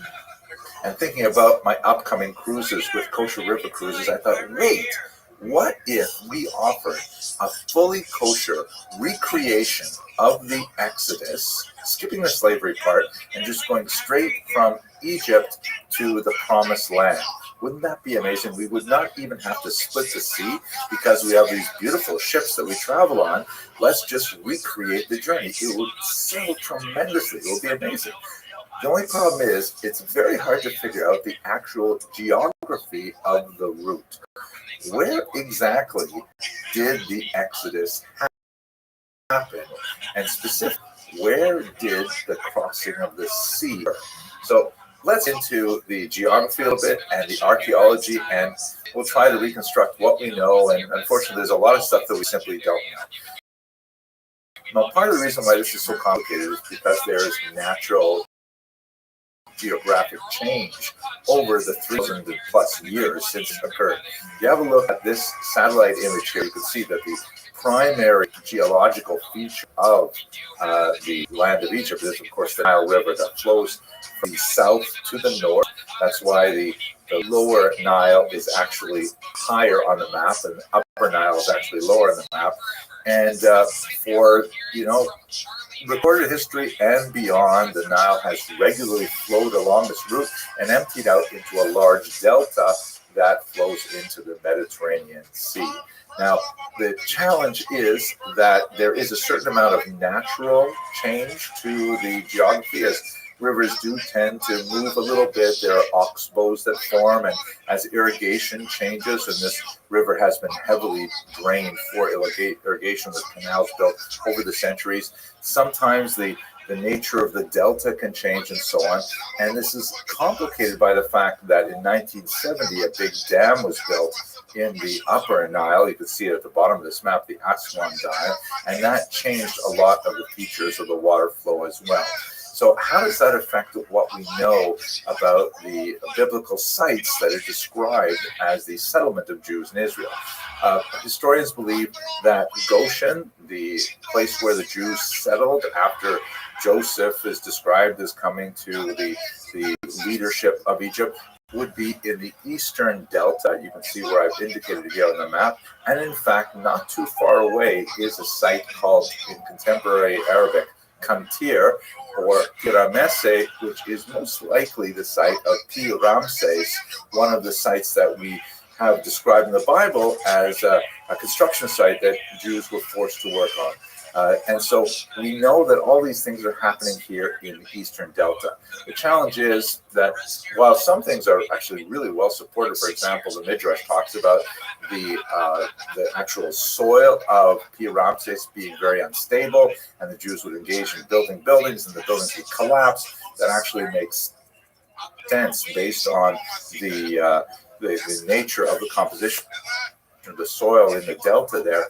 But we don't have much archaeological, evidence from that period of any of the buildings that may have been constructed according to the biblical account. We do have, however, some new archaeological evidence that has come about as a result of the desiccation in the region related to the creation of the Aswan Dam that indicates some amazing, even these mud pits that were described, which are entirely consistent with what we know about brick making in ancient Egypt from, for example, the tomb painting of Rechmira that describes the entire process of brick making, which is consistent not only with the biblical account, but also with papyri that have managed to survive till this day. And in this particular mud pit that just blows me away, there's actually some rents of a child's foot. They measure to be about size 8.5 to 10, which would describe a child of 4 to 5 years old. We don't know, who this child was, Egyptian child, Jewish child, slave child. We don't know. What are they doing in the pits? Well, were they forced to work there? Were they playing there? We don't know, but it is nevertheless a very chilling reminder of the reality of work at that time. Still, doesn't say too much about the route that we're trying to describe. We know that the biblical account places the Jews in the eastern Nile Delta. So how did they get from there to the Promised Land? The Bible specifically states that they did not take the shortcut, which is the Derech Plishtim, the Philistine way, also known as the way of Horus. That would have been the easiest and most logical. That would go along the coast of the Sinai Peninsula, which actually had several, established fortresses that were built. The Egyptians frequently went this route when they went on raiding campaigns into the land of Israel. So we know they didn't go that way. Specifically, the Bible says they took an alternate route, a long route that somehow had them wandering throughout the Sinai Peninsula, eventually ending up in the land of Israel. But when you look at the overall map, you got to wonder, where did they cross the sea? Where exactly? What sea are we talking about? We should point out, in Hebrew, the term is Yam Suf, which means literally the Sea of Reeds. The term sea here, Yam, has to be not viewed from, let's say, a Western perspective of what a sea is. Sea is normally a fairly large body of water, but in biblical Hebrew, the word Yam can mean something a little bit more like what Americans would call a lake, and maybe not even a Great Lake, like Yam Kinneret, the Sea of Galilee, is actually a fairly small body of water. I'm not sure if you can easily at least contemplate swimming from one side to the other. The Dead Sea is very small in comparison to the Great Lake. These are small bodies of water, but in Hebrew they are called seas. Now the second word, reeds, is interesting. The Sea of Reeds. It does not describe the Red Sea or the Mediterranean Sea. It says the Sea of Reeds. So this makes it sound a little bit like it could be a wetland, kind of like, a marshy area, which very much fits with what we know about the geography of the Eastern Nile Delta. And so many historians have attempted to reconstruct a route of the Exodus goes through what are sometimes called bitter lakes. They're not so much like big bodies of water. Again, that's not necessarily what the term Yam or sea might mean in biblical Hebrew, but they might be like incredibly inaccessible wetlands, so you just can't cross them. Maybe the water is 3 feet deep, 6 feet deep, lots of vegetation, and the only way to get through would be if it split and you could walk on dry land. A miraculous occurrence, to be sure. Other historians have suggested that no, it must have been the Mediterranean Sea that we're talking about, and you can see there are routes that describe going up north and then over the Sinai Peninsula into the Mediterranean and then back down into the Sinai, where they would wander around for a while. There are also theories that say no, they went further south down to the Red Sea and crossed at that point. And then basically from there on in, it's really confusing, because one thing I forgot to mention is that the very first project in archaeology is really topography. We have, like in biblical archaeology in particular, we have this biblical text, extremely valuable as a historical document, but very difficult to sometimes translate into what we know about the actual land itself, primarily because we don't know which locales specifically refer to the places named in the Bible. And one of the very first things that was done in the 19th century in the land of Israel is archaeologists began to say, okay, we've got these places like Beersheba. Where is Beersheba?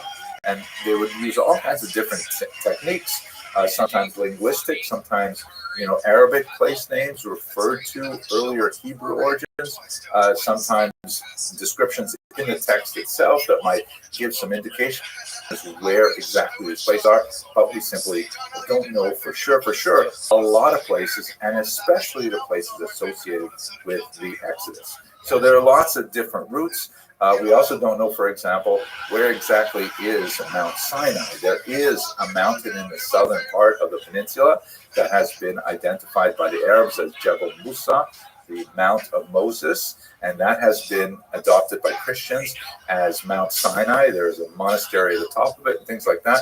But there are also good possibilities that Mount Sinai would be in what we would call today Saudi Arabia. We simply have no concrete idea precisely where the ancient Israelites wandered as they were making their way from Egypt to the land of Israel, and there are lots of constructions.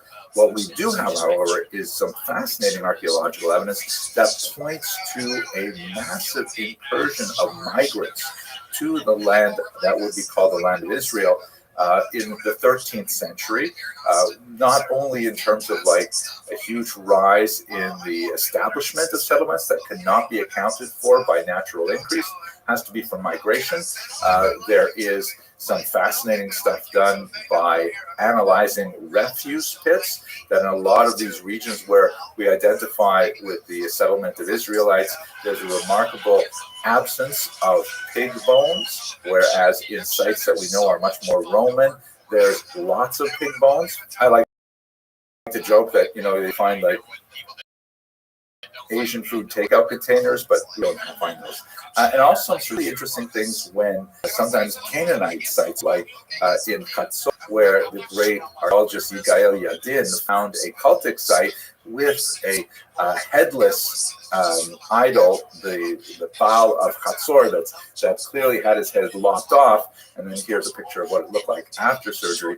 But archaeological finds of this nature support the narrative that people came into this region from somewhere outside and viewed with hostility the local Canaanite practices and destroyed their altars and things like that. And that is entirely consistent with the biblical account that describes a massive number of former Egyptian slaves, i.e. the children of Israel, coming into the land, destroying the altars wherever they encounter them and so on.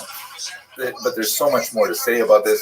I'm just trying to get a sense, though, of if we were to have a kosher river cruise, where exactly would we traverse from Goshen to the land? And unfortunately, that's got to wait until we figure out the geography, and then we're going to have a big sale. Heard it first on this channel. Thank you very much for watching.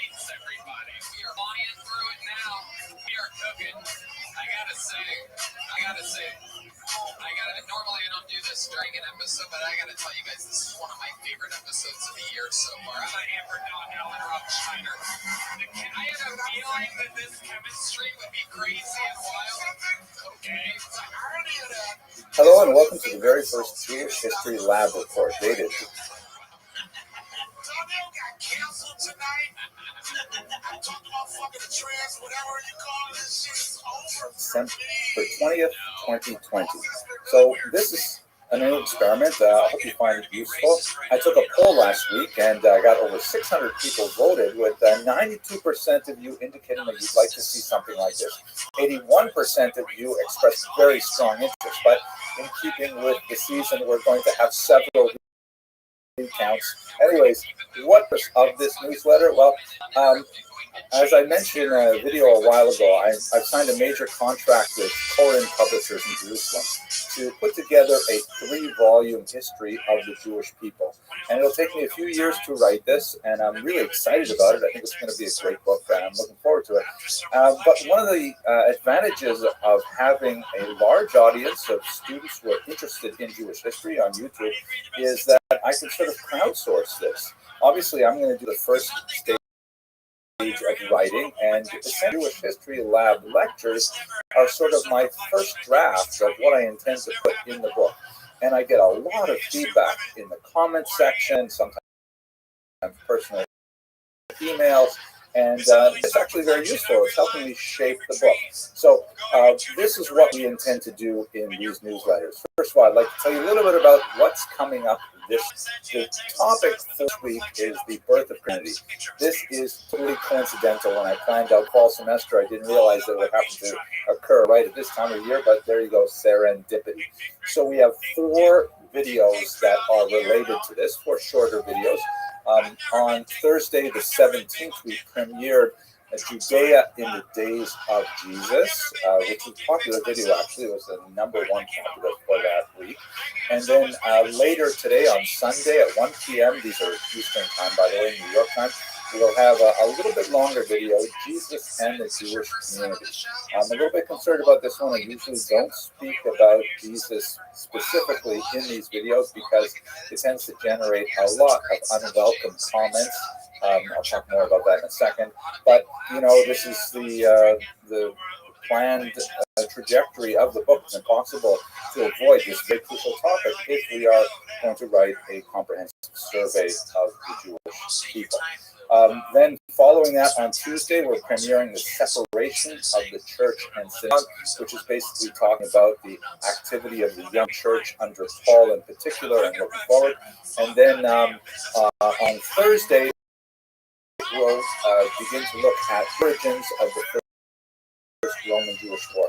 So that's what's coming up over this week. Also, this morning, I'm premiering something, speaking virtually at Torah LA, which is a conference in Los Angeles by the Orthodox Union, and I'm giving a talk on Jewish history in Daf Yomi. For those of you who are not familiar with it, this is a global study of Talmud program. Daf Yomi means a folio a day, some pages a day, which allows you to complete the Talmud in 7 years. And my small part in this year's cycle, which takes 7.5 years to complete, is called Jewish History in Daf Yomi. It's a little video that appears on every daf of Gemara, 2,711 in total, and it's available on the alldaf.org website, and also there's an app that goes along with it. So please have a look at that. That's going to be airing at 10 a.m.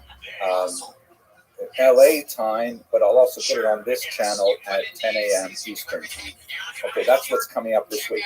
In terms of channel member news, you may have noticed that I have membership available on this channel. And, you know, when YouTube first made this available to me, I didn't really understand how it would be helpful, but then I realized a really great way that it will push forward my agenda of working on some serious Jewish history for the globe. First of all, if you've seen the manifesto video in which I talk about my basic values, I really believe that Jewish history information should be completely accessible and should be available for free around the world. And so that's really what I've tried to build over the past 10 years or so of working on this channel. But what is not free is my personal engagement, because when you put something out globally, you get so many unwelcome comments. Sometimes there's a lot of attention from anti-Semites. Sometimes there's attention from people who want to convert me to the same faith that I'm currently in, but maybe in a different, slight version, things like that. And I just don't have time to deal with that. So I have tended to shy away from topics because I don't want to, spend a lot of time debating with people about these things unless they are serious. Now, what I mean by serious is not learned or advanced. What I mean is people who have a strong level of motivation to study Jewish history, and also that they're prepared to observe basic scholarly norms, meaning to be respectful of others who are in the conversation, to appreciate that other people have a perspective that is maybe very valuable, and that if you listen to them, you may actually gain something from it. You know, as the 7 Habits say, my rabbi loves quoting the 7 Habits, right? Seek first to understand, then to be understood. So people like that, I love to have them in classes of any age, and I never tire of engaging in people like that. So membership is a way of trying to filter out hoi polloi and focusing on those people. There are 3 levels of membership. The student level gives people advanced access to all the videos, which is really useful because some of the most helpful comments that I get back are from the students who see it before I release it. That's when I release it to the rest of the world. A lot of spam and a lot of things like that we filter out. So it's just the information from students first. At the researcher level, that's where I start to introduce some of the more difficult things that maybe shouldn't be shared with everybody because of the things I mentioned.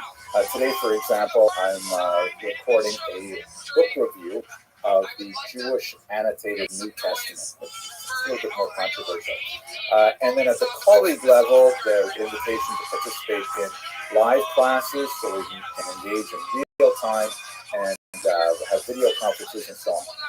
So what's happening for the colleagues this week is we're going to be having a live class specifically on the first Roman-Jewish War, and then the video versions will appear over the next couple of days. Let's close with some fascinating Jewish history news from this week. One fascinating article that came out from Amanda Rothschild, who is an amazing journalist who writes fantastic things, particularly in the realm of archaeology.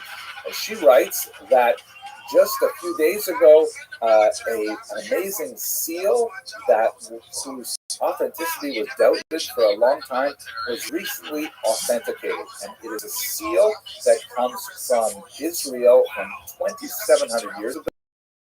It was that of the second Yerovam, the second Jeroboam.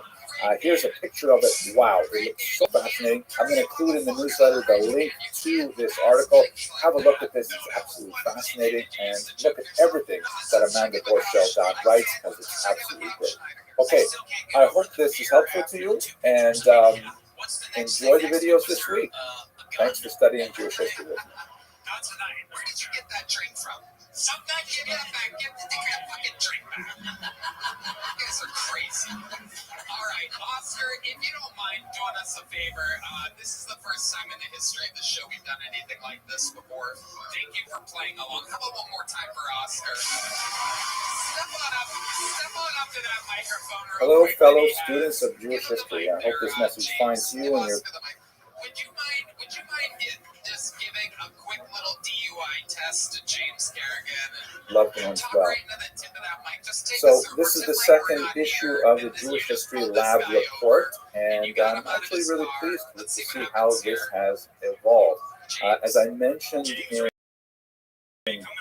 previous videos, this new format of the briefer online kind of coronavirus optimized videos is the result of my signing a contract with publishers to create a 3-volume history of the Jewish people, which I'm really excited to be working on. And I thought I would take a year and a half to essentially work through the curriculum that will form the basis of the book and put it out there online. And I would use the feedback and the comments from fellow students of Jewish history like you to shape the direction of my research. And it's actually been really great. A lot of the comments that I've gotten back are exposed to me things that I'm really not that aware of, or concerns that I have not really thought of addressing, and I think it's going to be a really positive thing.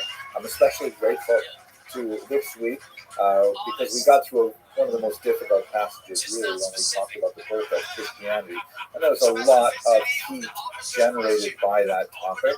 Very difficult to sort of navigate the possible minefields of controversy, but I'm especially grateful to Boxer Fencer, one of the users on this channel, who sent me a really useful passage from Thessalonians, 1 Thessalonians chapter 2, verse 14, which really made me rethink a little bit of what I had to say about St. Paul and the development of Christianity.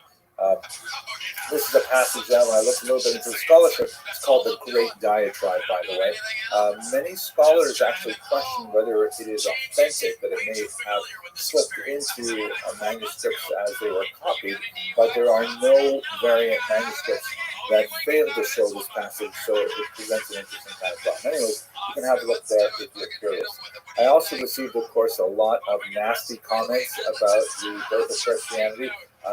My favorite actually was one commentator who said some very nice things and said that it was doomed to hellfire, but then at the end he concluded by saying, "I like your work and personality, but the great work." Well, I guess what to say about that. At any rate, thanks also to Barb Todd, who sent a really useful link from NPR on the use of modern computer technology to digitally reveal the contents of the Dead Sea Scroll. They're, of course, very fragile and very difficult to unravel and difficult to open, so it's very difficult to actually read them. But with new imaging techniques, wow, it's been really fascinating. Okay, so here's an update. Last week, we premiered the video on the First Roman-Jewish War, the first stage of it, with Cestius Gallus in particular, the war in the north and then Vespasian's arrival. Today we're going to be releasing the video of the fall of Jerusalem specifically. Very important turning point in Jewish history, and I'm looking in greater detail at the way in which Vespasian's son Titus actually besieged Jerusalem and brought it down and burned the temple on the 9th day of the month of August. A little later this week, we'll release the video on the aftermath of the Great Revolt, which will look specifically at Masada, the last holdout of the rebels in the fortress on a mountaintop in the Dead Sea zone. In terms of moving forward, this week we're going to be looking at the Kitos Rebellion, a very unusual rebellion that is not especially important in Israel itself, but especially important in the Jewish diaspora outside it. That would be in the years 115 through 117. And then we're going to look at the Bar Kokhba revolt in much greater detail and its impact on Jewish thought, civilization, and culture thereafter, with some focus on the Asara Erede Malchut, the 10 martyrs of the state, a very important element that has informed Jewish thought and shaped how Jews have related to the diaspora as a whole. In terms of membership perks for this week, the members of the colleague level, we're going to have class on Wednesday night at 7:30. For researchers and colleagues, I've got a new video that I'm just hoping to release this week, which is a fantastic relook at Yigael Yadin's amazing book, Bar Kokhba, which was such a classic, and I so enjoyed rereading it. I thought I'd talk about it a little bit with you. And then student level membership, we're going to have some advanced access to those videos on the Rebellion, the Bar Kokhba revolt, and the 10 martyrs of the state, and then we will be premiering them to a larger internet audience. Okay, that's the part of this week. I hope you all enjoyed watching these videos, and I look forward to interacting with you as we put together this amazing history of the Jewish people. Thanks very much for watching.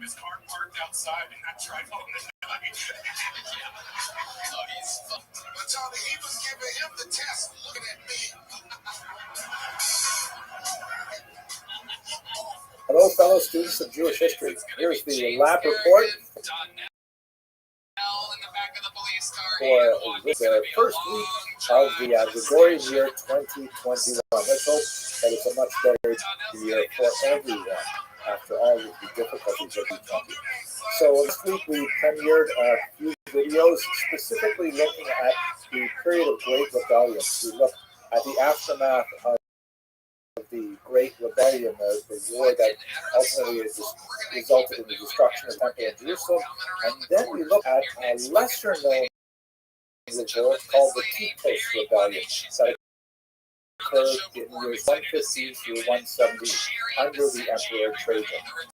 And then premiering later today will be the video in that series of rebellion. We're going to look at the Bar Kokhba, which is absolutely fascinating in many ways, although there's some questions that still remain on it. I've also issued last week a brief researchers and colleagues video on Yigael Yadin's research in particular. It's so exciting. I really enjoyed so much of it. The plans for this week are to shift a little bit from the kind of chronological march of history and go back to a theme or an issue, and specifically we're going to look at women in ancient Israel. We touched on this somewhat when we looked at daily life in ancient Israel, but now we're going to focus more carefully on a very difficult topic to study appropriately, because we really lack so many women's voices in the historiography, in the material itself. The connection to Bar Kokhba, though, is especially fascinating because I'm looking forward to talking to you about Babata, who was a remarkable woman who left behind a cache of documents relating to her private legal life, dealing with a lot of personal crises that she was going through with multiple husbands and her widowhood, and conflict over inheritance, conflict over child custody. Really fascinating material that gives a great sort of cross-section of what it must have been like to be a woman in the 2nd century. But we're going to start much earlier and kind of cover much more theoretical and historical ground in that in that lecture. The live version of this lecture will be open to colleagues. You'll check the links in the separate post for that material. I also want to let you know that we are coming to the conclusion of this semester. We'll go through January, looking at the ancient period, and then we're going to make a transition to the medieval period. And as I mentioned to you before, all of this work is in preparation for the much larger project of creating 3 volumes for foreign publishers on the history of the Jewish people. And I'm using these videos to, collect feedback and get suggestions and get support and sometimes criticism to help me think about how I want to put together these eventual volumes. And I really appreciate all of you who have maintained, pretty steady diet of commenting on the website. I apologize that I can't get to absolutely every comment, particularly when the threads get longer and longer. But I am spending time every day going over the comments and then trying to respond to it. And in this context, I want to let you know about a new idea I'm working on right now that I can't host here on YouTube because it doesn't work as well with text. It is, after all, video. But on my personal website, henryabramson.com, I'm thinking I will start putting up drafts of the chapters as they are written for comment from all of you. As much as I'm enjoying crowdsourcing this intellectual project of creating a book of Jewish history with a lot of support from my people, I don't think I can reasonably open up all of the text as it is in formation to 38,000 subscribers. So I'm going to probably set in some kind of mechanism there to try and filter out people who are not necessarily as focused on the goal of really creating a final text. But I encourage you to go visit my website, henryabramson.com, where you'll see some of these ideas as they are developing. And I'm kind of excited about them. I'll let you know more about them.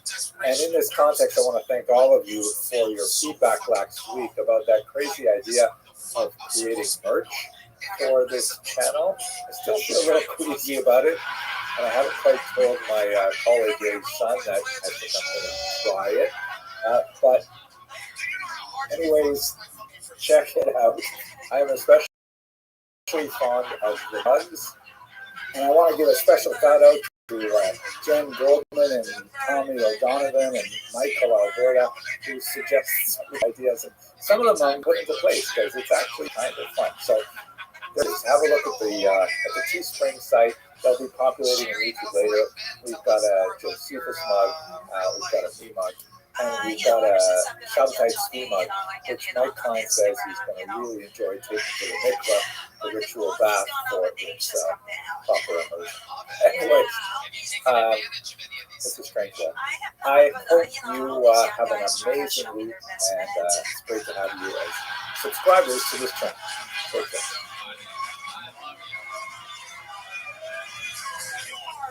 You are fucking adorable. You really are. You really are. What are some goals for you, Sherry? How much time do you think you have altogether? Like what? Not in life. Right. Not in life. I'll give it about 80 months. Hello, fellow students of Jewish history. I am so delighted to announce that beginning this Wednesday night, October 27th at 7:30 p.m., we will resume the Jewish lectures. This is going to be the third and final semester of this series, and we're going to look at the modern era. Unlike the previous semesters in which I had the but to address many subjects which I knew not too terribly much about, I'm actually a little more adept in the modern era, so I hope it's going to be even more interesting for all of us and less sweat-inducing for me. At any rate, we're going to look at the last 500 Jewish history, specifically from the Spanish expulsion of 1492 right up until the contemporary period. And I think it's going to be so fascinating. There's so many amazing, dynamic things that happened to and happened as a result of the Jewish people over the last half millennium, and I can't wait to discuss them with you and hear your questions. So there are 3 basic ways to participate in the series if you would like to. The first is please attend in person. The classes are sponsored by the Young Israel of Lawrence, Cedarhurst.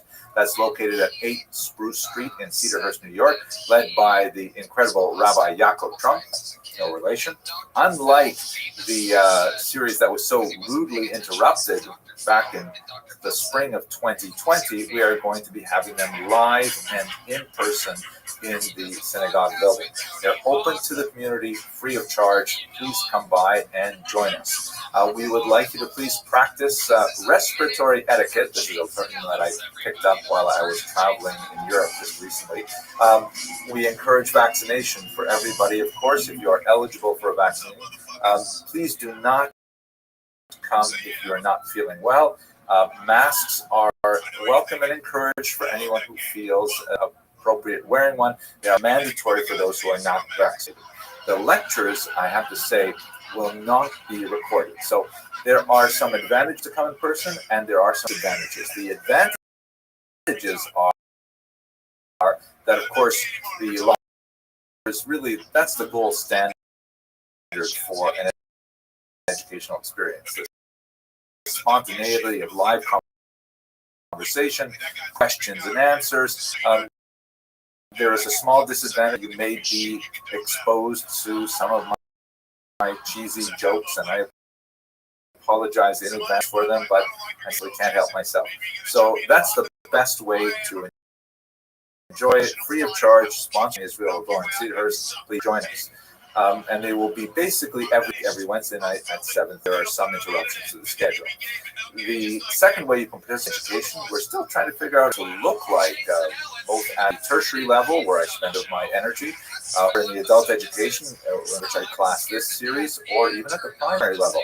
And so we're going to try this semester to offer this as a hybrid option, meaning the essence is going to be placed on the live in-person class. And again, that's the best way to appreciate the information that we're going to share. But we will offer the option of Zoom for those who cannot attend in person for a variety of reasons, not excluding the reality of the January temperatures in this part of the world. This option, however, is only going to be available to members of the synagogue and their guests. Check your email for a Zoom link so you will be able to access the Zoom. It's also open to members of my YouTube channel at the colleague level. So please have a look at your community announcements and you'll be able to get the Zoom link and be able to participate. One of the challenges of offering this in a hybrid format is that it's not easy to address a live audience and an online audience simultaneously. So I'm going to put most of my energy to the live audience, but I will try and devote certain period of time to the hybrid. And we'll see how this works out. Hopefully it will be successful, but we will tweak things as we go along. Finally, if you can't attend in person and you can't attend by Zoom, then you'll be able to watch pre-recorded versions of the lectures, which I have been putting online. There's more than 80 of them in this particular series already available. And this, of course, is open to all because I really believe that Jewish history yearns to be free, yearns to be out there so that people can learn about this amazing and fascinating history. The advantages of viewing the pre-recorded lectures are that, one, they tend to be shorter and a little bit more tightly edited and so on. And there are very, very few cheesy jokes because I just got too many negative comments about them. There's not as much opportunity for interaction. I simply don't have time to respond to all of the questions and comments that are in the inbox there, but you will have the opportunity, of course, to interact with other audience members. And I do like to participate in live chats more or less once a week so that we do have a chance to at least interact with each other that way. Okay, that's basically it. We're going to start Wednesday night, 7:30 p.m. Eastern Time, and we are going to be looking at the fascinating topic of the Jews of Asia. Thank you very much for listening. As someone who enjoys non-violent sex,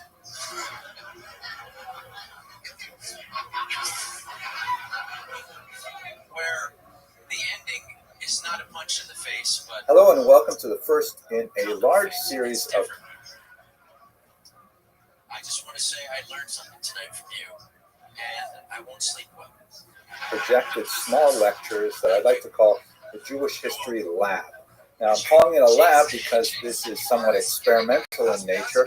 I'm very proud to let you know that I signed a contract with Corin Publishers, Jerusalem, really important publishing house that does really beautiful work. I have so many of their books in my own collection, and I'm very honored to be producing a multi-volume, massive survey history of these for them over the course of the next few years. So these lectures are kind of like my rough draft of the materials that will ultimately find their way into the printed word, and I hope you will snap up copies of them when they're available, because I think they're going to be great. I'm really excited about this particular work. So it's experimental in the sense that I'm going to put my first draft together in this video format and put it up on the internet, and I'd love to hear from you. Please insert your comments in the box below this video and let me know what you think, and if you have any questions or suggestions, and then we'll see how we go forward as I transform these lectures into the written word. But let's get straight to the material. Let's look at this little piece of global real estate and try to understand how it fits within the larger perspective of the history of the Jewish people. Many people tend to look at the land of Israel, something like this amazing 6th century map that was discovered in Madaba, Jordan. Now, what do I mean? They look at it this way. It looks intriguing and fascinating, but at the same time illogical and confusing. So what exactly is this map? First of all, it was discovered in Madaba, Jordan. You can see here's a screenshot of where it appears on Google Maps, just a little bit northeast of the Dead Sea, a little south of Amman. And it was in the floor of a 6th century church that was designed for pilgrims, Christian pilgrims, who were making their way into the land of Israel from the west. And it was intended as kind of like a permanent physical reminder of how to find the various holy sites. It was discovered in the late 19th century in the course of church renovations, and unfortunately this gorgeous mosaic was badly damaged over the centuries. Nevertheless, a significant amount of it was preserved, and we can learn some fascinating things about how they viewed the region. Obviously, it's not to scale, but I think one of the most fascinating things is that it is disoriented with east and north. That is, you can see the Dead Sea is right in the middle of that region there. It's got some boats, massive boats by scale, floating on the Dead Sea, and there's a river, the Jordan River, that's at the left, that would connect up to the missing Sea of Galilee, or Yam Kinneret. And so this is how pilgrims would have seen the land. They would have seen it with Jerusalem really at its center. Here is a close-up detail of Jerusalem, and comparisons with archaeological data indicate there's a lot of features here that indicate that the mosaic artists actually did have close experience with the land of Israel itself, and the city of Jerusalem with the cargo, Roman road running through the center of it. And there's all kinds of fascinating features in the map, such as, for example, if we zoom in on the boat in the Dead Sea, there are a couple of fishermen there, but they look sort of like potatoes, because you can see the figure on the right has a hand extending from it. The reason for this is because Muslim iconoclasts approached this map and wanted to wipe out any kind of reference to human beings, so they disfigured specifically the recognizably human faces on these ones, so we still have some sense of what they look like, and they replaced them obviously with other mosaic tiles. Fascinating kind of look at the land of Israel, but as I said, very confusing, obviously deeply affected by political and religious concerns. Here's a more conventional look at the land of Israel, with north at the top, as is the custom in Western cartography. And I think the most important thing that I can point out here is just how small the land of Israel is. I mean, check it out. If you go from the southernmost tip of the land of Israel in Eilat, the Gulf of Aqaba, and you go all the way to the north, roughly equivalent with Mount Hermon in the Golan Heights, and you see that basically it's only 420 kilometers or 262 miles. If you could drive that in a straight road, basically 4 hours driving from one end of the country to the other. And the widest way is 71 miles. You can easily drive across that in about an hour. I mean, this is essentially what people commute to work, crossing the country of Israel. The lightly shaded areas with Shechem or Nablus in the top and Hebron in the south, that refers to the West Bank, which we'll talk about much further on in this course. This is the region, of course, which is not annexed to Israel itself as the Palestinian Authority. And of course, you see the Gaza Strip there, sort of patch. That is the lower left side. It's really a very small strip of land that looms large in the public imagination. If you were to take the amount of real estate that the state of Israel takes up in today's newspapers, for example, and you were to make that geographically to scale, I mean, it would be the size of, I don't know, Africa or something like that. But it is really a tiny little territory. Looking at it geographically, I think this map is especially helpful. This, of course, turns it on its side, facing to the east, somewhat like the Madaba map we saw earlier. And the most prominent feature, of course, is the Judean mountain range. They're not really mountains by, like, Rockies standards or the Alps. They're really more like dry, desiccated hills. And once again, this map, which is in Hebrew, shows that it's 53 kilometers from the Jordan River over the Judean mountains, and then an additional 16 kilometers to the sea, the Mediterranean itself. And it gives you some sense of the vertical topography and the climatic effect of those fairly low mountains. There's one more view of the same idea. This is once again oriented north-south. You have the coastal plain, which is quite dense and gets a lot more rainfall. Then you have the Jordan Valley and the Dead Sea, which are much lower. In fact, the Dead Sea is the lowest point on the surface of the earth. Now, let's look at the land of Israel in its regional context, because this is where it gets really important. How does this tiny little country subsume so much history and so much politics in contemporary time? If you look at this satellite view, you can see that Israel is very centrally located between the three continents of Africa, Europe, and Asia. And if you remove air travel, which of course was impossible in the ancient world, and if you consider the limitations of water travel, of sea travel because of land barriers, you can see that Israel is the main thoroughfare between those three continents. Any kind of trade typically has to go through Israel, unless you're talking about Europe to Asia directly or vice versa. Really, Africa, Asia, Europe are all connected to Israel over land route. If you look in a little closer, you see that one of the most important aspects of those connections is the Fertile Crescent. And it is so called because there's kind of like a C shape, or more precisely, kind of like an upside down flattened U shape of arable land that extends from the Nile Delta, which is in the lower left of this map. You can see it says in Hebrew Mitzrayim, or Egypt, and the hatched area represents the greater arability that is the product of the Nile River that flows from the bottom of this map into the Mediterranean Sea. And then there's a little bit of a dead spot to the right of the Nile Delta, where you have the Sinai Peninsula, but then the land of Israel itself becomes fertile again. It goes up north through Lebanon and Syria, and then it curves over and follows the Euphrates and the Tigris rivers down into the Persian Gulf, which would be today's Iraq and Kuwait. The two rivers that flow from the northwest and down into the southeast are the Mesopotamian region. The word Mesopotamia is from a Greek word meaning between the rivers, Mesopotamos. And so that's the Tigris and Euphrates represent another great fertile area. Now, these two regions, on the extreme west, Egypt, and on the extreme east, Mesopotamia, are really the superpowers of the world, but any kind of land or commerce communication between them has to go through Israel.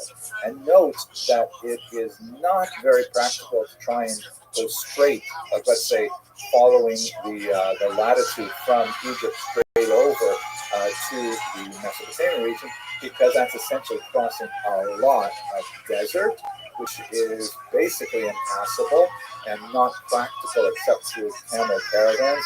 It's much easier to follow the fertile settled regions and actually make travel from the southeast all the way up over the top and then down into Israel. This is in fact the route that the patriarch Abraham followed from ancient Sumer, the Assur, and then made up over the north through Syria and down into Israel. But we'll talk about that in a later lecture.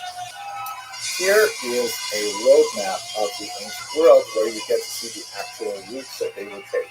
First of all, there was the so-called Via Maris, or in Hebrew, Derech Hayam, the way of the sea. I like to think of this as the scenic route, where you go from the left, from the Nile Delta, and you basically follow the coastline. And it's a little rough as you're going along the top of the Sinai Peninsula, because that's quite dry. But then once you hit the region of Gaza and move up north, then you've got quite a bit of settled territory and a lot of arable land, and you can follow the road all the way up and then down over to the right into Mesopotamia. The other route, which was also quite widely traveled, is the so-called King's Highway. There's actually a street like that in Brooklyn, of course, maybe named after this, I don't know, sometimes called the Royal Road, or in Hebrew, the Derech HaMelech. And this was a little bit shorter in the sense that you crossed a relatively small Sinai Peninsula compared to the great Arabian Desert. It's much more passable. And then you make a straight shot north up to Damascus. So it's not really as beautiful because you don't have the Mediterranean Sea to your left. At best, you have to travel through the very hot zone of the Dead Sea. But after that initial burst through the Sinai, then you've got rest stops along the way, gas stations as you make your way to Canaan. And so Israel is extremely important as these commercial ventures expand, and of course that becomes a political question as well. Perhaps what makes Israel so important to the rest of the world is the religious context that we're going to be exploring in a lot of lectures as we go on.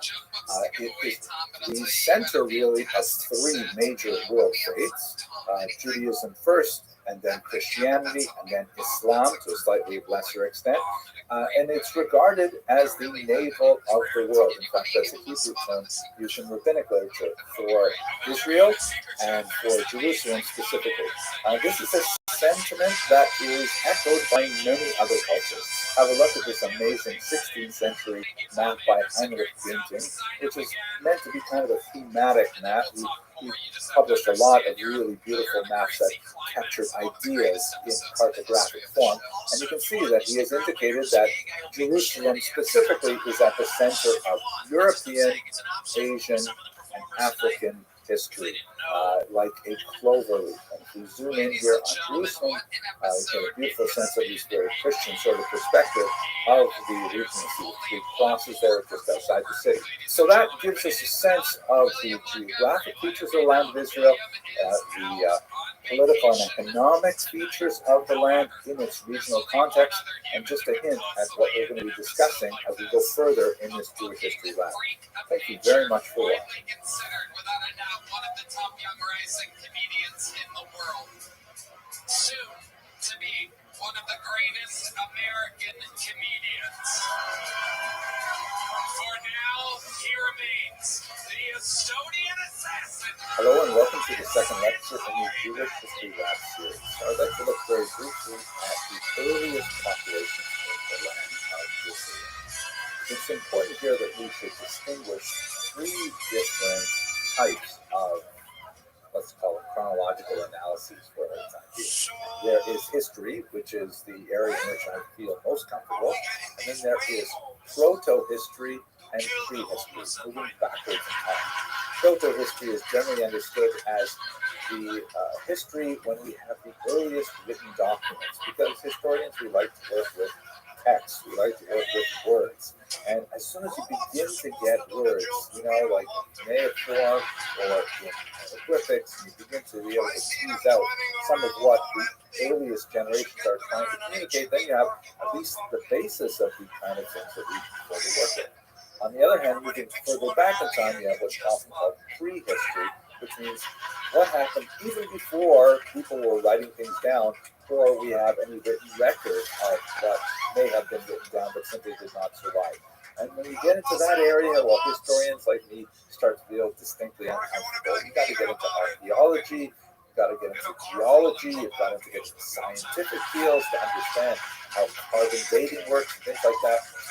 Those are things that are not really my strongest suit. We will be dealing with much of that, especially archaeology, in the next couple of videos.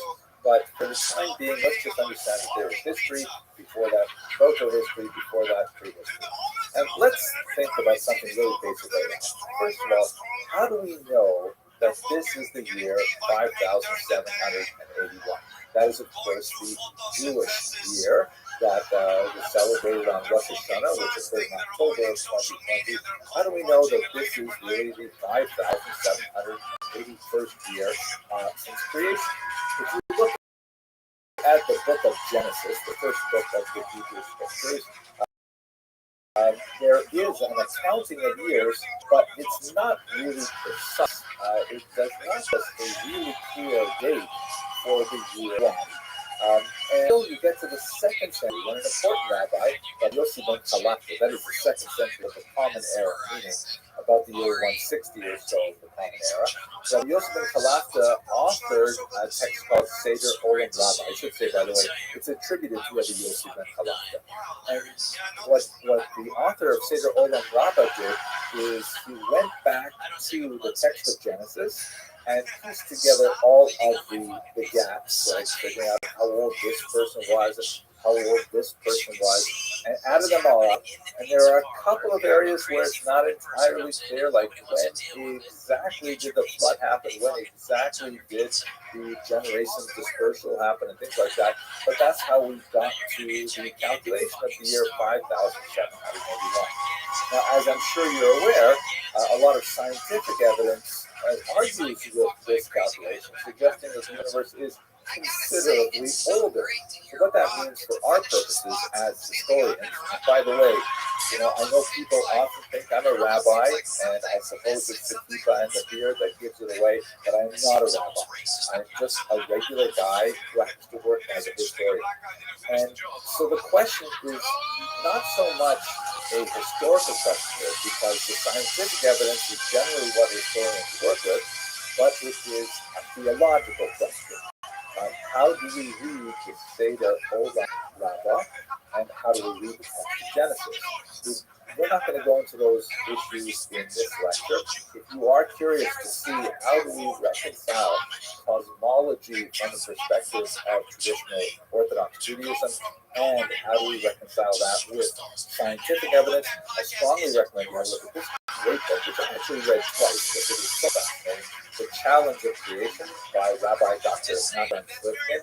It is not an uncontroversial work, but basically he dips into both science and Torah to look at how rabbis in the past have dealt with these challenges. And this is nothing new. I mean, Jews have been dealing with the age of the universe questions really since the 19th century for sure, in a very forthright way. But there are even some fascinating earlier opinions as to how to calculate these dates. Have a look over there if you want to go further in that direction. Anyone who possesses even a cursory familiarity with the first 5 books of Moses, some of the early prophets, like the book of Joshua, Judges, Samuel, and into Kings, will be aware that, of course, there are many peoples who predated the mass arrival of Jews in Israel. The earliest penetration of Jews into Israel, of course, was the patriarch Abraham, as described in the book of Genesis. That's generally understood to be around the beginning of the second millennium before the Common Era. That is something like the date 1750 BCE. The later Exodus and the arrival of Jews in Israel, which is something, again, we've got to push that off to another lecture. There's a lot to say about that. That would have been several hundred years after that date. But there are lots of peoples already living in Israel, and in fact, the interaction with them is a major theme in much of those early prophetic works.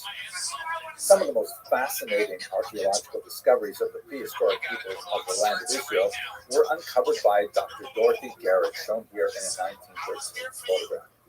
She was associated with Cambridge University, and in fact, she was the first woman to hold a chair at that great school. Unfortunately for her at that point, however, because she was a woman, she was not allowed to receive a full position on the faculty, and although she was allowed to attend faculty meetings, she was not allowed to vote or even to speak, if you can believe that. She was a pioneering figure not only in the field of archaeology, but also in the field of women's rights in academia in particular.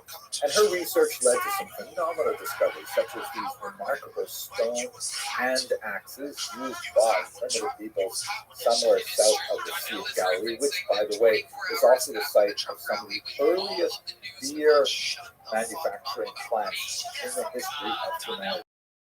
So we owe the discovery of beer, possibly the earliest peoples of Israel. In the Kabbalah cultures, he discovered remarkable mortal vessels. You can see there's a little bit of grain on the left, and you would take that pestle and you would grind it up. It's actually quite tactile. You can actually imagine in your hands, actually grinding grain to flour. This remarkable tiny sculpture from Safari is also quite fascinating. Her discoveries of things like this tiny little bird medallion indicate that the peoples of ancient Israel had a very rich spiritual life. Looking at grave sites, you will discover fantastic ritual items that were associated with people, such as the inclusion of many tortoise shells in this grave, which is believed to be of an ancient shaman of the period. But I think one of the most fascinating things that she's associated with is the discovery of these things called desert kites. T.E. Lawrence, already in the 20th century, was writing about these and trying to figure out what do they mean. And really, the only way they were finally understood is with a lot of aerial photography. They remind me of the Nazca sand drawings in Peru. So T.E. Lawrence, writing about this, says, what are these things? You've got these miles and miles of these tiny little piles of stones that seem to be quite deliberate. They run in lines, but what are they there for? You can see on the right a view of what's on the ground. But when you get up in the air, then you begin to see, oh my gosh, look at this.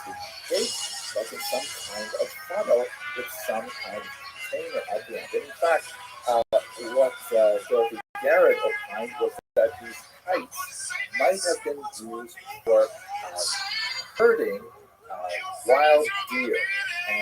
And what would happen is you would find a group of wild deer, which of course were grown in Israel at this time, and the prehistoric peoples would kind of chase them into this kite, and the deer would run away from them, and then seeing this small barrier, they would be driven further and further into the kite until we look at it from the point of view of a hunter. There would be hunters hiding behind this little gathering at the back, which would, of course, be a killing floor and would provide a lot of protein for the diet of the hunters involved. Amazing and bizarre kind of things that were happening in Israel. But if you think that's bizarre, wait till I show you this one. Oh my God. Some of the most fascinating things are discovered in the region of Jericho and the Judean Hills. In particular, the discovery of these plastered human skulls, which appears that the ancient peoples of Jericho, one of the oldest cities in the world, would preserve the skulls, presumably of their ancestors, and then decorate them and bury them apparently under the floor of their homes. So you can see sometimes they have plaster on top of them, and sometimes they have specific decorations, like the use of these shells for their eyes and so on. And perhaps it's associated with some kind of ancestry with it. The people of ancient Jericho were also into trepanation, which is a really wild practice that involves the drilling of holes into the skull, a procedure which people tended to survive, believe it or not, because the skulls actually show evidence of healing. It's uncertain why they were doing this, perhaps as an early medical procedure, perhaps as an early psychiatric procedure, maybe it was some kind of cultic practice, who knows, but it was definitely very bizarre. Also discovered in the region of Jericho were a whole series of fascinating masks, which again give us some inkling of their spiritual life, perhaps their entertainment. Hard to tell, but you can see here that the masks clearly had holes drilled at the side. It could be attached to the face, perhaps for some kind of dramatization, maybe in connection with ancestor worship. And a lot of masks display different kinds of emotions and feelings. They're actually quite clever and appealing in many ways. There are tens of these masks. Some of them, however, do not have holes, and they perhaps might have been decorations, or they may have been some kind of cultic objects like this skull mask here. Okay, so let's get for a very superficial look at some of the prehistoric peoples in the land of Israel. We're going to continue our story with the biblical data regarding the arrival in Israel of the Mesopotamian patriarch Abraham. What that says are the beginnings of Jewish history. Thank you very much for watching. In that situation, it gets bigger, I'll show up too. I don't care what. When I tell you, get big. Wait, I don't care about that. No, I don't either. I'm talking about. That's why I'm not going on your show. We're even now. We're fucking even. Before we begin to approach the earliest period of Jewish history, we have to address the question of how shall we approach the Bible as a historical source. The Bible is, of course, regarded by tens of thousands of generations, millions upon millions of people, as the Word of God, a tremendous amount of authenticity simply because of that status. But if we're trying to approach it looking for historical data, is that an appropriate way to understand this text? I'm going to set that question aside for now, but I would like to give you a thought experiment that hopefully will clarify some of the questions that arise as we look at it from the point of view of a historian. One last caveat. I know when people look at me, especially for the first time, they think I'm a rabbi. I think it's the kippah and the beard that give it away, and it's true. On a personal level, I have proclivities towards observant Judaism, and I do my best as much as I can to be as observant as possible. But let's just set that aside as well and look again at this question from a historical perspective. Because I'm not a rabbi, I'm just a regular guy who happens to work as a historian. Here's the thought experiment. The year is 1985, and you are in middle school. You're 12 years old, and it's you an assignment. She gave it to you a few weeks ago, but you ignored it. It's only due tomorrow. You have a few hours left to write it. The assignment is, please write 500 words on the life of Julius Caesar. Middle schoolers today would say, no problem, but it's 1985, and no one has invented the internet yet. So you're stuck. You have a few hours left. The library is closed. What do? You scramble around the house looking for some kind of book that says something about Julius Caesar, and in your older sister's bedroom, you find some of her college textbooks, including a ratty old paperback who was probably published sometime around 1972 that has on the spine Julius Caesar by William Shakespeare. Great, this is fantastic. This is exactly the book you look at. It's kind of hard to read. It's not written in modern English, but you sort of skim through it and you figure out a few key things and you scrap together a paper for your teacher. Now, the question is, how reliable is William Shakespeare's account of the life and death of Julius Caesar as a historical account? Can we say that the things that Shakespeare described actually happened? Not terribly likely. First of all, Shakespeare's account was written about 1,600 years after the events described. Oh my gosh. Now, Shakespeare probably had some other data, read other histories to be able to put together the story of Julius Caesar, but he clearly was not even writing a history book. He was writing something for popular entertainment. And what kind of poetic license did he take in producing that particular work? Can we actually say anything real about William Shakespeare's account of Julius Caesar? And just to take it to a meta level, which is going to be very relevant to looking at the Bible as well, the copy that you're holding in your hand was published in the 1970s. Who says that it doesn't actually date from the 1970s? Who says that it even dates from the 1600s? Maybe it really was published for the first time in the era of Elizabeth II as opposed to Elizabeth I. How do you know that this is an accurate copy of something that was actually written 400 odd years earlier? All these things abound. Just to make it a little bit more fun, notice the iconic presentation of Shakespeare's Shane of Funning, his visage. That's based on something called the Chandra's portrait, which is named for its owner, not after the subject or the painter, neither of which are known for certain, but it's generally believed to be a depiction of William Shakespeare himself. When we look a little closely at it, you see that Shakespeare himself apparently wore an ear, but that has been removed from his ear in the version you hold in your hand. So there's just so many passages for inaccuracies, and under the life of Julius Caesar, shouldn't about the Bible. Even according to the Word of God approach, whatever that means exactly, many of the events described in the Bible are written down explicitly as having occurred in the distant past. So, what do we do with this as a historical account? One more word about the Word of God approach. Can we possibly penetrate the inscrutable mind of the Almighty to determine that the purpose of the biblical text before us is to give us historical data? Perhaps it's to give us religious instruction, moral instruction. It's for our edification, without necessarily giving us a blow-by-blow chronicle of events. It's a big, complex, sprawling document. We will be exploring it in greater depth in the following lectures as it relates specifically to history. But it's like a real, tangled mess of complications to try to understand this text as a historical source. But by the time we get to the 19th century, there are a lot of questions about how to approach the Bible as a historical text.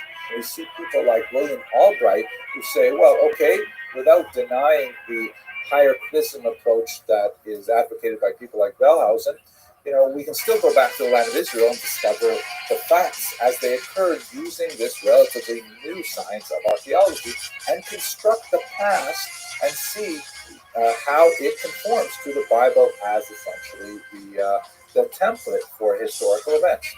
In other words, the way Albright looked at biblical history is he said, we have essentially got in the Bible the cover of the puzzle box. Inside are 1,000 pieces, but we see what it's supposed to look like. So all we've got to do is go to Israel, find the places mentioned on the biblical narrative, dig up the ground there, and we'll find evidence of what happened. We'll go to Jericho, we'll find the walls of Jericho that were destroyed by Joshua and things like that. The thing is, once you get to Israel, you're confronted with a massive amount of data. And who says that it's going to conform to the picture box? Maybe we should instead look at the pieces, put it together without knowing how it's going to look, and then we'll look at the picture afterwards. That's the approach that many later archaeologists began to take, especially to find pieces like that look like they didn't belong anywhere in the original picture box cover. So by the time we get to the middle of the 20th century, there is a lot of confusion about how are we supposed to look at the Bible as a historical text. Things came to a head in the 1990s with the development of the so-called Copenhagen School of Biblical Study. This was an outgrowth of philosophical cultural movement called postmodernism that essentially questioned the narrative reliability of text, and the Copenhagen School advocated actually a minimalist approach to the use of the Bible as a historical document. It's sometimes characterized as like a rejection of the Bible as a historical document. That's not a silly approach at all, and it's hard to really stick that label on any of the major bits of the Copenhagen. But definitely they wanted to display the reliance on the biblical text as a roadmap for what happened in ancient history. The reaction to the minimalist school was the so-called maximalist school. And the maximalist, again, it's a caricature of the term. but essentially maximalists are scholars who say, hey, you're throwing a baby out with the bathwater. There's a tremendous amount of reliability in the Old Testament, and perhaps the greatest proponent of this school is none other than the great Kenneth Kitchen, who wrote this phenomenal work. I happen to have my copy of it right here. What a monstrous brick of a tome this is. You can see I've taken a lot of notes, but it is absolutely fascinating.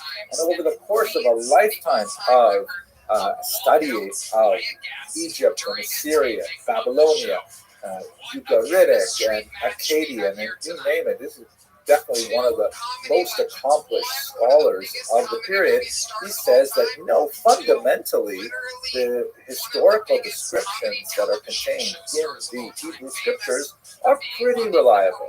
Now, she's not advocating the Word of God approach. There are certain passages in this particular book that would cross a Rosh Yeshiva's eyes. It's definitely not what we would say in Jewish terms a frum book. But from a historical perspective, it really cements the idea that the Hebrew scriptures have a phenomenal amount of valid historical data. We're going to be spending a lot of time in this work as we go through the series because it is impossible to understand anything about the history of Israel without looking at Dr. Kitchen's magisterial work. We'll also be looking at contemporary scholars like Rabbi Dr. Joshua Berman, who wrote a series of books, most recently this very powerful book called Ani Maamin. The Hebrew term means I believe, and is clearly an allusion to Maimonides' 13 principles of belief. I'd like to mention now just a couple of things about Kitchen's approach to biblical history that will be relevant for us going forward. First of all, in the introductory section to his major work, Dr. Kitchen basically says we can divide the history as portrayed in the Bible into 7 basic periods. Pretty straightforward. The first period is something we talked about in the last lecture, primeval proto-history, which basically goes from the creation of the world as described in Genesis up to about the second millennium before the Common Era, let's say 2250 or 2000 BCE. And that's essentially what's described in the very beginning of the book of Genesis. The second period is that of the patriarchs, Abraham, Isaac, and Jacob, and their wives, Sarah, Rebecca, Rachel, and Leah. And that goes from the early to mid-second millennium, that is from about the year, let's say 1750, so, maybe go up to Joseph, another couple of years, and that's described for the rest of the book of Genesis. The third period is the Egyptian sojourn and Exodus, and that will be the mid to late second millennium. That means around, let's say, 1500 to 1200, more or less. And it's described in the book of Exodus. And then we get to the fourth period, which is settlement in Canaan. And notice that he uses the term settlement rather than conquest. That will become very important when we get to that period later. And that will be the late second millennium, say approaching the year 1000 BCE. And it is described in the book of Deuteronomy, and then in Judges and in Joshua. The fifth period is the period of the United Monarchy. It is a golden period under the King Saul and David and Solomon. And that's described in the first book of Samuel, the first book of Chronicles. And then the sixth period, the divided monarchy, which is moving through the first millennium. Let's say we're getting into the 800s and 700s. And that's in 2 Samuel, Kings, and Book of Chronicles. I'll in turn talking here about the Babylonian exile, the 6th and 5th before the Common Era, just in a host of biblical works. Now, 2 quick things. The first is, notice that I have not included all the books in the Hebrew Scriptures because a lot of them are really difficult to provide clear historical data, although they have pieces of it. The book of Psalms, for example, it clearly, heartfelt prayers to God, but there is occasionally historical data embedded in Psalms, as we can see as we go through this course. But secondly, more significantly, in Kitchen's work, he doesn't start at the beginning the first period and moves through all 7 periods. Rather, what he does is he starts in the 6th period, the divided monarchy, quite late now in Jewish history, well over 1,005 years into Jewish history, and then he moves later in time to the exile and return, and only then does he go back to start at the first period. Why does he do that? Why does he start at period 6, go to 7, and then all the way back to 1, 2, 3, 4? The reason is actually pretty obvious if you're familiar with the data. There's a lot more really cool evidence for the historicity in period 6 and 7 than there is in 1, 2, 3, 4, 5. He still has a lot to say about periods 1, 2, 3, 4, 5 that is incredibly valuable, but he says, you know what? I want to give you the really powerful, incontrovertible stuff first, and then once you're with me with 2 good chapters of this decent archaeological data, then I'll take you back to some of the more, intuitive and some of the more deductive type of material that is in the earlier period. It's really complicated, I know, but we'll go through it starting from period 1, and I hope you'll bear with me. Let us give you an example of what is like some of the really cool data in both of those sections. So Dr. Kitchen argues that there's basically 2 types of data points that prove the Bible has reliability as an historical source. And the first would be external evidence of historical reliability. And what he means by that is data taken from outside the text of the Bible that conforms exactly to the text as we have it. And a great example of this is archaeological finds. So, for example, this black obelisk of Shalmaneser III, which dates from the 9th century before the Common Era, clearly has King Jehu, who is described in the Hebrew Bible as, owing obeisance to King Shalmaneser III, and this monumental architecture clearly describes this from the perspective of the occupying power of Israel, and it seems to lock into place the account that we have of the historical relationship between these 2 powers. So this is the kind of evidence that we love as historians because it kind of confirms everything from an independent vantage point. And most of that really dates from the 9th century onward, meaning from the 800s onward.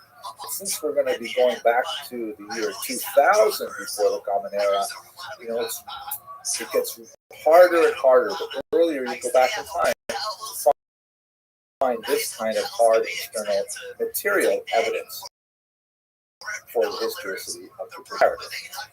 But that doesn't mean that we're without resources. And a good 300 pages of Dr. work is based on the internal evidence of biblical reliability. Just giving you one little example here, and we're going to go through many more of them as we go through the next lectures. Look at the price of slaves in the ancient world.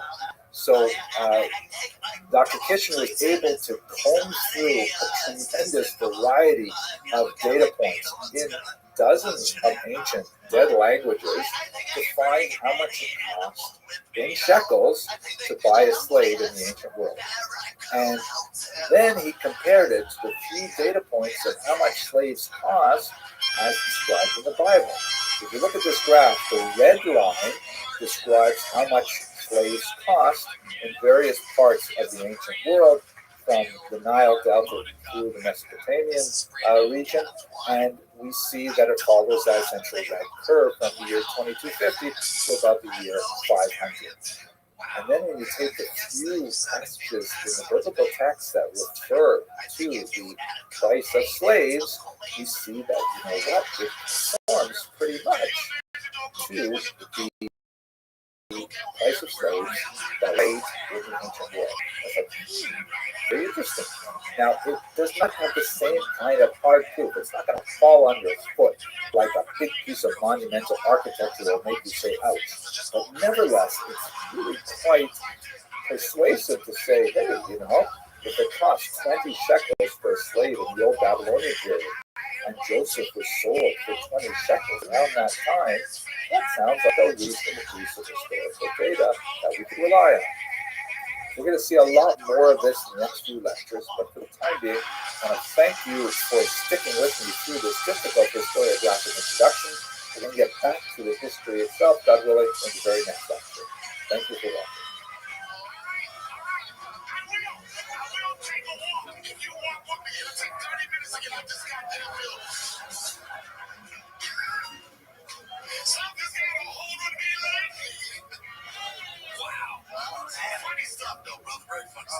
Hello, fellow students in Jewish history. I'm very pleased to go on with our Jewish History Lab lectures. We're going to look now at Genesis in historical perspective. I'm, of course, speaking about the biblical book of Genesis. And I gotta say one thing just to start out. You know, I would love to go through the entire book of Genesis, in fact, the entire Tanakh, and just speak about it as a work of tremendous power. If you have not read Genesis, and in fact, if you have not read the entire Bible, just stop watching right now and go get a copy of the Bible. They're available online, and read it, because it is phenomenal. It's incredibly important. It has so much power as a moral document, as a spiritual document, as a transformational document. And even if you're not Jewish, even if you're not a monotheist, if you're a Buddhist or a Hindu or an alligator, I don't know, I think you will find a tremendous amount of value in this incredibly important work that is really at the foundation of Western civilization. I'm going to just speak very briefly about the plot line of Genesis, with the assumption that you have some broad familiarity with it, and this brief lecture in no way should replace general cultural familiarity with this very important document. Okay, let's begin by going to the biblical narrative itself. As we approach the biblical narrative, it's really important for us to recall something that we discussed in the last lecture, and that is that in the world of what we might call biblical history, or the history of ancient Israel, is a strong difference of opinion as to how to approach the Bible as a historical text. There are those on one side of the spectrum that argue for a maximal approach, meaning let us mine this document for everything we can for its historical value. And on the other hand, you have a minimalist approach who says, no, the earliest possible manuscripts that we have for this are far too late, and we can't possibly date it to the earliest periods that it ascribes to. It's written in a highly tendentious manner, definitely trying to promote a particular religious viewpoint. All kinds of objections. And those are called the minimalists, who say we should deal just with the data that the archaeological record affords us and build from there. The most reasonable scholars do not find themselves at either end of the spectrum, those points on the spectrum. They find them somewhere along the spectrum, but this is a short video. I just want to make sure that you bear in mind the challenges of working with this for our purposes, which is to understand the earliest elements of Jewish history. So what is the book of Genesis all about anyway? It basically traces, after we go through the cosmology we discussed in the last couple, it traces the life of the family of Abraham and Sarah, called the first of the patriarchs and matriarchs.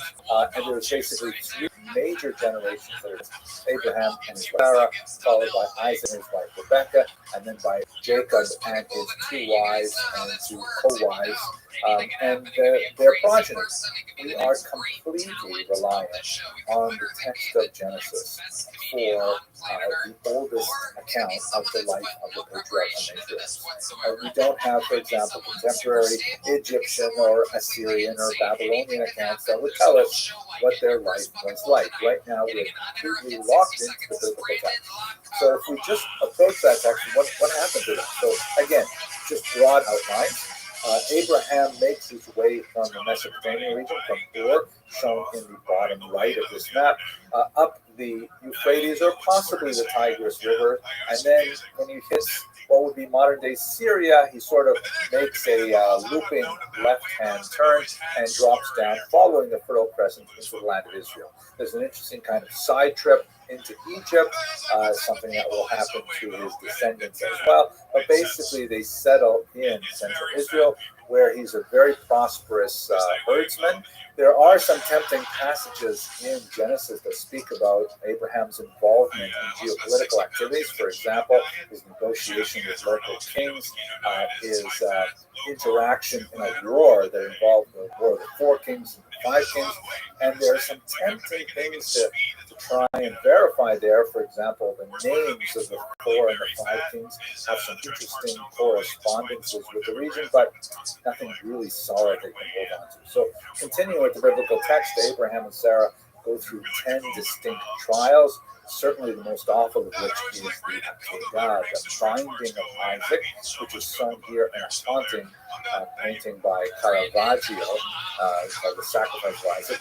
Isaac is shown here as a young man. In the Jewish tradition, he's actually 37 years old when this happens, and that's actually one of Caravaggio's actual assistants who's modeling for this. You can tell it's not a Jewish portrait, however, even though it is quite gripping, because of course, Abraham isn't wearing a hat. That's something you would expect him to do. But nevertheless, this is part of the very dramatic story of Abraham's life. It goes on to discuss the adventures and the trials and tribulations of his son Isaac and his grandson Jacob, who have tremendous, life stories with great challenges, and they're really quite, edifying, and they give people strength reading about them because they endured such tremendous challenges. But about half of the book is about his great grandson Joseph. Joseph is the second youngest of the brothers, the 12 tribes of Israel. That Israel, of course, is the same person as Jacob. Joseph is cruelly sold into slavery by his elder brothers, an act of tremendous fraternal betrayal. I have a whole bunch of images from the great biblical painter James Tissot that I'll use to illustrate this. This is a picture of what ends up happening with the young Joseph, perhaps not quite as young as is portrayed here, but he's sold from one slave trader to another until he ends up in Egypt, and he's purchased by the effeminate Potiphar, who is shown here examining Joseph. And horrible things to imagine, being sold into slavery, to be uprooted from the family in this manner. But an amazing story, which again occupies about half of the book of Genesis. What happens is Joseph proves to be a really intelligent, insightful individual. He ends up in jail, where he begins to interpret dreams, something that is associated with Jews from Joseph all the way up to Sigmund Freud. There has been a very strong connection between Jews and the interpretation of dreams.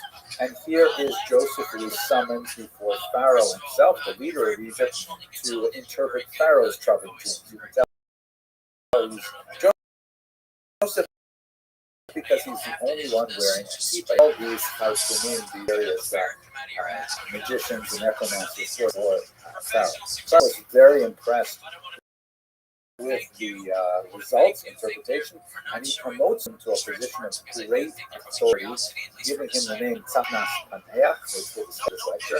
And here he is adored by so many Egyptians because it was very wise policies that actually get them through a 7-year-long famine and provide great riches for the royal home and security for the nation as a whole.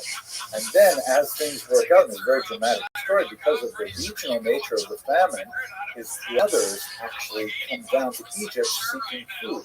And they don't recognize Joseph. It's amazing. And there's a lot of things that happen there. I don't want to give away the story. You've got to have a look at it. But in this next image from James Tissot, you see Joseph revealing himself to his brothers, saying, I am Joseph. Does my father yet live? There's a tremendous exaltation that I think Tissot has captured very powerfully. And also, especially when I look at the reaction of his brothers here, these are the brothers who sold him into slavery and now are completely at the whim of this incredibly powerful state authority. It's a very, very amazing, dramatic story. And that's basically where the book of Genesis ends. All of the children of Israel, that is until Jacob, the great child of Abraham and Sarah, and their extended family, all moved down to Egypt, to the region of Goshen, which we'll look at in the next lecture, and they're settled very happily. That's basically wrapping up the main elements of the Genesis in terms of its general plot line. Let's look at it from the what historical data outside the Bible that would give us some sense of what's going on in Jewish history at the time. So, as I mentioned, we really don't at all. But what little we have is tantalizing. Perhaps one of the most fascinating types of documents that we have that shed some light into it are the execration texts. I have to tell you, I really like this. Execration is a fancy word for number two, and the French term, which I happen to notice in some of the others, is texte d'envoûtement, which means literally spell text, meaning like recipes for magical curses.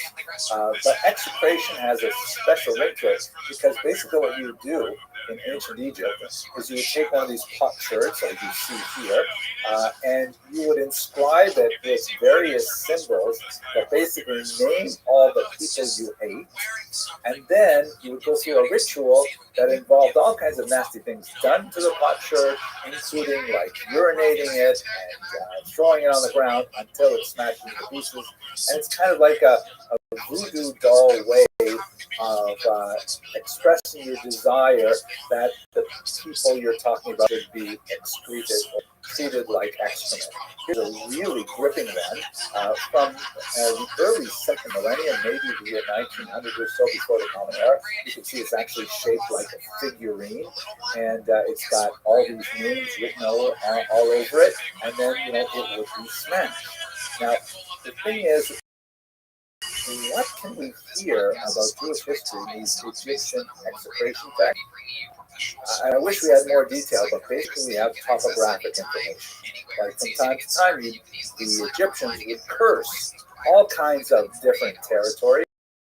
The broken potsherd is primarily dedicated to excreting Nubia, which is south of Egypt, and some of the execrations mention cities in Israel, cities whose names appear in the Bible. So even though the execration texts are maybe 150, 250 years prior to Abraham, there is definitely correspondence that there are at least some of the cities described in the Bible are described independently by these texts. Now, again, it doesn't say a lot to us about what happened in those cities. Who lived there? How did they change with Jewish settlement? None of that stuff is there. The only thing we know is that the Egyptians didn't like them. It's okay, though. They didn't like a lot of people.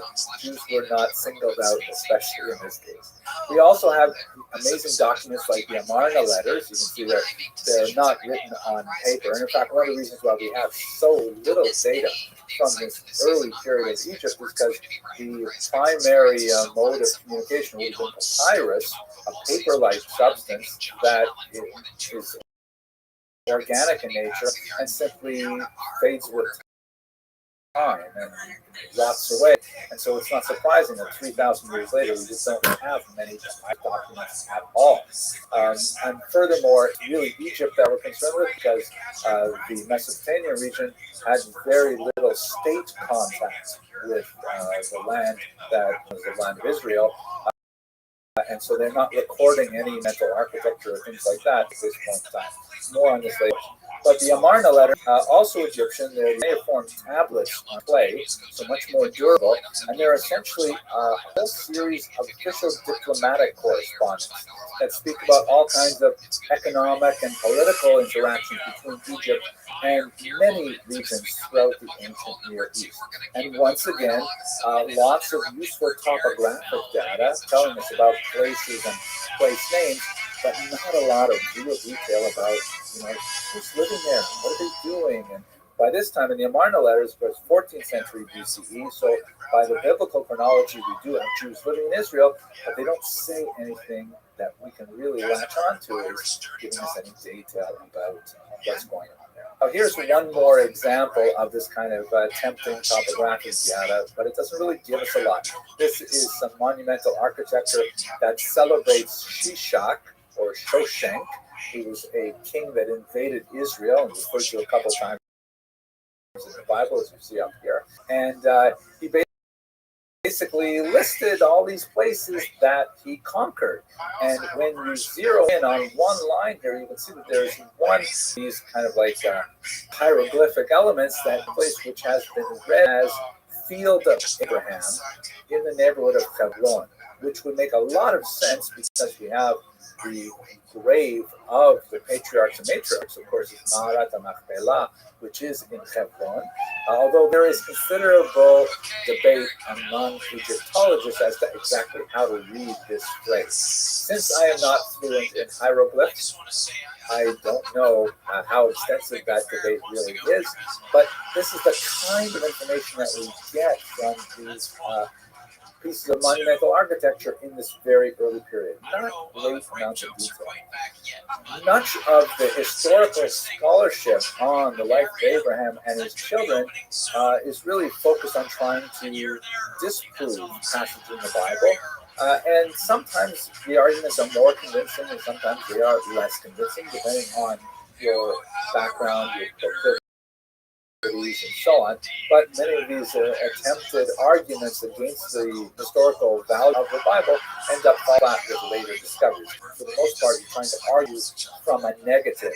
There is no data. What can you argue from there being no, or at least very little data? Just to give you one example, for a while it was very popular, for about a century, it was very popular to argue that the Bible could not have been written, the earliest parts of the Bible could not have been written in the time they describe, because there are very important passages that describe camels, such as when Rebecca first sees her husband Isaac far off and she falls off her camel, which I always like to read that literally.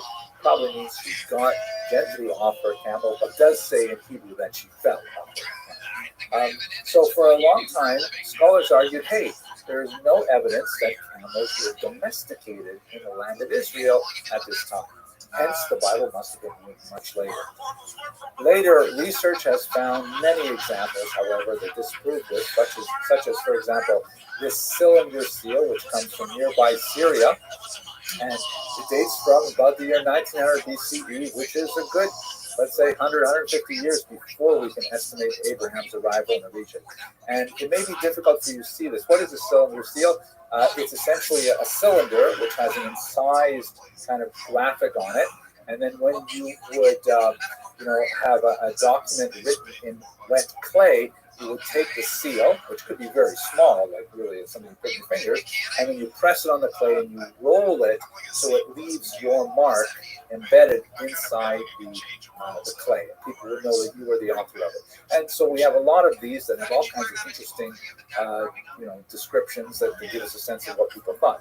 But here on this particular cylinder seal, you can see a fanciful image of two men riding one camel simultaneously. The man on the left is just cut off slightly, but if you put that into clay, this is what it would look like.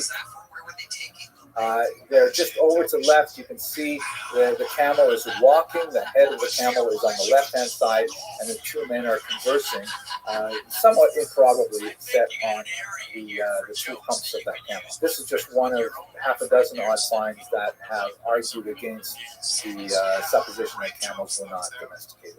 And that's basically how a lot of the archaeological arguments seems to go.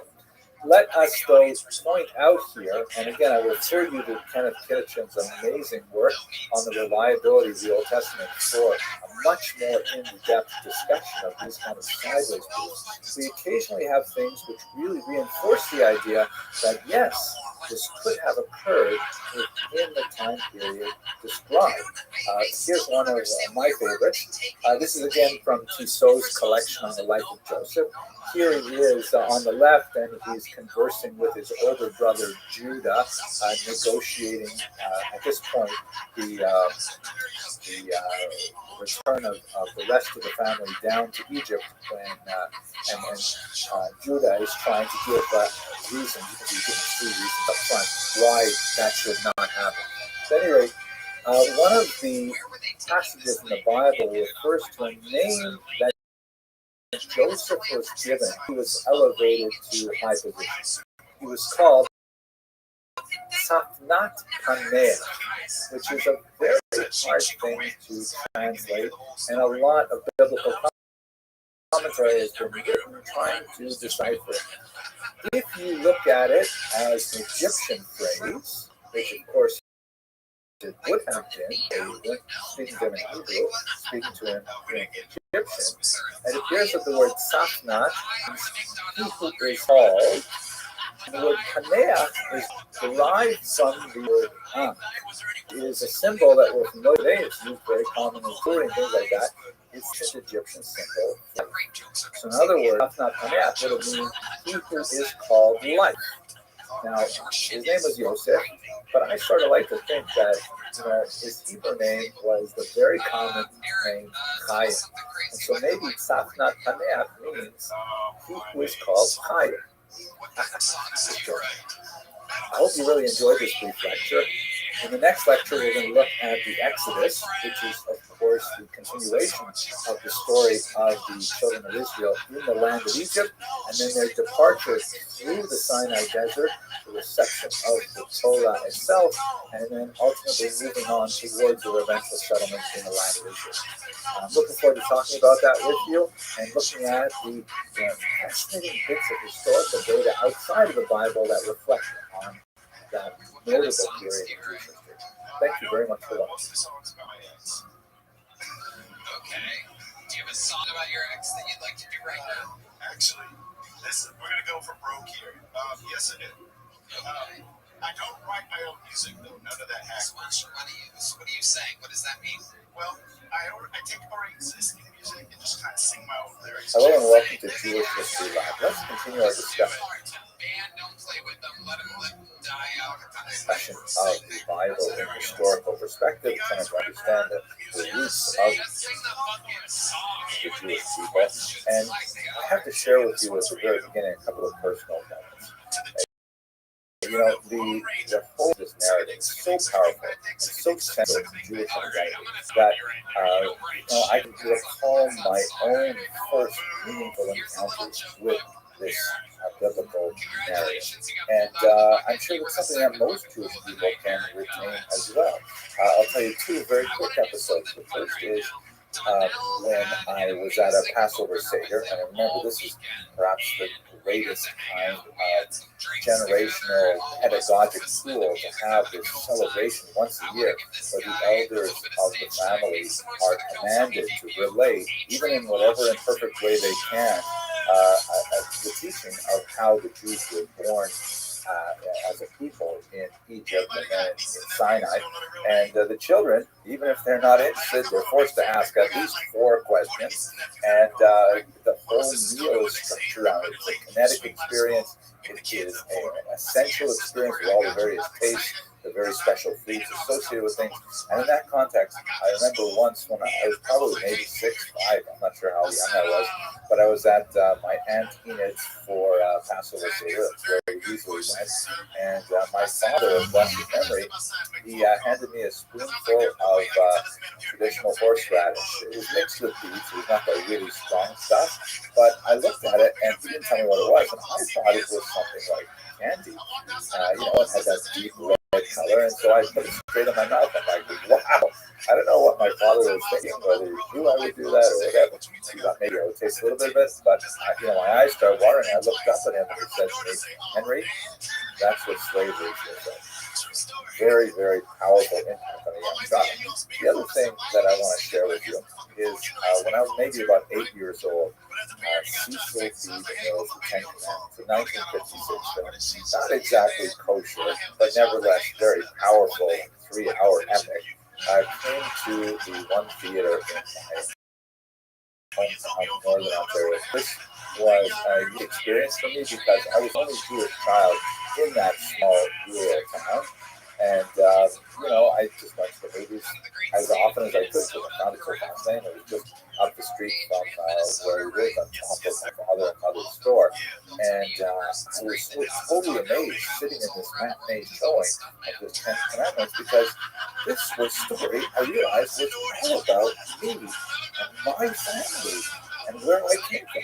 And I'm sitting in this room filled with, Anglophone Protestants and Quebecois francophones who were Catholics, and I'm looking around saying, I'm the only Jewish guy in here. Like, I was probably the only Jewish guy except for my parents within about a 100-mile radius. And I was so overwhelmed.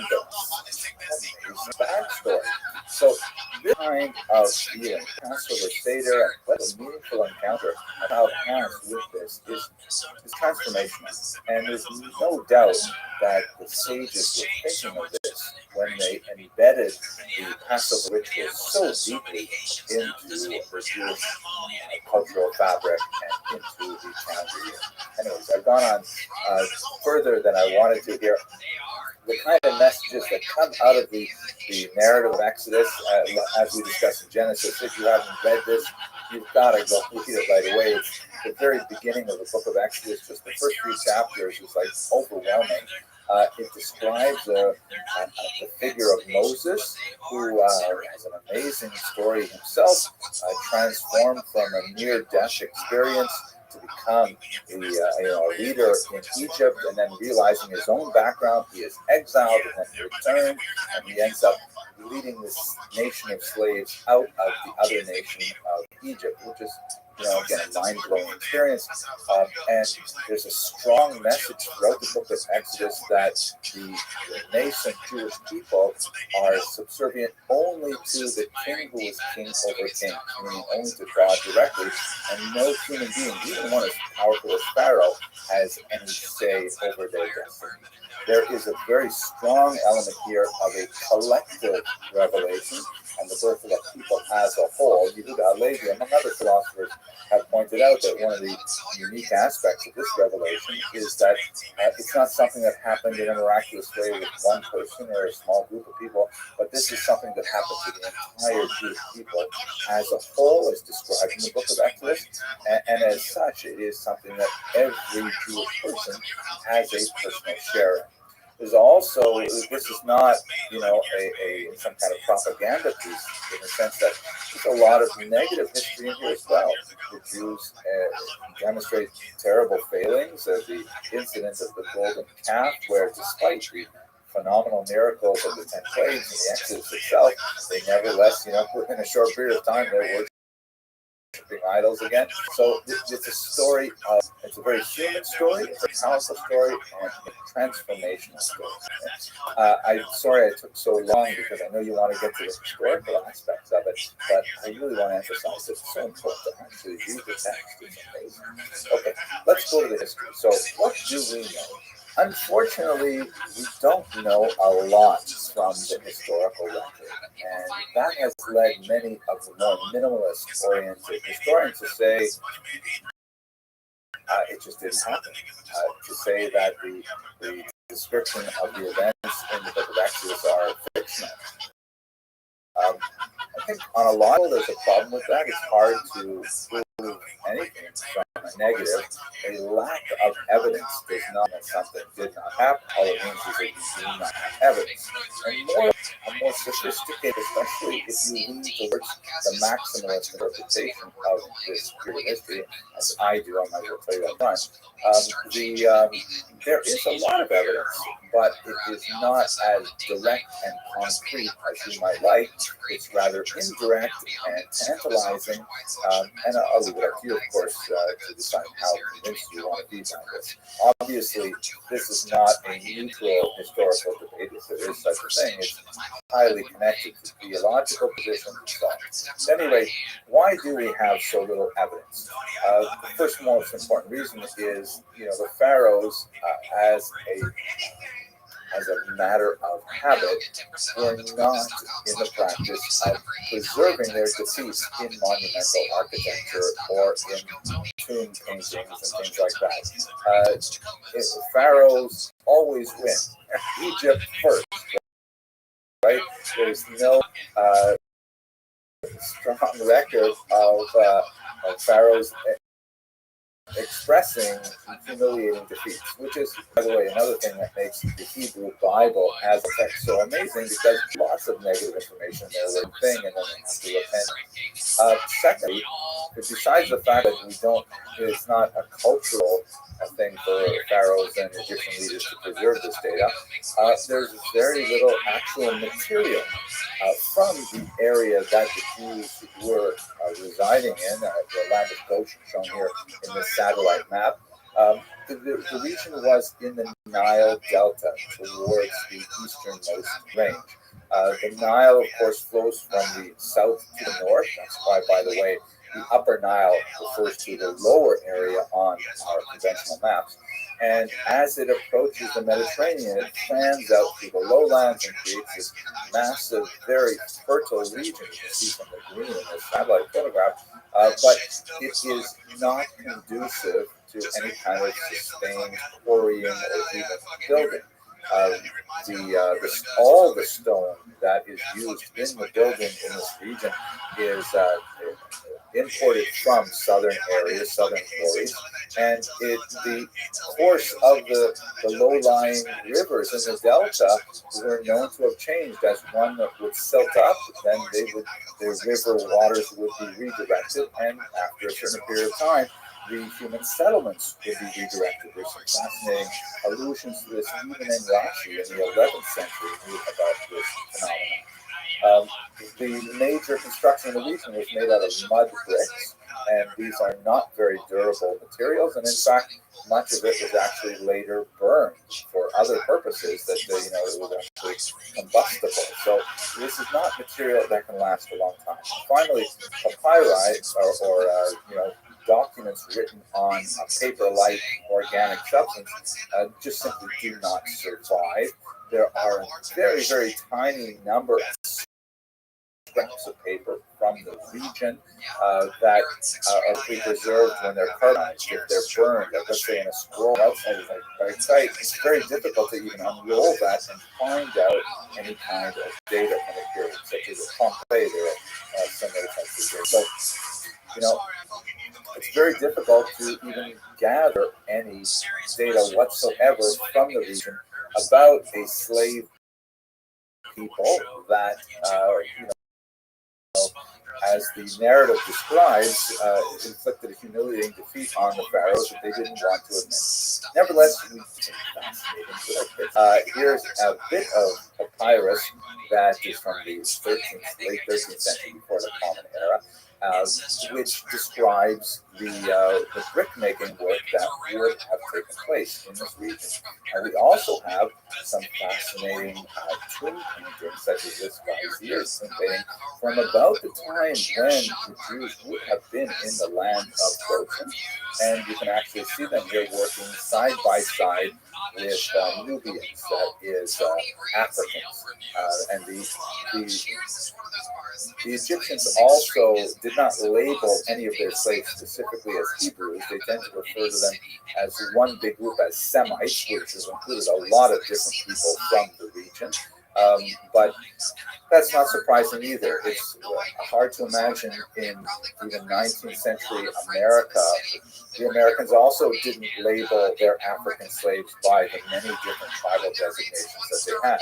So we have lots of evidence that corroborates the story of the Jews being enslaved in the land of Goshen in the Nile Delta, and it's entirely consistent with the description that we have in the biblical text.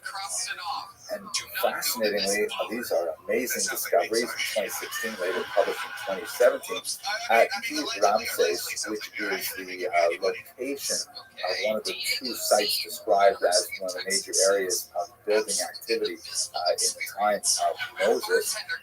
We discovered some mortar pits that give us an example of what it might have been like to be a slave at that time, where, you've seen the famous scene in the 1956 Ten Commandments where, Moses is in the dirt with the other slaves and he's, working the mud into bricks. This is one of there's actual mud pits, and maybe they found some footprints. Now there's no tell if these were Jewish children. There's no way to tell if they were made by slave children, but nevertheless, it really excites the imagination to place yourself in these footprints and imagine what it must have been like for the children who made them. But I digress. Let's go now to the actual moment of the Exodus. Once we have the idea that, there's a lot of data that is consistent with the description in Exodus, it's not, again, direct proof that clearly confirms everything, but it corroborates it. So the most famous element, of course, is the 10 plagues that are visited on Pharaoh and the Egyptians.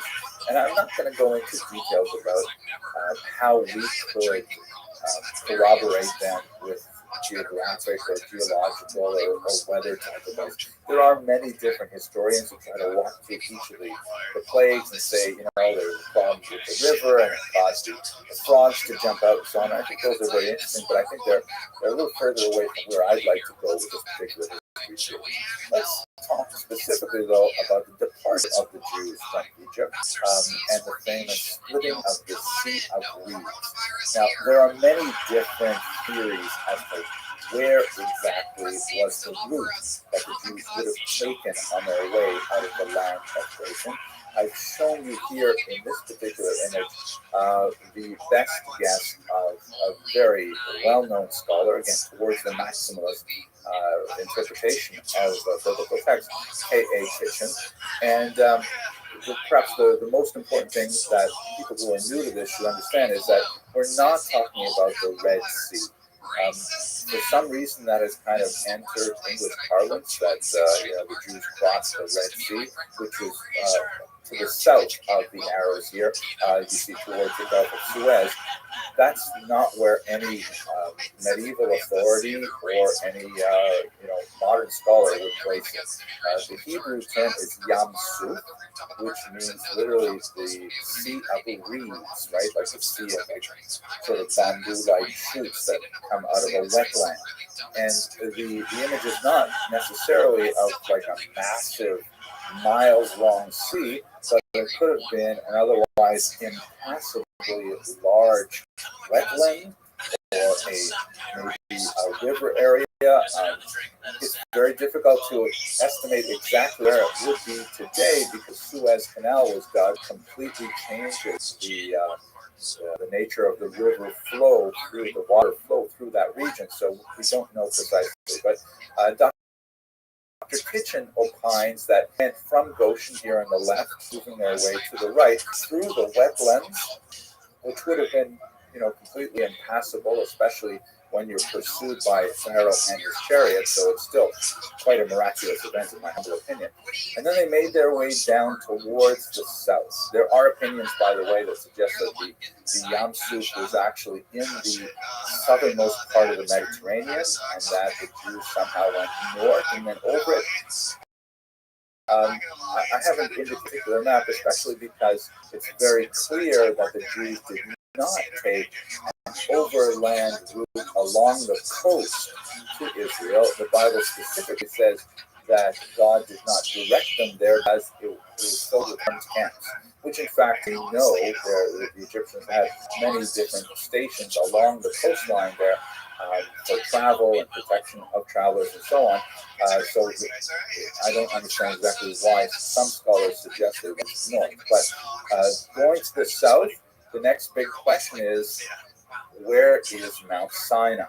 I have indicated the traditional location, which is so revered by Christians and Muslims, Jebel Musa, or the Mount Moses in Arabic, or Mount Sinai in English. It's not confirmed that this is in fact Mount Sinai. There are at least two other very viable contenders, one of them in the Sinai, one a little bit further to the west. But for the sake of argument, I created the map based on Dr. Kitchen's best guess, which is much better than my own. Then they moved up towards the north to a place called Kadesh Barnea, and then looped around, and this is a process which the biblical narrative says took 4 years, looped around up to through Jordan and then crossed into Israel proper at Jericho, just north of the Dead Sea. That would be the most reasonable route to describe the Exodus.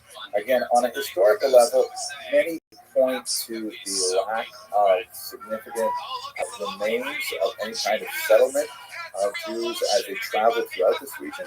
The biblical text describes 600,000 adult males, which would generate a population of 2 to 3 million people, which is a monstrous number in ancient terms. It's hard to imagine they didn't leave trace behind. So there are different ways to approach this. Some historians have said we have to reevaluate what that number means. Does the Bible really mean to indicate to us 600,000 on a literal level, or perhaps it is some kind of metaphor?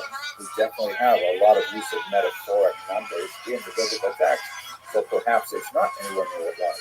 And even if it is a fairly significant number, whatever it might be, there's still, it's hard to anticipate that a nomadic Bedouin-like lifestyle wandering in the desert is going to leave behind anyone.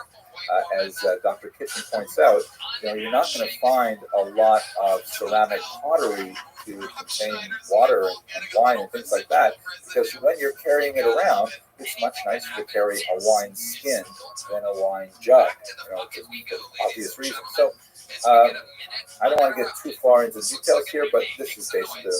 I want to conclude, however, with a couple more corroborating elements that gives us a sense of how, even though we might not have really strong direct proof, there are so many points of similarity between what we know about the culture in the region as a whole and what's contained in the biblical text that suggest very strongly that the biblical text is authentic in its historical depiction of the Exodus. Specifically, let's have a look at Ramses II. Now, this is the pharaoh that is most likely the new pharaoh who is otherwise unnamed in the book of Exodus. He lived at just about the right time.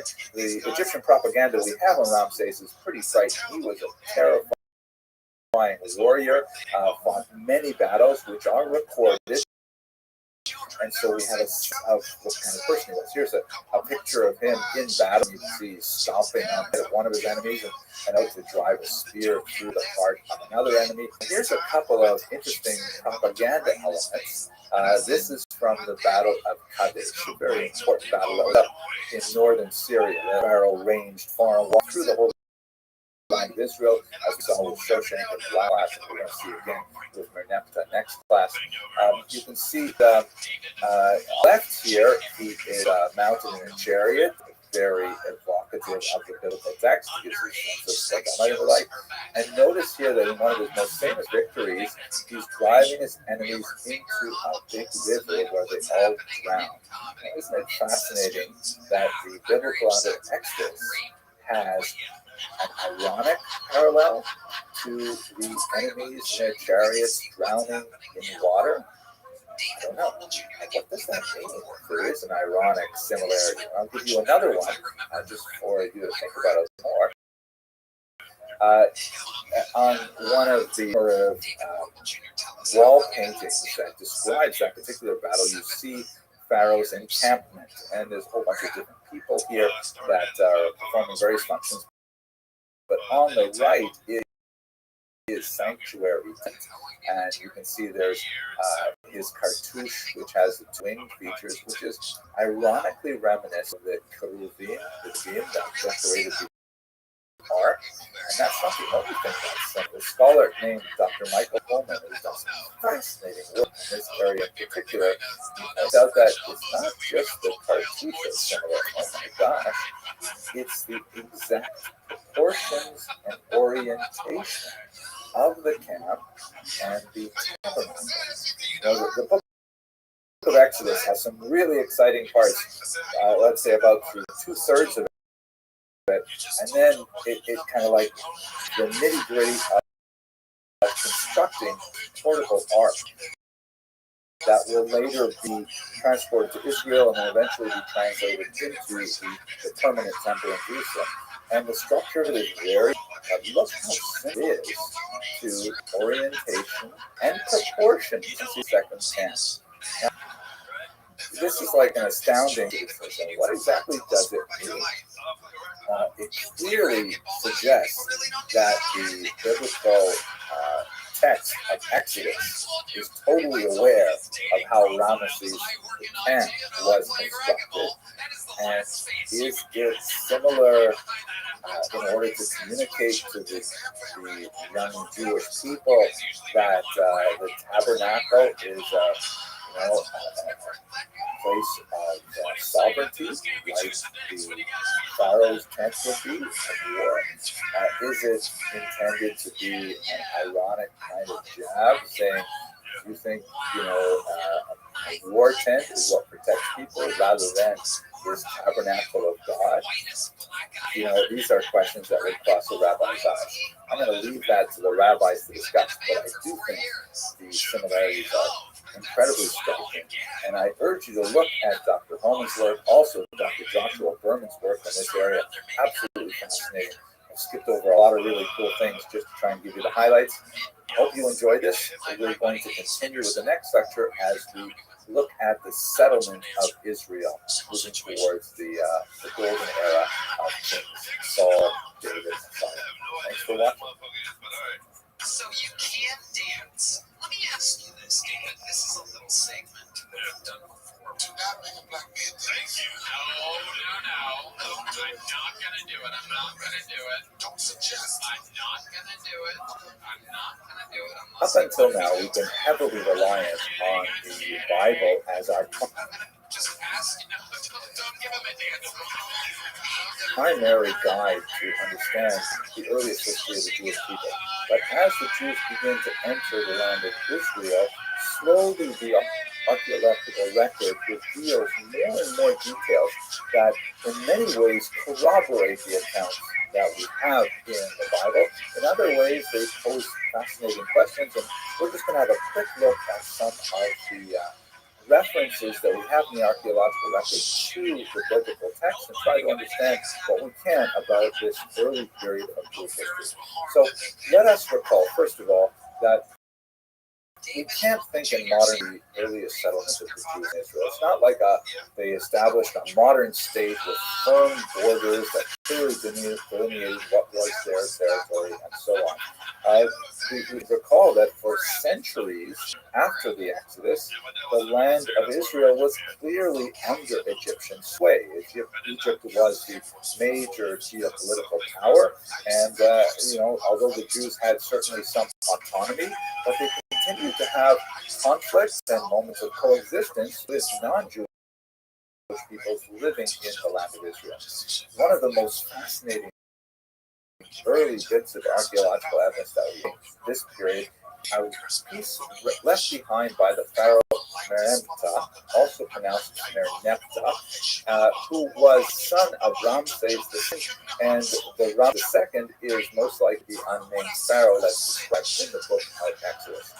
Have a look at this map here, which shows you one of Meremptah's forays into the land of Israel, and as he made his way north, he describes the various cities that he destroyed and laid waste to and dominated and so on. And when he gets to the north, one fascinating thing that he records in this big stone obelisk called a stele, to pronounce stele, Meremptah left behind a record of his exploits in the land of Israel in this stele, which was in the 5th year of 1209 before the Common Era.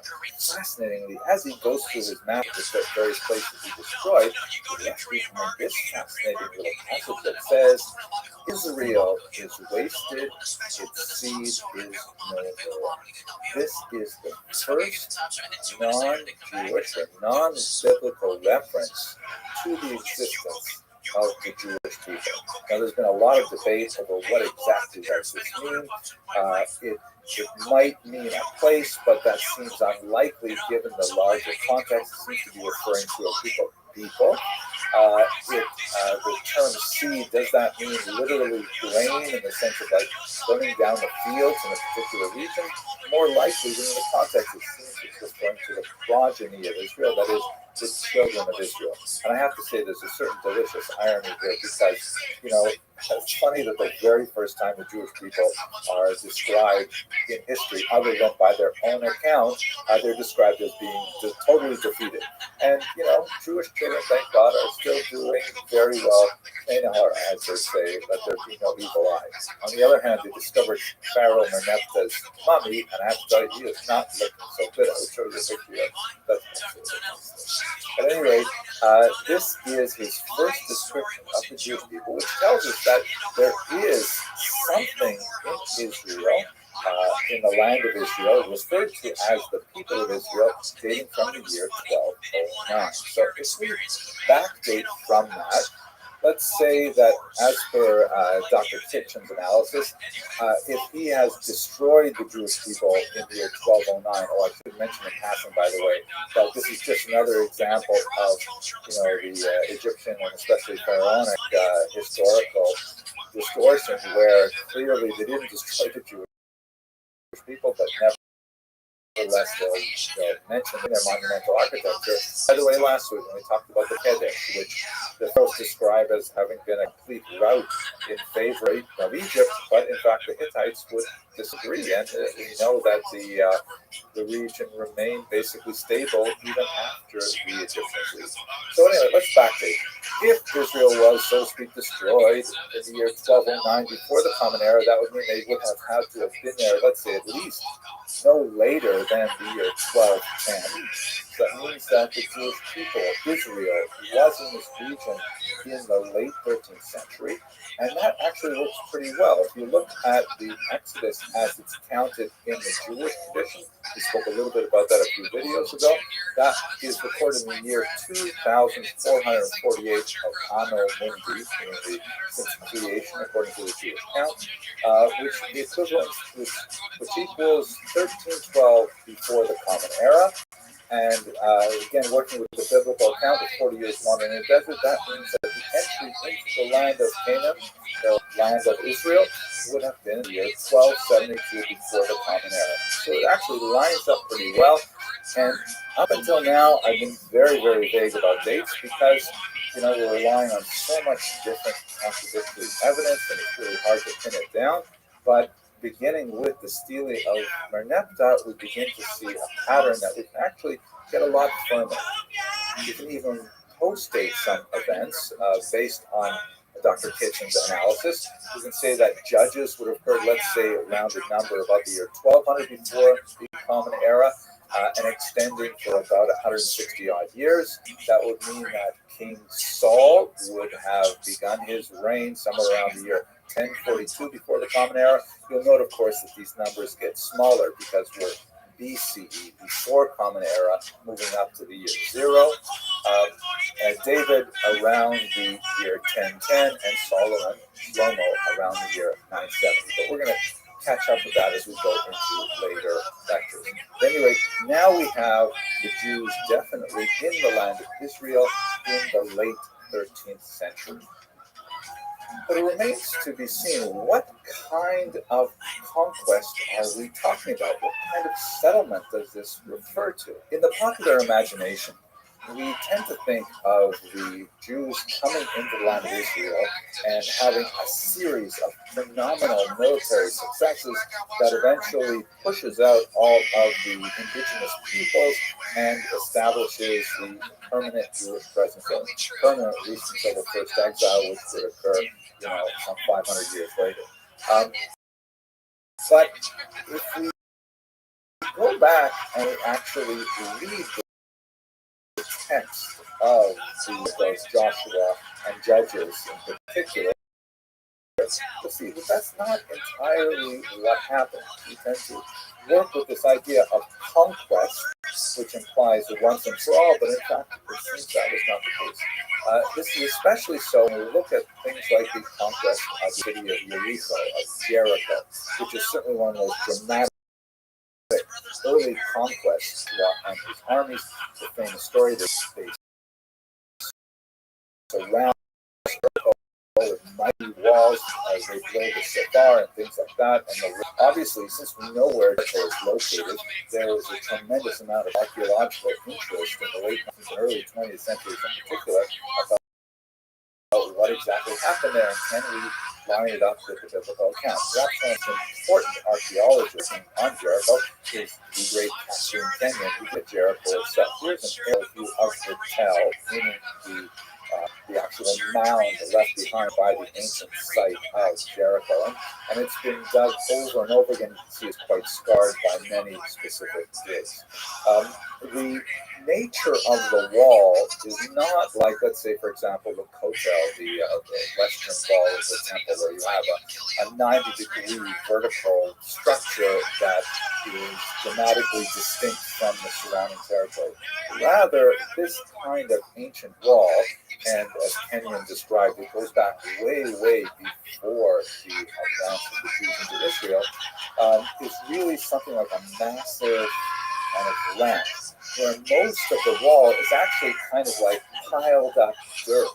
And there's like kind of like this ramp-like structure that is separated by two distinct walls, an upper wall and a lower wall. It appears that although this wall was definitely destroyed, it was likely destroyed far earlier than the 13th century. Now, that doesn't line up very well with the biblical account, and there are a lot of approaches to this. Some of the minimalist historians have seen, you see, therefore, it was destroyed and much earlier than Jericho, and that would argue that the Bible's description of Joshua's attack on Jericho is really borrowing from an earlier tradition.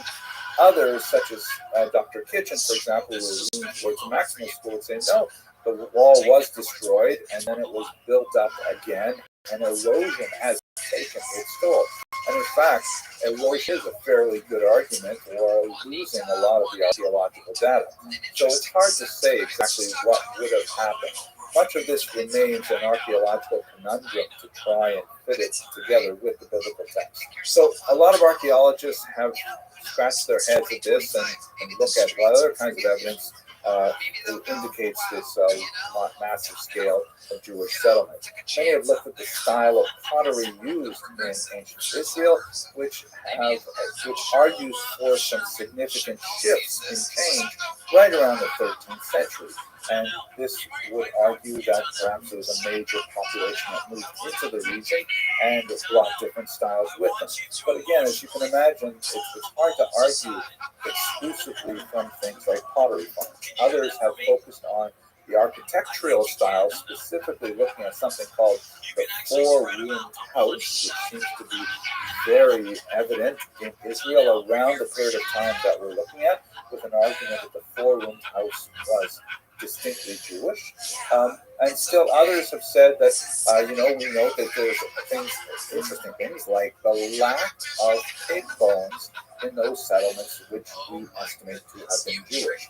Also fascinating, but none of these things are kind of like knockout blows for the corroboration of the biblical text. However, recent finds have discovered some fascinating remnants that suggest there's clearly a very strong connection with the Jewish people living in this region. Okay, just forgive me. I wanted to show you a picture of our map. At least I can show you a picture of the Chinese people. At any rate, these jars and rooms arguments, things like that are fascinating, but what do we know in the end?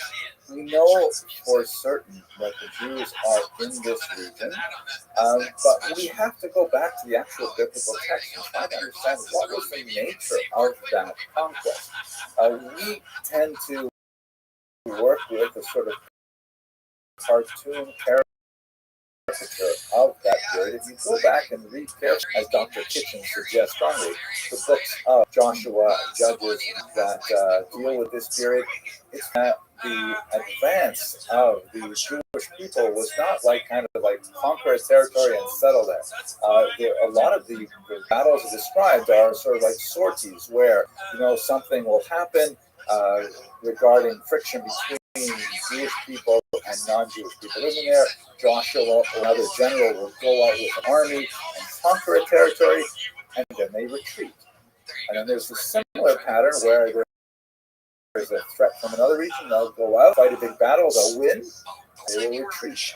And it seems like the ebb and flow of Jewish settlement in the region is not so much one in which the Jews are like inching further and further towards the sea, as most of these maps indicate. And this is, by the way, largely based on reading earlier parts of the Bible, such as the book of Numbers, where the land of Israel is apportioned to the 12 tribes. And if you look at the regions that are apportioned to the tribes, that may not correspond to the regions that were effectively conquered under Joshua and his successor, Judges. In fact, when you try to map out the regions where we estimate that Jews had control over the land of Israel, it looks something like this. And this is not a map that is widely reproduced, but it's much more historically valid in the sense of you can see that it's kind of a blob, and the Jews are largely denied access to the very important coastal region, largely because of the Philistines, the recently arrived sea peoples, and so on. But it does give you a sense of a newly planted people that have planned. They have significant conflicts with the local populations. They also have significant conflicts with each other. And in fact, that's where we're going to have to pick up the story in the next video, where we speak about the united monarchy under King Saul, which represented a dramatic political and military leap forward for these scattered tribes in Israel. Okay, I hope you found that interesting, and thank you for watching. Oh yeah, she'll open for you, Donnell. Shut it down! So progressive, better than. Can you? Donnell only likes openers that look exactly like him. Can you? Let us continue our discussion of the settlement of the Jews in the land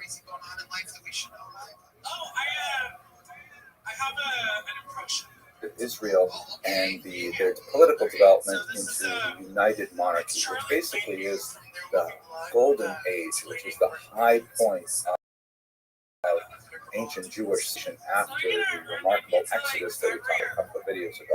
So this background image, by the way, is a detail from Marc Chagall's remarkable depiction of the life of David. At one point towards the end of his life, David faced a rebellion from his son Absalom. Terrifying, terrible story described in Samuel 2, in which, among other things, he has to flee Jerusalem, the capital, barefoot, with a handful of men with and he is derided by passers-by. It's an absolutely terrifying look into the collapse of a person's entire world, really an entire empire, and then his remarkable recovery, which is for nature but not necessarily familiar in nature. Of course, Absalom is killed in the civil war that ensues, but Chagall really beautifully evokes the depth of feeling of this light, looks like charcoal depiction of David's life. Okay, let's go straight to the historical period today. And I want to emphasize that we're going to try and look at the history here. We're not really going to touch the tremendous depth of the biblical text, which is phenomenal, filled with insights, absolutely beyond what I can possibly provide in this very brief historical summary. And so I encourage you, if you're fascinated with this period, as I am, you've definitely got to go to the primary sources. You've got to read the text, particularly of the book of Samuel and early Kings, overwhelming, and you'll see what I mean. Okay, so let's go back to where we left off. So the Jews have arrived in Israel under Joshua. We described how they set up a loose-knit series of tribal holdings throughout the land of Israel, engaged in considerable conflict with the other peoples who are still living in the land of Israel, and of course with each other. There's a remarkable array of fantastic figures that are described in the book of Judges in particular, such as Samson, shown here in his battle with the lion. Later, of course, you would have that tremendous battle with the Philistines, but really he has a tremendous battle with himself throughout his entire life. Again, you got to see the the text itself. But the biblical narrative that we have in the book of Joshua, in the book of Judges, and to a lesser degree in the book of Ruth, tells us a little bit about what it must have been like living, at least from a political standpoint, in Israel. The historical period, just to give you a sense of timeline that we're describing, is roughly from about the year 1300 before the Common Era to the turn of the first millennium before the era. The high point United Monarchy will extend for another.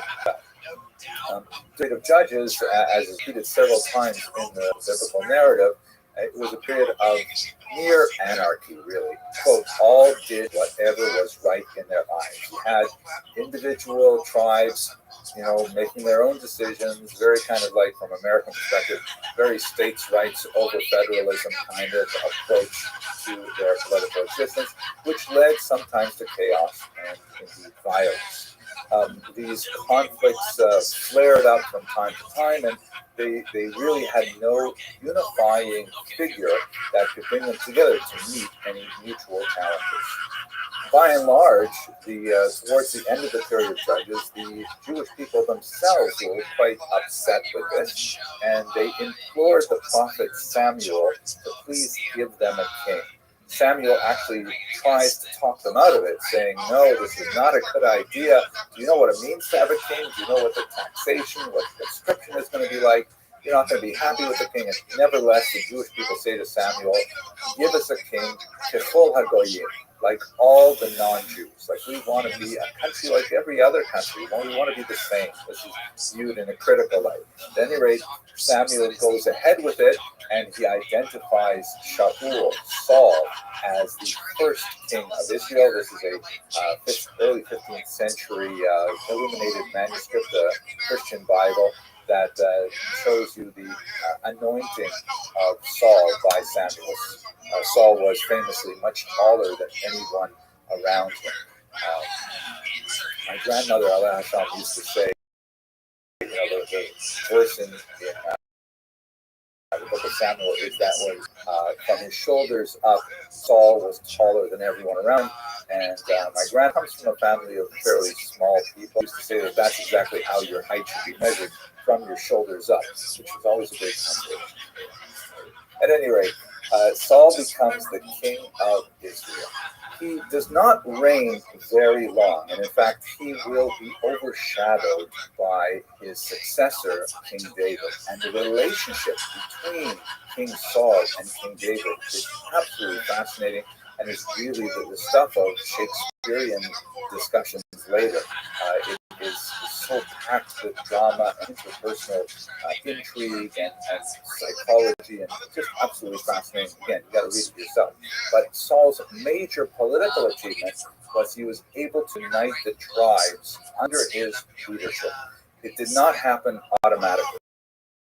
There had to be several false steps, but finally, when they met an external foe at one point, Saul, in a very dramatic move, challenged all the other tribes to come together under his leadership, and in fact, he saved the people of one particular town from the maraud of a non-Jewish neighbor, and this cemented the beginning of the United Monarchy.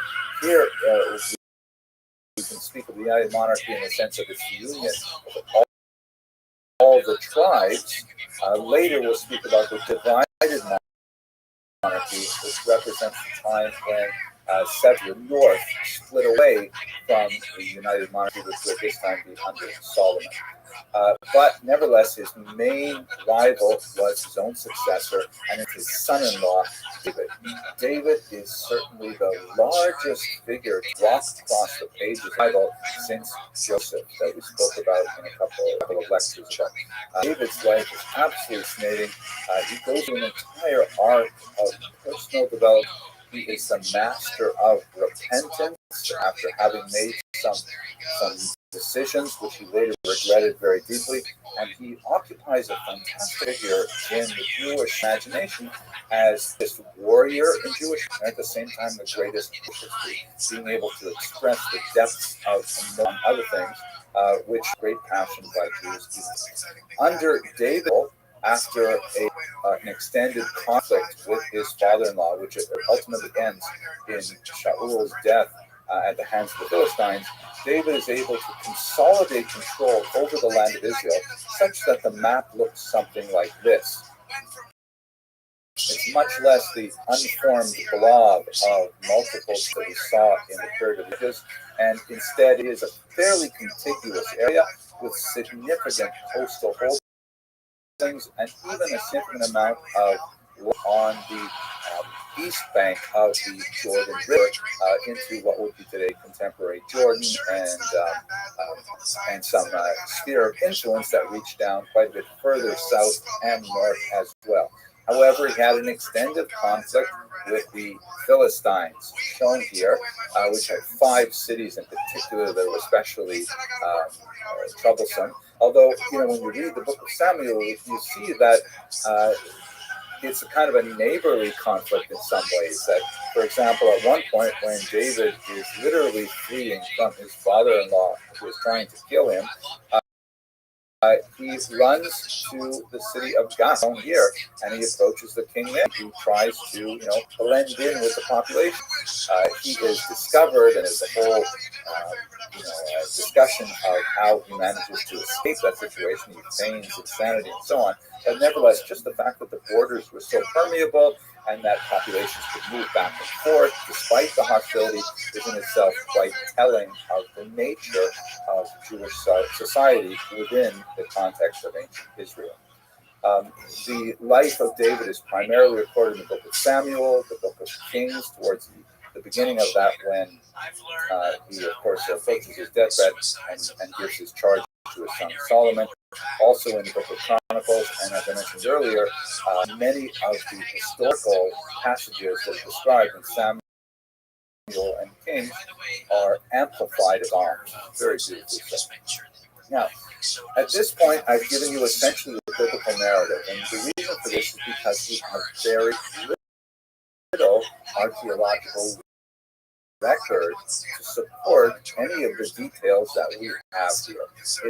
It's a fairly compact period. I mean, we're looking at, instead of the scope of trees, which we looked at earlier, now we're looking at the scope of decades, and we just have the kind of validations that we would hope for in this period, especially when we think about the expanse and power of David's kingdom, at least viewed through the perspective of the biblical narrative.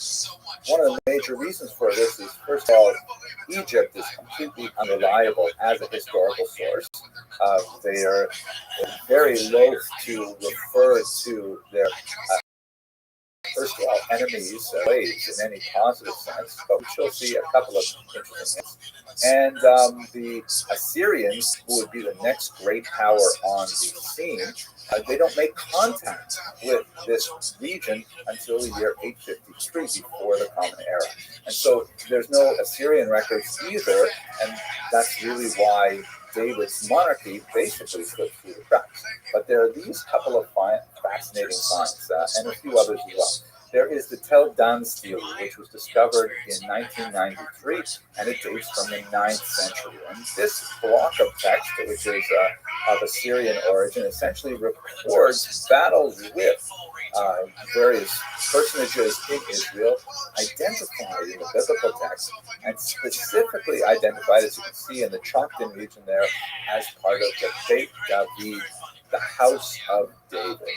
Now, this block refers to the house of David in the past tense, in the sense that these are descendants of the house of David, which again is confirmed in the biblical text, but it is 150 years later.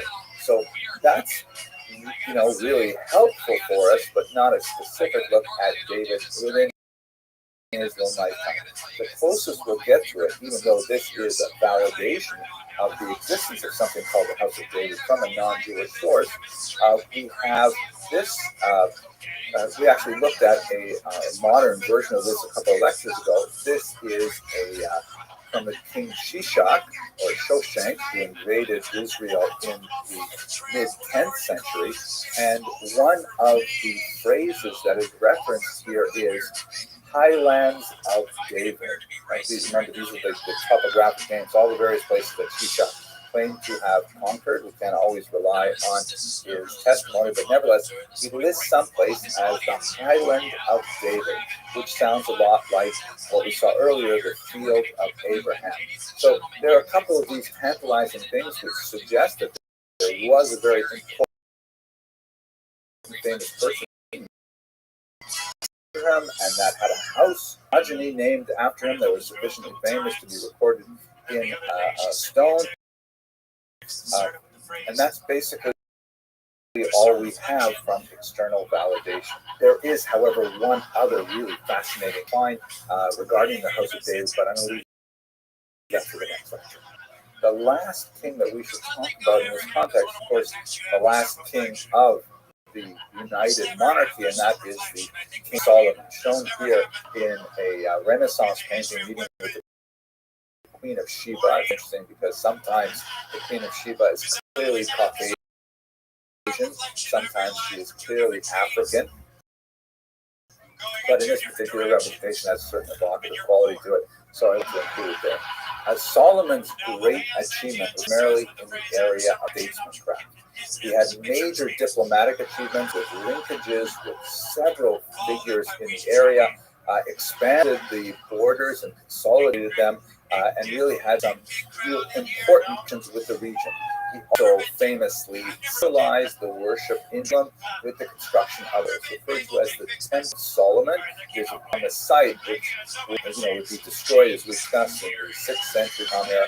It would be rebuilt and then renovated again, and it would be destroyed again in the 1st century. And now the Temple Mount still remains, but it has a mosque on top of the Dome of the Rock. We'll get to that probably next. But for the time being, the centralization of worship, which began under King David, was really confirmed with the construction of a temple under Solomon.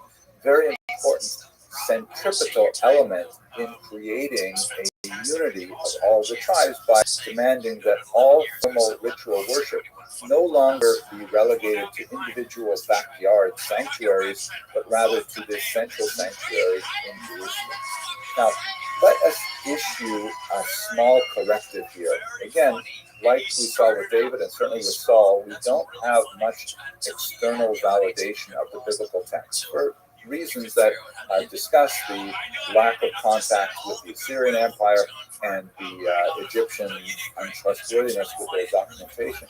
But what we also have to realize is that, we're talking now in the early 21st century, after 2,000 years of Christian impact on Western civilization in particular, and we tend to view the Solomonic Empire as being something massive.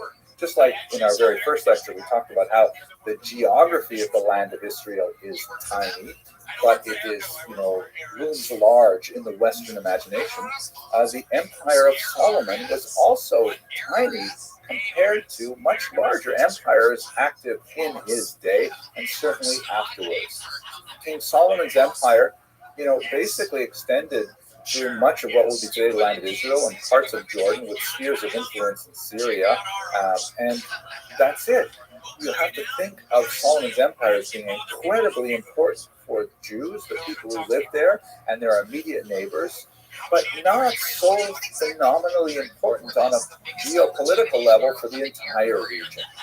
And so what seems so important to readers of the Hebrew scriptures and then the Christian scriptures, when looked at in a narrow historical perspective, it's really a minor, smaller empire that is active for less than a century.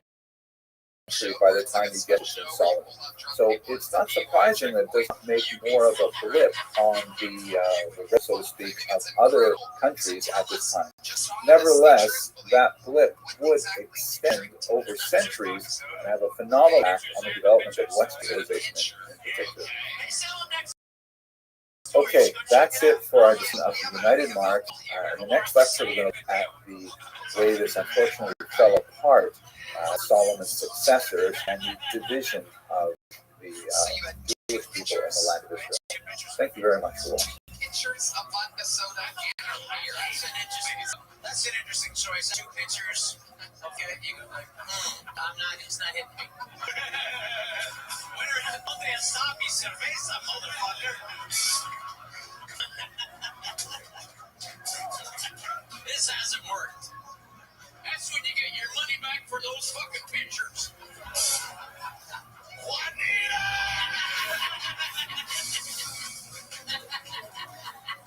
Let us resume our discussion of the history of the Jews in Israel by looking at the period of the divided kingdom. Now, I'd like to begin by going to another Gedanke experiment, another thought experiment that really comes from an old joke. It goes like this. This time of year, I'm recording in late October. It's still dark early in the morning, so the joke goes that Reuven comes out of his house one day and he sees down the street is his neighbor Shimon, who's rooting around in the gutter. He goes up and he says to him, Shimon, what are you doing? And Shimon says, I'm looking for my keys. And Reuven says, but you live down the block. Why are you looking over here? And Shimon points to the lamppost and says, well, I'm looking over here because the light is much better over here. So obviously it's silly. If you look at your car, you have to look near where your car is parked. But the Gedanke experiment is we're kind of like very interested in the earliest period of Jewish history, looking at the sources of Torah and Genesis and Exodus. And they're really hard to find. But that's because the light has moved down the street a little bit, and we're under the light. Suddenly we see so much more material.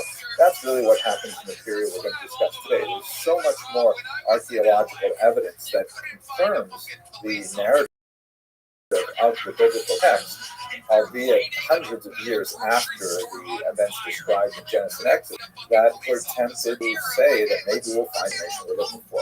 The analogy breaks down, however, because you probably would find some things in the gutter. You might find, let's say, for example, a receipt from the bakery that fell out of your pocket when you're walking to your house and the rain washed it down to the gutter. You might find, a loose sock that matches another one that belongs to one of your toddlers that's upstairs in the drying machine right now. You might find all kinds of connections from what's in the gutter down your street to what happens by your car. You won't find your keys there, but they might lead you back to where keys are. Just as the archaeological evidence is uncovered, literally, as historians and archaeologists go to work in the land of Israel. But at any rate, let's look at some of the stuff that we can find now under the bright lights. Now, Dr. Kitchen points out very clearly that this is such a strong period compared to what we talked about earlier. There are 14 kings of Israel, the northern kingdom, and 9 of them are mentioned in documentation from outside Jewish sources. That's an incredible number, 9 out of 14. And that lends a tremendous amount of credibility to the at least general scope of the biblical narrative, and we'll look at a couple of examples of that. But let's go into the historical period itself. So Solomon, as king, as we discussed in the last lecture, expands and consolidates his control over the land of Israel, building on the conquest of his father, King David, and cementing it really with a lot of statesmancraft by engaging in diplomatic relations with a lot of the kingdoms surrounding the land of Israel. He also centralizes ritual worship by building a massive, glorious temple in Jerusalem. However, what that means is inevitably taxes. There's a great tax burden that is placed on the Jewish people as a whole, and they resent the huge taxation. Under the wise leadership of King Solomon, there was just, scattered grumblings. But once Solomon passes away and it goes to his son Rehoboam, there is a tremendous amount of resentment that's built up over the heavy tax burden. Rechavam is really of two minds. He, on the one hand, wants to react to the popular pressure, but at the same time, he wants to maintain the fairly lavish lifestyle that he is accustomed to. And prodded by, unfortunately, as mentioned, younger, experienced members, rather than the steady guiding hand of his older ministers that served under his father, Rechavam, in a very dismissive manner, insists on pushing ahead with his heavy tax burden that the northern kingdom in particular is loath to accept. There's a very fascinating and powerful passage. And by the way, I want to reinforce that I'm just going to be skimming over the tops of the historical record as we find in the Bible. It is so important that you actually go back to the text and read the primary documents themselves, because they are fantastic. And if you have a sense that it's going to be dry or boring, I just want to refer you to one specific passage with Rechavam. It's shown here in this wall painting in Basel that's done by the great Hans Holbein. You see that Rechavam here is portrayed with holding out his little finger, and this is in reference to one highly dismissive and disrespectful remark that Rechavam makes regarding his father, in which he says that Rechavam says that his own little finger, his pinky, is thicker than anything his father could bring to bear, meaning to dismissively compare himself with his father, the great King Solomon. And of course, this act of hubris and vulgarity really sends him down the rabbit hole, which will ultimately result in civil war. But I just wanted to point this one out because it's one of those passages that shows you that the biblical text is really, it's quite racy, and it has a lot of very powerful information in it that you don't get with sanitized translations quite often. Well, let's not go further down that step, but let's go back to where we left off. So, under Yeravam ben Nabat, the kingdom of Israel is to the north of Jerusalem, splits away from what becomes the kingdom of the south. Yeravam ben Nabat receives a very bad press in west of Jewish tradition, considered one of the greatest sinners because he introduced that divisiveness in Jewish politics at the time. Here's a map that shows you the relative locations of the kingdom of Judah and the kingdom of Israel. The capital of the kingdom of Judah is, of course, Jerusalem. The kingdom of Israel is in Samaria or Shomron. In subsequent lectures, we'll speak much more about what happened to the people in the kingdom of Israel. They are the so-called 10 lost tribes. More about that in a few lectures. But it's interesting to note that it seems that they have a consciousness, they retain a consciousness of being one people, albeit separated politically.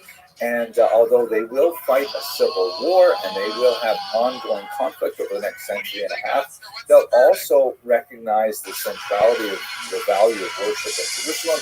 They will also occasionally marry each other. The royalty of Israel and Judah will still intermarry.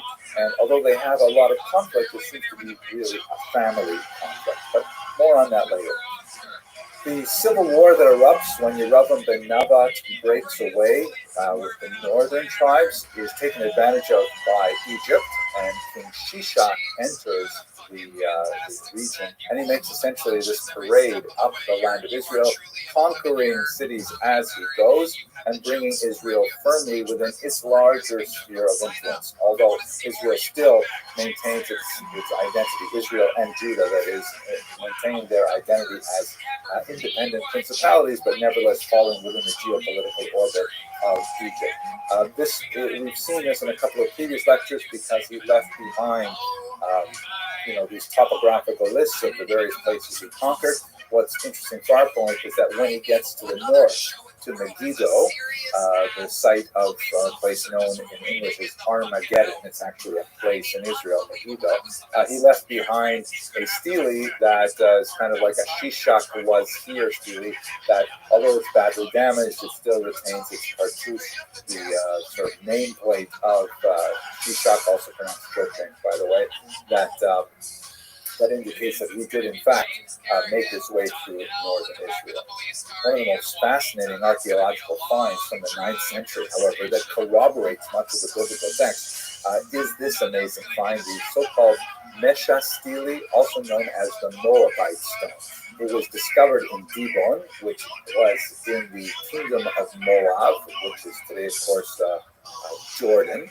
And it records from the Moabite perspective the results of a very prolonged conflict between the kingdom of Israel and the Moabites. And in fact, this is confirmed in the book of Kings. There's a lot of discussion of various military engagements they had, which the Jews frequently lost. And here you have this interesting passage that's taken directly from the Moabite stone, in which Mesha, the author of the text, son of Chemosh, god, Chemosh, of course, being the name of their god, complains about how badly he was treated, in particular by the son of Omri, which is one of the Jewish kings.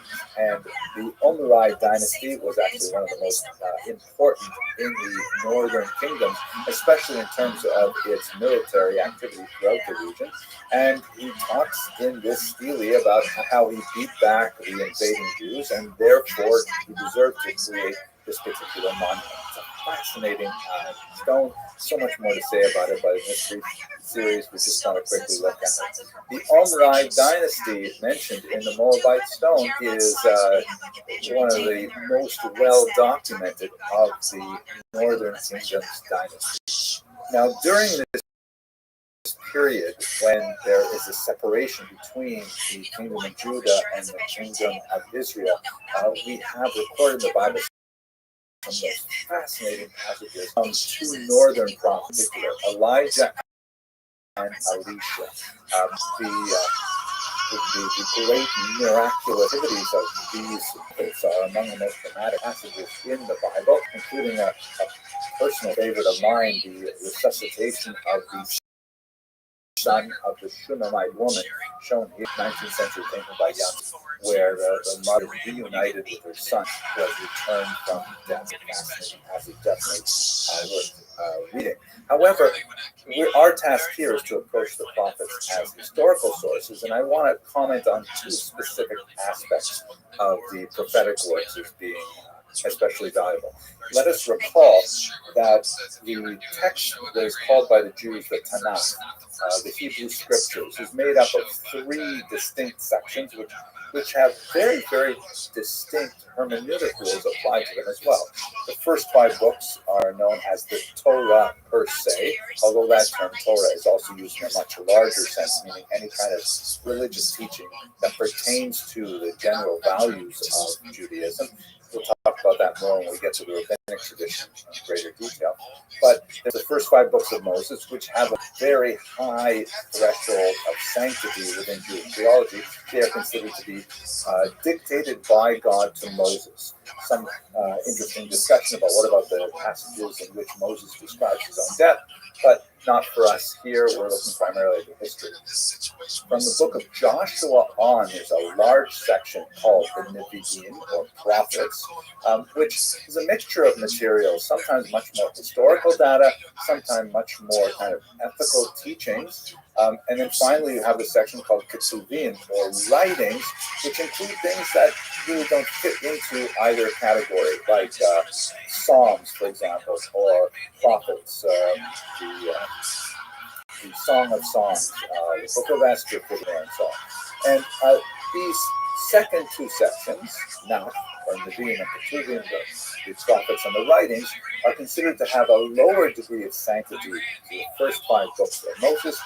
They are clearly written by human beings and recognized, so not dictated by God, but perhaps inspired by God. The commentators were out different approaches to what they actually mean, what's their, so to speak, nuclear weight in terms of understanding the task of Judaism.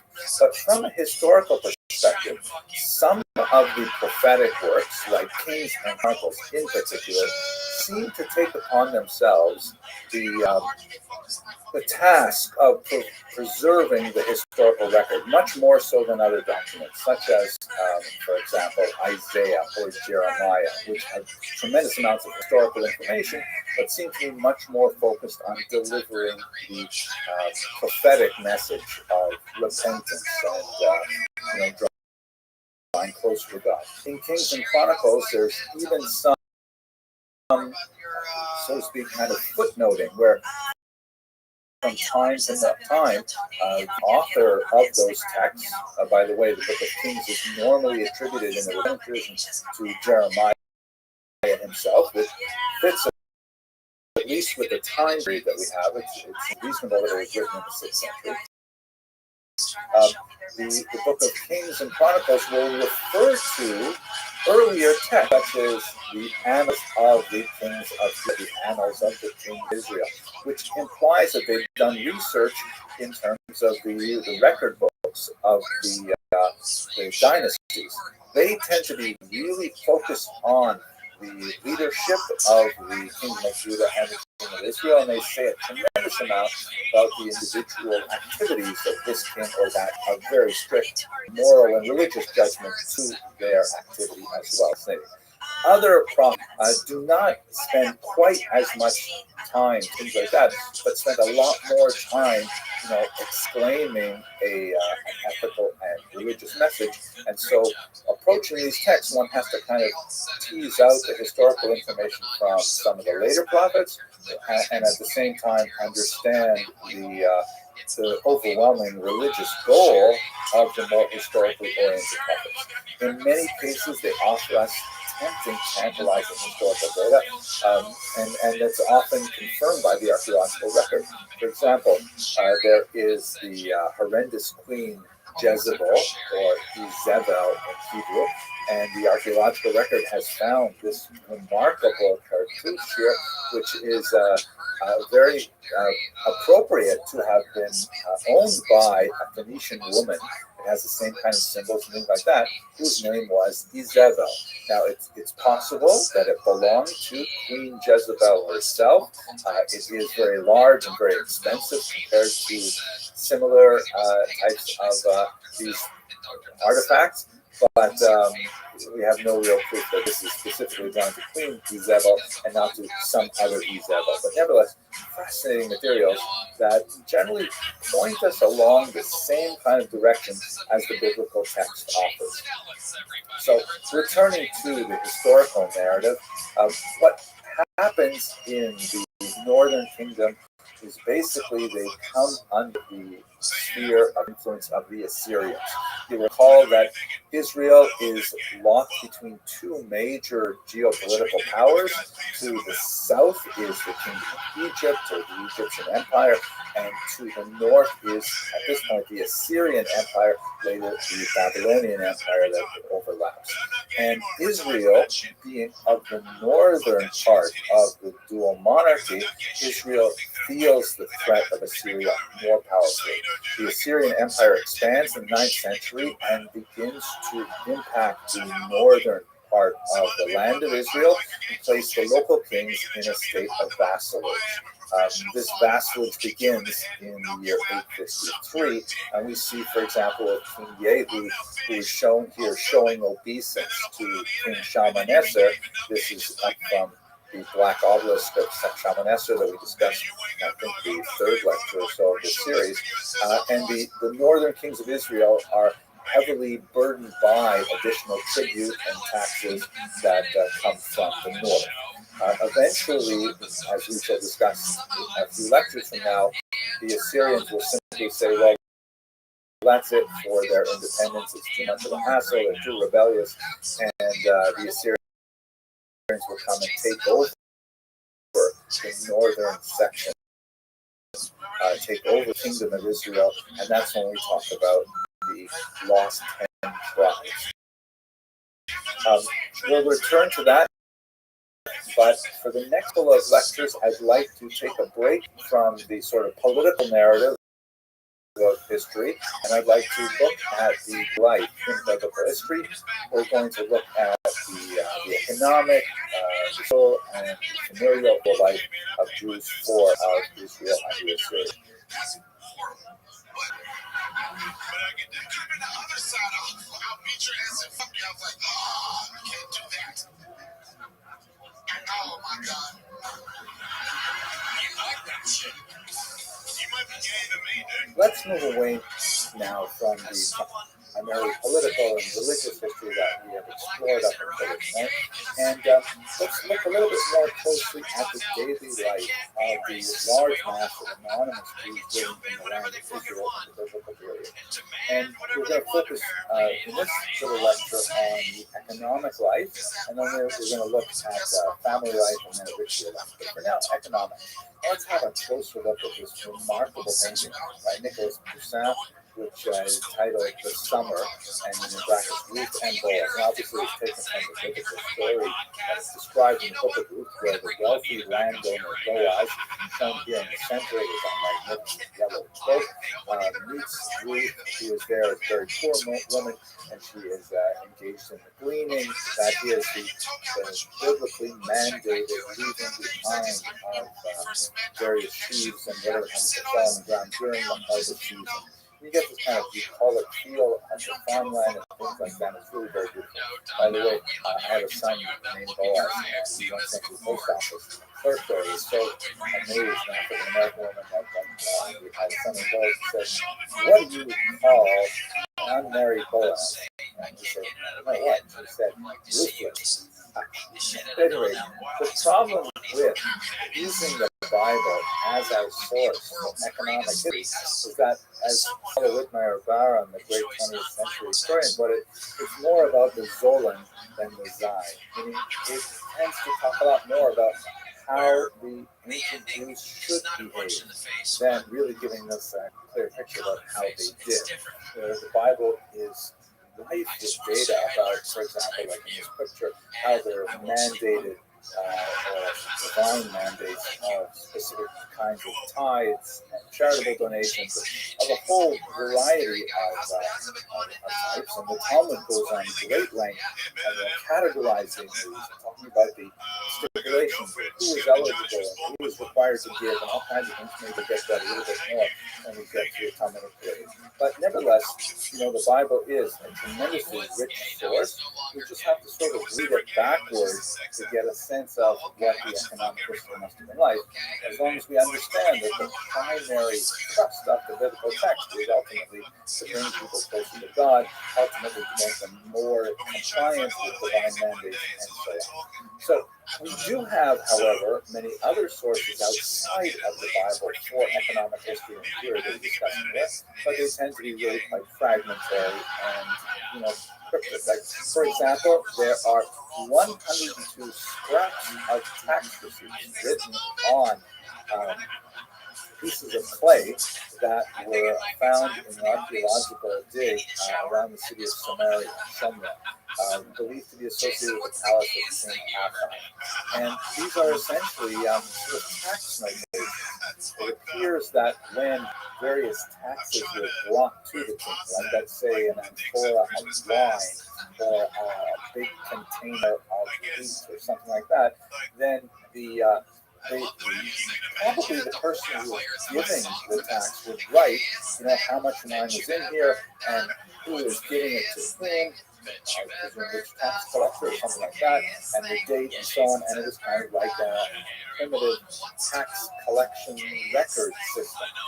Unfortunately, of the 102 scraps, only a little more than half of them are legible, and they're all broken up like this. So it's very difficult to tease out really detailed analysis of economic life, except that there were taxes, which, as they say in Hebrew, and there are taxes. That's pretty much a permanent aspect of human condition.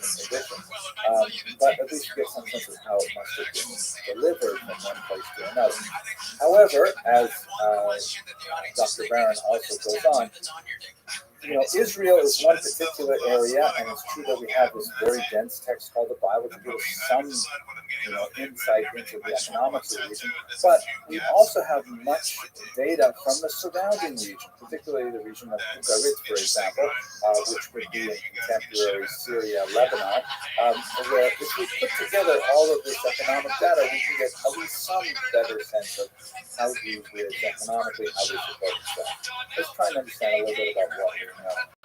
So one of the most profound shifts that we see in the Israeli economy of the Jews of ancient Israel is the shift from animal husbandry to agriculture. In this portrait, not a portrait, obviously, it's a portrait on Shelley, the child of Moses. Moses is shown here in a yellow robe, and there's kind of like a comic book panel with kinds of adventures that Moses had in his life, and you can see he's reproduced several times over. And in several of them, he is shown as a shepherd. And in fact, the identification of Jewish leaders with shepherding is quite profound and has, philosophical ramifications as well. But David is a shepherd, Abraham is a shepherd, Moses is a shepherd. Over and over again, this animal husbandry as a feature, particularly of Jewish leaders. When the Jews and Israel, however, it's clear there is a shift from animal husbandry to agriculture. And it makes sense because Israel is, after all, quite a diverse area. There are 40 distinct geographic units of the economy in ancient Israel. And the way that the Jews were set on that time, and now sort of generalizing, by the way, over we translate to the cities, but we're less than 1,000 people in each of those cities. They're essentially communities that some kind of village set up to protect them from. Have a look at the ancient Israel.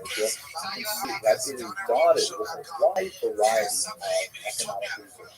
Looking from the north, which would be closer to the region of Lebanon, you have timber, of course, the cedars of Lebanon. You have mines for iron, copper, which is especially important once coinage begins to be produced. You have so-called Tyrian purple, in Hebrew known as autogamah, which is produced from a particular kind of sea creature that lives on the shoreline, and it's essentially harvested for its blood or some other bodily fluid that is then made into the potato, the specific color that is used. Orchards, you have textiles are a very big produce. Iron, salt, metalwork mines, and of course dates, especially around Jericho, very, very important export. The Jews were known especially for the date palm, and so you can see there's all kinds of different industrial activities going on in terms of commerce. I mean, obviously that flows from the variety of goods that are available in the area. Biblical text refers to what we might call guilds, artisans, individuals. Sometimes, especially in the Talmud, there are particular towns that are devoted to particular crafts. Like, for example, villages that are filled with tanners. All they do is they tan leather and so on. We do have biblical references to Jews engaging in international trade, especially during the high point of the United Monarchy under Solomon. When, of course, they moved to the divided monarchy and the civil war, the northern kingdom of Israel, particularly, begins to lose its sway, its international sway over the region, and so they're cut off from a lot of their natural markets and a lot of their natural resources. But we see the economy gradually growing from that original animal husbandry through industry and then commerce, and ultimately you have regular coinage produced by the 6th century for the common era. I just want to show you this one great image. We just discovered this month a 2 shekel weight from the First Temple period. Obviously, stone on the left. Imagine what to deal with these weights and measures in your daily shopping. Okay, I hope you found that interesting, and we'll continue by looking at family life in the next short video. Thank you for watching. I don't know how to say X, nigga. I don't know how to say ambulance either. Shut the fuck up. Please come feel me more interested for Madison Square Gardens. Okay? I'm gonna be racist and interrupt the black man. Jesus, son, this is what I don't know. You called me very different, and your voice was like, you said Darnell. Let's take a little detour from our historical narrative. Let's talk a little bit about terminology. We're speaking about the continuous history of one people, one ethnos, and that is the people who are known today as the Jews or the Jewish people. Note, of course, that this is not a racial category because there are Jews who come from all types of different races that make up the Jewish people, but it is something kind of tribal in nature because traditionally Judaism is a religion, but it is passed on through one's mother, and that is its matrilineal. In the 20th century, the Reform movement added a patrilineal option to it, but we'll get to that when we talk about the 20th century. But for now, I've been rather sloppy about referring to these people as Jews, even well before they would have used this term to describe themselves. And I think that's justifiable in the sense that we are talking really about one continuous group of people, but let's just sort out the names for those of you who want to get this exactly right. So the oldest term that is used for Jews is the term Hebrew, and this comes from the fact that Abraham crossed over the Euphrates River on his way to Israel. The word Ivri, which is used to refer to a Hebrew person, comes from the word avar, which means to cross over or to transverse. And we're talking about a Semitic people who appear in the land of Israel, the ancient land of Israel, but their origins from Abraham are, of course, in Mesopotamia, where he comes, as described in the book of Genesis, from the city known as Ur. So the term Ivri is used to refer to a person, as an ethnos, but it's also used as an adjective. The term Ivrit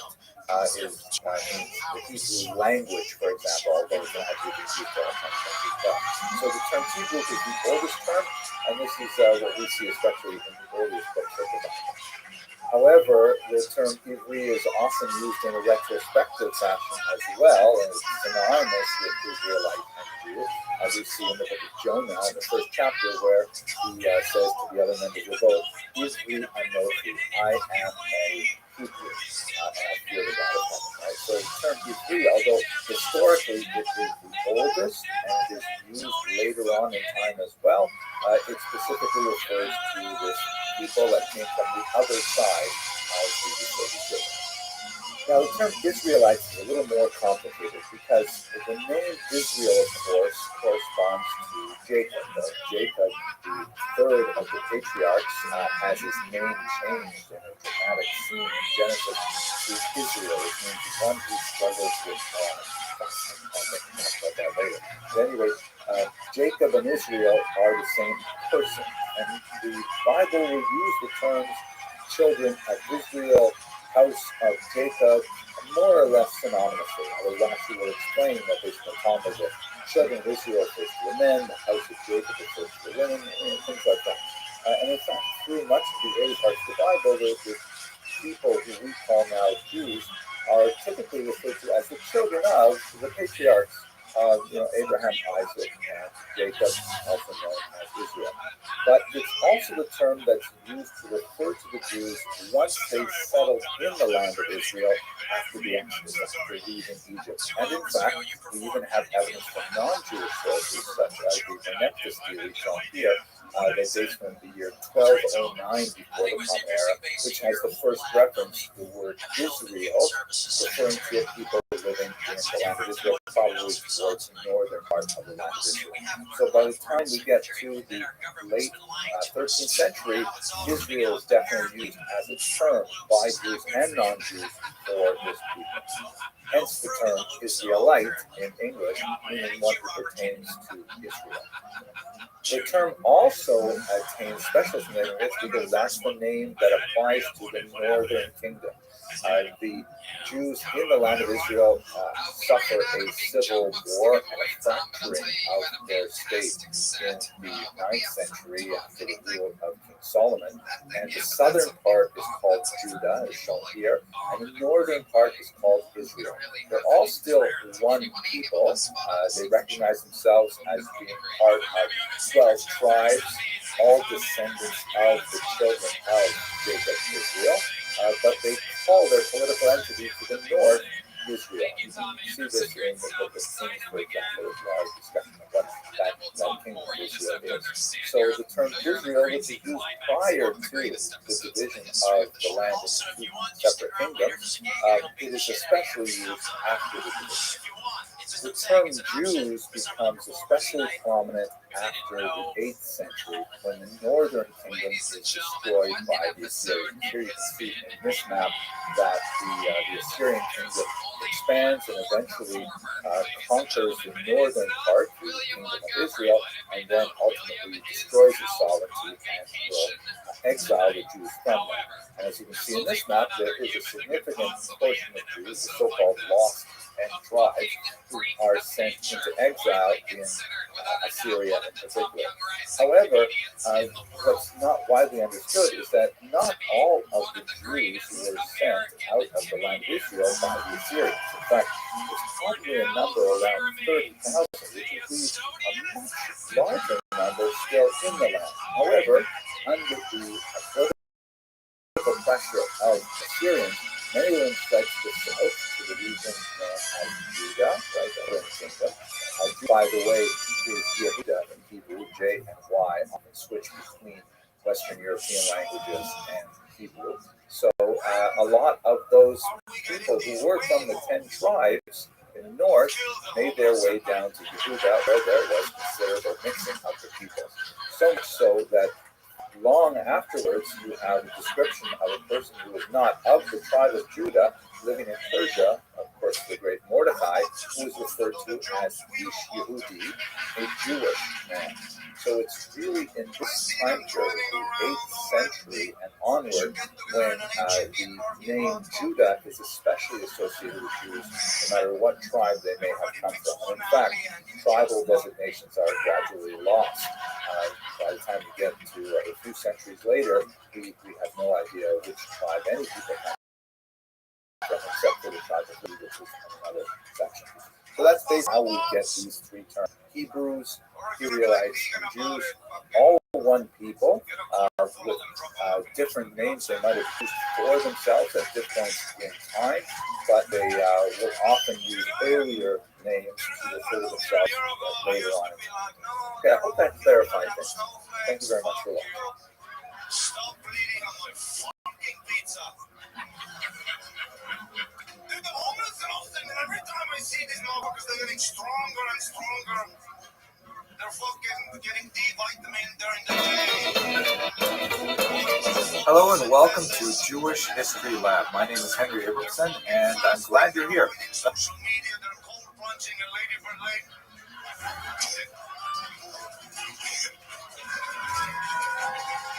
Let me just take a couple of minutes to explain what exactly is going on in this site, and if you find it interesting, how you can get more involved. So first of all, what is this Jewish History Lab? What am I talking about here? So a little over a year ago, I was offered a contract from Koren Publishers in Jerusalem, a great publishing house, to produce a 3-volume survey history of the Jews, which I have creatively titled The Jewish People, A History.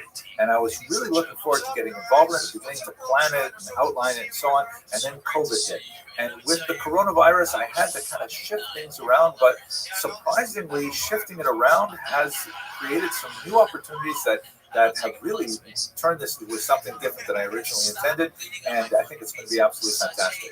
Specifically, when I'm involved in a creative project like writing or like making these lectures and things like that, I really depend heavily on the energy I get from my students. As Rabbi says in the Talmud, Tractate Tainus, I have learned much from my teachers, more from my colleagues, but from my students most of all. But with the coronavirus and our enforced separation meant that I didn't have the same kind of interaction with students that I typically did in a live classroom, and I had to rethink a lot of that. But what has resulted is now I'm thinking a lot about crowdsourcing my scholarship by sharing my research in a very different way, and it's proved to be extremely beneficial. Let me explain what's involved. There are several pieces that are all moving together in this Jewish history. The first is, of course, these YouTube videos, and they are research in progress. I'm going into a lot of areas that I had not really delved into in previous years of research, so they're a little experimental, a little bit rough, but nevertheless, they seem to be working. The second part is I was still giving live classes, both in person, especially once the vaccine came out and people were able to be a little bit safer in gathering, and also on Zoom. And these things are still going on. And I just recently began issuing the draft chapters to my students so I can actually invite people from all over the world to help me write this book, to engage in some of the actual writing process. It's been absolutely fascinating. The fourth part, which is just still in my head, I have not actually done a lot of work on this yet, but I'd like to prepare a teacher's guide. All of these things will go together with this 3-volume history, and I'm really excited about it. So, why would you want to get involved? I don't know. But if this excites you, there are several ways that you could be involved in this creative process. The first is, of course, you can just enjoy these videos. I have a strong belief that this kind of information should be as widely available and free to everyone. So that's why I put these videos out there so that more people can enjoy them and learn from them, discuss them, and so on. The easiest way to do this is to find my channel on YouTube. You just put in my name in the little search box, and then you click on the subscribe button, which is marked on the right here by that blue arrow. Once you are watching the videos, of course, you can comment on them, and I love seeing those comments come in. And the subscription is really good for me too, because it makes me feel like, wow, there's some validation to what we're trying to achieve here. And then, of course, share the videos so that more people can subscribe, and it becomes like a big snowball effect. And I like snowballs too because I'm from Canada. One of the things I realized early on is that there are so many people who enjoy the videos, thank God, that I simply could not keep up with the comments. In fact, if I were to devote the amount of time required to responding to all the comments, I wouldn't be able to be working on more research and more videos and the book itself. So I've created a few sort of ways in which people can choose to self-select to be more involved, and with those smaller groups, I'm able to devote more time and responses and more interaction. So let me tell you about those ways that you can get more involved. Next level of involvement, membership. You click on that join button, which is not available in all countries. I have 3 levels of membership. Now, members get extra perks. Members at the student level get, for example, early access to the videos, and sometimes help me weed out really big mistakes before I let it go to the wider world, and give me some useful feedback sometimes on things that's going on. Members at the researcher level get access to more focused and advanced videos that I occasionally make that I just don't feel like sharing with the wider world, because I would be deluged even more with comments that are not necessarily helpful. I only want to work with people a little more serious on those more difficult topics. And then finally, members at the colleague level get all of that, and they also get access to the live classes that I offer pretty much on a weekly basis right now, but it varies from time to time. So that's another level of involvement. If you really are enjoying these videos and you want to get more involved in the process, please consider membership. And finally, the last thing, I think this is so cool, is I've begun creating courses that incorporate the YouTube videos and some, quizzes and self-testing things and elements like that And here's the best part, the actual draft chapters of the book. The first of 3 courses is now online. It's called Biblical Jewish History. It goes from the very beginnings all the way up to the period of the Mishnah in the 2nd and 3rd century. So it's kind of like a bigger biblical history course. I have a special place in my heart for educators who should get lots of this access without any hassles. So please write to me directly if you're an educator and you want this. I will gladly send you a coupon code. So that's basically what this Jewish History Lab is all about. I'm glad you're here. Please enjoy the videos. Please let me know what you think, and I hope you have a wonderful day.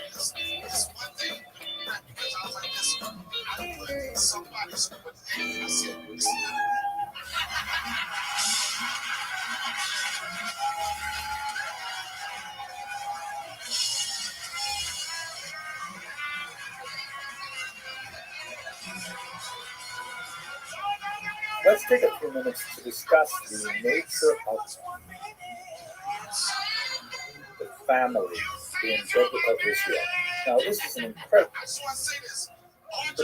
complicated and massive topic that deserves a phenomenal amount of attention, but we're just going to be able to touch on it briefly within the scope of our historical survey.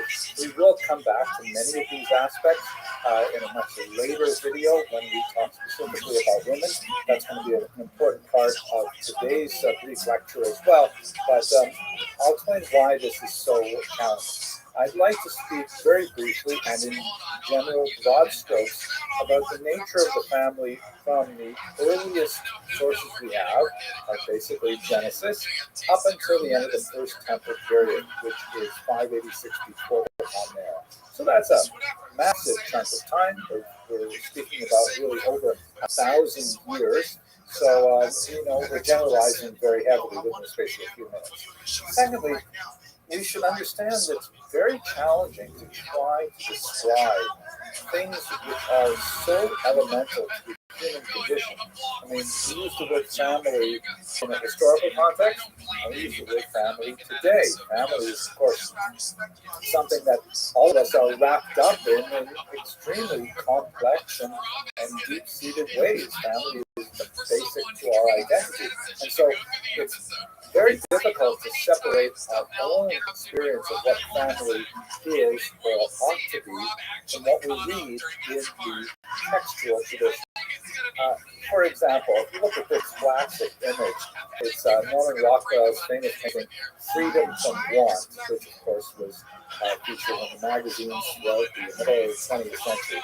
And this is obviously a Thanksgiving dinner, and you see the happy family around it, and the patriarch and matriarch with multiple generations of the family members around the table, all smiling as they enjoy this large turkey, right? That's the title is Freedom from Want.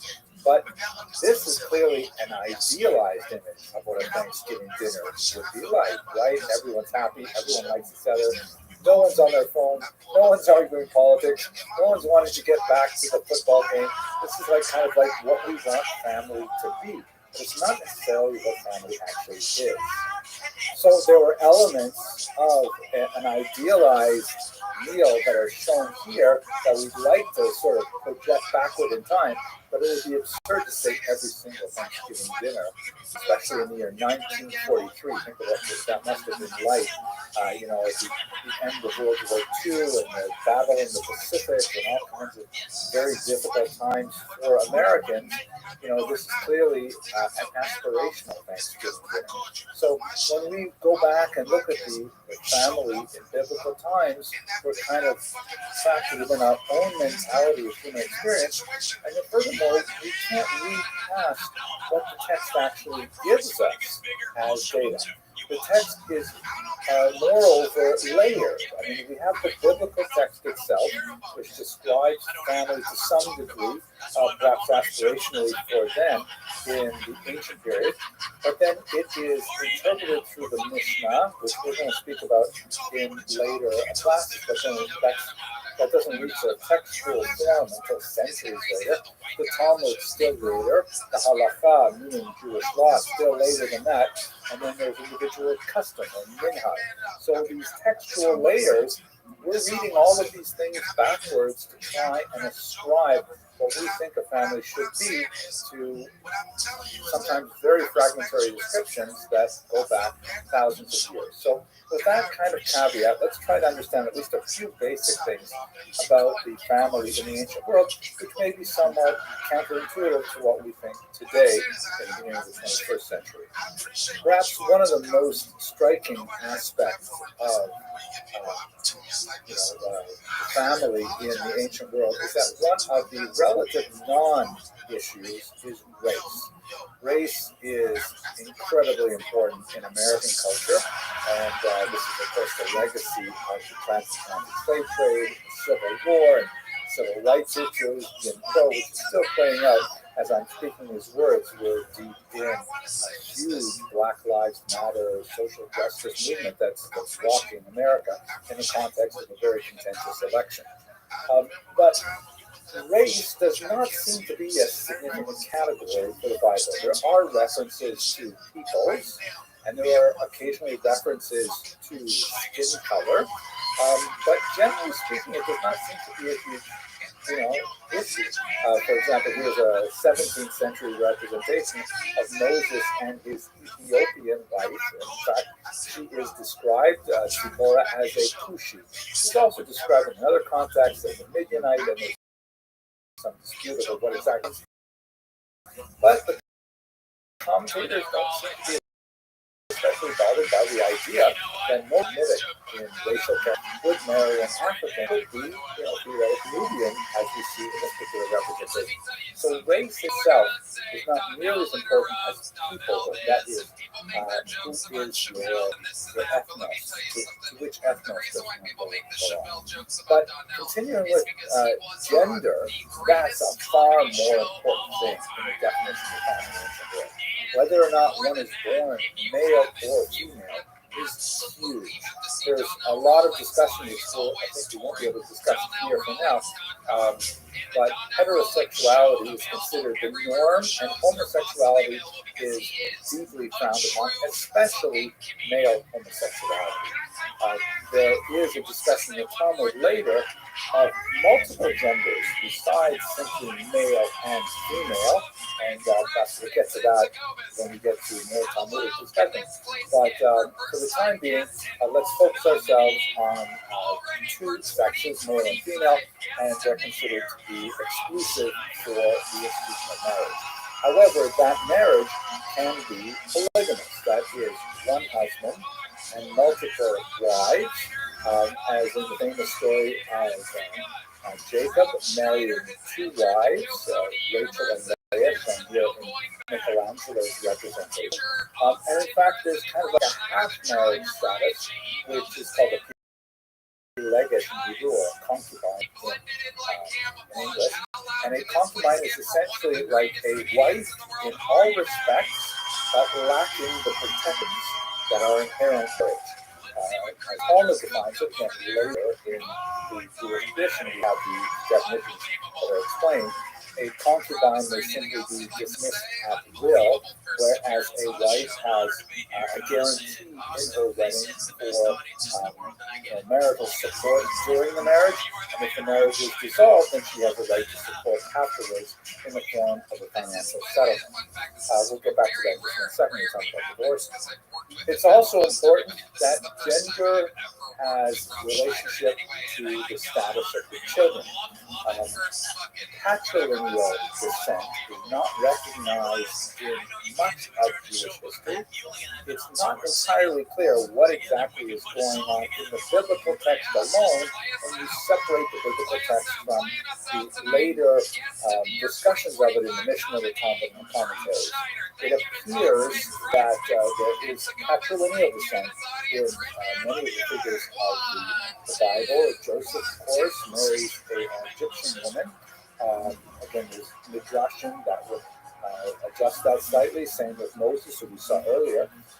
Some commentators, like Tosfot, just to continue this one more sentence, Tosfot in the Middle Ages suggests that before the giving of the Torah, the law was patrilineal, that a child followed his or her father's status, and after giving the Torah, it became matrilineal.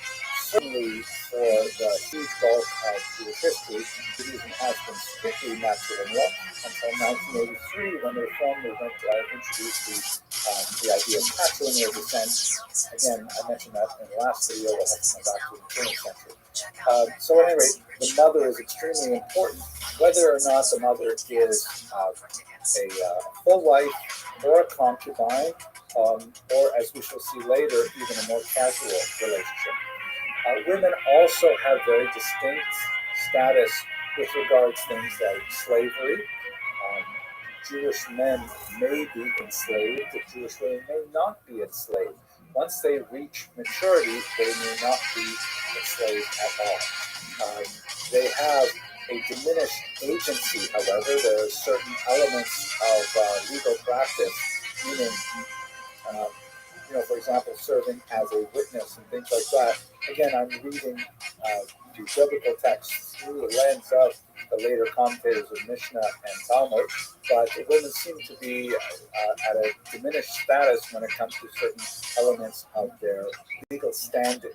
And similarly, in terms of inheritance, the general understanding of women in the biblical period is that women are almost always existing, and it's considered to be an ideal status to be within the shadow of another male, either within the shadow of their father, that is, under the protection of their father, later under the protection of their husband, and finally in a widow status, then under the protection of their sons.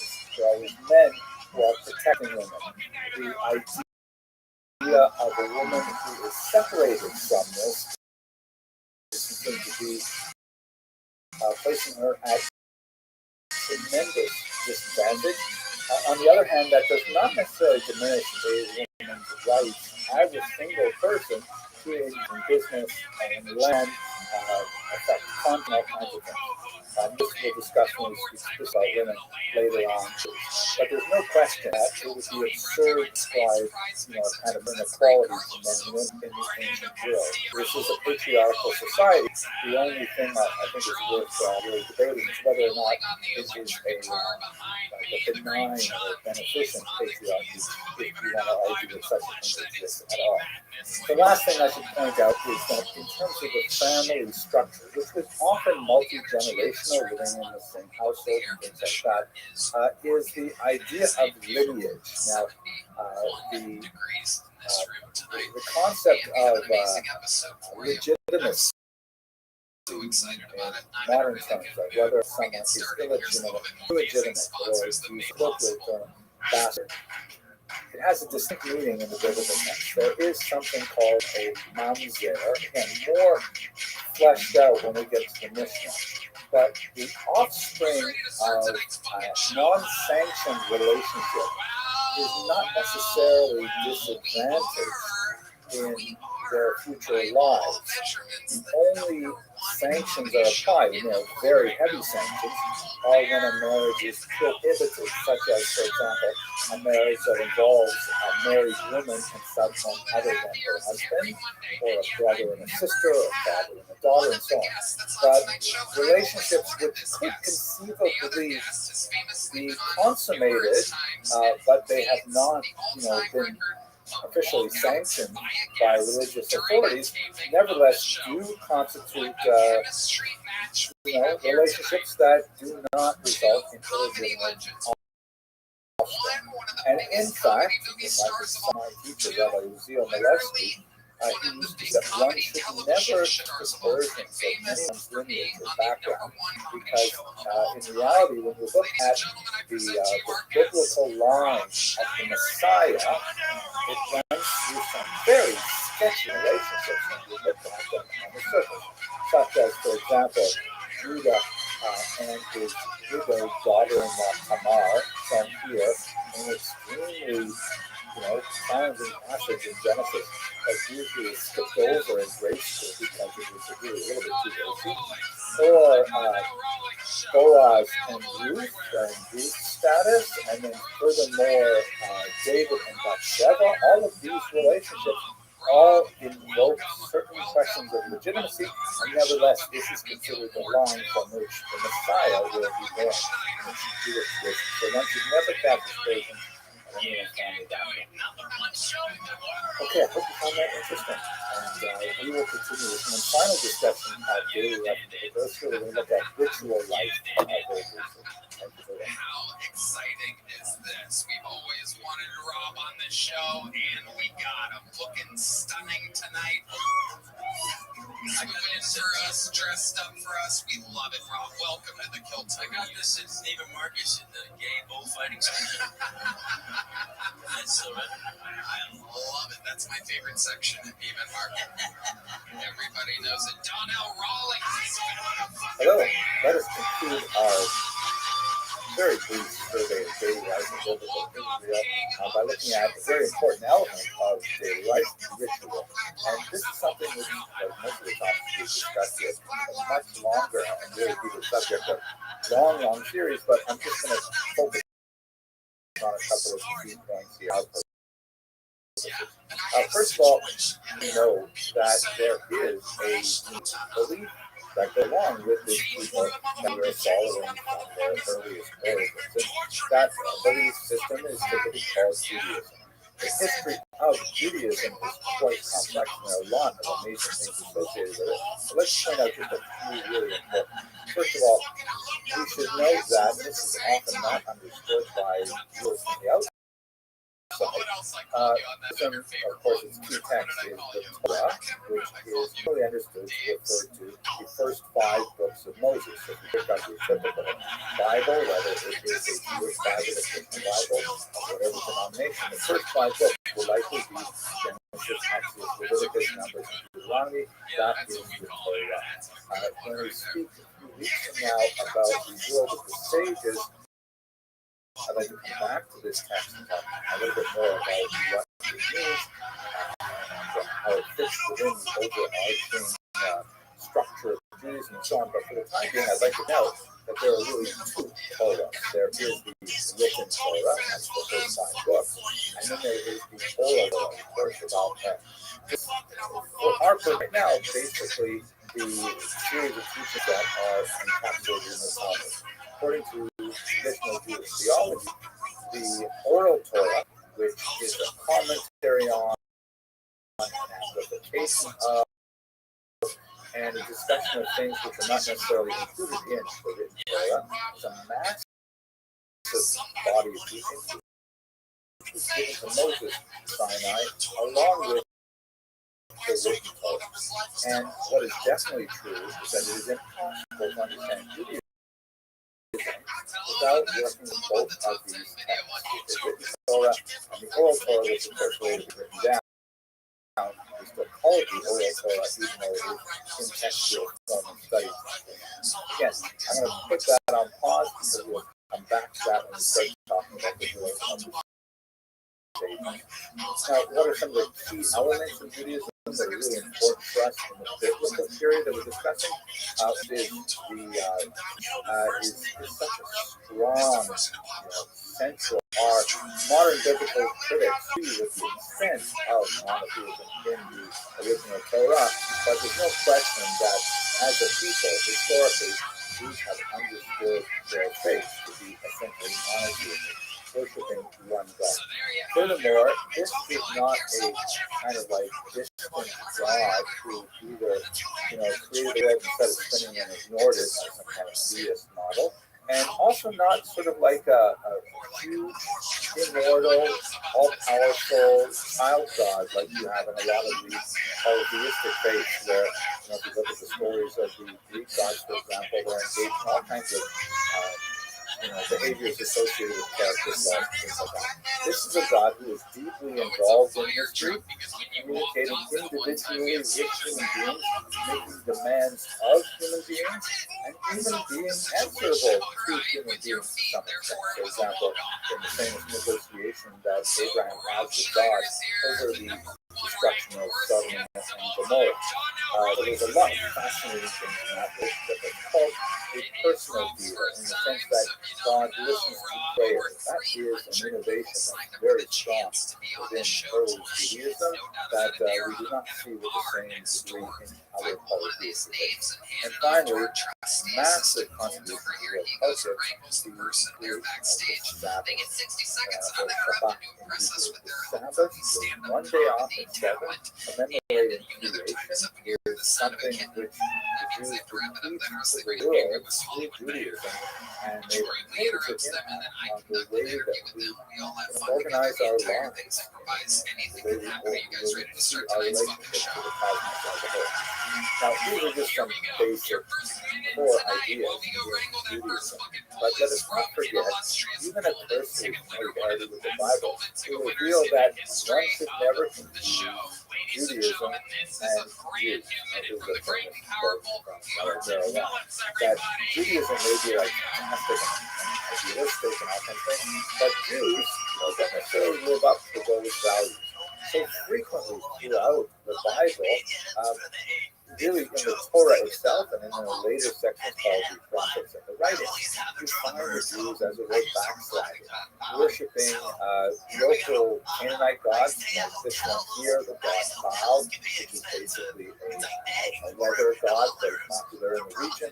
Asherah, there are many other gods that are mentioned throughout the text, and Jews, for whatever reason, not really the purpose of our discussion today, but for whatever reason, they tend to forget about the God that took them out of Egypt and say, oh, what about this guy? This guy's kind of interesting too. And then they get punished for it, they go through repentance, and the whole cycle that you see repeating itself over and over again in the Hebrew Bible. I won't might argue right up until the 21st century. But that's all I really want to say for a very cursory look at Judaism right now. We will return to it in much greater detail when we look at the world of the sages and think about how Judaism works within the context of the oracle. Certainly, the Jewish calendar is an extreme importance to this early society and culture.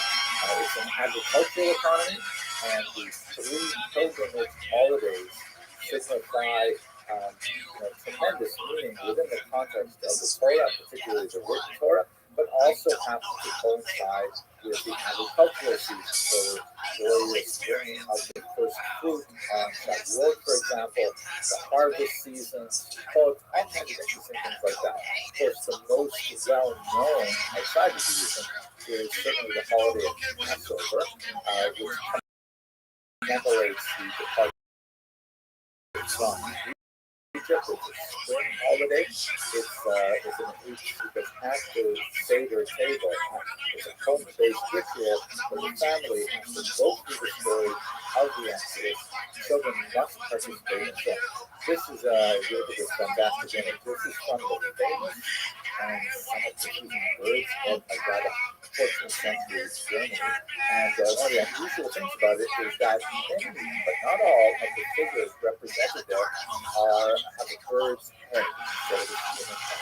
They're clearly marked as Jews. For example, the male figure on the left has a Juden hook, which is an article of clothing that Jews were required to wear in certain parts of Europe after the Fourth Lateran Council of 1215. So we know it's a Jew because of that labeling. But why the bird's head? It's most likely related to a hesitancy on the part of Jewish artists to contravene the commandment that prohibits the worship of any graphic representation of being. That has been observed or ignored or reinterpreted throughout the centuries in different ways, but in the 14th century in Germany, apparently the artists must have felt rather sensitive about it, and so rather than portray human beings, they kind of backed it off a little bit by portraying birds. But let's get back to that when we go to medieval Ashkenaz when we discuss it. But anyway, I really like this particular image because it clearly is a woman who is baking some of the unleavened bread, but not of it necessary for Passover, and the Jewish figure on the left is the woman who's presumably Jewish as well. The Jewish man on the left is saying, what? $25 a pound? Right, which is something that even modern Jews can certainly understand. Okay, let's look finally at the life cycle, and just one quick note here. As we mentioned a couple lectures ago, really important elements of life cycle is gender. Very different series of events and celebrations which are associated with men than with women. There are definitely points of great celebration for women in life cycle. Marriage is considered one of the high points, but men generally get more of these. There are life cycle events associated with the first Friday night of a male's birth. Circumcision, of course, on the 8th day, which is portrayed here in the 3rd century mosaic in the big Alpha synagogue of Europe, which is a Mesopotamian synagogue. We'll get to that. And then, of course, the bar mitzvah ritual, which formally recognizes a child, a male child, as achieving adulthood, the age of majority.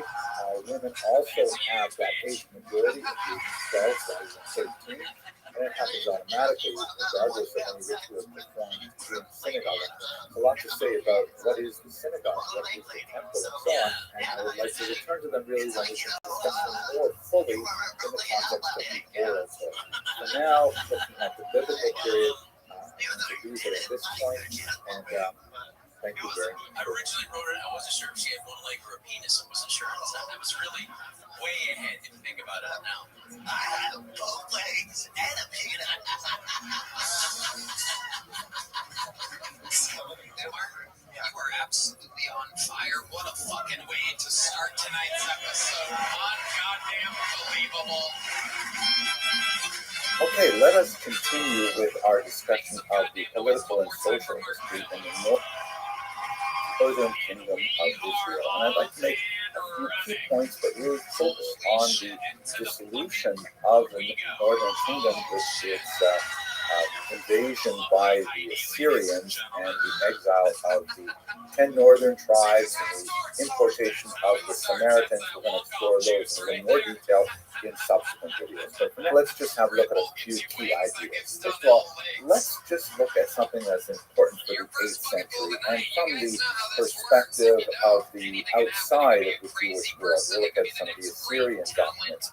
And I want to go over the map with you in a few minutes, so don't panic if you're not exactly sure where is Assyria. Anyways, I wasn't either. We'll have a quick look at the map and I'll make things really clear. So in this amazing monolith, the Perth monolith, which celebrates the achievements of the Assyrian king Shalmaneser III, who would be very important to Israel, there's a discussion there of the Battle of Karkar, which was in 853 before the Common Era, and a few battles that were subsequent to that particular conflict. This describes a period in which Shalmaneser participated in battles not in Israel, elsewhere in northern Syria for the most part, against a multi-state or multi-regional alliance of 12 kings. And what's especially interesting for our purposes, this alliance was led the Hatti and the Sikhs, which would have been Syria and of course along the Mediterranean coast.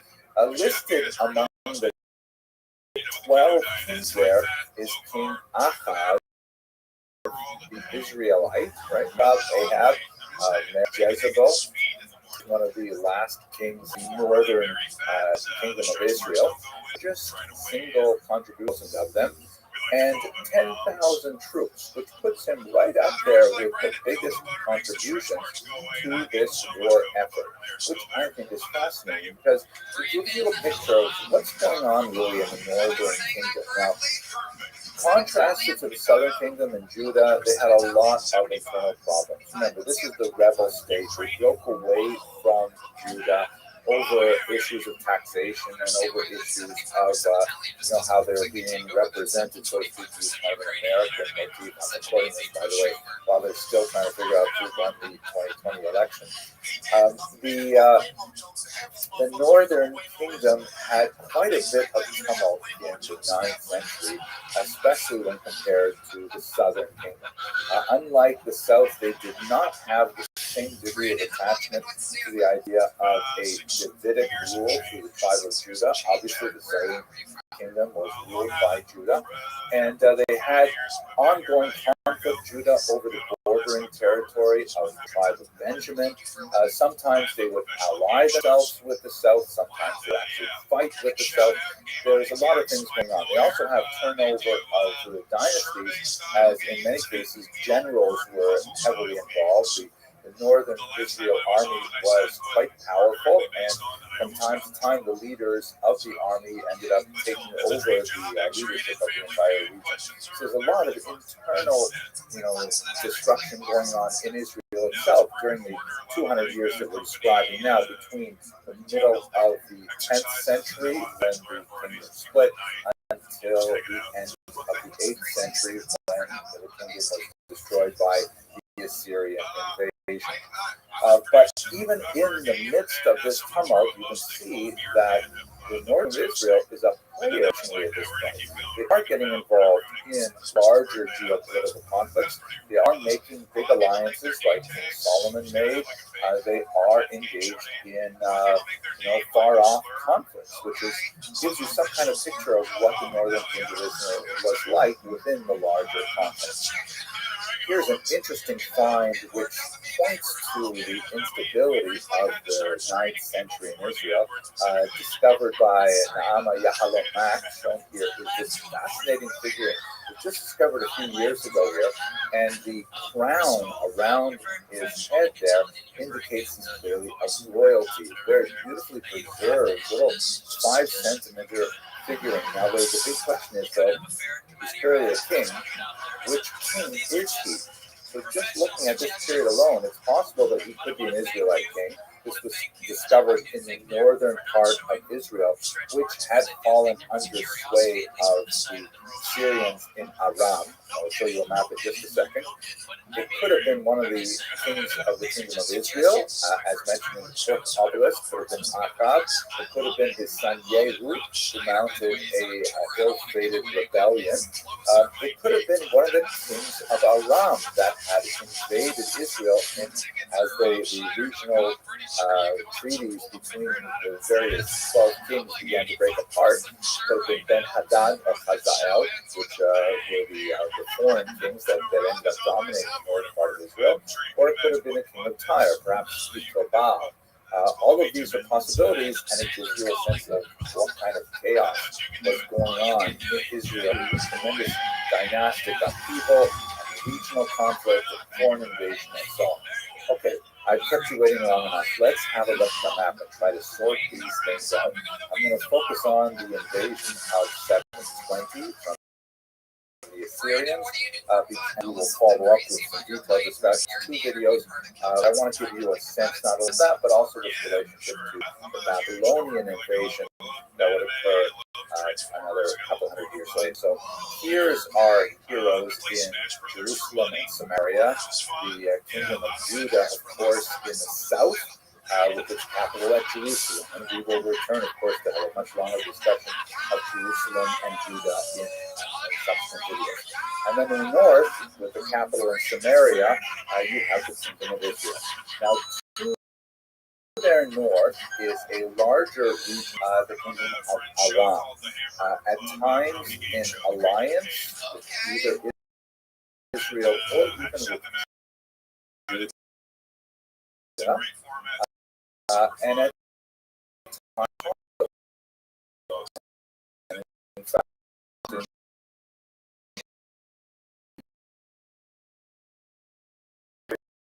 right now,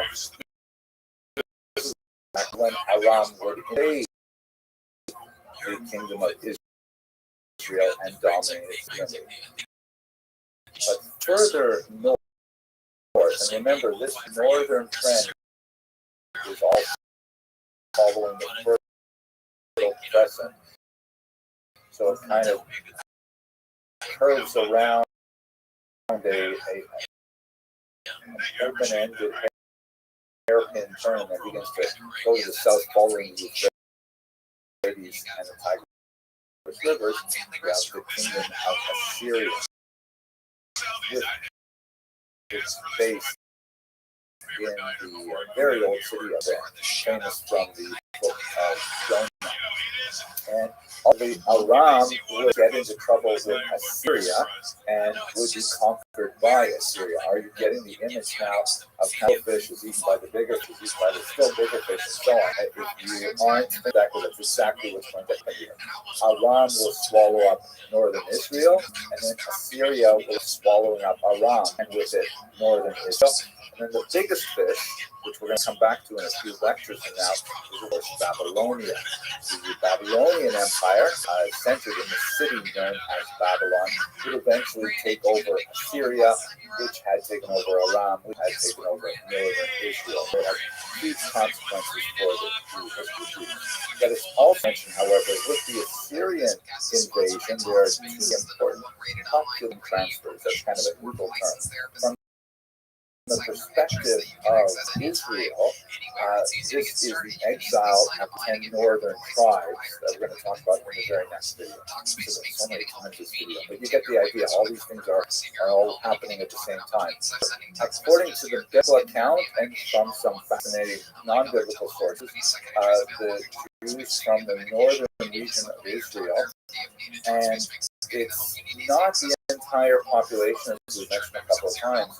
It is several tens of thousands, and there are segments of the socioeconomic profile of the King of Israel. They are exiled places like Gozan, the river Chabor, the capital region in Nineveh, and then further to the east to the region of the Medes. These all are where we know that the 10 tribes, or the representatives of the 10 tribes, were exiled to, and we'll follow those up in the very next video. At the same time, part of the Assyrian strategy for dominating their conquered regions, which we see in other parts of their history as well, is not only move the local leadership, the elites that could potentially organize a rebellion, but to bring into the region a foreign population that destabilizes a lot of the local relationships and alliances and so on. And this would be the population known as the Samaritans, who probably come from the region.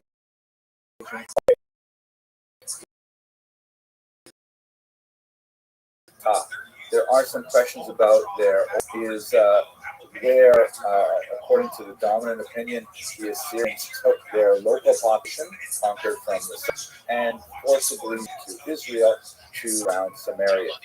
In fact, in Talmudic Kutim, which is plural for Kuthites, what's going to happen after 70? We're going to pick it up by looking at the story of those yellow arrows in the next video. What's the 10 lost tribes? Thank you very much for watching.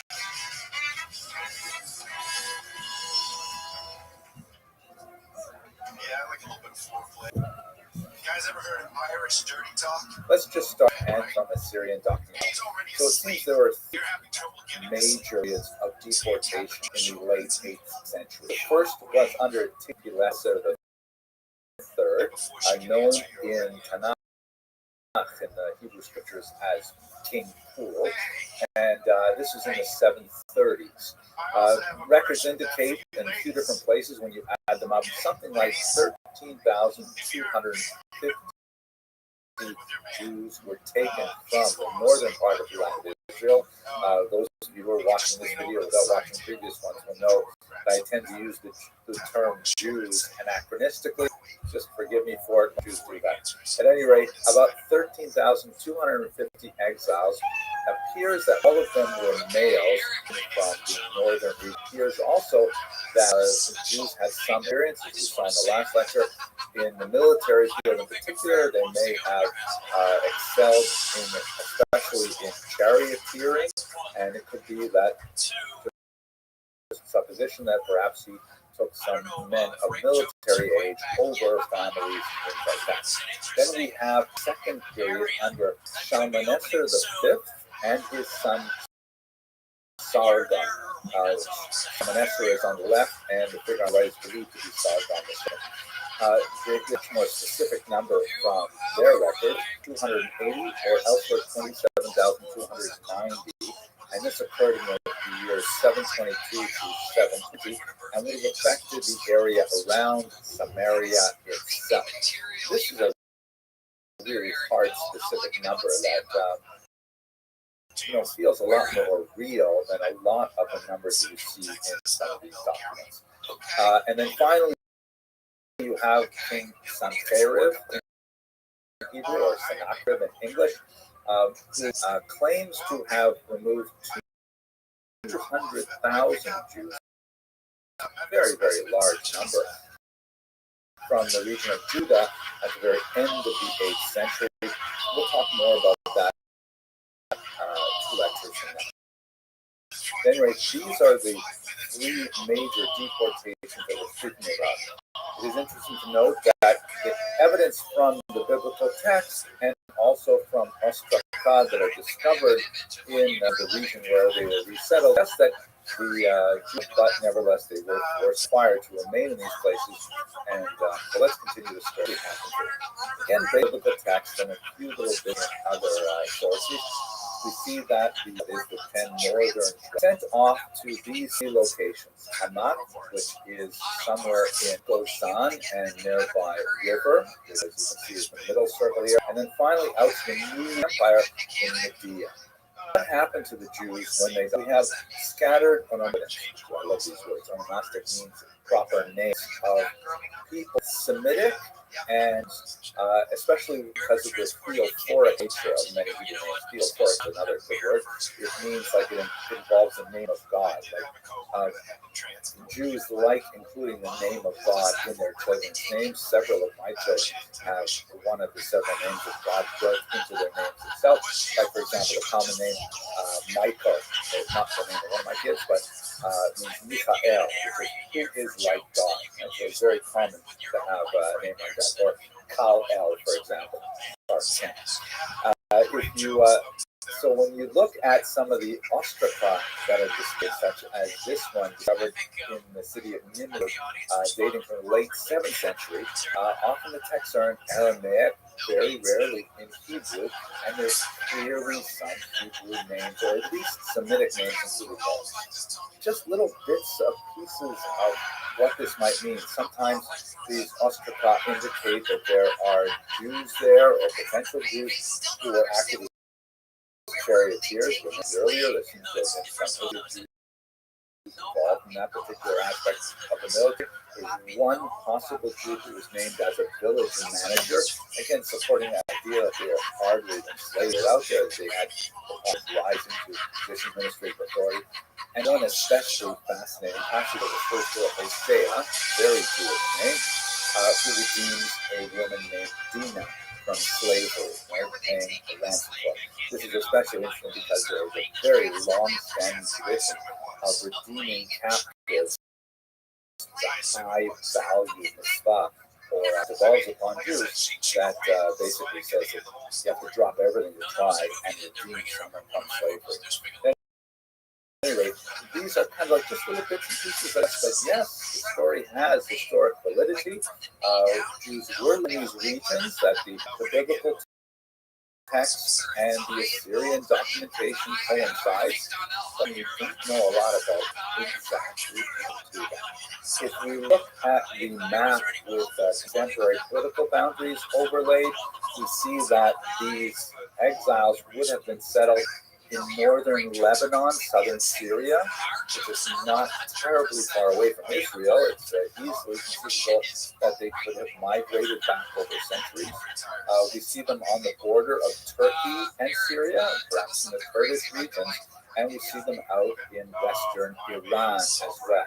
So most historians assume that the vast majority of these exiles simply assimilated into the larger populations in which they lived. This is actually a very common element of Jewish history, particularly in the diaspora, where Jews over a period of generations simply lose their attachment to their ancestral peoplehood and simply blend in with the populations around them. There are some very significant exceptions, and when we get a little further on in this class and we start talking about the post-Roman exile after the first Roman-Jewish War, and especially after the Bar Kokhba rebellion, Jews began to develop actual social strategies to maintain their group integrity, which stood them very well over the next 2,000 years, preserving their integrity as a social group, not perfectly. So, by the way, going backwards into the long-standing myth that says that 80% of the Jews living in Egypt chose not to leave with the Exodus. That is, only 20% of the population actually took Moses up on his word and followed him out of the desert, ultimately into Israel. So the story of Jewish assimilation into the background population is very common and very plausible. However, this rabbit hole goes really deep, and I don't want to take it very far in this particular lecture, but I hope to return to it several times as we go through the entire saga of Jewish history, because the legend of the 10 lost tribes has been a